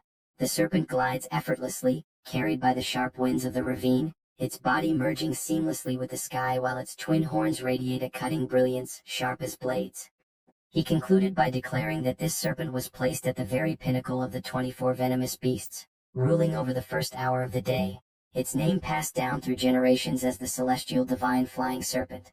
Something that few people knew was that, in Soryang's previous life, there had also existed flying snakes. At that time, before his audience, he had presented a species known as Chrysopelia. The viewers often questioned him, asking if it wasn't simply an ordinary snake and how such a creature could possibly fly. With patience, the young man would explain that it did not truly fly in the traditional sense. It expanded its ribs, flattened its body, and glided through the air, soaring gracefully as if it had wings. Even so, many remained skeptical, accusing him of deceiving his followers and selling illusions. He would only laugh in response, calmly explaining that these snakes could glide for up to 250 meters, something that, by all accounts, could indeed be considered flying. He would remind them that even the moon serpent did not fly like a bird, for everything in the universe remained bound to the laws of physics. Back in the present, as the celestial divine flying serpent crossed the skies with majestic grace, Soryang felt his mind almost freeze in disbelief. Turning toward his grandfather, he asked whether it wasn't strange to see a serpent soaring through the heavens. The great patriarch replied that this was precisely the reason the creature bore such a name. Hwayin soon approached, carrying a cluster of centipedes in her hands, remarking that they too would one day grow into impressive venomous beasts. At that moment, the serpent began to thrash violently in the air before swiftly fleeing into the distance. The great patriarch watched calmly, convinced that the serpent had not gone far. He decided to set up camp nearby and send scouting parties to track it down. While the warriors busied themselves erecting tents and preparing the site, Soryang stood apart, lost in thought as he analyzed possible strategies. Suk approached him quietly, catching him by surprise, and asked what he was doing there alone. The young warrior turned to her and explained that he was trying to figure out how to lure the serpent back to the ground in order to capture it. The warrior woman looked at him with a faint trace of irony and asked whether he truly didn't know even the basics. She went on to explain that, despite its ability to fly, the creature was still a living being. It needed to eat and rest, and eventually, it would return to the ground. That, she said, would be the perfect moment to capture it. In silence, Soryang reflected that, in his past life, monsters were always at their most vulnerable while feeding. A small smile crossed his face as he realized how he had overlooked something so simple. He thanked Suk sincerely, and she met his gaze with quiet confidence, assuring him that she would place the flying serpent in his hands. But the calm did not last long. After a short while, the warriors began to fall one after another. When Soryang lifted his gaze, he finally understood the true reason why this creature stood at the very top among the 24 venomous beasts. Before them, the serpent observed the group intently, its sharp eyes glimmering. Hwayin turned quickly toward Soryang, checking to see if he was unharmed. For 3 days, the group had camped in the area, gathering every possible detail about the serpent's behavior. They discovered that it fed on a fire carp every 3 days and could remain in flight for no longer than 2 continuous hours. Using this information, they had devised a plan to strike secretly at night, during the exact moment it descended to feed. However, the serpent's body stood nearly 6 meters tall, and its scales possessed an unnatural resilience. Each time it struck the ground, the force of impact sent stones and shards of rock scattering in every direction, making any approach nearly impossible. Though its venom was not as potent as that of the 10 great venomous creatures, its sheer power ranked among the highest of the 24. With so many warriors injured, the old patriarch finally gave the order to retreat.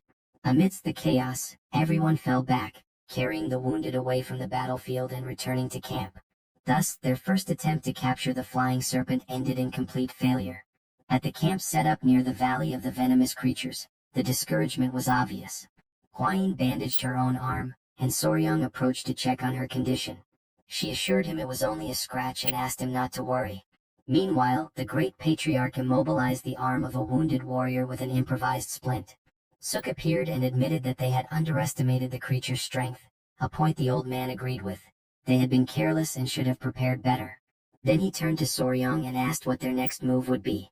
The young man reflected and realized that his existing knowledge did not apply to that creature. A frontal assault would be far too risky for the group.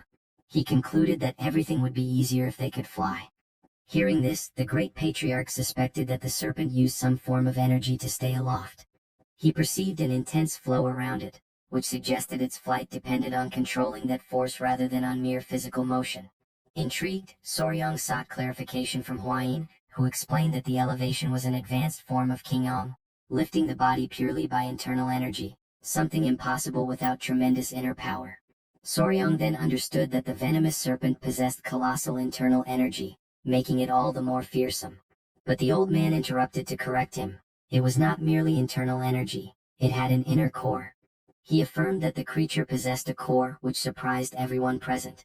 Soryang associated this with the blue-spotted centipedes, whose cores concentrated energy and enhanced martial abilities. The existence of a core changed their strategy immediately. Gyupi and Suk wanted to secure it at any cost, while the patriarch weighed the moral and practical risk of killing the creature. He recalled how Hwayin had progressed after consuming the core of an inferior beast, and he explained that the core of the celestial divine flying serpent would instantly amplify martial skills.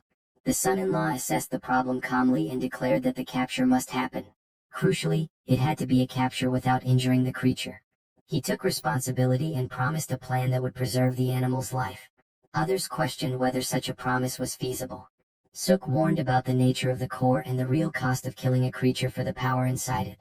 Soryang countered that internal energy could be accumulated over time, and perhaps sacrificing the serpent would not be worthwhile given the value it represented alive. The great patriarch, recognizing Soryang's determination, agreed to proceed if that was his wish. Soon after, the young warrior formulated an idea. He did not reveal all the details aloud, but in his mind he sketched strategies to lure the serpent to the ground and immobilize it without harming it. A risky plan, but one that, if successful, would secure the core while sparing the life of the majestic beast. The celestial serpent continues its life as usual, faithfully following its daily habits, while Soryang watches from a distance with a stone held firmly in his hands. He throws the stone toward the creature and immediately startles himself with the boldness of his own action. After all, a serpent has 3 primary ways of perceiving the world around it: the auditory chamber, which detects sound waves and subtle vibrations; the vomeronasal organ, which analyzes odor particles gathered by its flickering, forked tongue; and the photoreceptive organ, which uses specialized cells to detect infrared radiation and track the movement and body heat of its prey. In other words, if both heat and scent are concealed, the serpent becomes incapable of detecting their presence at all. Huayin questions the need for that strange, specialized outfit, while the old patriarch admits that he never imagined a day when he, the mighty lord of 1,000 poisons, would be forced to submit to such an indignity. Soryang, however, insists that for this particular operation, the garment woven from the spider's special silk is absolutely essential. The patriarch shows that he understands, yet he wishes to know exactly how this method will allow them to capture the serpent without hurting it. Soryang recalls an old teaching from Suk, that every living creature must eat and sleep. He explains to the group that from that moment on, they will follow the serpent for several days, and whenever it attempts to eat or rest, they will disturb it by throwing stones. Since the serpent cannot see them, it will be unable to attack or defend itself. Without food or rest, it will gradually exhaust itself until it collapses. Soryang acknowledges that the entire group will also suffer throughout the process, and he trusts in their endurance. 6 days pass. The serpent continues to resist, and when one of the men notices it attempting to drink water, the group immediately launches more stones. Despite its exhaustion, the creature tries to escape again and again, but eventually hunger and fatigue overwhelm it, and it finally loses consciousness. In this way they succeed in capturing a celestial serpent without inflicting a single scratch on it and without harming any of the warriors. The mission, which Soryang decides to name the Pursuit of the Celestial Net, becomes a resounding success. The group gathers around the spot where the serpent lies tightly wrapped in the spider's silk. The old patriarch observes the defeated creature with a heavy heart and laments the suffering it endured. Soryang asks whether its inner core has already been examined, and the patriarch confirms that it has. Though small, the core contains condensed energy equivalent to about 120 years of internal cultivation. Huayin is astonished by the estimate and immediately begins to suggest that Soryang should absorb the core. Suk supports the idea, emphasizing that 120 years of energy is an extraordinarily rare opportunity. Huayin adds that with such power, Soryang could learn martial arts with ease and reshape his very body. The old patriarch agrees, stating that a core of that magnitude could elevate someone beyond the level of the 10 poisons and propel them toward the higher realm.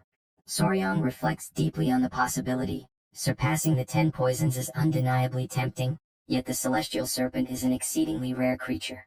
Suk urges him to seize the opportunity, while Huayin asks him to make his decision quickly. Soryang requests time to think. Shortly afterward, a man from the clan spots a cart being lifted from the ground and alerts the group. Many immediately assume that the serpent has awakened. Gupai becomes irritated at the possibility that the creature still possesses enough strength to move, while another clan member is astonished by its resilience. Soryang and the rest of the group watch as the silk sack begins to move. The old patriarch observes carefully and notes that the serpent is still full of energy and does not appear to have spent days without eating. Realizing the seriousness of the moment, he concludes that now that the creature is waking, it will resist fiercely.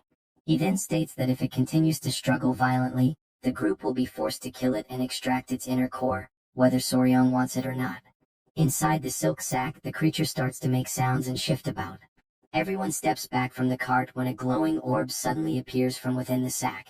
The men around it are stunned and call Soryang over to take a look. They discover that the celestial serpent has shrunk. Confused, Soryang removes the sack and finds the tiny creature staring directly at him. He kneels down, overwhelmed with despair, recognizing the once majestic serpent in its frail new form.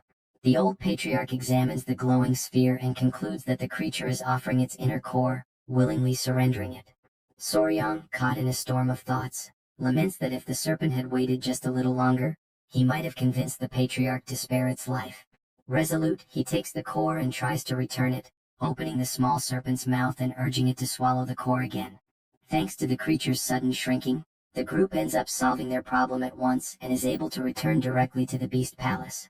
On the following morning in the palace's main hall, Mengho examines the inner core and is deeply impressed by the energy contained within it. He finally understands why the Lord of 1,000 Poisons claimed it held the equivalent of 120 years of internal energy.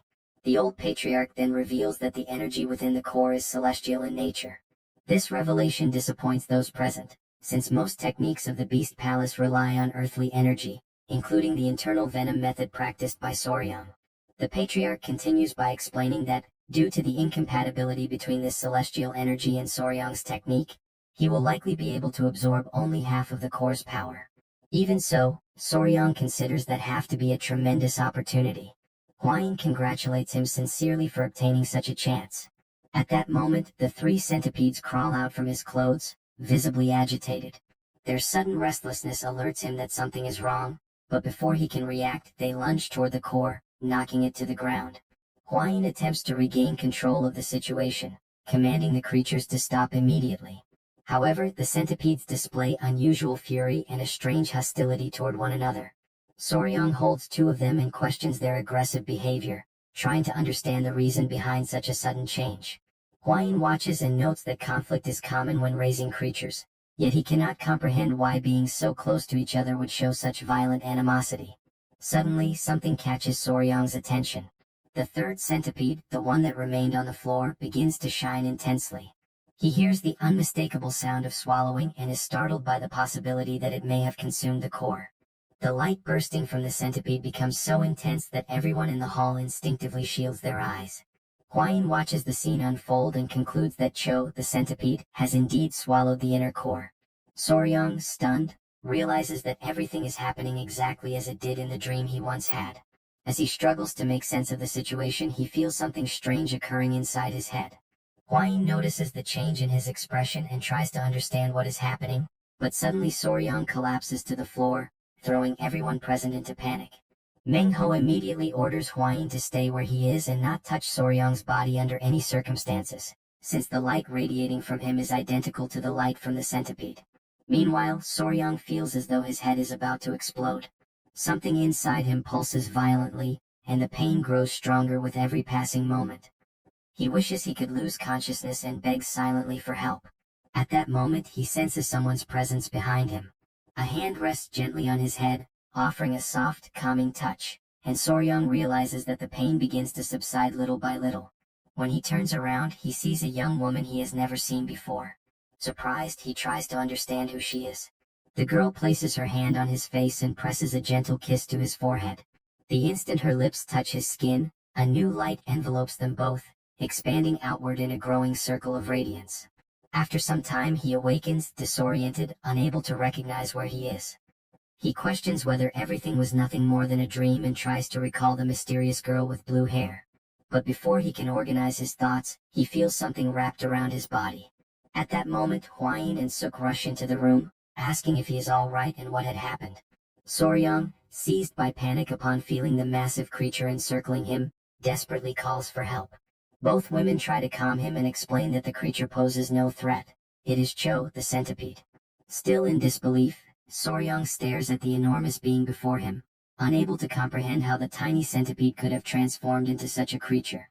Hua-yin then explains that after swallowing the inner core, Cho transformed into a flying centipede, a legendary creature capable of flight, conjuring dense mists and calling forth deadly rains. Soryang remains stunned by the transformation. The mere thought of Cho becoming one of the 10 great poisons leaves him shaken, as it seems utterly impossible. Even so, he finds himself overcome by awe and amazement as he observes the beauty and imposing presence of her new form.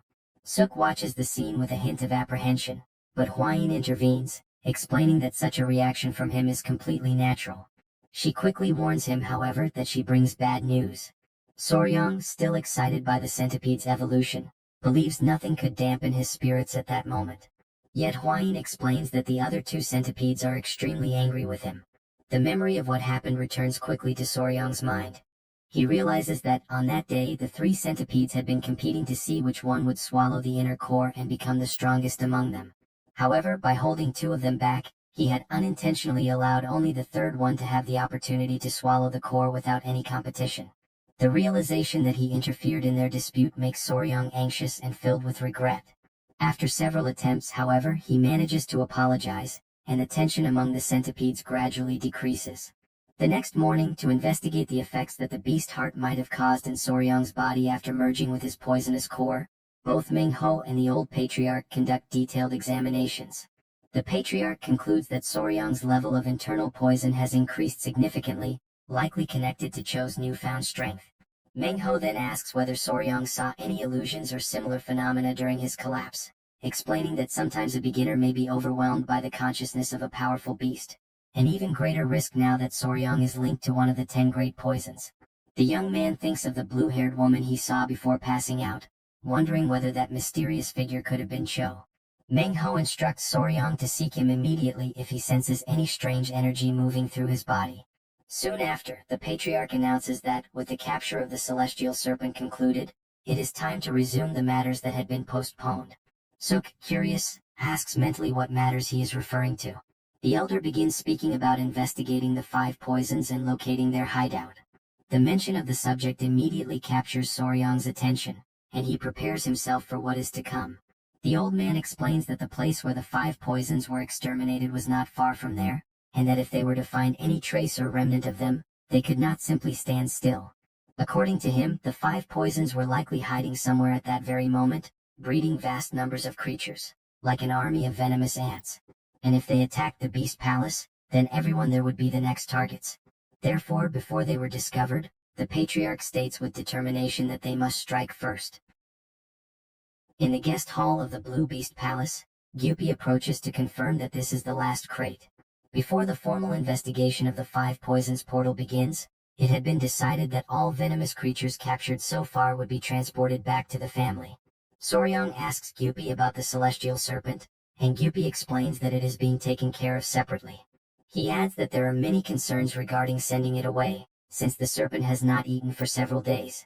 Realizing how serious the situation is, Soryang reflects on what it must feel like to lose 120 years of internal energy to the centipede. Then he heads out to see the celestial serpent, taking the centipede chew with him. As soon as he tries to check its condition, the serpent reacts with fierce hostility. Uncomfortable, Soryang attempts to calm it down, recalling that its own overwhelming ferocity had made the current situation inevitable. He reflects that, having shrunk so drastically, the creature now risks becoming prey to other animals.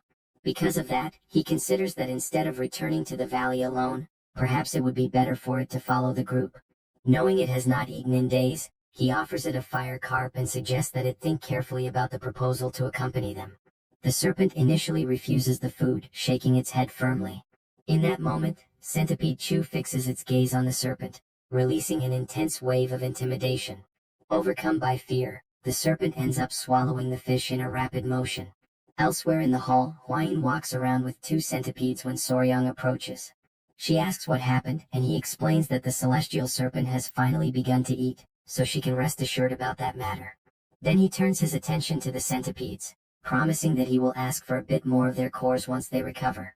Internally, he decides that he will make this request 2 more times for the sake of peace within the family, even if this causes suffering to the creatures.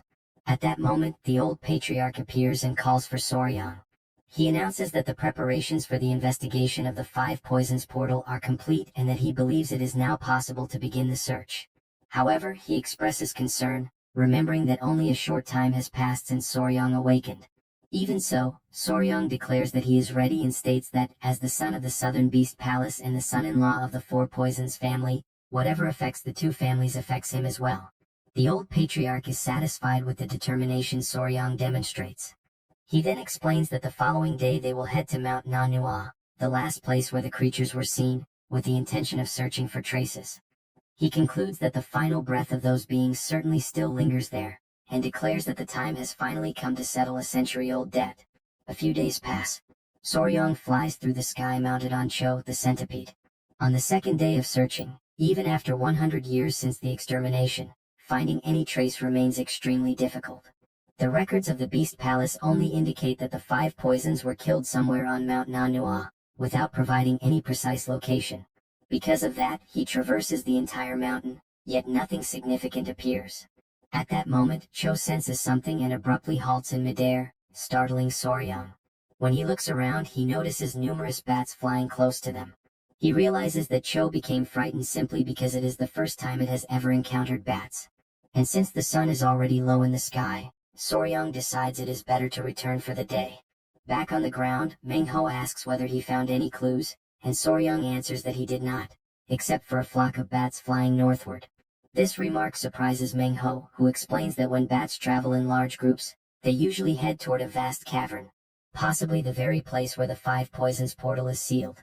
He instructs Soryang to move ahead and guide the group in the direction the bats flew, while he and the warriors follow closely behind. The expedition advances along the northern ridge and after hours of crossing a dense jungle, the group finally halts. Before them rises an entire mountain that connects seamlessly to a gigantic cavern. As they approach, the old patriarch calls Meng Ho after noticing something carved into the stone. Meng Ho reads the inscription. The portal of the 5 poisons is sealed here for all eternity. With that, he confirms that they have finally found the correct place.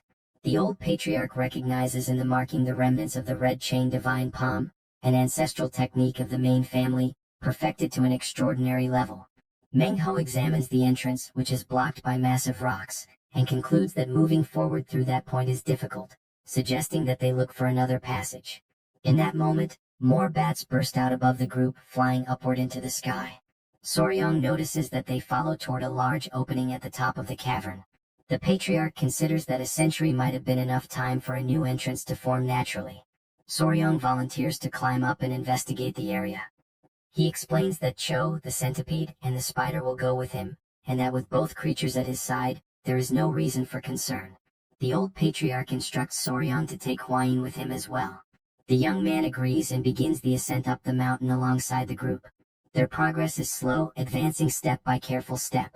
When they finally enter the cavern, they find nothing but droppings, thunderous echoes, and an almost absolute darkness. Fortunately, Soryong learned the dark cat kung fu at the Beast Palace, a technique taught by Sister Suk, which allows him to see clearly even in pitch-black environments. Yet the true obstacle is another: bats.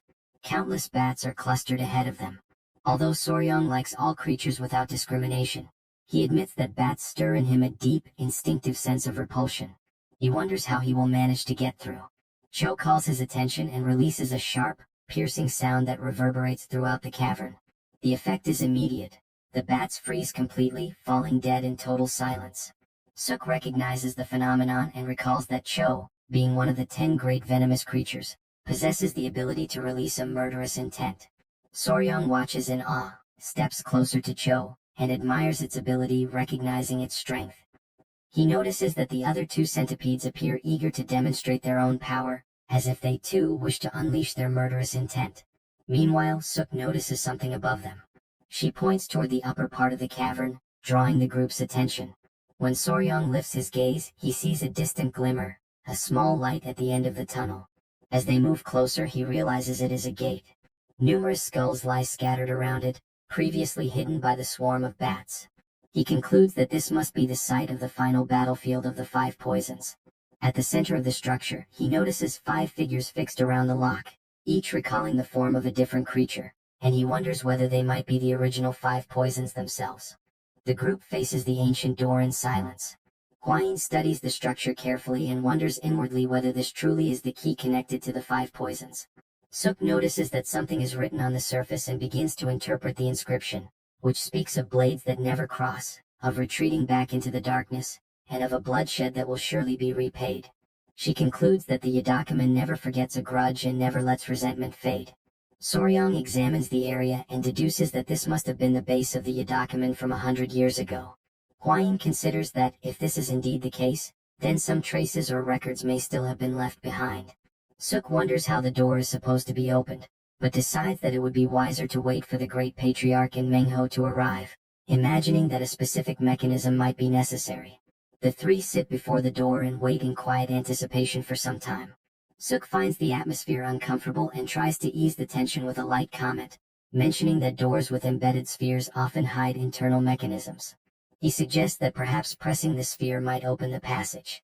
The girls try this method, but nothing happens. Suk recalls an old escape room game from his past life that used similar mechanisms, but acknowledges that the situation here is certainly not that simple. The girls grow frustrated at their inability to open the door. Suk approaches the lock, imagining that perhaps one must recite some kind of incantation or infuse energy into the sphere. He raises his hand, touches the mechanism, and an intense light suddenly radiates from his own palm, activating the device. The door begins to open slowly, revealing a concealed passage and leaving all of them astonished at Soryong's unexpected ability to trigger the mechanism. Ali studies the event carefully, finding it remarkable that Soryong truly managed to discover how to open the door, even though moments earlier he had seemed to be merely joking around. Suk mentally comments on the strong wind that blows from within the passage and observes how long the trail ahead appears. Ali considers proceeding further, finding the mechanism fascinating and remembering that the Tang clan places great value on this type of construction, which further motivates her to explore. The group decides to move forward, but before entering, Suk leaves a message for the Great Patriarch and for Mengru, informing them that they have entered the passage. Feeling a rising excitement, almost as if they were about to begin a genuine treasure hunt, they pass through the door while holding their lanterns. As soon as they enter, the door closes automatically behind them. They are startled but conclude that this is nothing more than a security mechanism.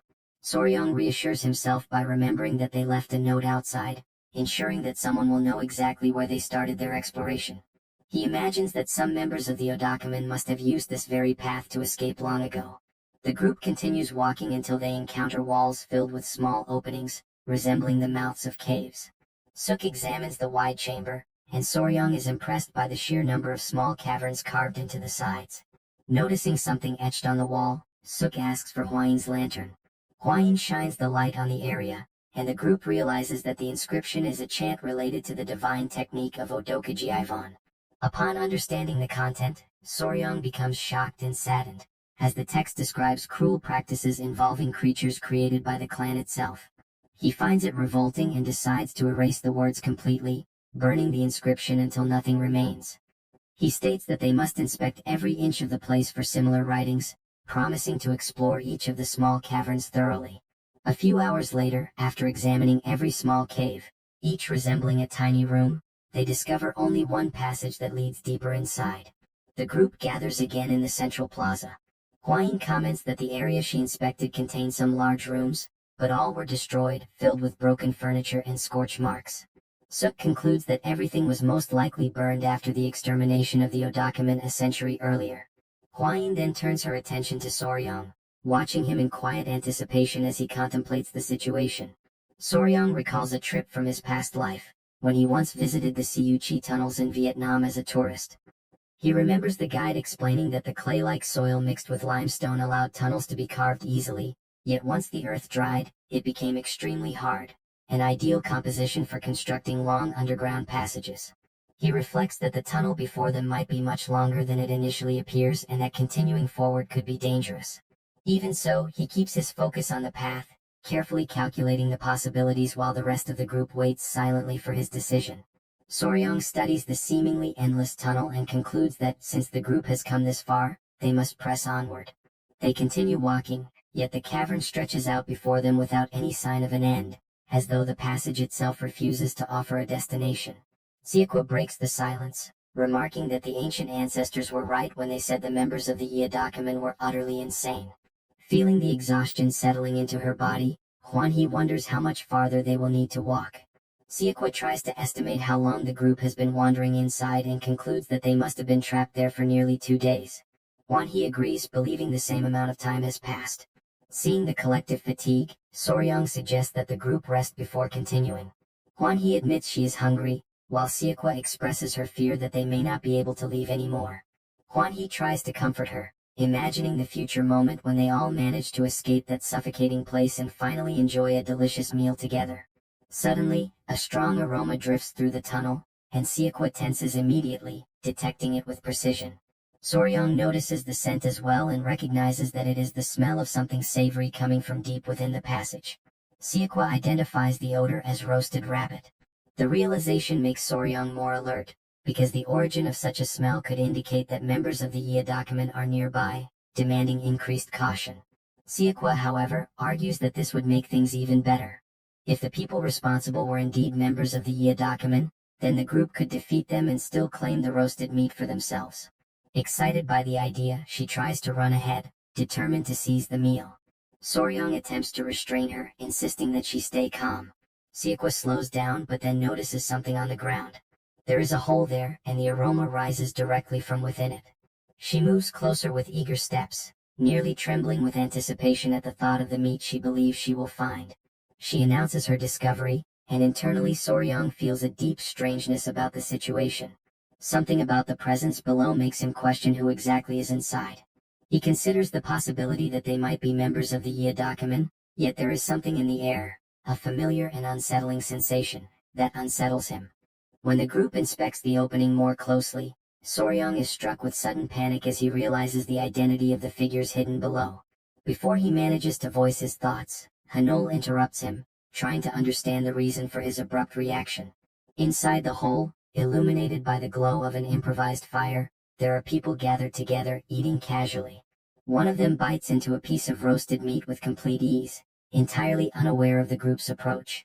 The scene reveals that the cavern, previously silent and oppressive, hides living people in its depths, and they are clearly not there by coincidence. A few days earlier, a man leads the assault and orders that no member of the blood sect be allowed to escape. In the midst of a dense forest and fungi, a base of the blood sect is discovered, and the Hwaying Alliance enters into direct confrontation with its enemies. During the clash, a specific form of internal energy is released. Thanks to the use of a paralyzing poison by Hwaying, the members of the blood sect are unable to fight at full strength. Taking advantage of this opening, the Hwaying Alliance advances without mercy. The fierce battle drags on until the outcome becomes clear. The Hwaying Alliance emerges victorious. After the combat, some members believe that everything has finally come to an end. However, the tranquility is short-lived.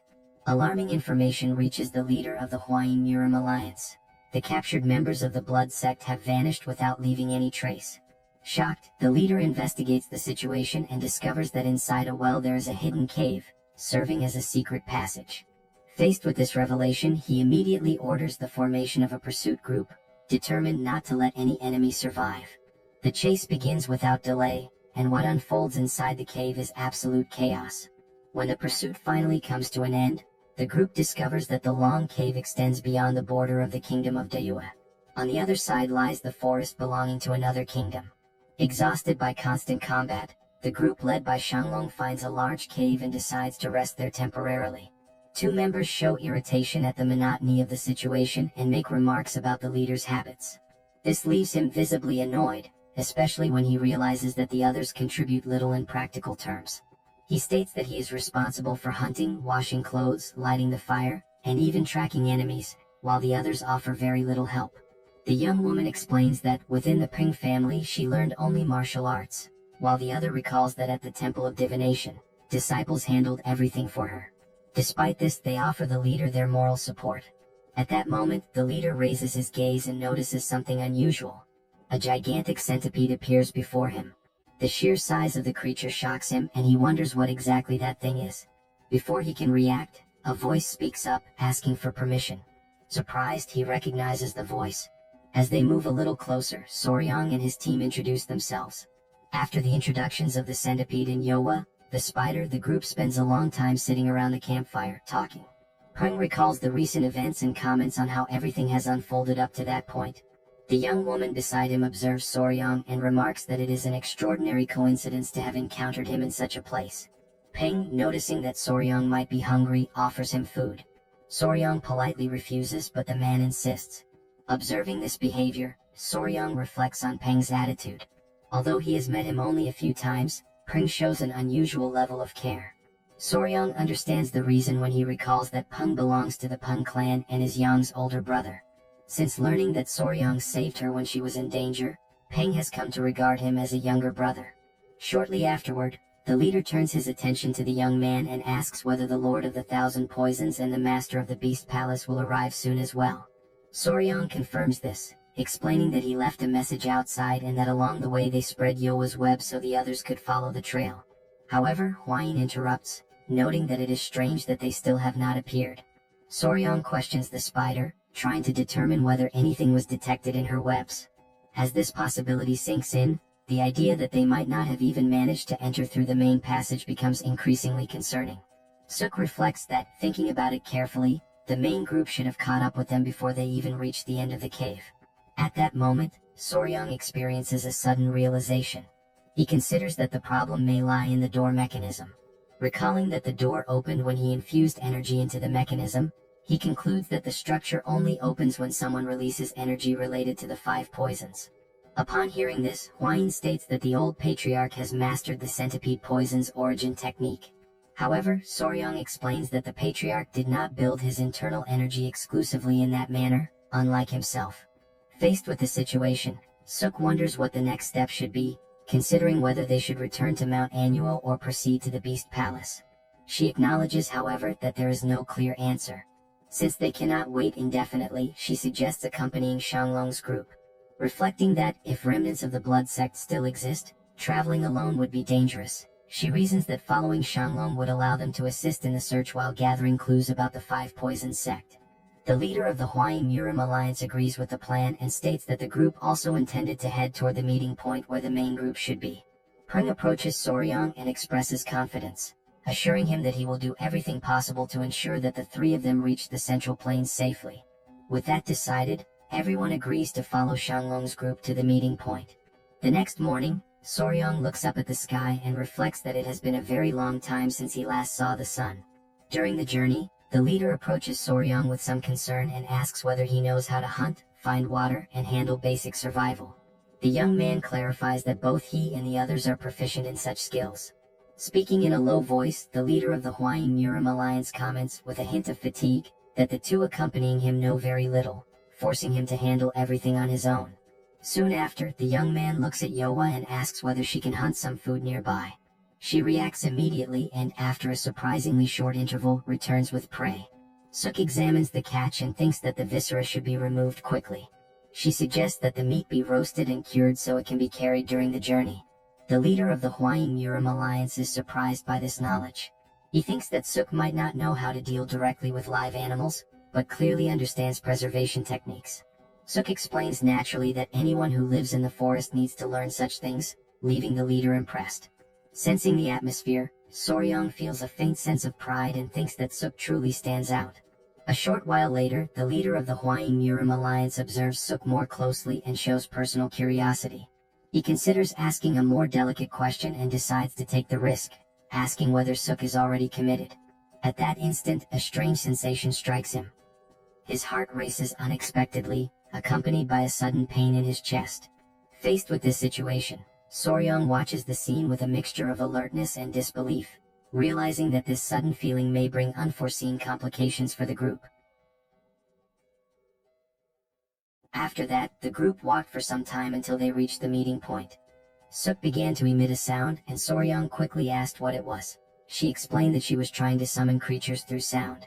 Upon hearing this, the leader, the spear dragon, is completely surprised as he witnesses such an unusual ability. The woman accompanying the group, the sword phoenix, observes the scene with mild sarcasm and reflects on the inconsistency of men, remarking that until recently the leader spoke of nothing but dueling for the honor of the poisonous flower. Soryang listens to the conversation attentively and reacts with irony. Internally, he finds the situation amusing, as he never imagined that the spear dragon could fall in love with Suk. Driven by curiosity, Soryang approaches Suki and comments on the spear dragon's apparent interest, wanting to know what she thinks of him. Suki responds firmly, making it clear that she detests that type of man.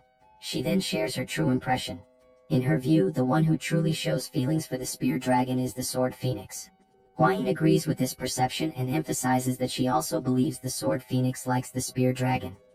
Suki then shows indignation at the spear dragon's attitude. After so much time together, she cannot understand how he can be so insensitive. Hearing the conversation, Soryang is genuinely surprised, as he had no idea about that silent relationship. Suki comments that if she had to choose, she would prefer men like Yuxiang with a robust physique but a delicate face, comparing him to a panda bear and finding it adorable. Huayin is surprised by the revelation and remarks that it was truly unexpected that as they continue their journey through the dense forest of Yunnan, a pinkish wind suddenly begins to blow. They keep walking until Yuxiang announces that they are close to their destination, pointing to the abandoned cave on the hill ahead, which serves as the meeting point of the Murim Alliance. Soryang observes the place and finds the absence of presences around it strange, but it is soon explained that this is part of the strategy to avoid detection by the blood cult. Concerned, Suki calls Soryang and asks him to warn Nova not to descend until further notice. She explains that although the location is considered safe, there may have been an information leak to the blood cult, and this is merely a precaution. Soryang suggests that everyone stay together, believing that Nova's presence could intimidate enemies. Suki, however, reinforces the Murim rule of concealing part of their strength. Soryang instructs Yoa to protect Suki and Huayin in case of danger, while entrusting Nova to protect himself. An unexpected presence approaches, calling out to the spear dragon, putting the group on alert when they realize it is the vice leader. The spear dragon acknowledges how much time has passed since their last meeting. In direct response, the vice leader remarks that he does not recognize the group accompanying him. Soryong studies the man before him and perceives a contradiction. Despite his age, he emanates an aura of speed and agility. Hwain then explains his identity. He is nicknamed the Swift Traveler because his Qinggong is extremely agile, allowing him to move at an unusual speed, even by Murim standards. The vice leader states that if the youths of the Beast Palace and the Tang clan are already gathered, the group should move forward. Without delay, everyone begins advancing, delving deeper along the designated route. As they walk, the Spear Dragon comments on the other groups sent by the Murim Alliance. The vice leader says there is no news and asks whether they encountered members of the Blood Cult. The Spear Dragon denies it, stating that there were no clashes or signs of the enemy. The vice leader finds the situation strange. The pursuit of the Blood Cult's remnants should not have dragged on for so long. Soryong senses the oppressive silence and concludes that the Blood Cult is watching them, waiting for the right moment. In the next instant, the vice leader reacts abruptly. His body adopts both a defensive and offensive stance at the same time. Suki notices the change, but the Swift Traveler keeps his gaze fixed in the distance, alert to the threat. He announces that the attack has begun. The Blood Cult reveals itself, and the group is surrounded. Soryong is incredulous at having sensed no hostile presences, but the vice leader explains that the attack began upon their arrival, revealing the enemy's preparation. Without wasting time, the vice leader hands the Sword Phoenix a map of the Blood Cult's bases. Surprised and tense, she questions why he is entrusting her with such a crucial responsibility. The vice leader decides to fight to buy time, stating that the young are the future of Murim. With the Blood Cult about to attack, the Spear Dragon supports the decision, orders an immediate retreat, and assures them that they will reunite at the Murim Alliance headquarters. The vice leader prepares to fight, ready to shed blood, while the others take their positions. Juseong leads the retreat, ordering an immediate withdrawal to the south, keeping the group together, and everyone follows him despite their apprehension. The strategy was to advance south, defying the enemy's expectations. However, a figure appears, blocking their path. The north was merely a distraction. The shock is immediate. The man reveals that the north was nothing more than a decoy. It is Grandmaster Jiufeng Xiao, leader of the Blood Demon unit. Jiufeng Xiao shows satisfaction, stating that the wait in the south was worth it. He sweeps the group with a cruel gaze and declares that no one will come to save them, as the other Murim Alliance groups must already be dying in the Blood Cult's prisons.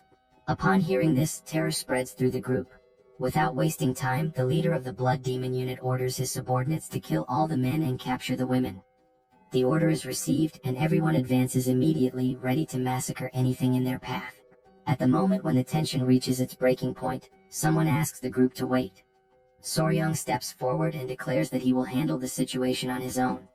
The group tries to stop him, urging him not to move forward recklessly, but he ignores all warnings. For Soryong, there is no reason for hesitation, remembering that he has Nova, his centipede, at his side. That as soon as the call is made, the creature's presence manifests in an overwhelming manner. The men of the Blood Demon unit are left completely stunned. Suki, recognizing what is happening, feels a chill run through her body. She realizes that Soryong is activating the Wild Beast Heart technique, a dangerous method that directly connects the cultivator's essence to that of his bonded creature. Soryong maintains a firm stance and calls out to Nova once more. Without showing the slightest doubt, he delivers his order with absolute clarity: kill all those motherfuckers. Without hesitation, he reinforces his order, demanding that Nova finish everyone off. The members of the Blood Cult panic in the face of the creature's overwhelming presence. The leader of the Blood Demon unit tries to remain calm, claiming it is nothing more than a giant centipede, but his conviction falters the moment he truly faces it. Before he can react, the sky above suddenly changes, and rain begins to fall. That it is not ordinary water, but a substance that descends like a liquid mist. Within moments, screams spread, followed by chaotic collapses. Bodies give way, dissolving rapidly upon contact with the substance. Hwain watches the scene with restrained horror and wonders whether it can truly be called poisonous rain. The answer becomes unmistakably clear to everyone. In a matter of moments, everything ends. The Sword Phoenix surveys the silent battlefield and confirms that all enemies have been annihilated at once. The Spear Dragon acknowledges the terrifying power he has just witnessed. Soryong watches in silence, witnessing for the first time a poison of such a level. The ground corrodes, the bodies vanish, and only clothes and weapons remain. That he recalls his grandfather's words, yet in the face of such power, a faint sense of fear arises within him.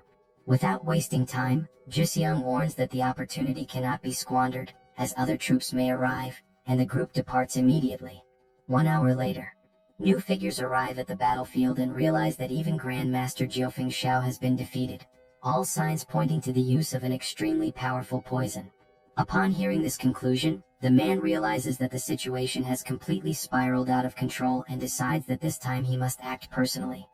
His name is Mai Chagui, known as the Flying Serpent of the Bloodstained Wind. Mai Chagui reflects on the gravity of the loss. Jiufeng Xiao, one of the 5 strongest among the 8 great masters of the blood cult, was easily defeated while attempting to capture youths of the Murim Alliance, that he wonders whether those who were supposed to arrive as reinforcements broke their promise.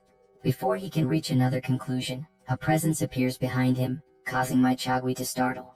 She states that there is no reason for such concern and assures him that her promises are always fulfilled. The two face each other. The woman is the same one who confronted the blood cult at the border of Dai Viet.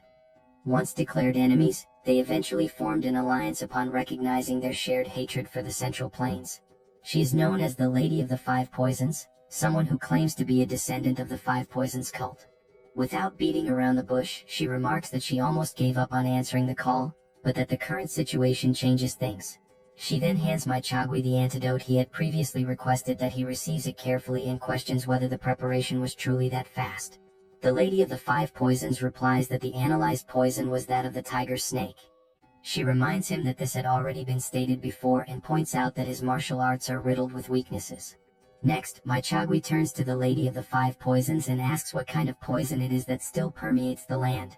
She approaches one of the bodies and brings a small amount to her tongue. At that very instant, her eyes widen. The shock is immediate. She recognizes without a doubt the poison of the first poisonous lord. Despite the perpetrator being very young, there is no mistake. Regaining her composure, she asks how long ago the group departed. He replies that it was recent and that they cannot be far. A faint smile appears on the face of the Lady of the 5 Poisons. To her, it is a sign from the heavens. She summons her squad of toads and decides to pursue Soryang's group, determined not to let them disappear. Meanwhile, the group continues its flight, and Soryang assures Guxiang that he is fine. Despite the extreme exhaustion, the situation is more bearable than he had imagined. After Nova's evolution, his internal energy increased, allowing him to better withstand the fatigue. Guxiang comments that once they cross the Lansang River, they will finally reach the Central Plains. The spear dragon notices that the terrain ahead is flat and open and decides to cross everything in one go. The order is to cross the river quickly, before dawn. At that moment, a chill runs through Soryang's body that he raises his gaze and notices a red light emerging in the sky.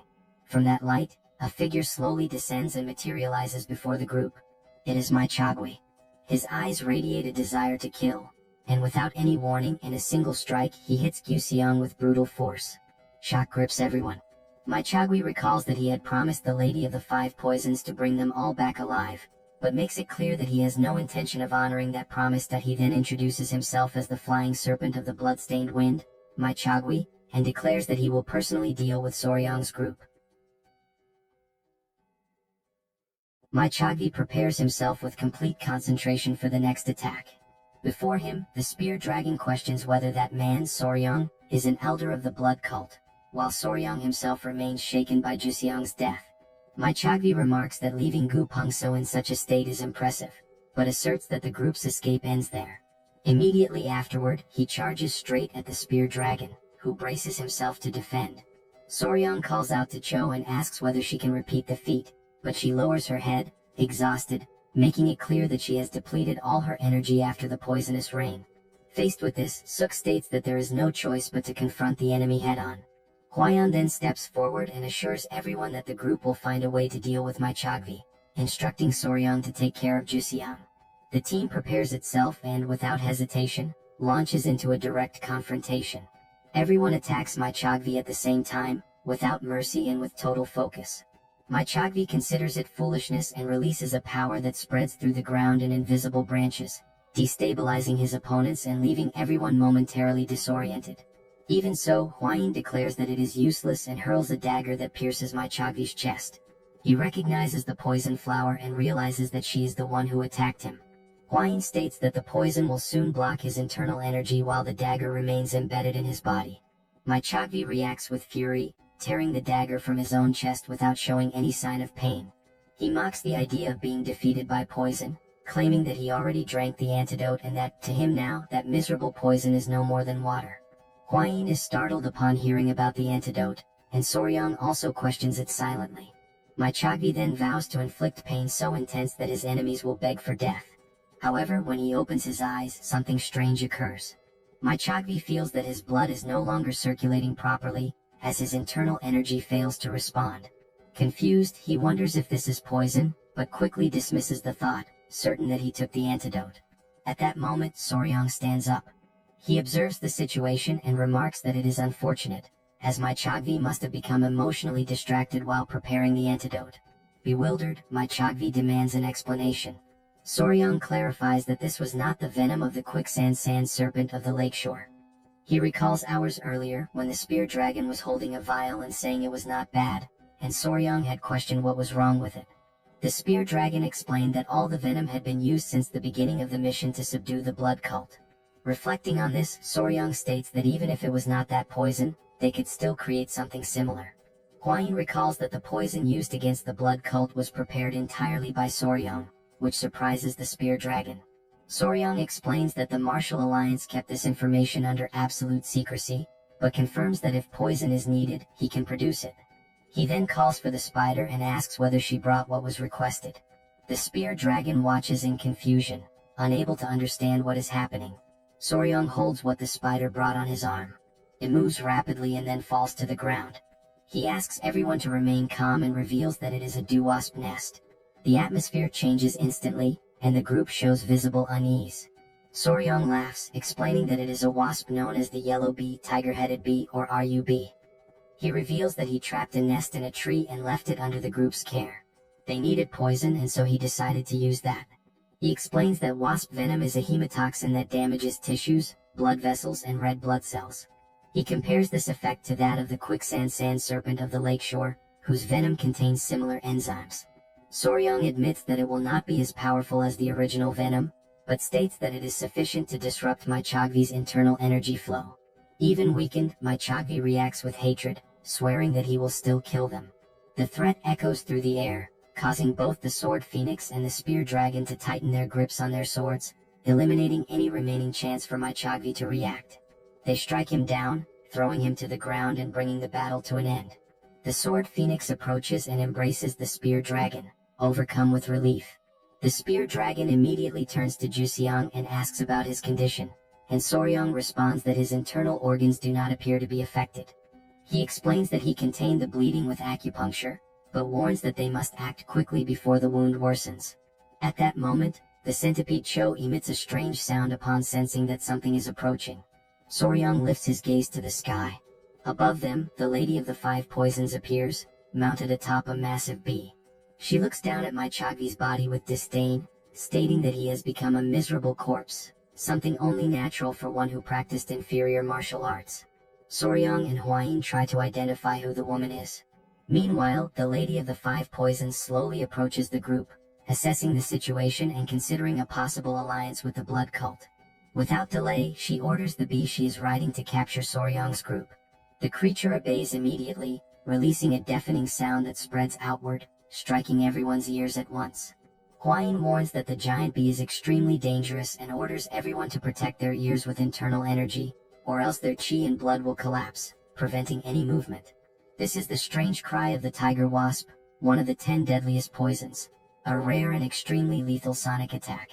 Soryang reacts with surprise upon hearing this explanation and questions the existence of a poison ranked among the 10 most deadly. Meanwhile, the centipede Cho stares at the bee as it continues to emit its unsettling noise.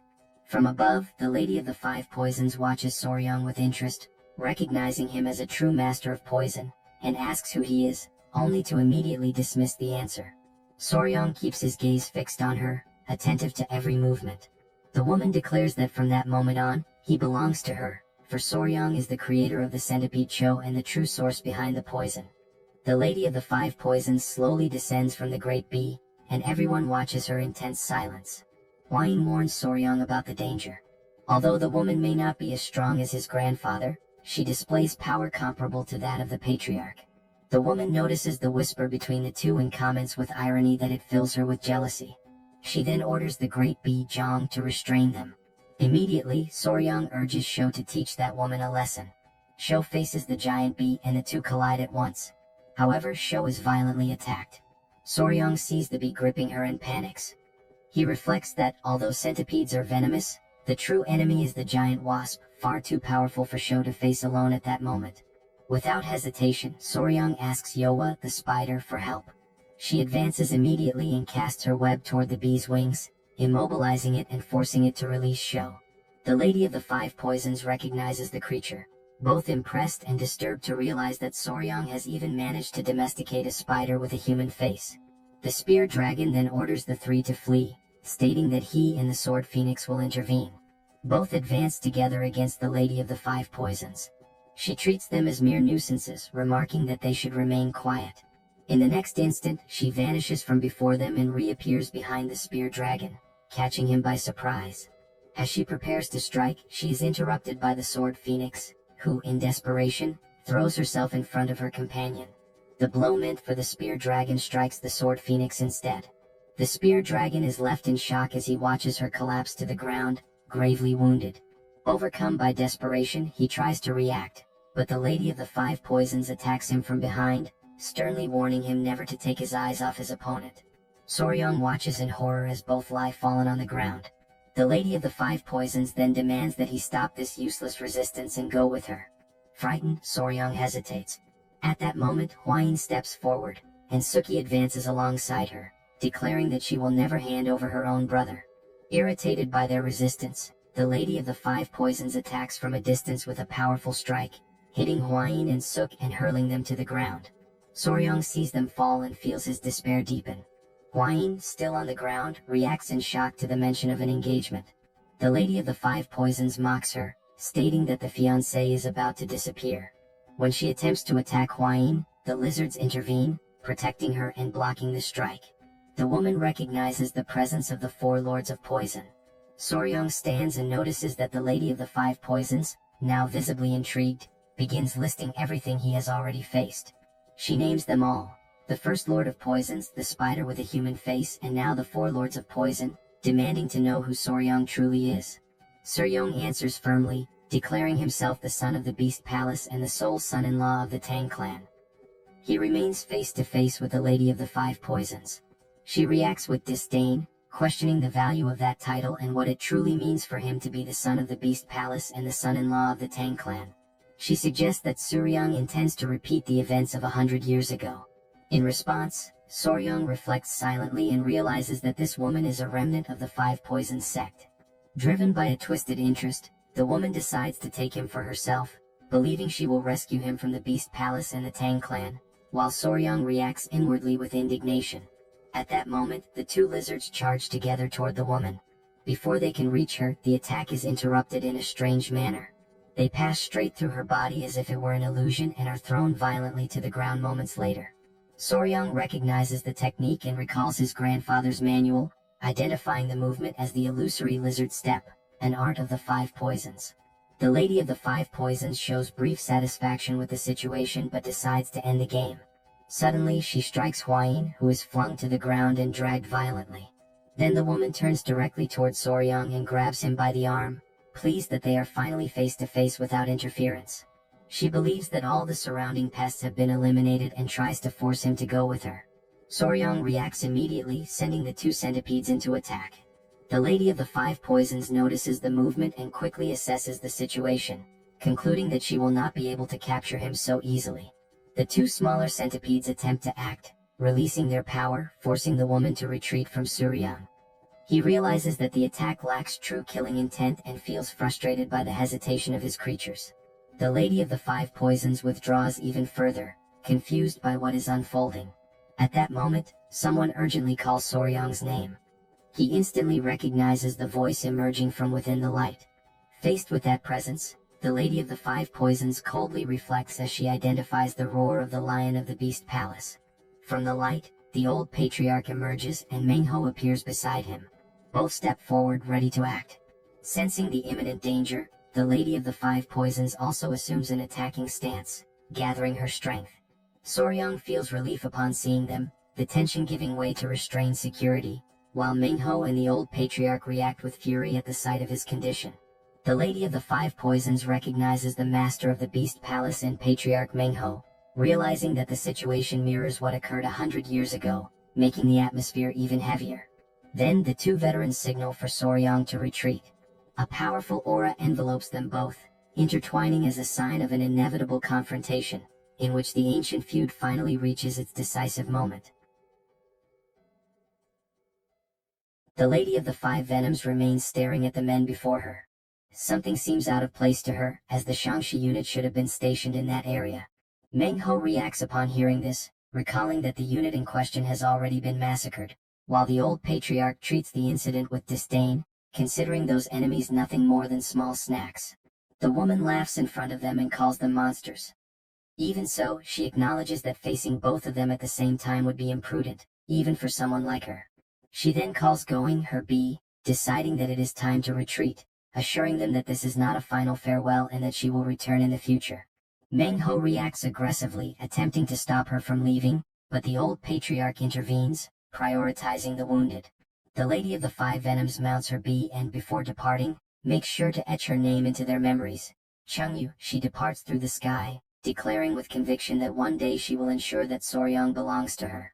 Soryang watches in silence, repeating her name mentally, trying to absorb it. Shortly afterward, the old patriarch issues quick and firm orders, demanding that the wounded be taken immediately to the holiday palace. Meanwhile, Soryang continues to gaze at the sky, following the Lady of the Five Venoms as she retreats. It is at that moment that he notices something strange. A golden needle embedded in the bee's head and another in the woman's own neck. The realization shocks him deeply. This is, without a doubt, his first encounter with Chungyu. With the help of Mengho and the old patriarch, the group is safely rescued and taken to the holiday palace. However, the Sword Phoenix's condition is critical, and Guxiang is also suffering from a severe wound that pierced through his body. Suk and Huayin suffer from contusions and internal injuries. Everyone except Soryang is confined to bed and begins receiving constant treatment. Despite the pain of seeing the group in such a state, something draws Soryang's attention even more. Point 2 of Cho's legs, the centipedes, fell off after the battle against the strange cry of the tiger wasp. He approaches her, observing her condition. Soryang reflects that, as a centipede, Cho is capable of regenerating her legs after molting. Even so, he hates the feeling of simply waiting to speed up the molting process. He knows that he must feed her something truly nutritious. At that moment, the small divine serpent makes a sound, drawing his attention. Soryang looks at it, confused by its behavior. The creature extends its tongue and, upon it, offers a remaining inner core. Soryang immediately recognizes what it is. The flying divine serpent is spitting out its own inner core for Cho's sake. He quickly offers the core to Cho, hoping that it will aid her recovery. As soon as she consumes it, his expectation is confirmed. Cho immediately begins the molting process. Soryang watches closely, aware that a centipede's carapace becomes extremely soft right after molting. Any pressure could permanently deform it. For that reason, he decides to remain by her side, ensuring that the process proceeds without any issues. As Cho momentarily leaves his thoughts, his concern turns to Hyang and Bin. He reflects on what happened during the fight.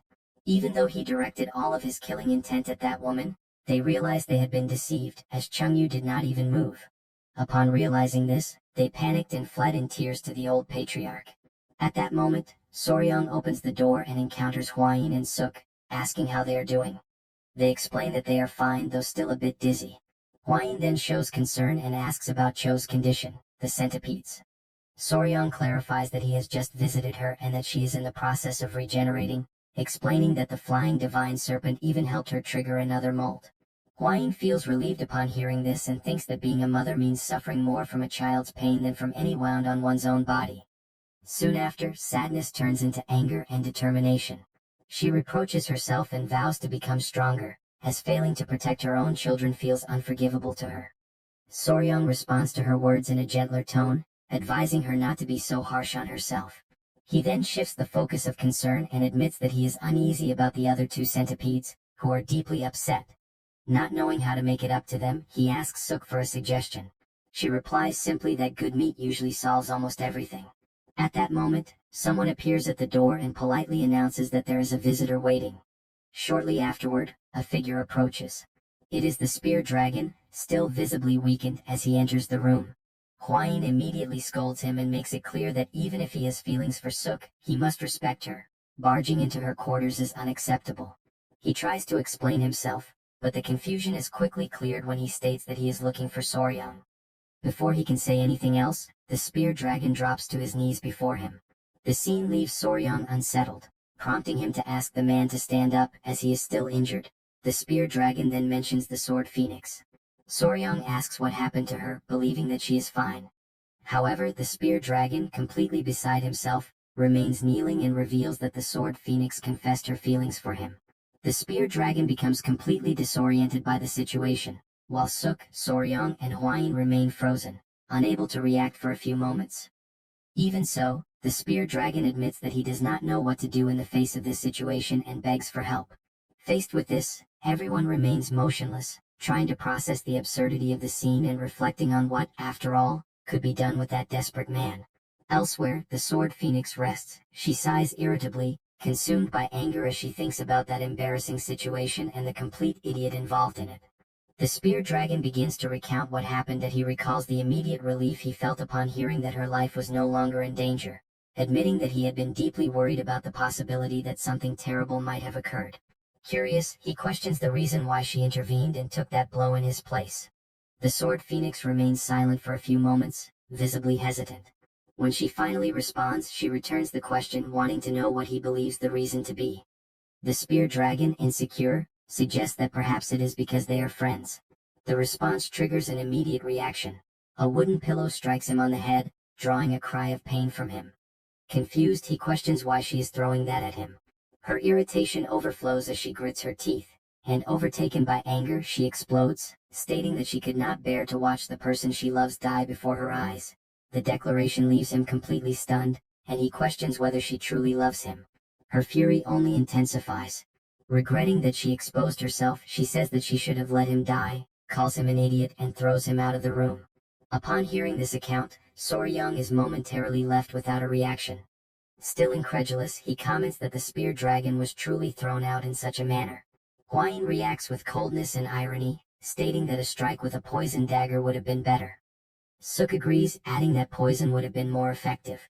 Soryang sighs and asks how exactly the spear dragon expects him to help, since the confession of feelings has already happened and there does not seem to be much more that can be done.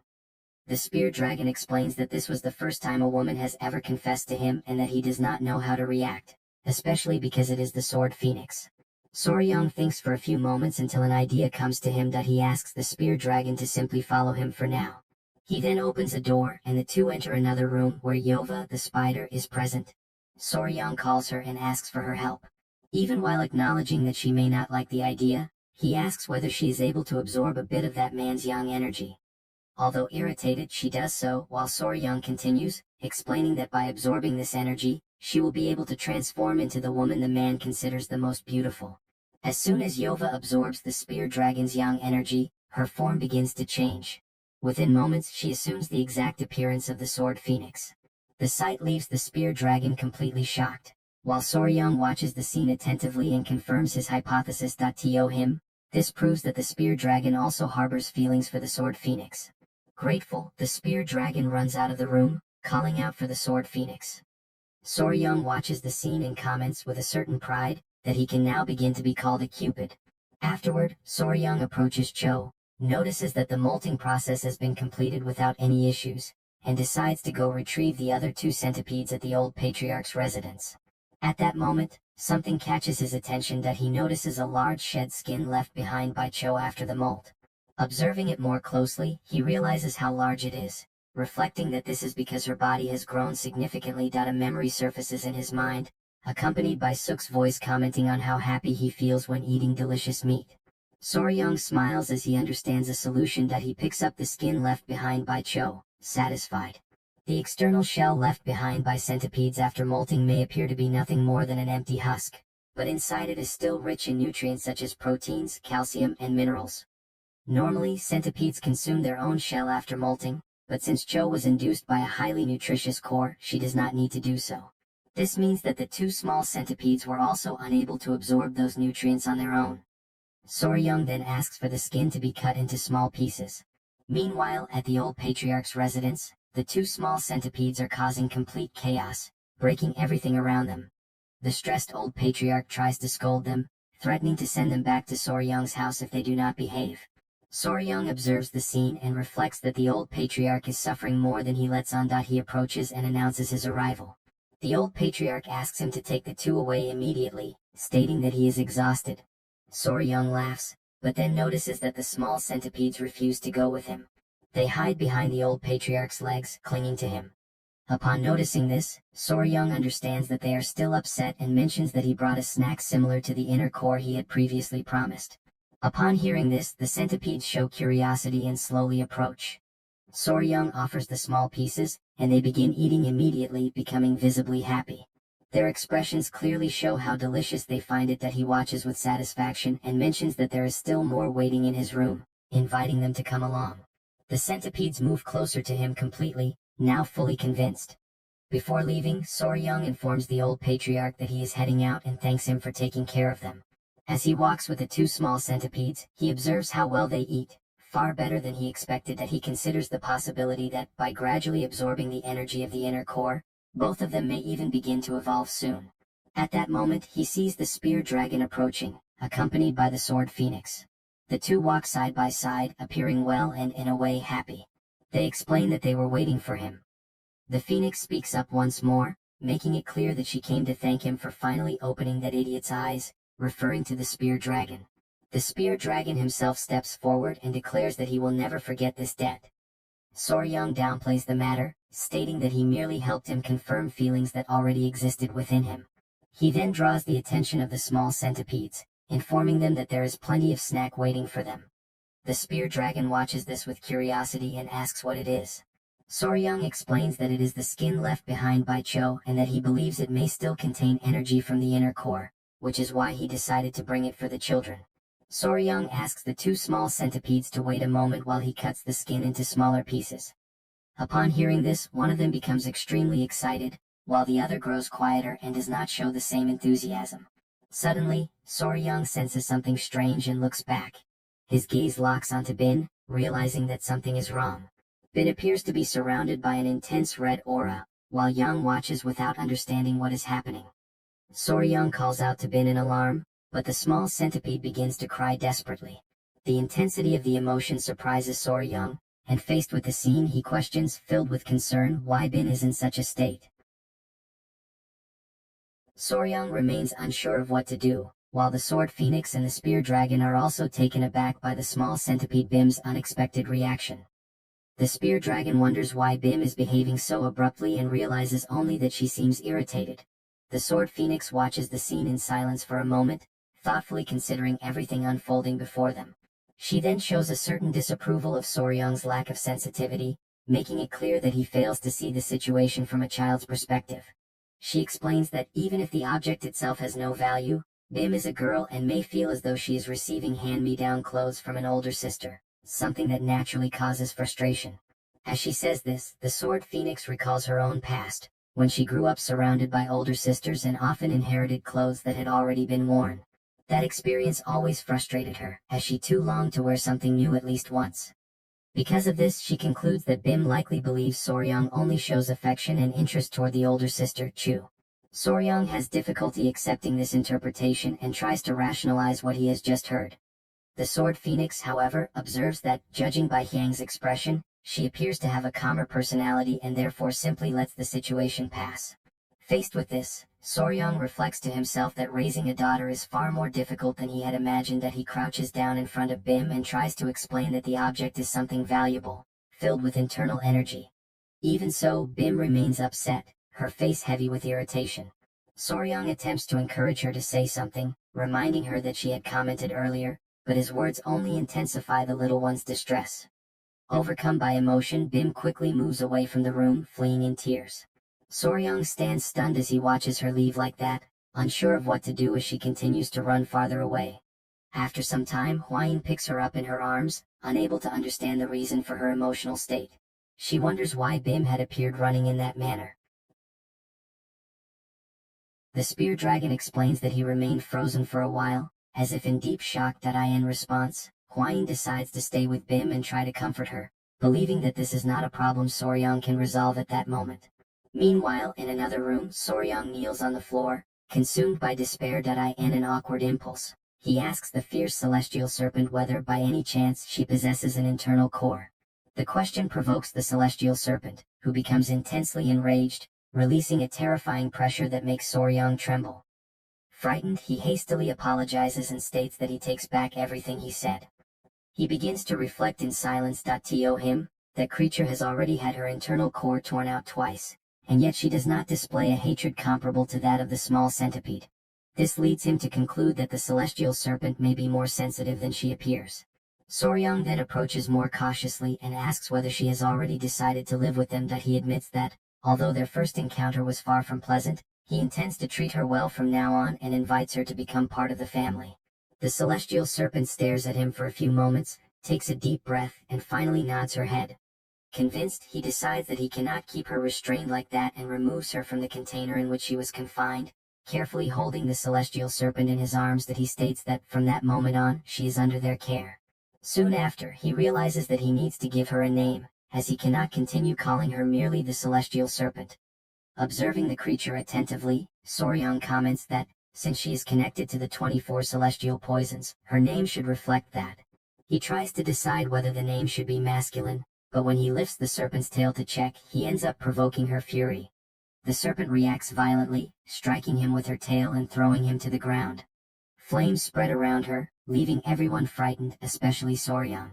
Confused and dazed, Soryang concludes that she is female. He hurriedly apologizes, but the celestial serpent seems even more irritated. With no alternative, he decides that he will need to choose a more delicate name. As he observes her emerald-colored mane, he considers calling her Yundu. The celestial serpent responds by nodding her head, showing her approval.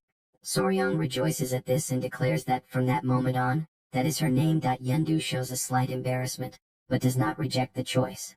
Soon after, Soryang realizes that he forgot to include the term that signifies heaven in the name. He reflects a little more and, remembering that strange names are often associated with long lives, decides on the full name Yundu Cheon. The next day, at the Palace of Beasts, the Spear Dragon reports that this was the mission assigned to them and apologizes for burdening the place with so many responsibilities. He explains that, since Soryang's group was unable to leave the palace for a time due to the intense training they received, it fell to them to pass along the information left by the Divine Wanderer. In addition, it was necessary to inform the Wolin Alliance about the alliance between the Blood Sect and the Five Venom Sect, as well as about the creation of an antidote. In light of this, it becomes evident that the forces they must face are growing stronger. For this reason, they decide to take the opportunity for the Palace of Beasts to officially join the Wolin Alliance. Suk also decides to accompany them on this journey, marking the beginning of a new stage. Soryang's group bids farewell. They leave the Palace of Beasts and resume their journey, now with the objective of preparing the Blood Sect and developing a new poison. To that end, they decide to begin with the Tang clan. Upon reaching their destination, Soryang confirms that they have finally arrived at the clan. Suk reacts with surprise and admiration upon realizing that this is the legendary Tang clan. Soryang reflects in silence that, coming from the interior of Yunnan, Suk behaves like someone visiting a large city for the first time, enchanted by everything around her. However, the tranquil atmosphere is suddenly shattered when Hwain comes to a halt, seized by a sudden shock. When questioned, Hwain reveals that Bim, the centipede, has disappeared. She insists that Bim was there just an instant earlier and cannot understand how she could have vanished so suddenly. Confusion spreads through the group as Hwain wonders where she could have gone. Soryang is immediately alarmed, completely beside himself at the news. His heart races, and an unsettling thought forces its way into his mind: the possibility that Bim has run away from home. 4 hours pass since Bim's escape, and everyone plunges into a relentless search. Even so, no trace of her is found. Amid the turmoil, Soryang wonders whether Bim might already be entering adolescence, whether her thoughts and desires are quietly changing beyond his understanding. Suk remarks that there is a limit to searching without direction and suggests that he try to reach her through the heart of beasts. In response, Soryang concentrates and closes his eyes, activating his spiritual energy. An aura begins to envelop his body as, in his thoughts, he calls out to Bin, warning her that the world outside is dangerous. Suddenly, a sharp snap runs through his mind, as if something has pierced the distance between them. He grows desperate while Huayin asks what has happened. According to him, Bin declared that she will not return home until she grows up and becomes more beautiful than her sister Cho. The revelation strikes everyone like thunder, leaving Huayin in shock, unable to react. Even Cho, accompanied by the other spiritual centipede, feels the weight of those words. Meanwhile, near the summit of the Tang clan's mountain, Bin survives on her own, handling her loneliness with remarkable shrewdness. At a certain moment she looks back and memories surge with force. Memories of Soryang and Huayin by her side, bringing tears streaming down her face. Distracted by those memories, she loses focus and tries to cling to the rock, but fails. Her body plunges downward, and a cry of fear echoes across the mountain. The fall ends in an isolated area inhabited by numerous serpents. Bin continues to cry, trembling, while the snakes stare at her. However, one by one, the serpents begin to retreat and hide, as though they fear her presence. At that moment, something captures Bin's attention. Before her, a strange and dark manifestation begins to form, twisting and intertwining in the air. She attempts to speak, but the words die in her throat. The purple mass slowly begins to move toward her, approaching as if intending to envelop her. The following morning, after an entire night scouring the Tang clan's mountain without success, everyone returns to the estate without any clue about Bin. Suk tries to console Soryang, reminding him that despite her youth, Bin possesses superior strength and endurance. At that moment, something unusual catches Suk's attention. He looks up at the sky and questions what is happening with the small golden bees. His distress deepens as he recognizes the presence of the golden-haired queen bee, wondering why she would be there. One of the bees flies directly toward Soryang's face as if embracing him. Startled, he instinctively pushes it away, questioning the sudden intimacy. He reflects that it may be an attempt at trophallaxis, a phenomenon common among social insects, in which they share food mouth to mouth not only for nourishment but also to communicate trust and strengthen bonds. He concludes that the queen may be trying to feed him honey after sensing his exhaustion. The bee approaches again. At that instant, the other centipede is lifted and placed between them, interrupting the contact. The moment grows awkward, and Soryang realizes that he cannot continue refusing the trophallaxis, as doing so might cause the colony to lose trust in him. He reflects that he would like to bind the queen to his heart of beasts, but he is already connected to 3 spiritual creatures and knows he cannot risk forming another bond. His train of thought is interrupted as they turn upon hearing hurried footsteps behind them. The old patriarch approaches at a run, visibly agitated, demanding to know what happened and why Bin ran away. He considers the situation far too serious to have been concealed, stating that he should have been informed immediately, even if it had been in the middle of the night. He declares that the search must resume at once and orders the Poison Blood Squad to scour every inch of Tang Mountain. The Poison Blood Squad spreads across the mountain with relentless discipline.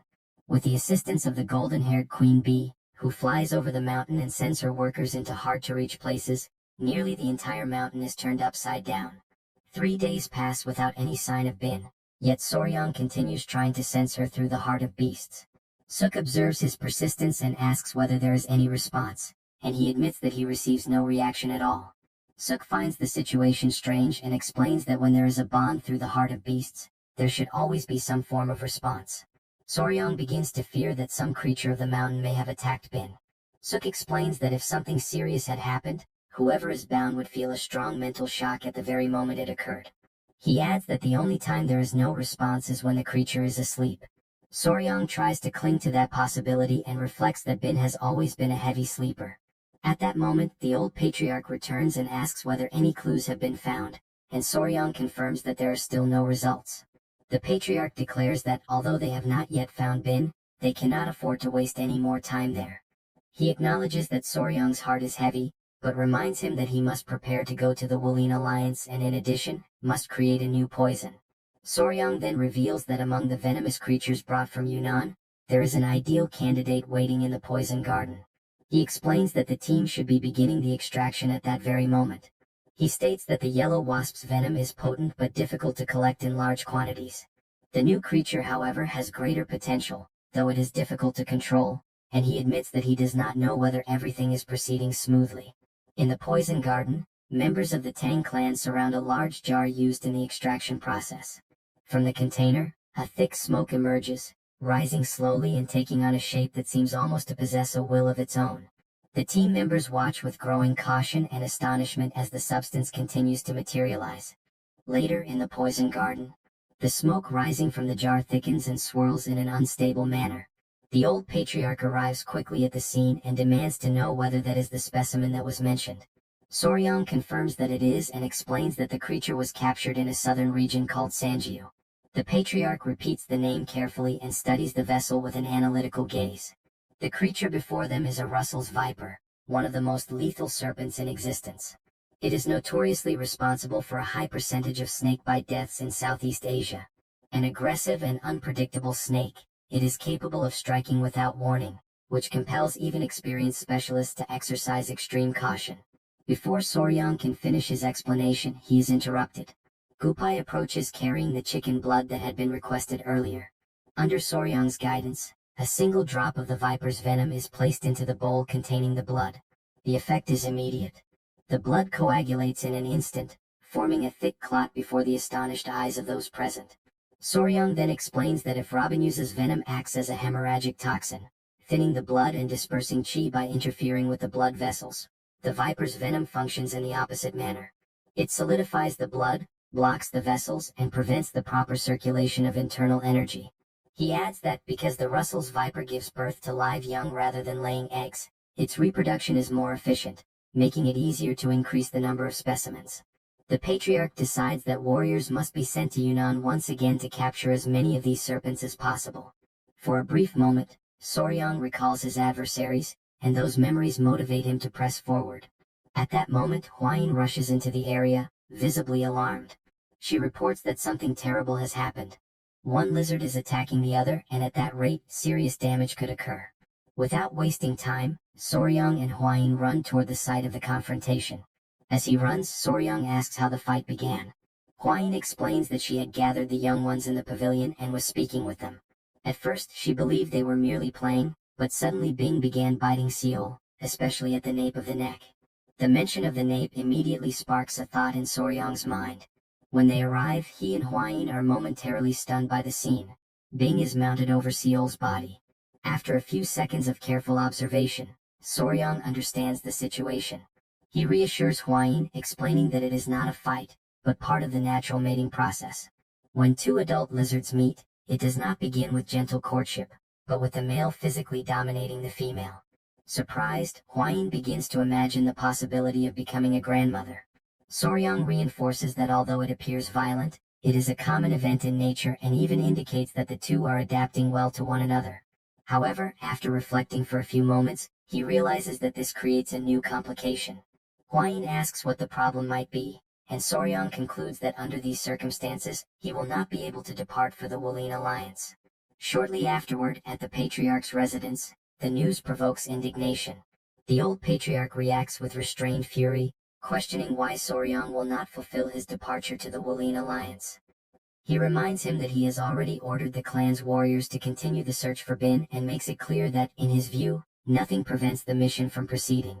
Soryang takes a deep breath before explaining. He reveals that Seol and Bing united and mated for the first time that day. He calculates that the eggs will be laid in 2 weeks at the earliest, or in 1 month at the latest. He explains that if the lizards accompany them and lay the eggs along the way, there is a risk that they may rot. Therefore, he believes it is better for him to remain in the clan to supervise. Soon, Soryang begins to doubt his own decision and reflects on whether he has been too bold in refusing such an important mission. The patriarch finally asks whether this is truly the case. Upon receiving confirmation, his expression changes, satisfied that the poison garden was opened only recently and the clan is already breeding spiritual creatures. Soryang realizes that this reaction is not what he expected. Suk, excited, approaches and expresses her desire to receive one of the hatchlings when they are born, almost as if requesting a rare gift. Suddenly, a sharp sound cuts through the air, a flying arrow. It strikes forcefully into the table before Soryang. The blade vibrates slightly as it embeds itself in the wood, startling everyone with the sudden movement. The patriarch reacts immediately, demanding to know who dares to fire upon the gate of the Tang clan. Soryang notices that a letter is tied to the shaft of the arrow. Suk opens it, and as she reads the contents, her expression changes. She announces that the message declares the arrival of someone intending to capture Soryang. The revelation falls like a shock. Meanwhile, elsewhere, far from there, a girl stands holding a bow. Her eyes burn with the color of fire, revealing that far greater forces are moving in the shadows. Some time ago, in an alley of Xinhuan, the leader of the Murim Alliance is found. Together with the young man leading the efforts, he observes the problem of the celestial silkworm larvae, which refuse to feed and gradually wither away. The young man explains that he gathered every renowned silk artisan he could find in the Central Plains and kept them confined for months in an abandoned temple.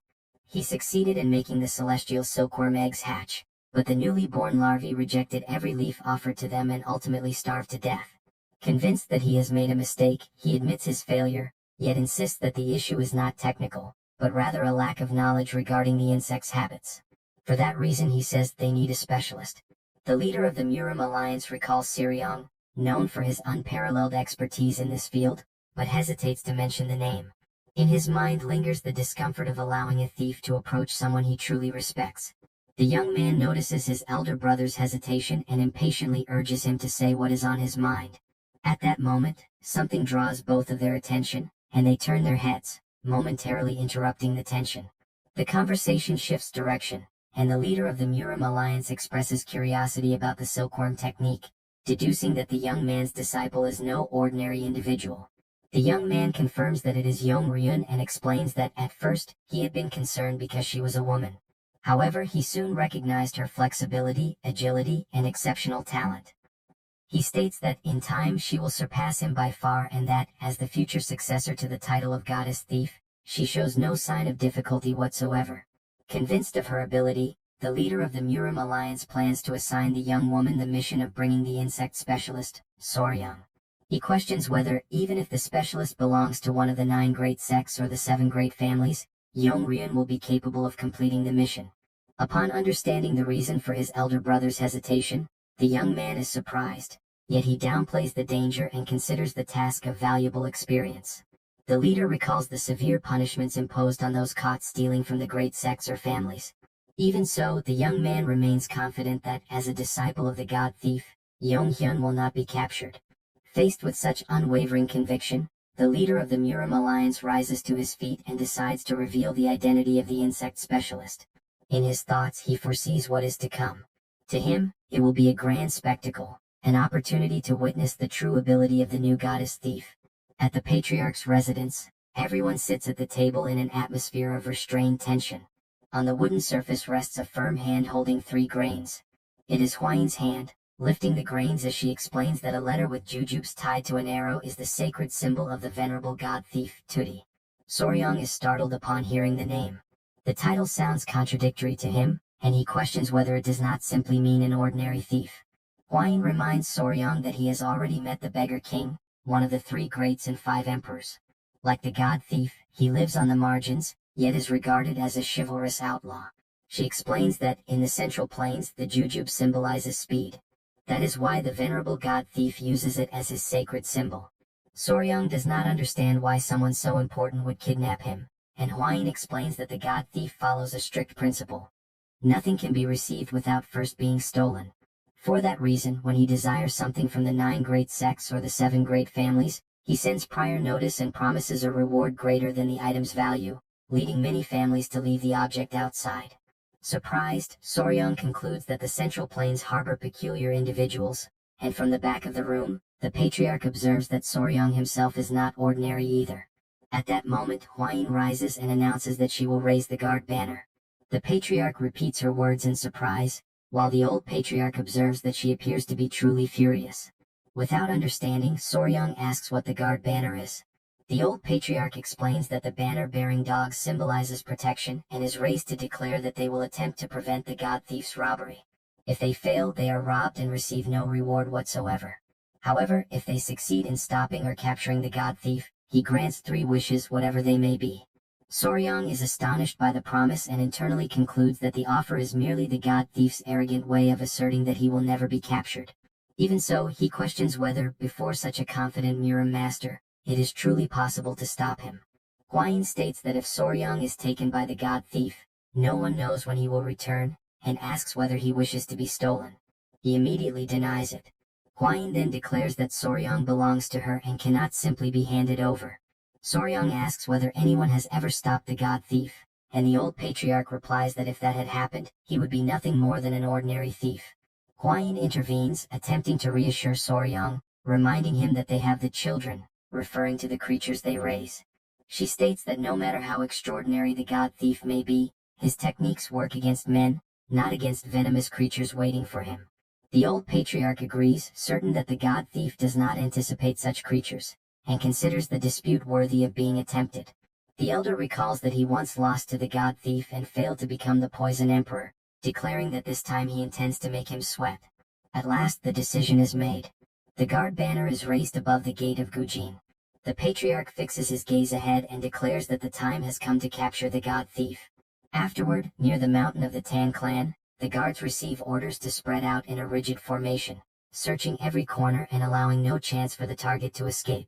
Above them, concealed among the branches of a tall tree, Ryun observes everything in silence.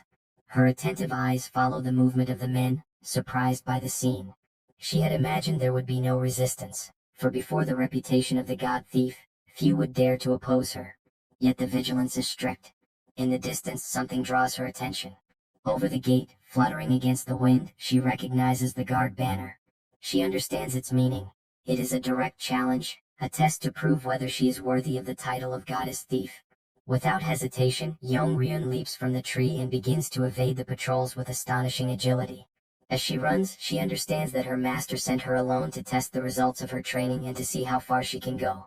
With swift movements, she reaches the rooftop, while the night envelopes her like a protective cloak. Confident, she fixes her gaze upon the Tang clan residence and decides that, on that night, she will begin the legend of the new goddess thief. But in the next instant, she suddenly senses something that disrupts her focus. Something strange binds her feet. She looks down and sees thin, nearly invisible threads wrapping around her ankles. A web. Slowly, Ryun lifts her gaze.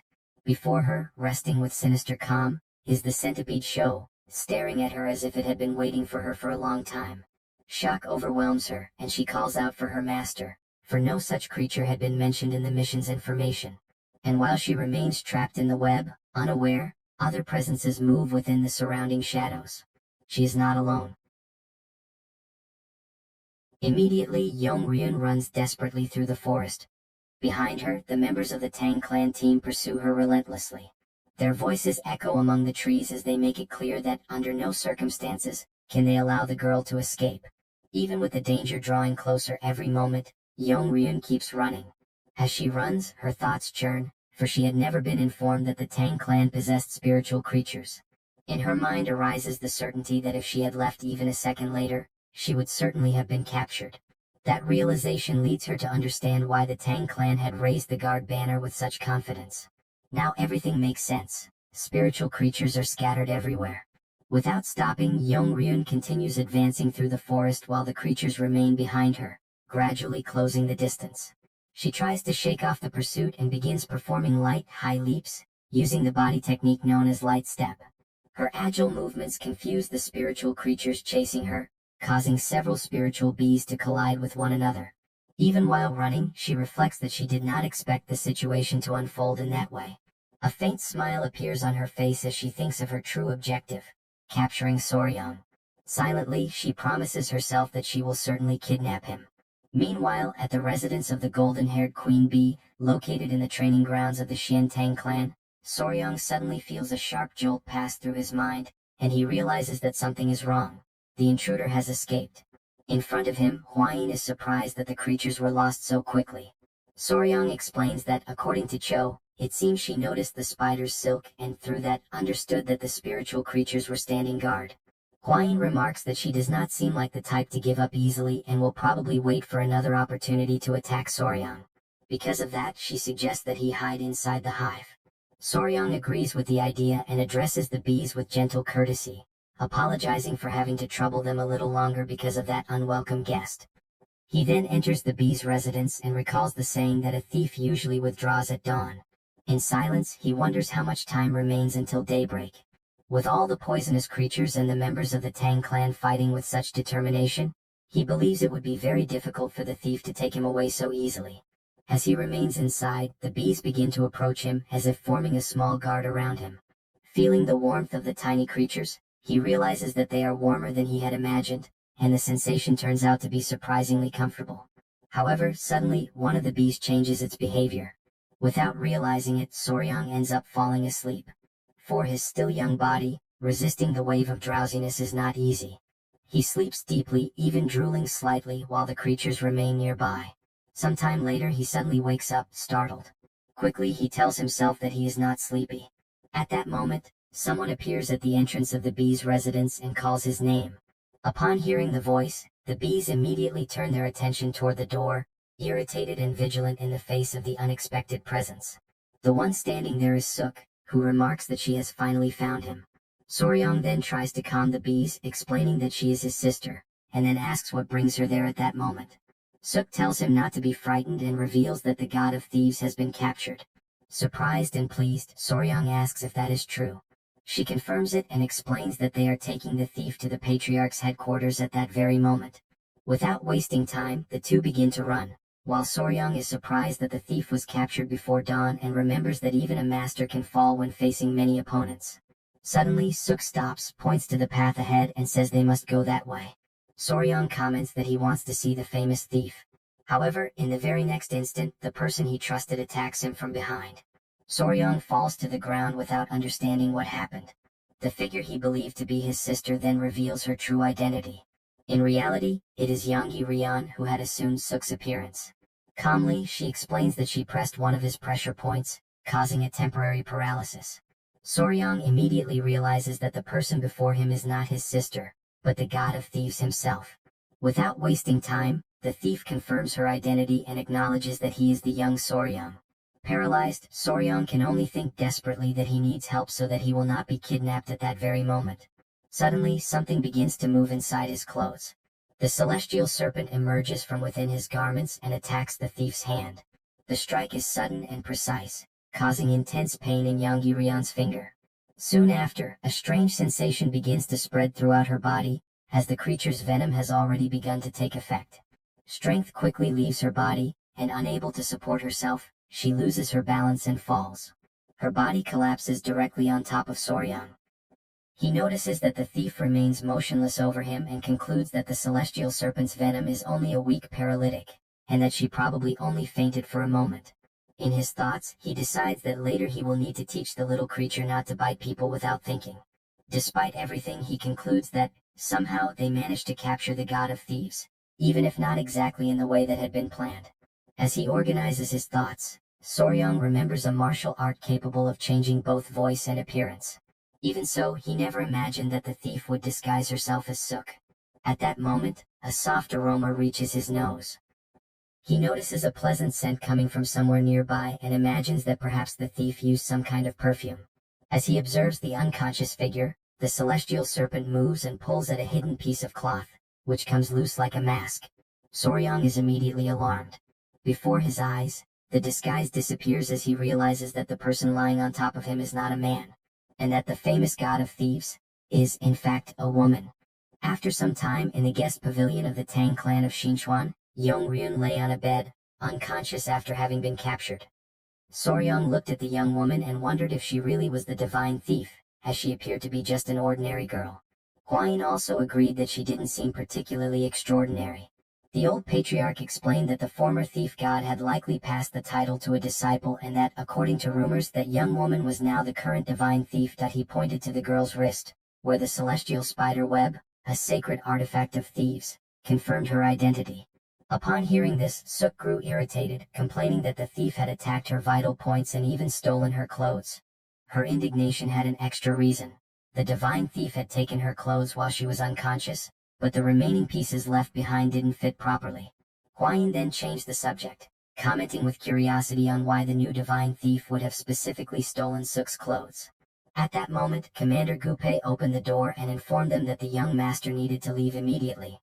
Soryang asked what had happened, and Gupe explained that an unexpected visitor had just arrived. Hearing this, everyone wondered who it could be. Shortly after, in front of the main entrance of the Tang clan, a figure waited calmly. It was the famous beggar emperor. Soryang and Huayin quickly ran to the gate to greet him. The beggar emperor spoke amicably, remarking that it had been a long time since they last met and asking if everyone was well. After exchanging greetings, Soryang asked what had brought him there and commented that the outer guard should have shown more respect when receiving him. The beggar emperor said he had come as soon as he learned that the disciple of the thief god had been captured. Then the beggar emperor looked up into the nearby trees and called to someone hiding there, asking how long he intended to remain concealed. Among the branches, a figure moved that it was his younger brother, who finally descended to the ground. The young man explained that it was his first visit to the place and that he had felt a little awkward upon arrival, so he had observed from a distance. Politely he introduced himself as Galjihong, the current thief god, and Soryang responded courteously, saying it was a pleasure to meet him. The emperor explained that the young man was his brother and that he had come in his place, bringing a disciple to assist him, but the Tang clan had captured the divine thief instead. That he said that he had already planned to reward Soryang for an old matter and had taken the opportunity to bring 3 useful gifts, which surprised the younger brother, who said he had not known about the reward. The beggar emperor merely commented that, since the divine thief had been captured, there was little else to be done. Curious, Jaejahong asked if she had been captured by the old patriarch, the divine sovereign of poison, fearing that she might have been harmed if the elder had attacked her thinking she was him. At that moment, Soryang seemed to have a small realization and replied that it had not been the old patriarch who captured her. Instead of explaining directly, he called all of his creatures. Jaejahong was completely astonished by what he saw.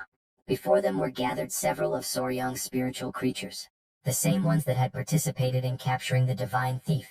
Soryang explained matter-of-factly that they had managed to capture their disciple with the help of these creatures.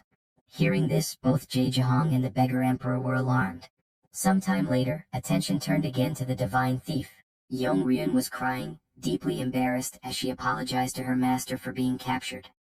Jaejahong, however, consoled her calmly, noting that, given the number of spiritual creatures present, perhaps even he himself could not have escaped the situation.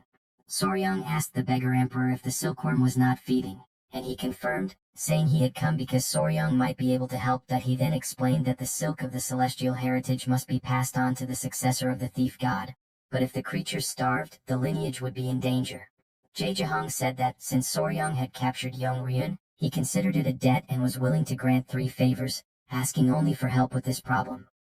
Soryang thought for a moment, then asked how many eggs remained, to which Jaejahong replied that he believed at most 3 remained. Upon hearing this, Soryang asked to see the remaining eggs before anything else and stated that he would do his best to help. However, he presented an unexpected condition. He intended to keep all the celestial spider eggs. The declaration left everyone surprised. Jaejahong immediately reacted, questioning what Soryang meant by that and asking if the young man truly expected him to hand over the celestial spider eggs. The beggar emperor began to laugh upon hearing this, commenting that he had heard Soryang was fond of poisonous creatures. But even so, that request was still surprising. Jaejahong did not find it amusing and asked if they were mocking him, explaining that without all the eggs, he would not be able to produce the silk he needed, something very important to him. Soryang then replied seriously that he was not joking. That he added that perhaps Jaejahong did not fully understand the nature of the celestial spider and the silkworms, as an essential fact was being overlooked. He then explained that once the silk is extracted from a silkworm, it inevitably dies. Soryang began to describe the process in detail, explaining that sericulture, also known as silkworm farming, is an extremely ancient practice. And despite the passing of centuries, the basic method has hardly changed. Before transforming, the silkworms release threads through the spinnerets, glands located beneath their mouths, wrapping the thread around their bodies. This thread is silk. However, to extract this thread, the cocoon must be placed in boiling water and then agitated. During this process, it is inevitable that the silkworm will die. Jaejahong said he knew this method and understood that without killing the silkworm, it was impossible to extract the thread, asking what Soryang wanted him to do. Soryang pointed out the problem. Only 3 eggs remained, and even if they fed again, it did not guarantee sufficient silk nor the continuity of the lineage. Therefore, he said, the most important thing was not to extract the silk now, but to raise the creatures until they became celestial spiders and laid more eggs. Jaejahong acknowledged that this made sense. Soryang then asked if he had ever heard the term specialist. He explained that the word referred to people or families who dedicate their entire lineage to mastering a single field. That he then cited the Tang clan, specialists in poisons and venomous creatures, stating that no one in the Central Plains was more qualified for this task. Hearing this, Yongryun was surprised by his confidence, saying she had never imagined that Soryang would be so self-assured. Jae-jahong then asked directly if he could really accomplish this, to which Soryang responded firmly, asking if there were still any doubts. He then joined his hands in a gesture of respect and made a clear promise that he asked that they leave the matter in his hands. In the patriarch's office, Jae-jahong handed over a small box and announced that inside were the eggs of the celestial silkworm. Soryang was surprised by the size of the eggs, much larger than he had imagined. Jae-jahong confirmed that he was placing complete trust in him and that the future of the divine thief's lineage now essentially rested in Soryang's hands. Soryang then asked if he could also receive the carcass of the celestial silkworm that had died, as it would be useful to better assess the type of creature he was dealing with. Soryang opened the bag and carefully examined its contents. While inspecting the carcass, he noticed a curious structure and began to wonder if it might be an osmeterium. This organ is known to appear in some butterfly larvae, a structure that protrudes outward and releases a foul odor when the creature is touched. As Soryang analyzed the material, the old patriarch intervened, saying that he needed the divine thief for certain tasks and would not be able to assist at that moment. The grandfather said they needed to go to the Murim Alliance and that, since the delay had been the thief's fault, she must take responsibility. Jae-jahong then asked if Soryang had discovered anything about the eggs. Soryang said he still needed to investigate and might not be able to help immediately, which irritated Jae-jahong, who complained that he had delivered the celestial silkworm eggs only to receive an uncertain answer. Soryang explained that he had been delayed for a very important appointment because of the letter they had sent. That he then briefly recounted what had happened in Yunnan. Upon hearing the explanation, the beggar emperor expressed surprise, as he had not known that something of that magnitude had occurred. Soryang confirmed that, because of this, they were about to depart for Wuhan, where the Murim Alliance headquarters was located. The beggar emperor said there was no time to waste and that they should depart immediately. That he reminded Jae-jahong that the delay had been their fault, so he must take them to Wuhan. Jae-jahong sighed resignedly and agreed, saying he would take them to Wuhan in 3 days and asked them not to worry. Soryang added that he would not be traveling alone. His sister Suk and Ain would accompany him. Upon hearing this, Jae-jahong was completely astonished. That he protested that 3 people were impossible, as carrying 2 women exceeded his limits and his disciple was still unable to run while carrying 2 people. Suk reacted immediately, declaring that she had no intention of being carried by that woman and that she could walk on her own. The discussion began to heat up, while Jae-jahong remarked that if there were another method of transport, they could resolve the problem. Hearing this, Soryang seemed to have an idea. That he asked the thief god if he knew how to fly a kite. After a while, Jae-jahong appeared holding a rope. In the sky, a curious scene unfolded. Cho was in the air holding Suk. Soryang explained matter-of-factly that he intended to tie Suk with a rope, like a human kite, calling the technique the giant centipede kite. Jae-jahong observed the situation and concluded that somehow the problem had been solved, but Hwain raised a new concern. She asked if everything would be fine with the creatures, and Soryang assured her that it would, as they would travel quickly and return before the creatures laid eggs. As for the celestial serpent, it did not seem to react much, perhaps because it had not yet developed a strong attachment. The real problem, however, was another. The Iova spider was clearly distressed, showing great discontent at not being able to accompany them. Soryang approached and tried to console it, promising that his older brother would return before it even realized. Observing the scene, Jae-jahong noted that this was beginning to look like a major problem. The divine thief approached Soryang and asked him to give her a small piece of the line he had used to seal her mouth. Then she requested that he and the spider extend their arms for a moment. Both complied with her request. Soryang watched curiously and asked what she was doing. Hwain explained that it was the thread of fate, a legend about 2 people connected by an invisible thread who are never separated. She added that, since she had tied the threads to their wrists, it acted as a promise that Soryang would certainly return. The spider seemed a little enchanted by the situation and after a moment yielded. Soryang and Hwain exchanged a strange glance, as the situation seemed somewhat odd. Soryang told the spider that he loved poisonous creatures, but that this might be going too far, and asked for permission to depart. The spider finally agreed. With that, everyone left the place, leaving the spider behind. 3 days later, the group arrived at the Murim Alliance. Upon arrival, they reported everything that had happened and delivered the letter entrusted by Lord Peng to the Emperor of Fists. Seated at the table, he listened to the report and concluded that all involved had died, except for a few who would need about 3 months to recover fully. A man admitted that he should have mobilized more masters for that mission and said that was his mistake.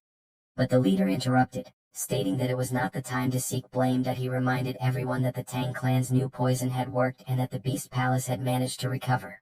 Therefore, the situation also brought good news. He said that the most important thing was to prevent the enemy's blood path from awakening, and thanked Soryang that he suggested that the duo must be tired from the journey and recommended that they eat something first. Soryang and Hwain stood and left the hall. At that moment, someone called out to her, leaving her slightly surprised that it was Jiryang. He greeted her, remarking that it had been a long time since they last met. She explained to Soryang that Jihyang was the Earth Dragon, one of the legendary 5 dragons and 3 phoenixes of Murim. She then introduced Soryang as a member of the Beast Palace and her fiancé. Hwain asked the reason for the visit, and Jihyang explained that he had come out of curiosity, wanting to know if everyone was well after she brought news of her companions. Hwain replied that she could not reveal details but assured him that they were safe and asked him not to worry. Jihyang understood the situation and decided to leave. They proceeded, but before departing, Soryang cast a glance back, watching Jihyang walk away, sensing that something in the atmosphere seemed strange. Later, during the meal, Jejahang offered wine and asked Soryang to try it, saying it was a wine aged for 10 years. Suddenly, someone interrupted the conversation, urgently calling for Soryang. It was a general, running in completely out of breath, that he begged for immediate help and explained that his nephew, Jihyang, had suddenly collapsed. The news surprised everyone, who immediately asked how it had happened. The general replied that he was not sure but believed that someone had attempted to poison him. In Jigel's room, Jihyang remained in a weakened state, while a young woman beside him held his hand, watching him with visible concern. At that moment, the door opened and Soryang's group entered the room. The sudden arrival caught the young woman's attention. She turned toward them and in desperation, pleaded for Soryang's help. Remaining calm, he immediately recognized the severity of the situation. Hwain explained that the young woman Yuanbang was a member of the 3 dragons and 3 phoenixes and Jihyang's lover. In response to her plea, Hwain stated that she would conduct a preliminary examination with Soryang's assistance, acknowledging his extensive knowledge of poisons. As they prepared to examine Jihyang, a man explained that at first they had believed it to be a common illness, but a specialist had raised the suspicion of poisoning. Shortly afterward, he introduced himself as Wang Yu and recalled that he had once served as a physician for the main family, having been sent to the Murim lineage. He stated that, as a member of the Tang clan, his examination indicated poisoning. He further explained that before Jihyang's pressure points had been sealed, he had exhibited disordered speech and convulsions, yet the exact poison could not be identified. Faced with this, Hwain took the lead in the examination. Holding Gao Jinhong's hand, she focused her energy and confirmed the presence of poison. As she deepened her analysis, Hwain identified the possible agent as Hong. Soryang associated the term with mercury poisoning and suggested that Jihyang might have ingested it through medicines or elixirs, but Yuanbang denied any knowledge of such a possibility. The situation grew even more unusual, as all signs indicated that the poison had been accumulating in the victim's body over a long period. Soryang recalled his studies in the Tang clan and remembered that Hong originated from the burning of Jessa, which was also used in the Namgung clan to create chastity marks with geckos. This sudden connection triggered a realization in his mind. As the idea of something that turns red echoed repeatedly in his thoughts, he formulated a new hypothesis. Turning to Hwain, Soryang asked whether Jessa caused mercury poisoning, and she confirmed that it did. With that, he believed he had found a clue regarding both the cause and the culprit, prompting the counselor to demand that he immediately reveal who was responsible. Before answering, Soryang requested that the counselor clear the room, leaving only himself, Yuanbang, and his companions. The request caused unease, and the counselor, suspicious, suggested that it involved someone of high status, reminding him that, as a member of the Tang clan, he had nothing to fear. Even so, Soryang maintained his stance, stating that it was not about honor, but about how the truth should be revealed.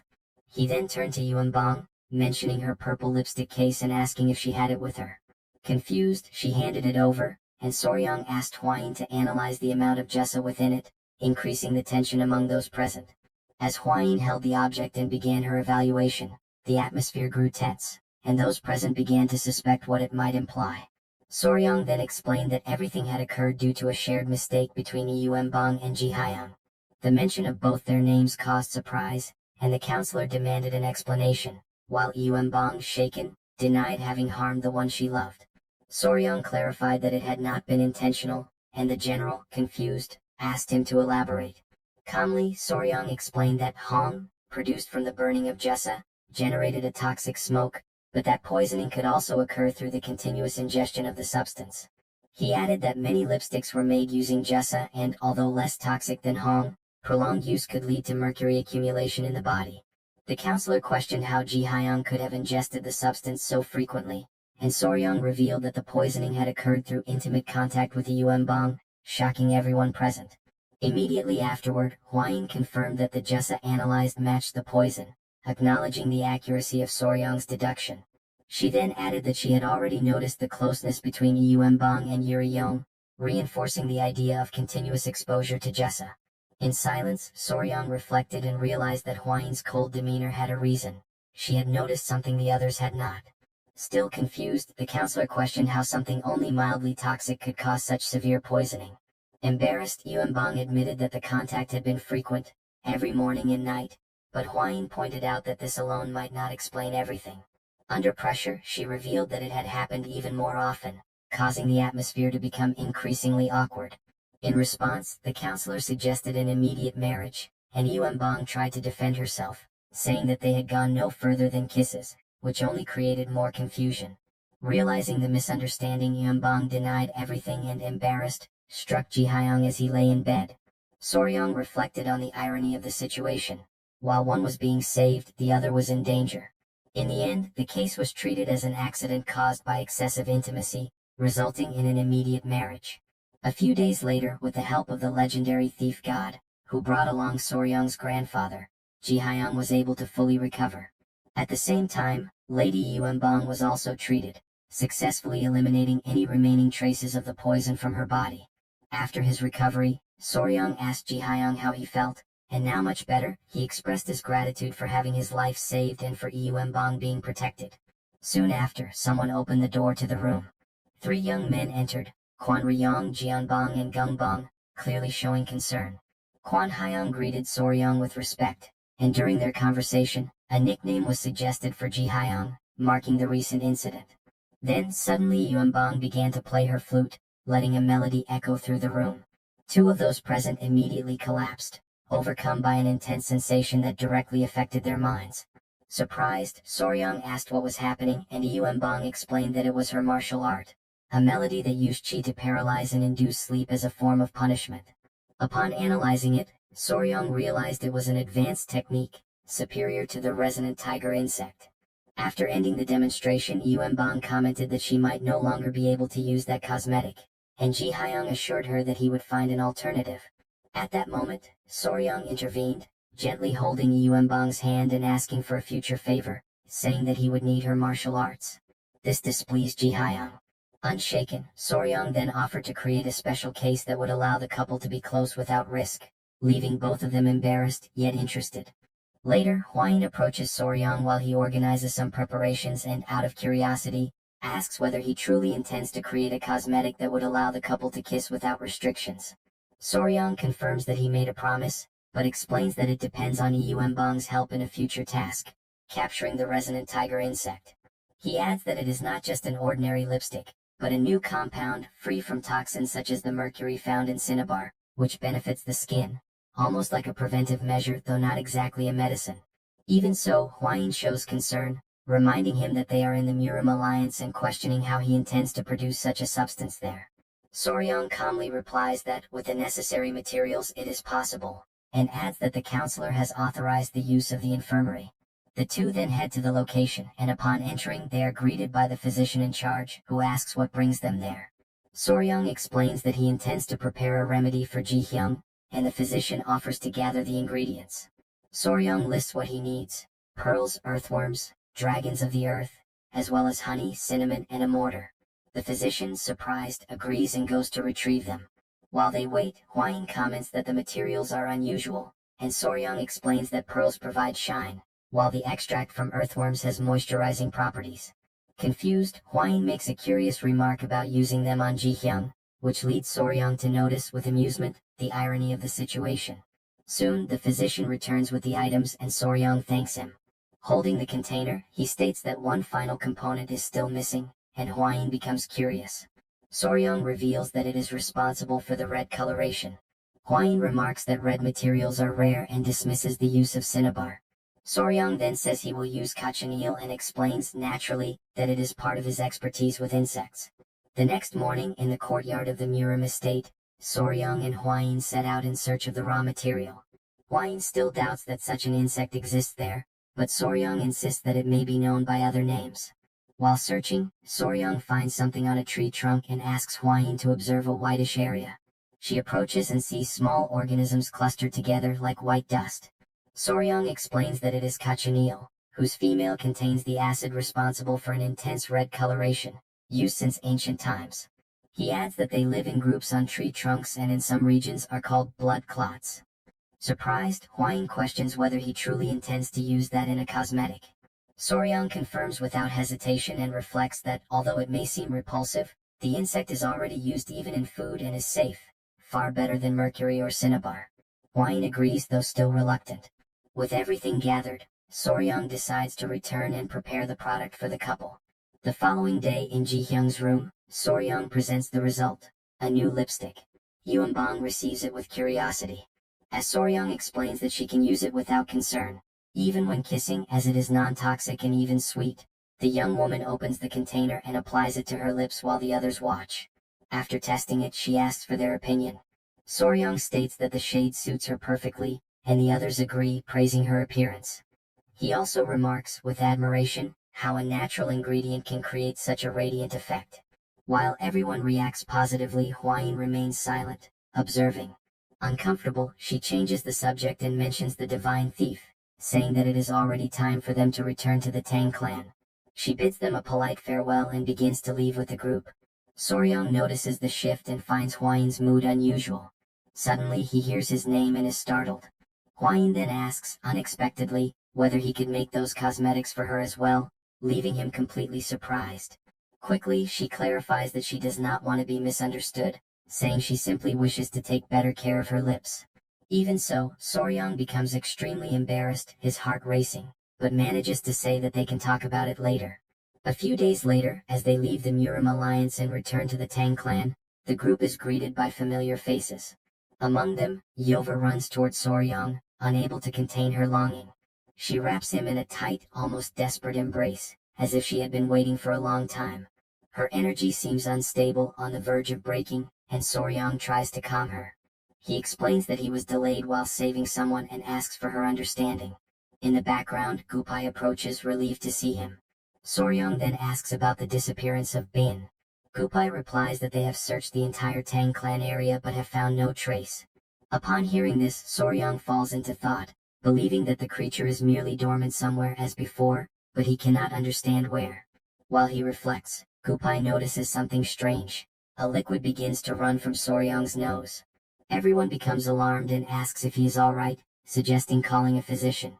However, as Soryong feels the change, he tries to understand what is happening, and gradually the sensation becomes familiar, as if it were connected to something. After a brief moment, he reaches a disturbing conclusion.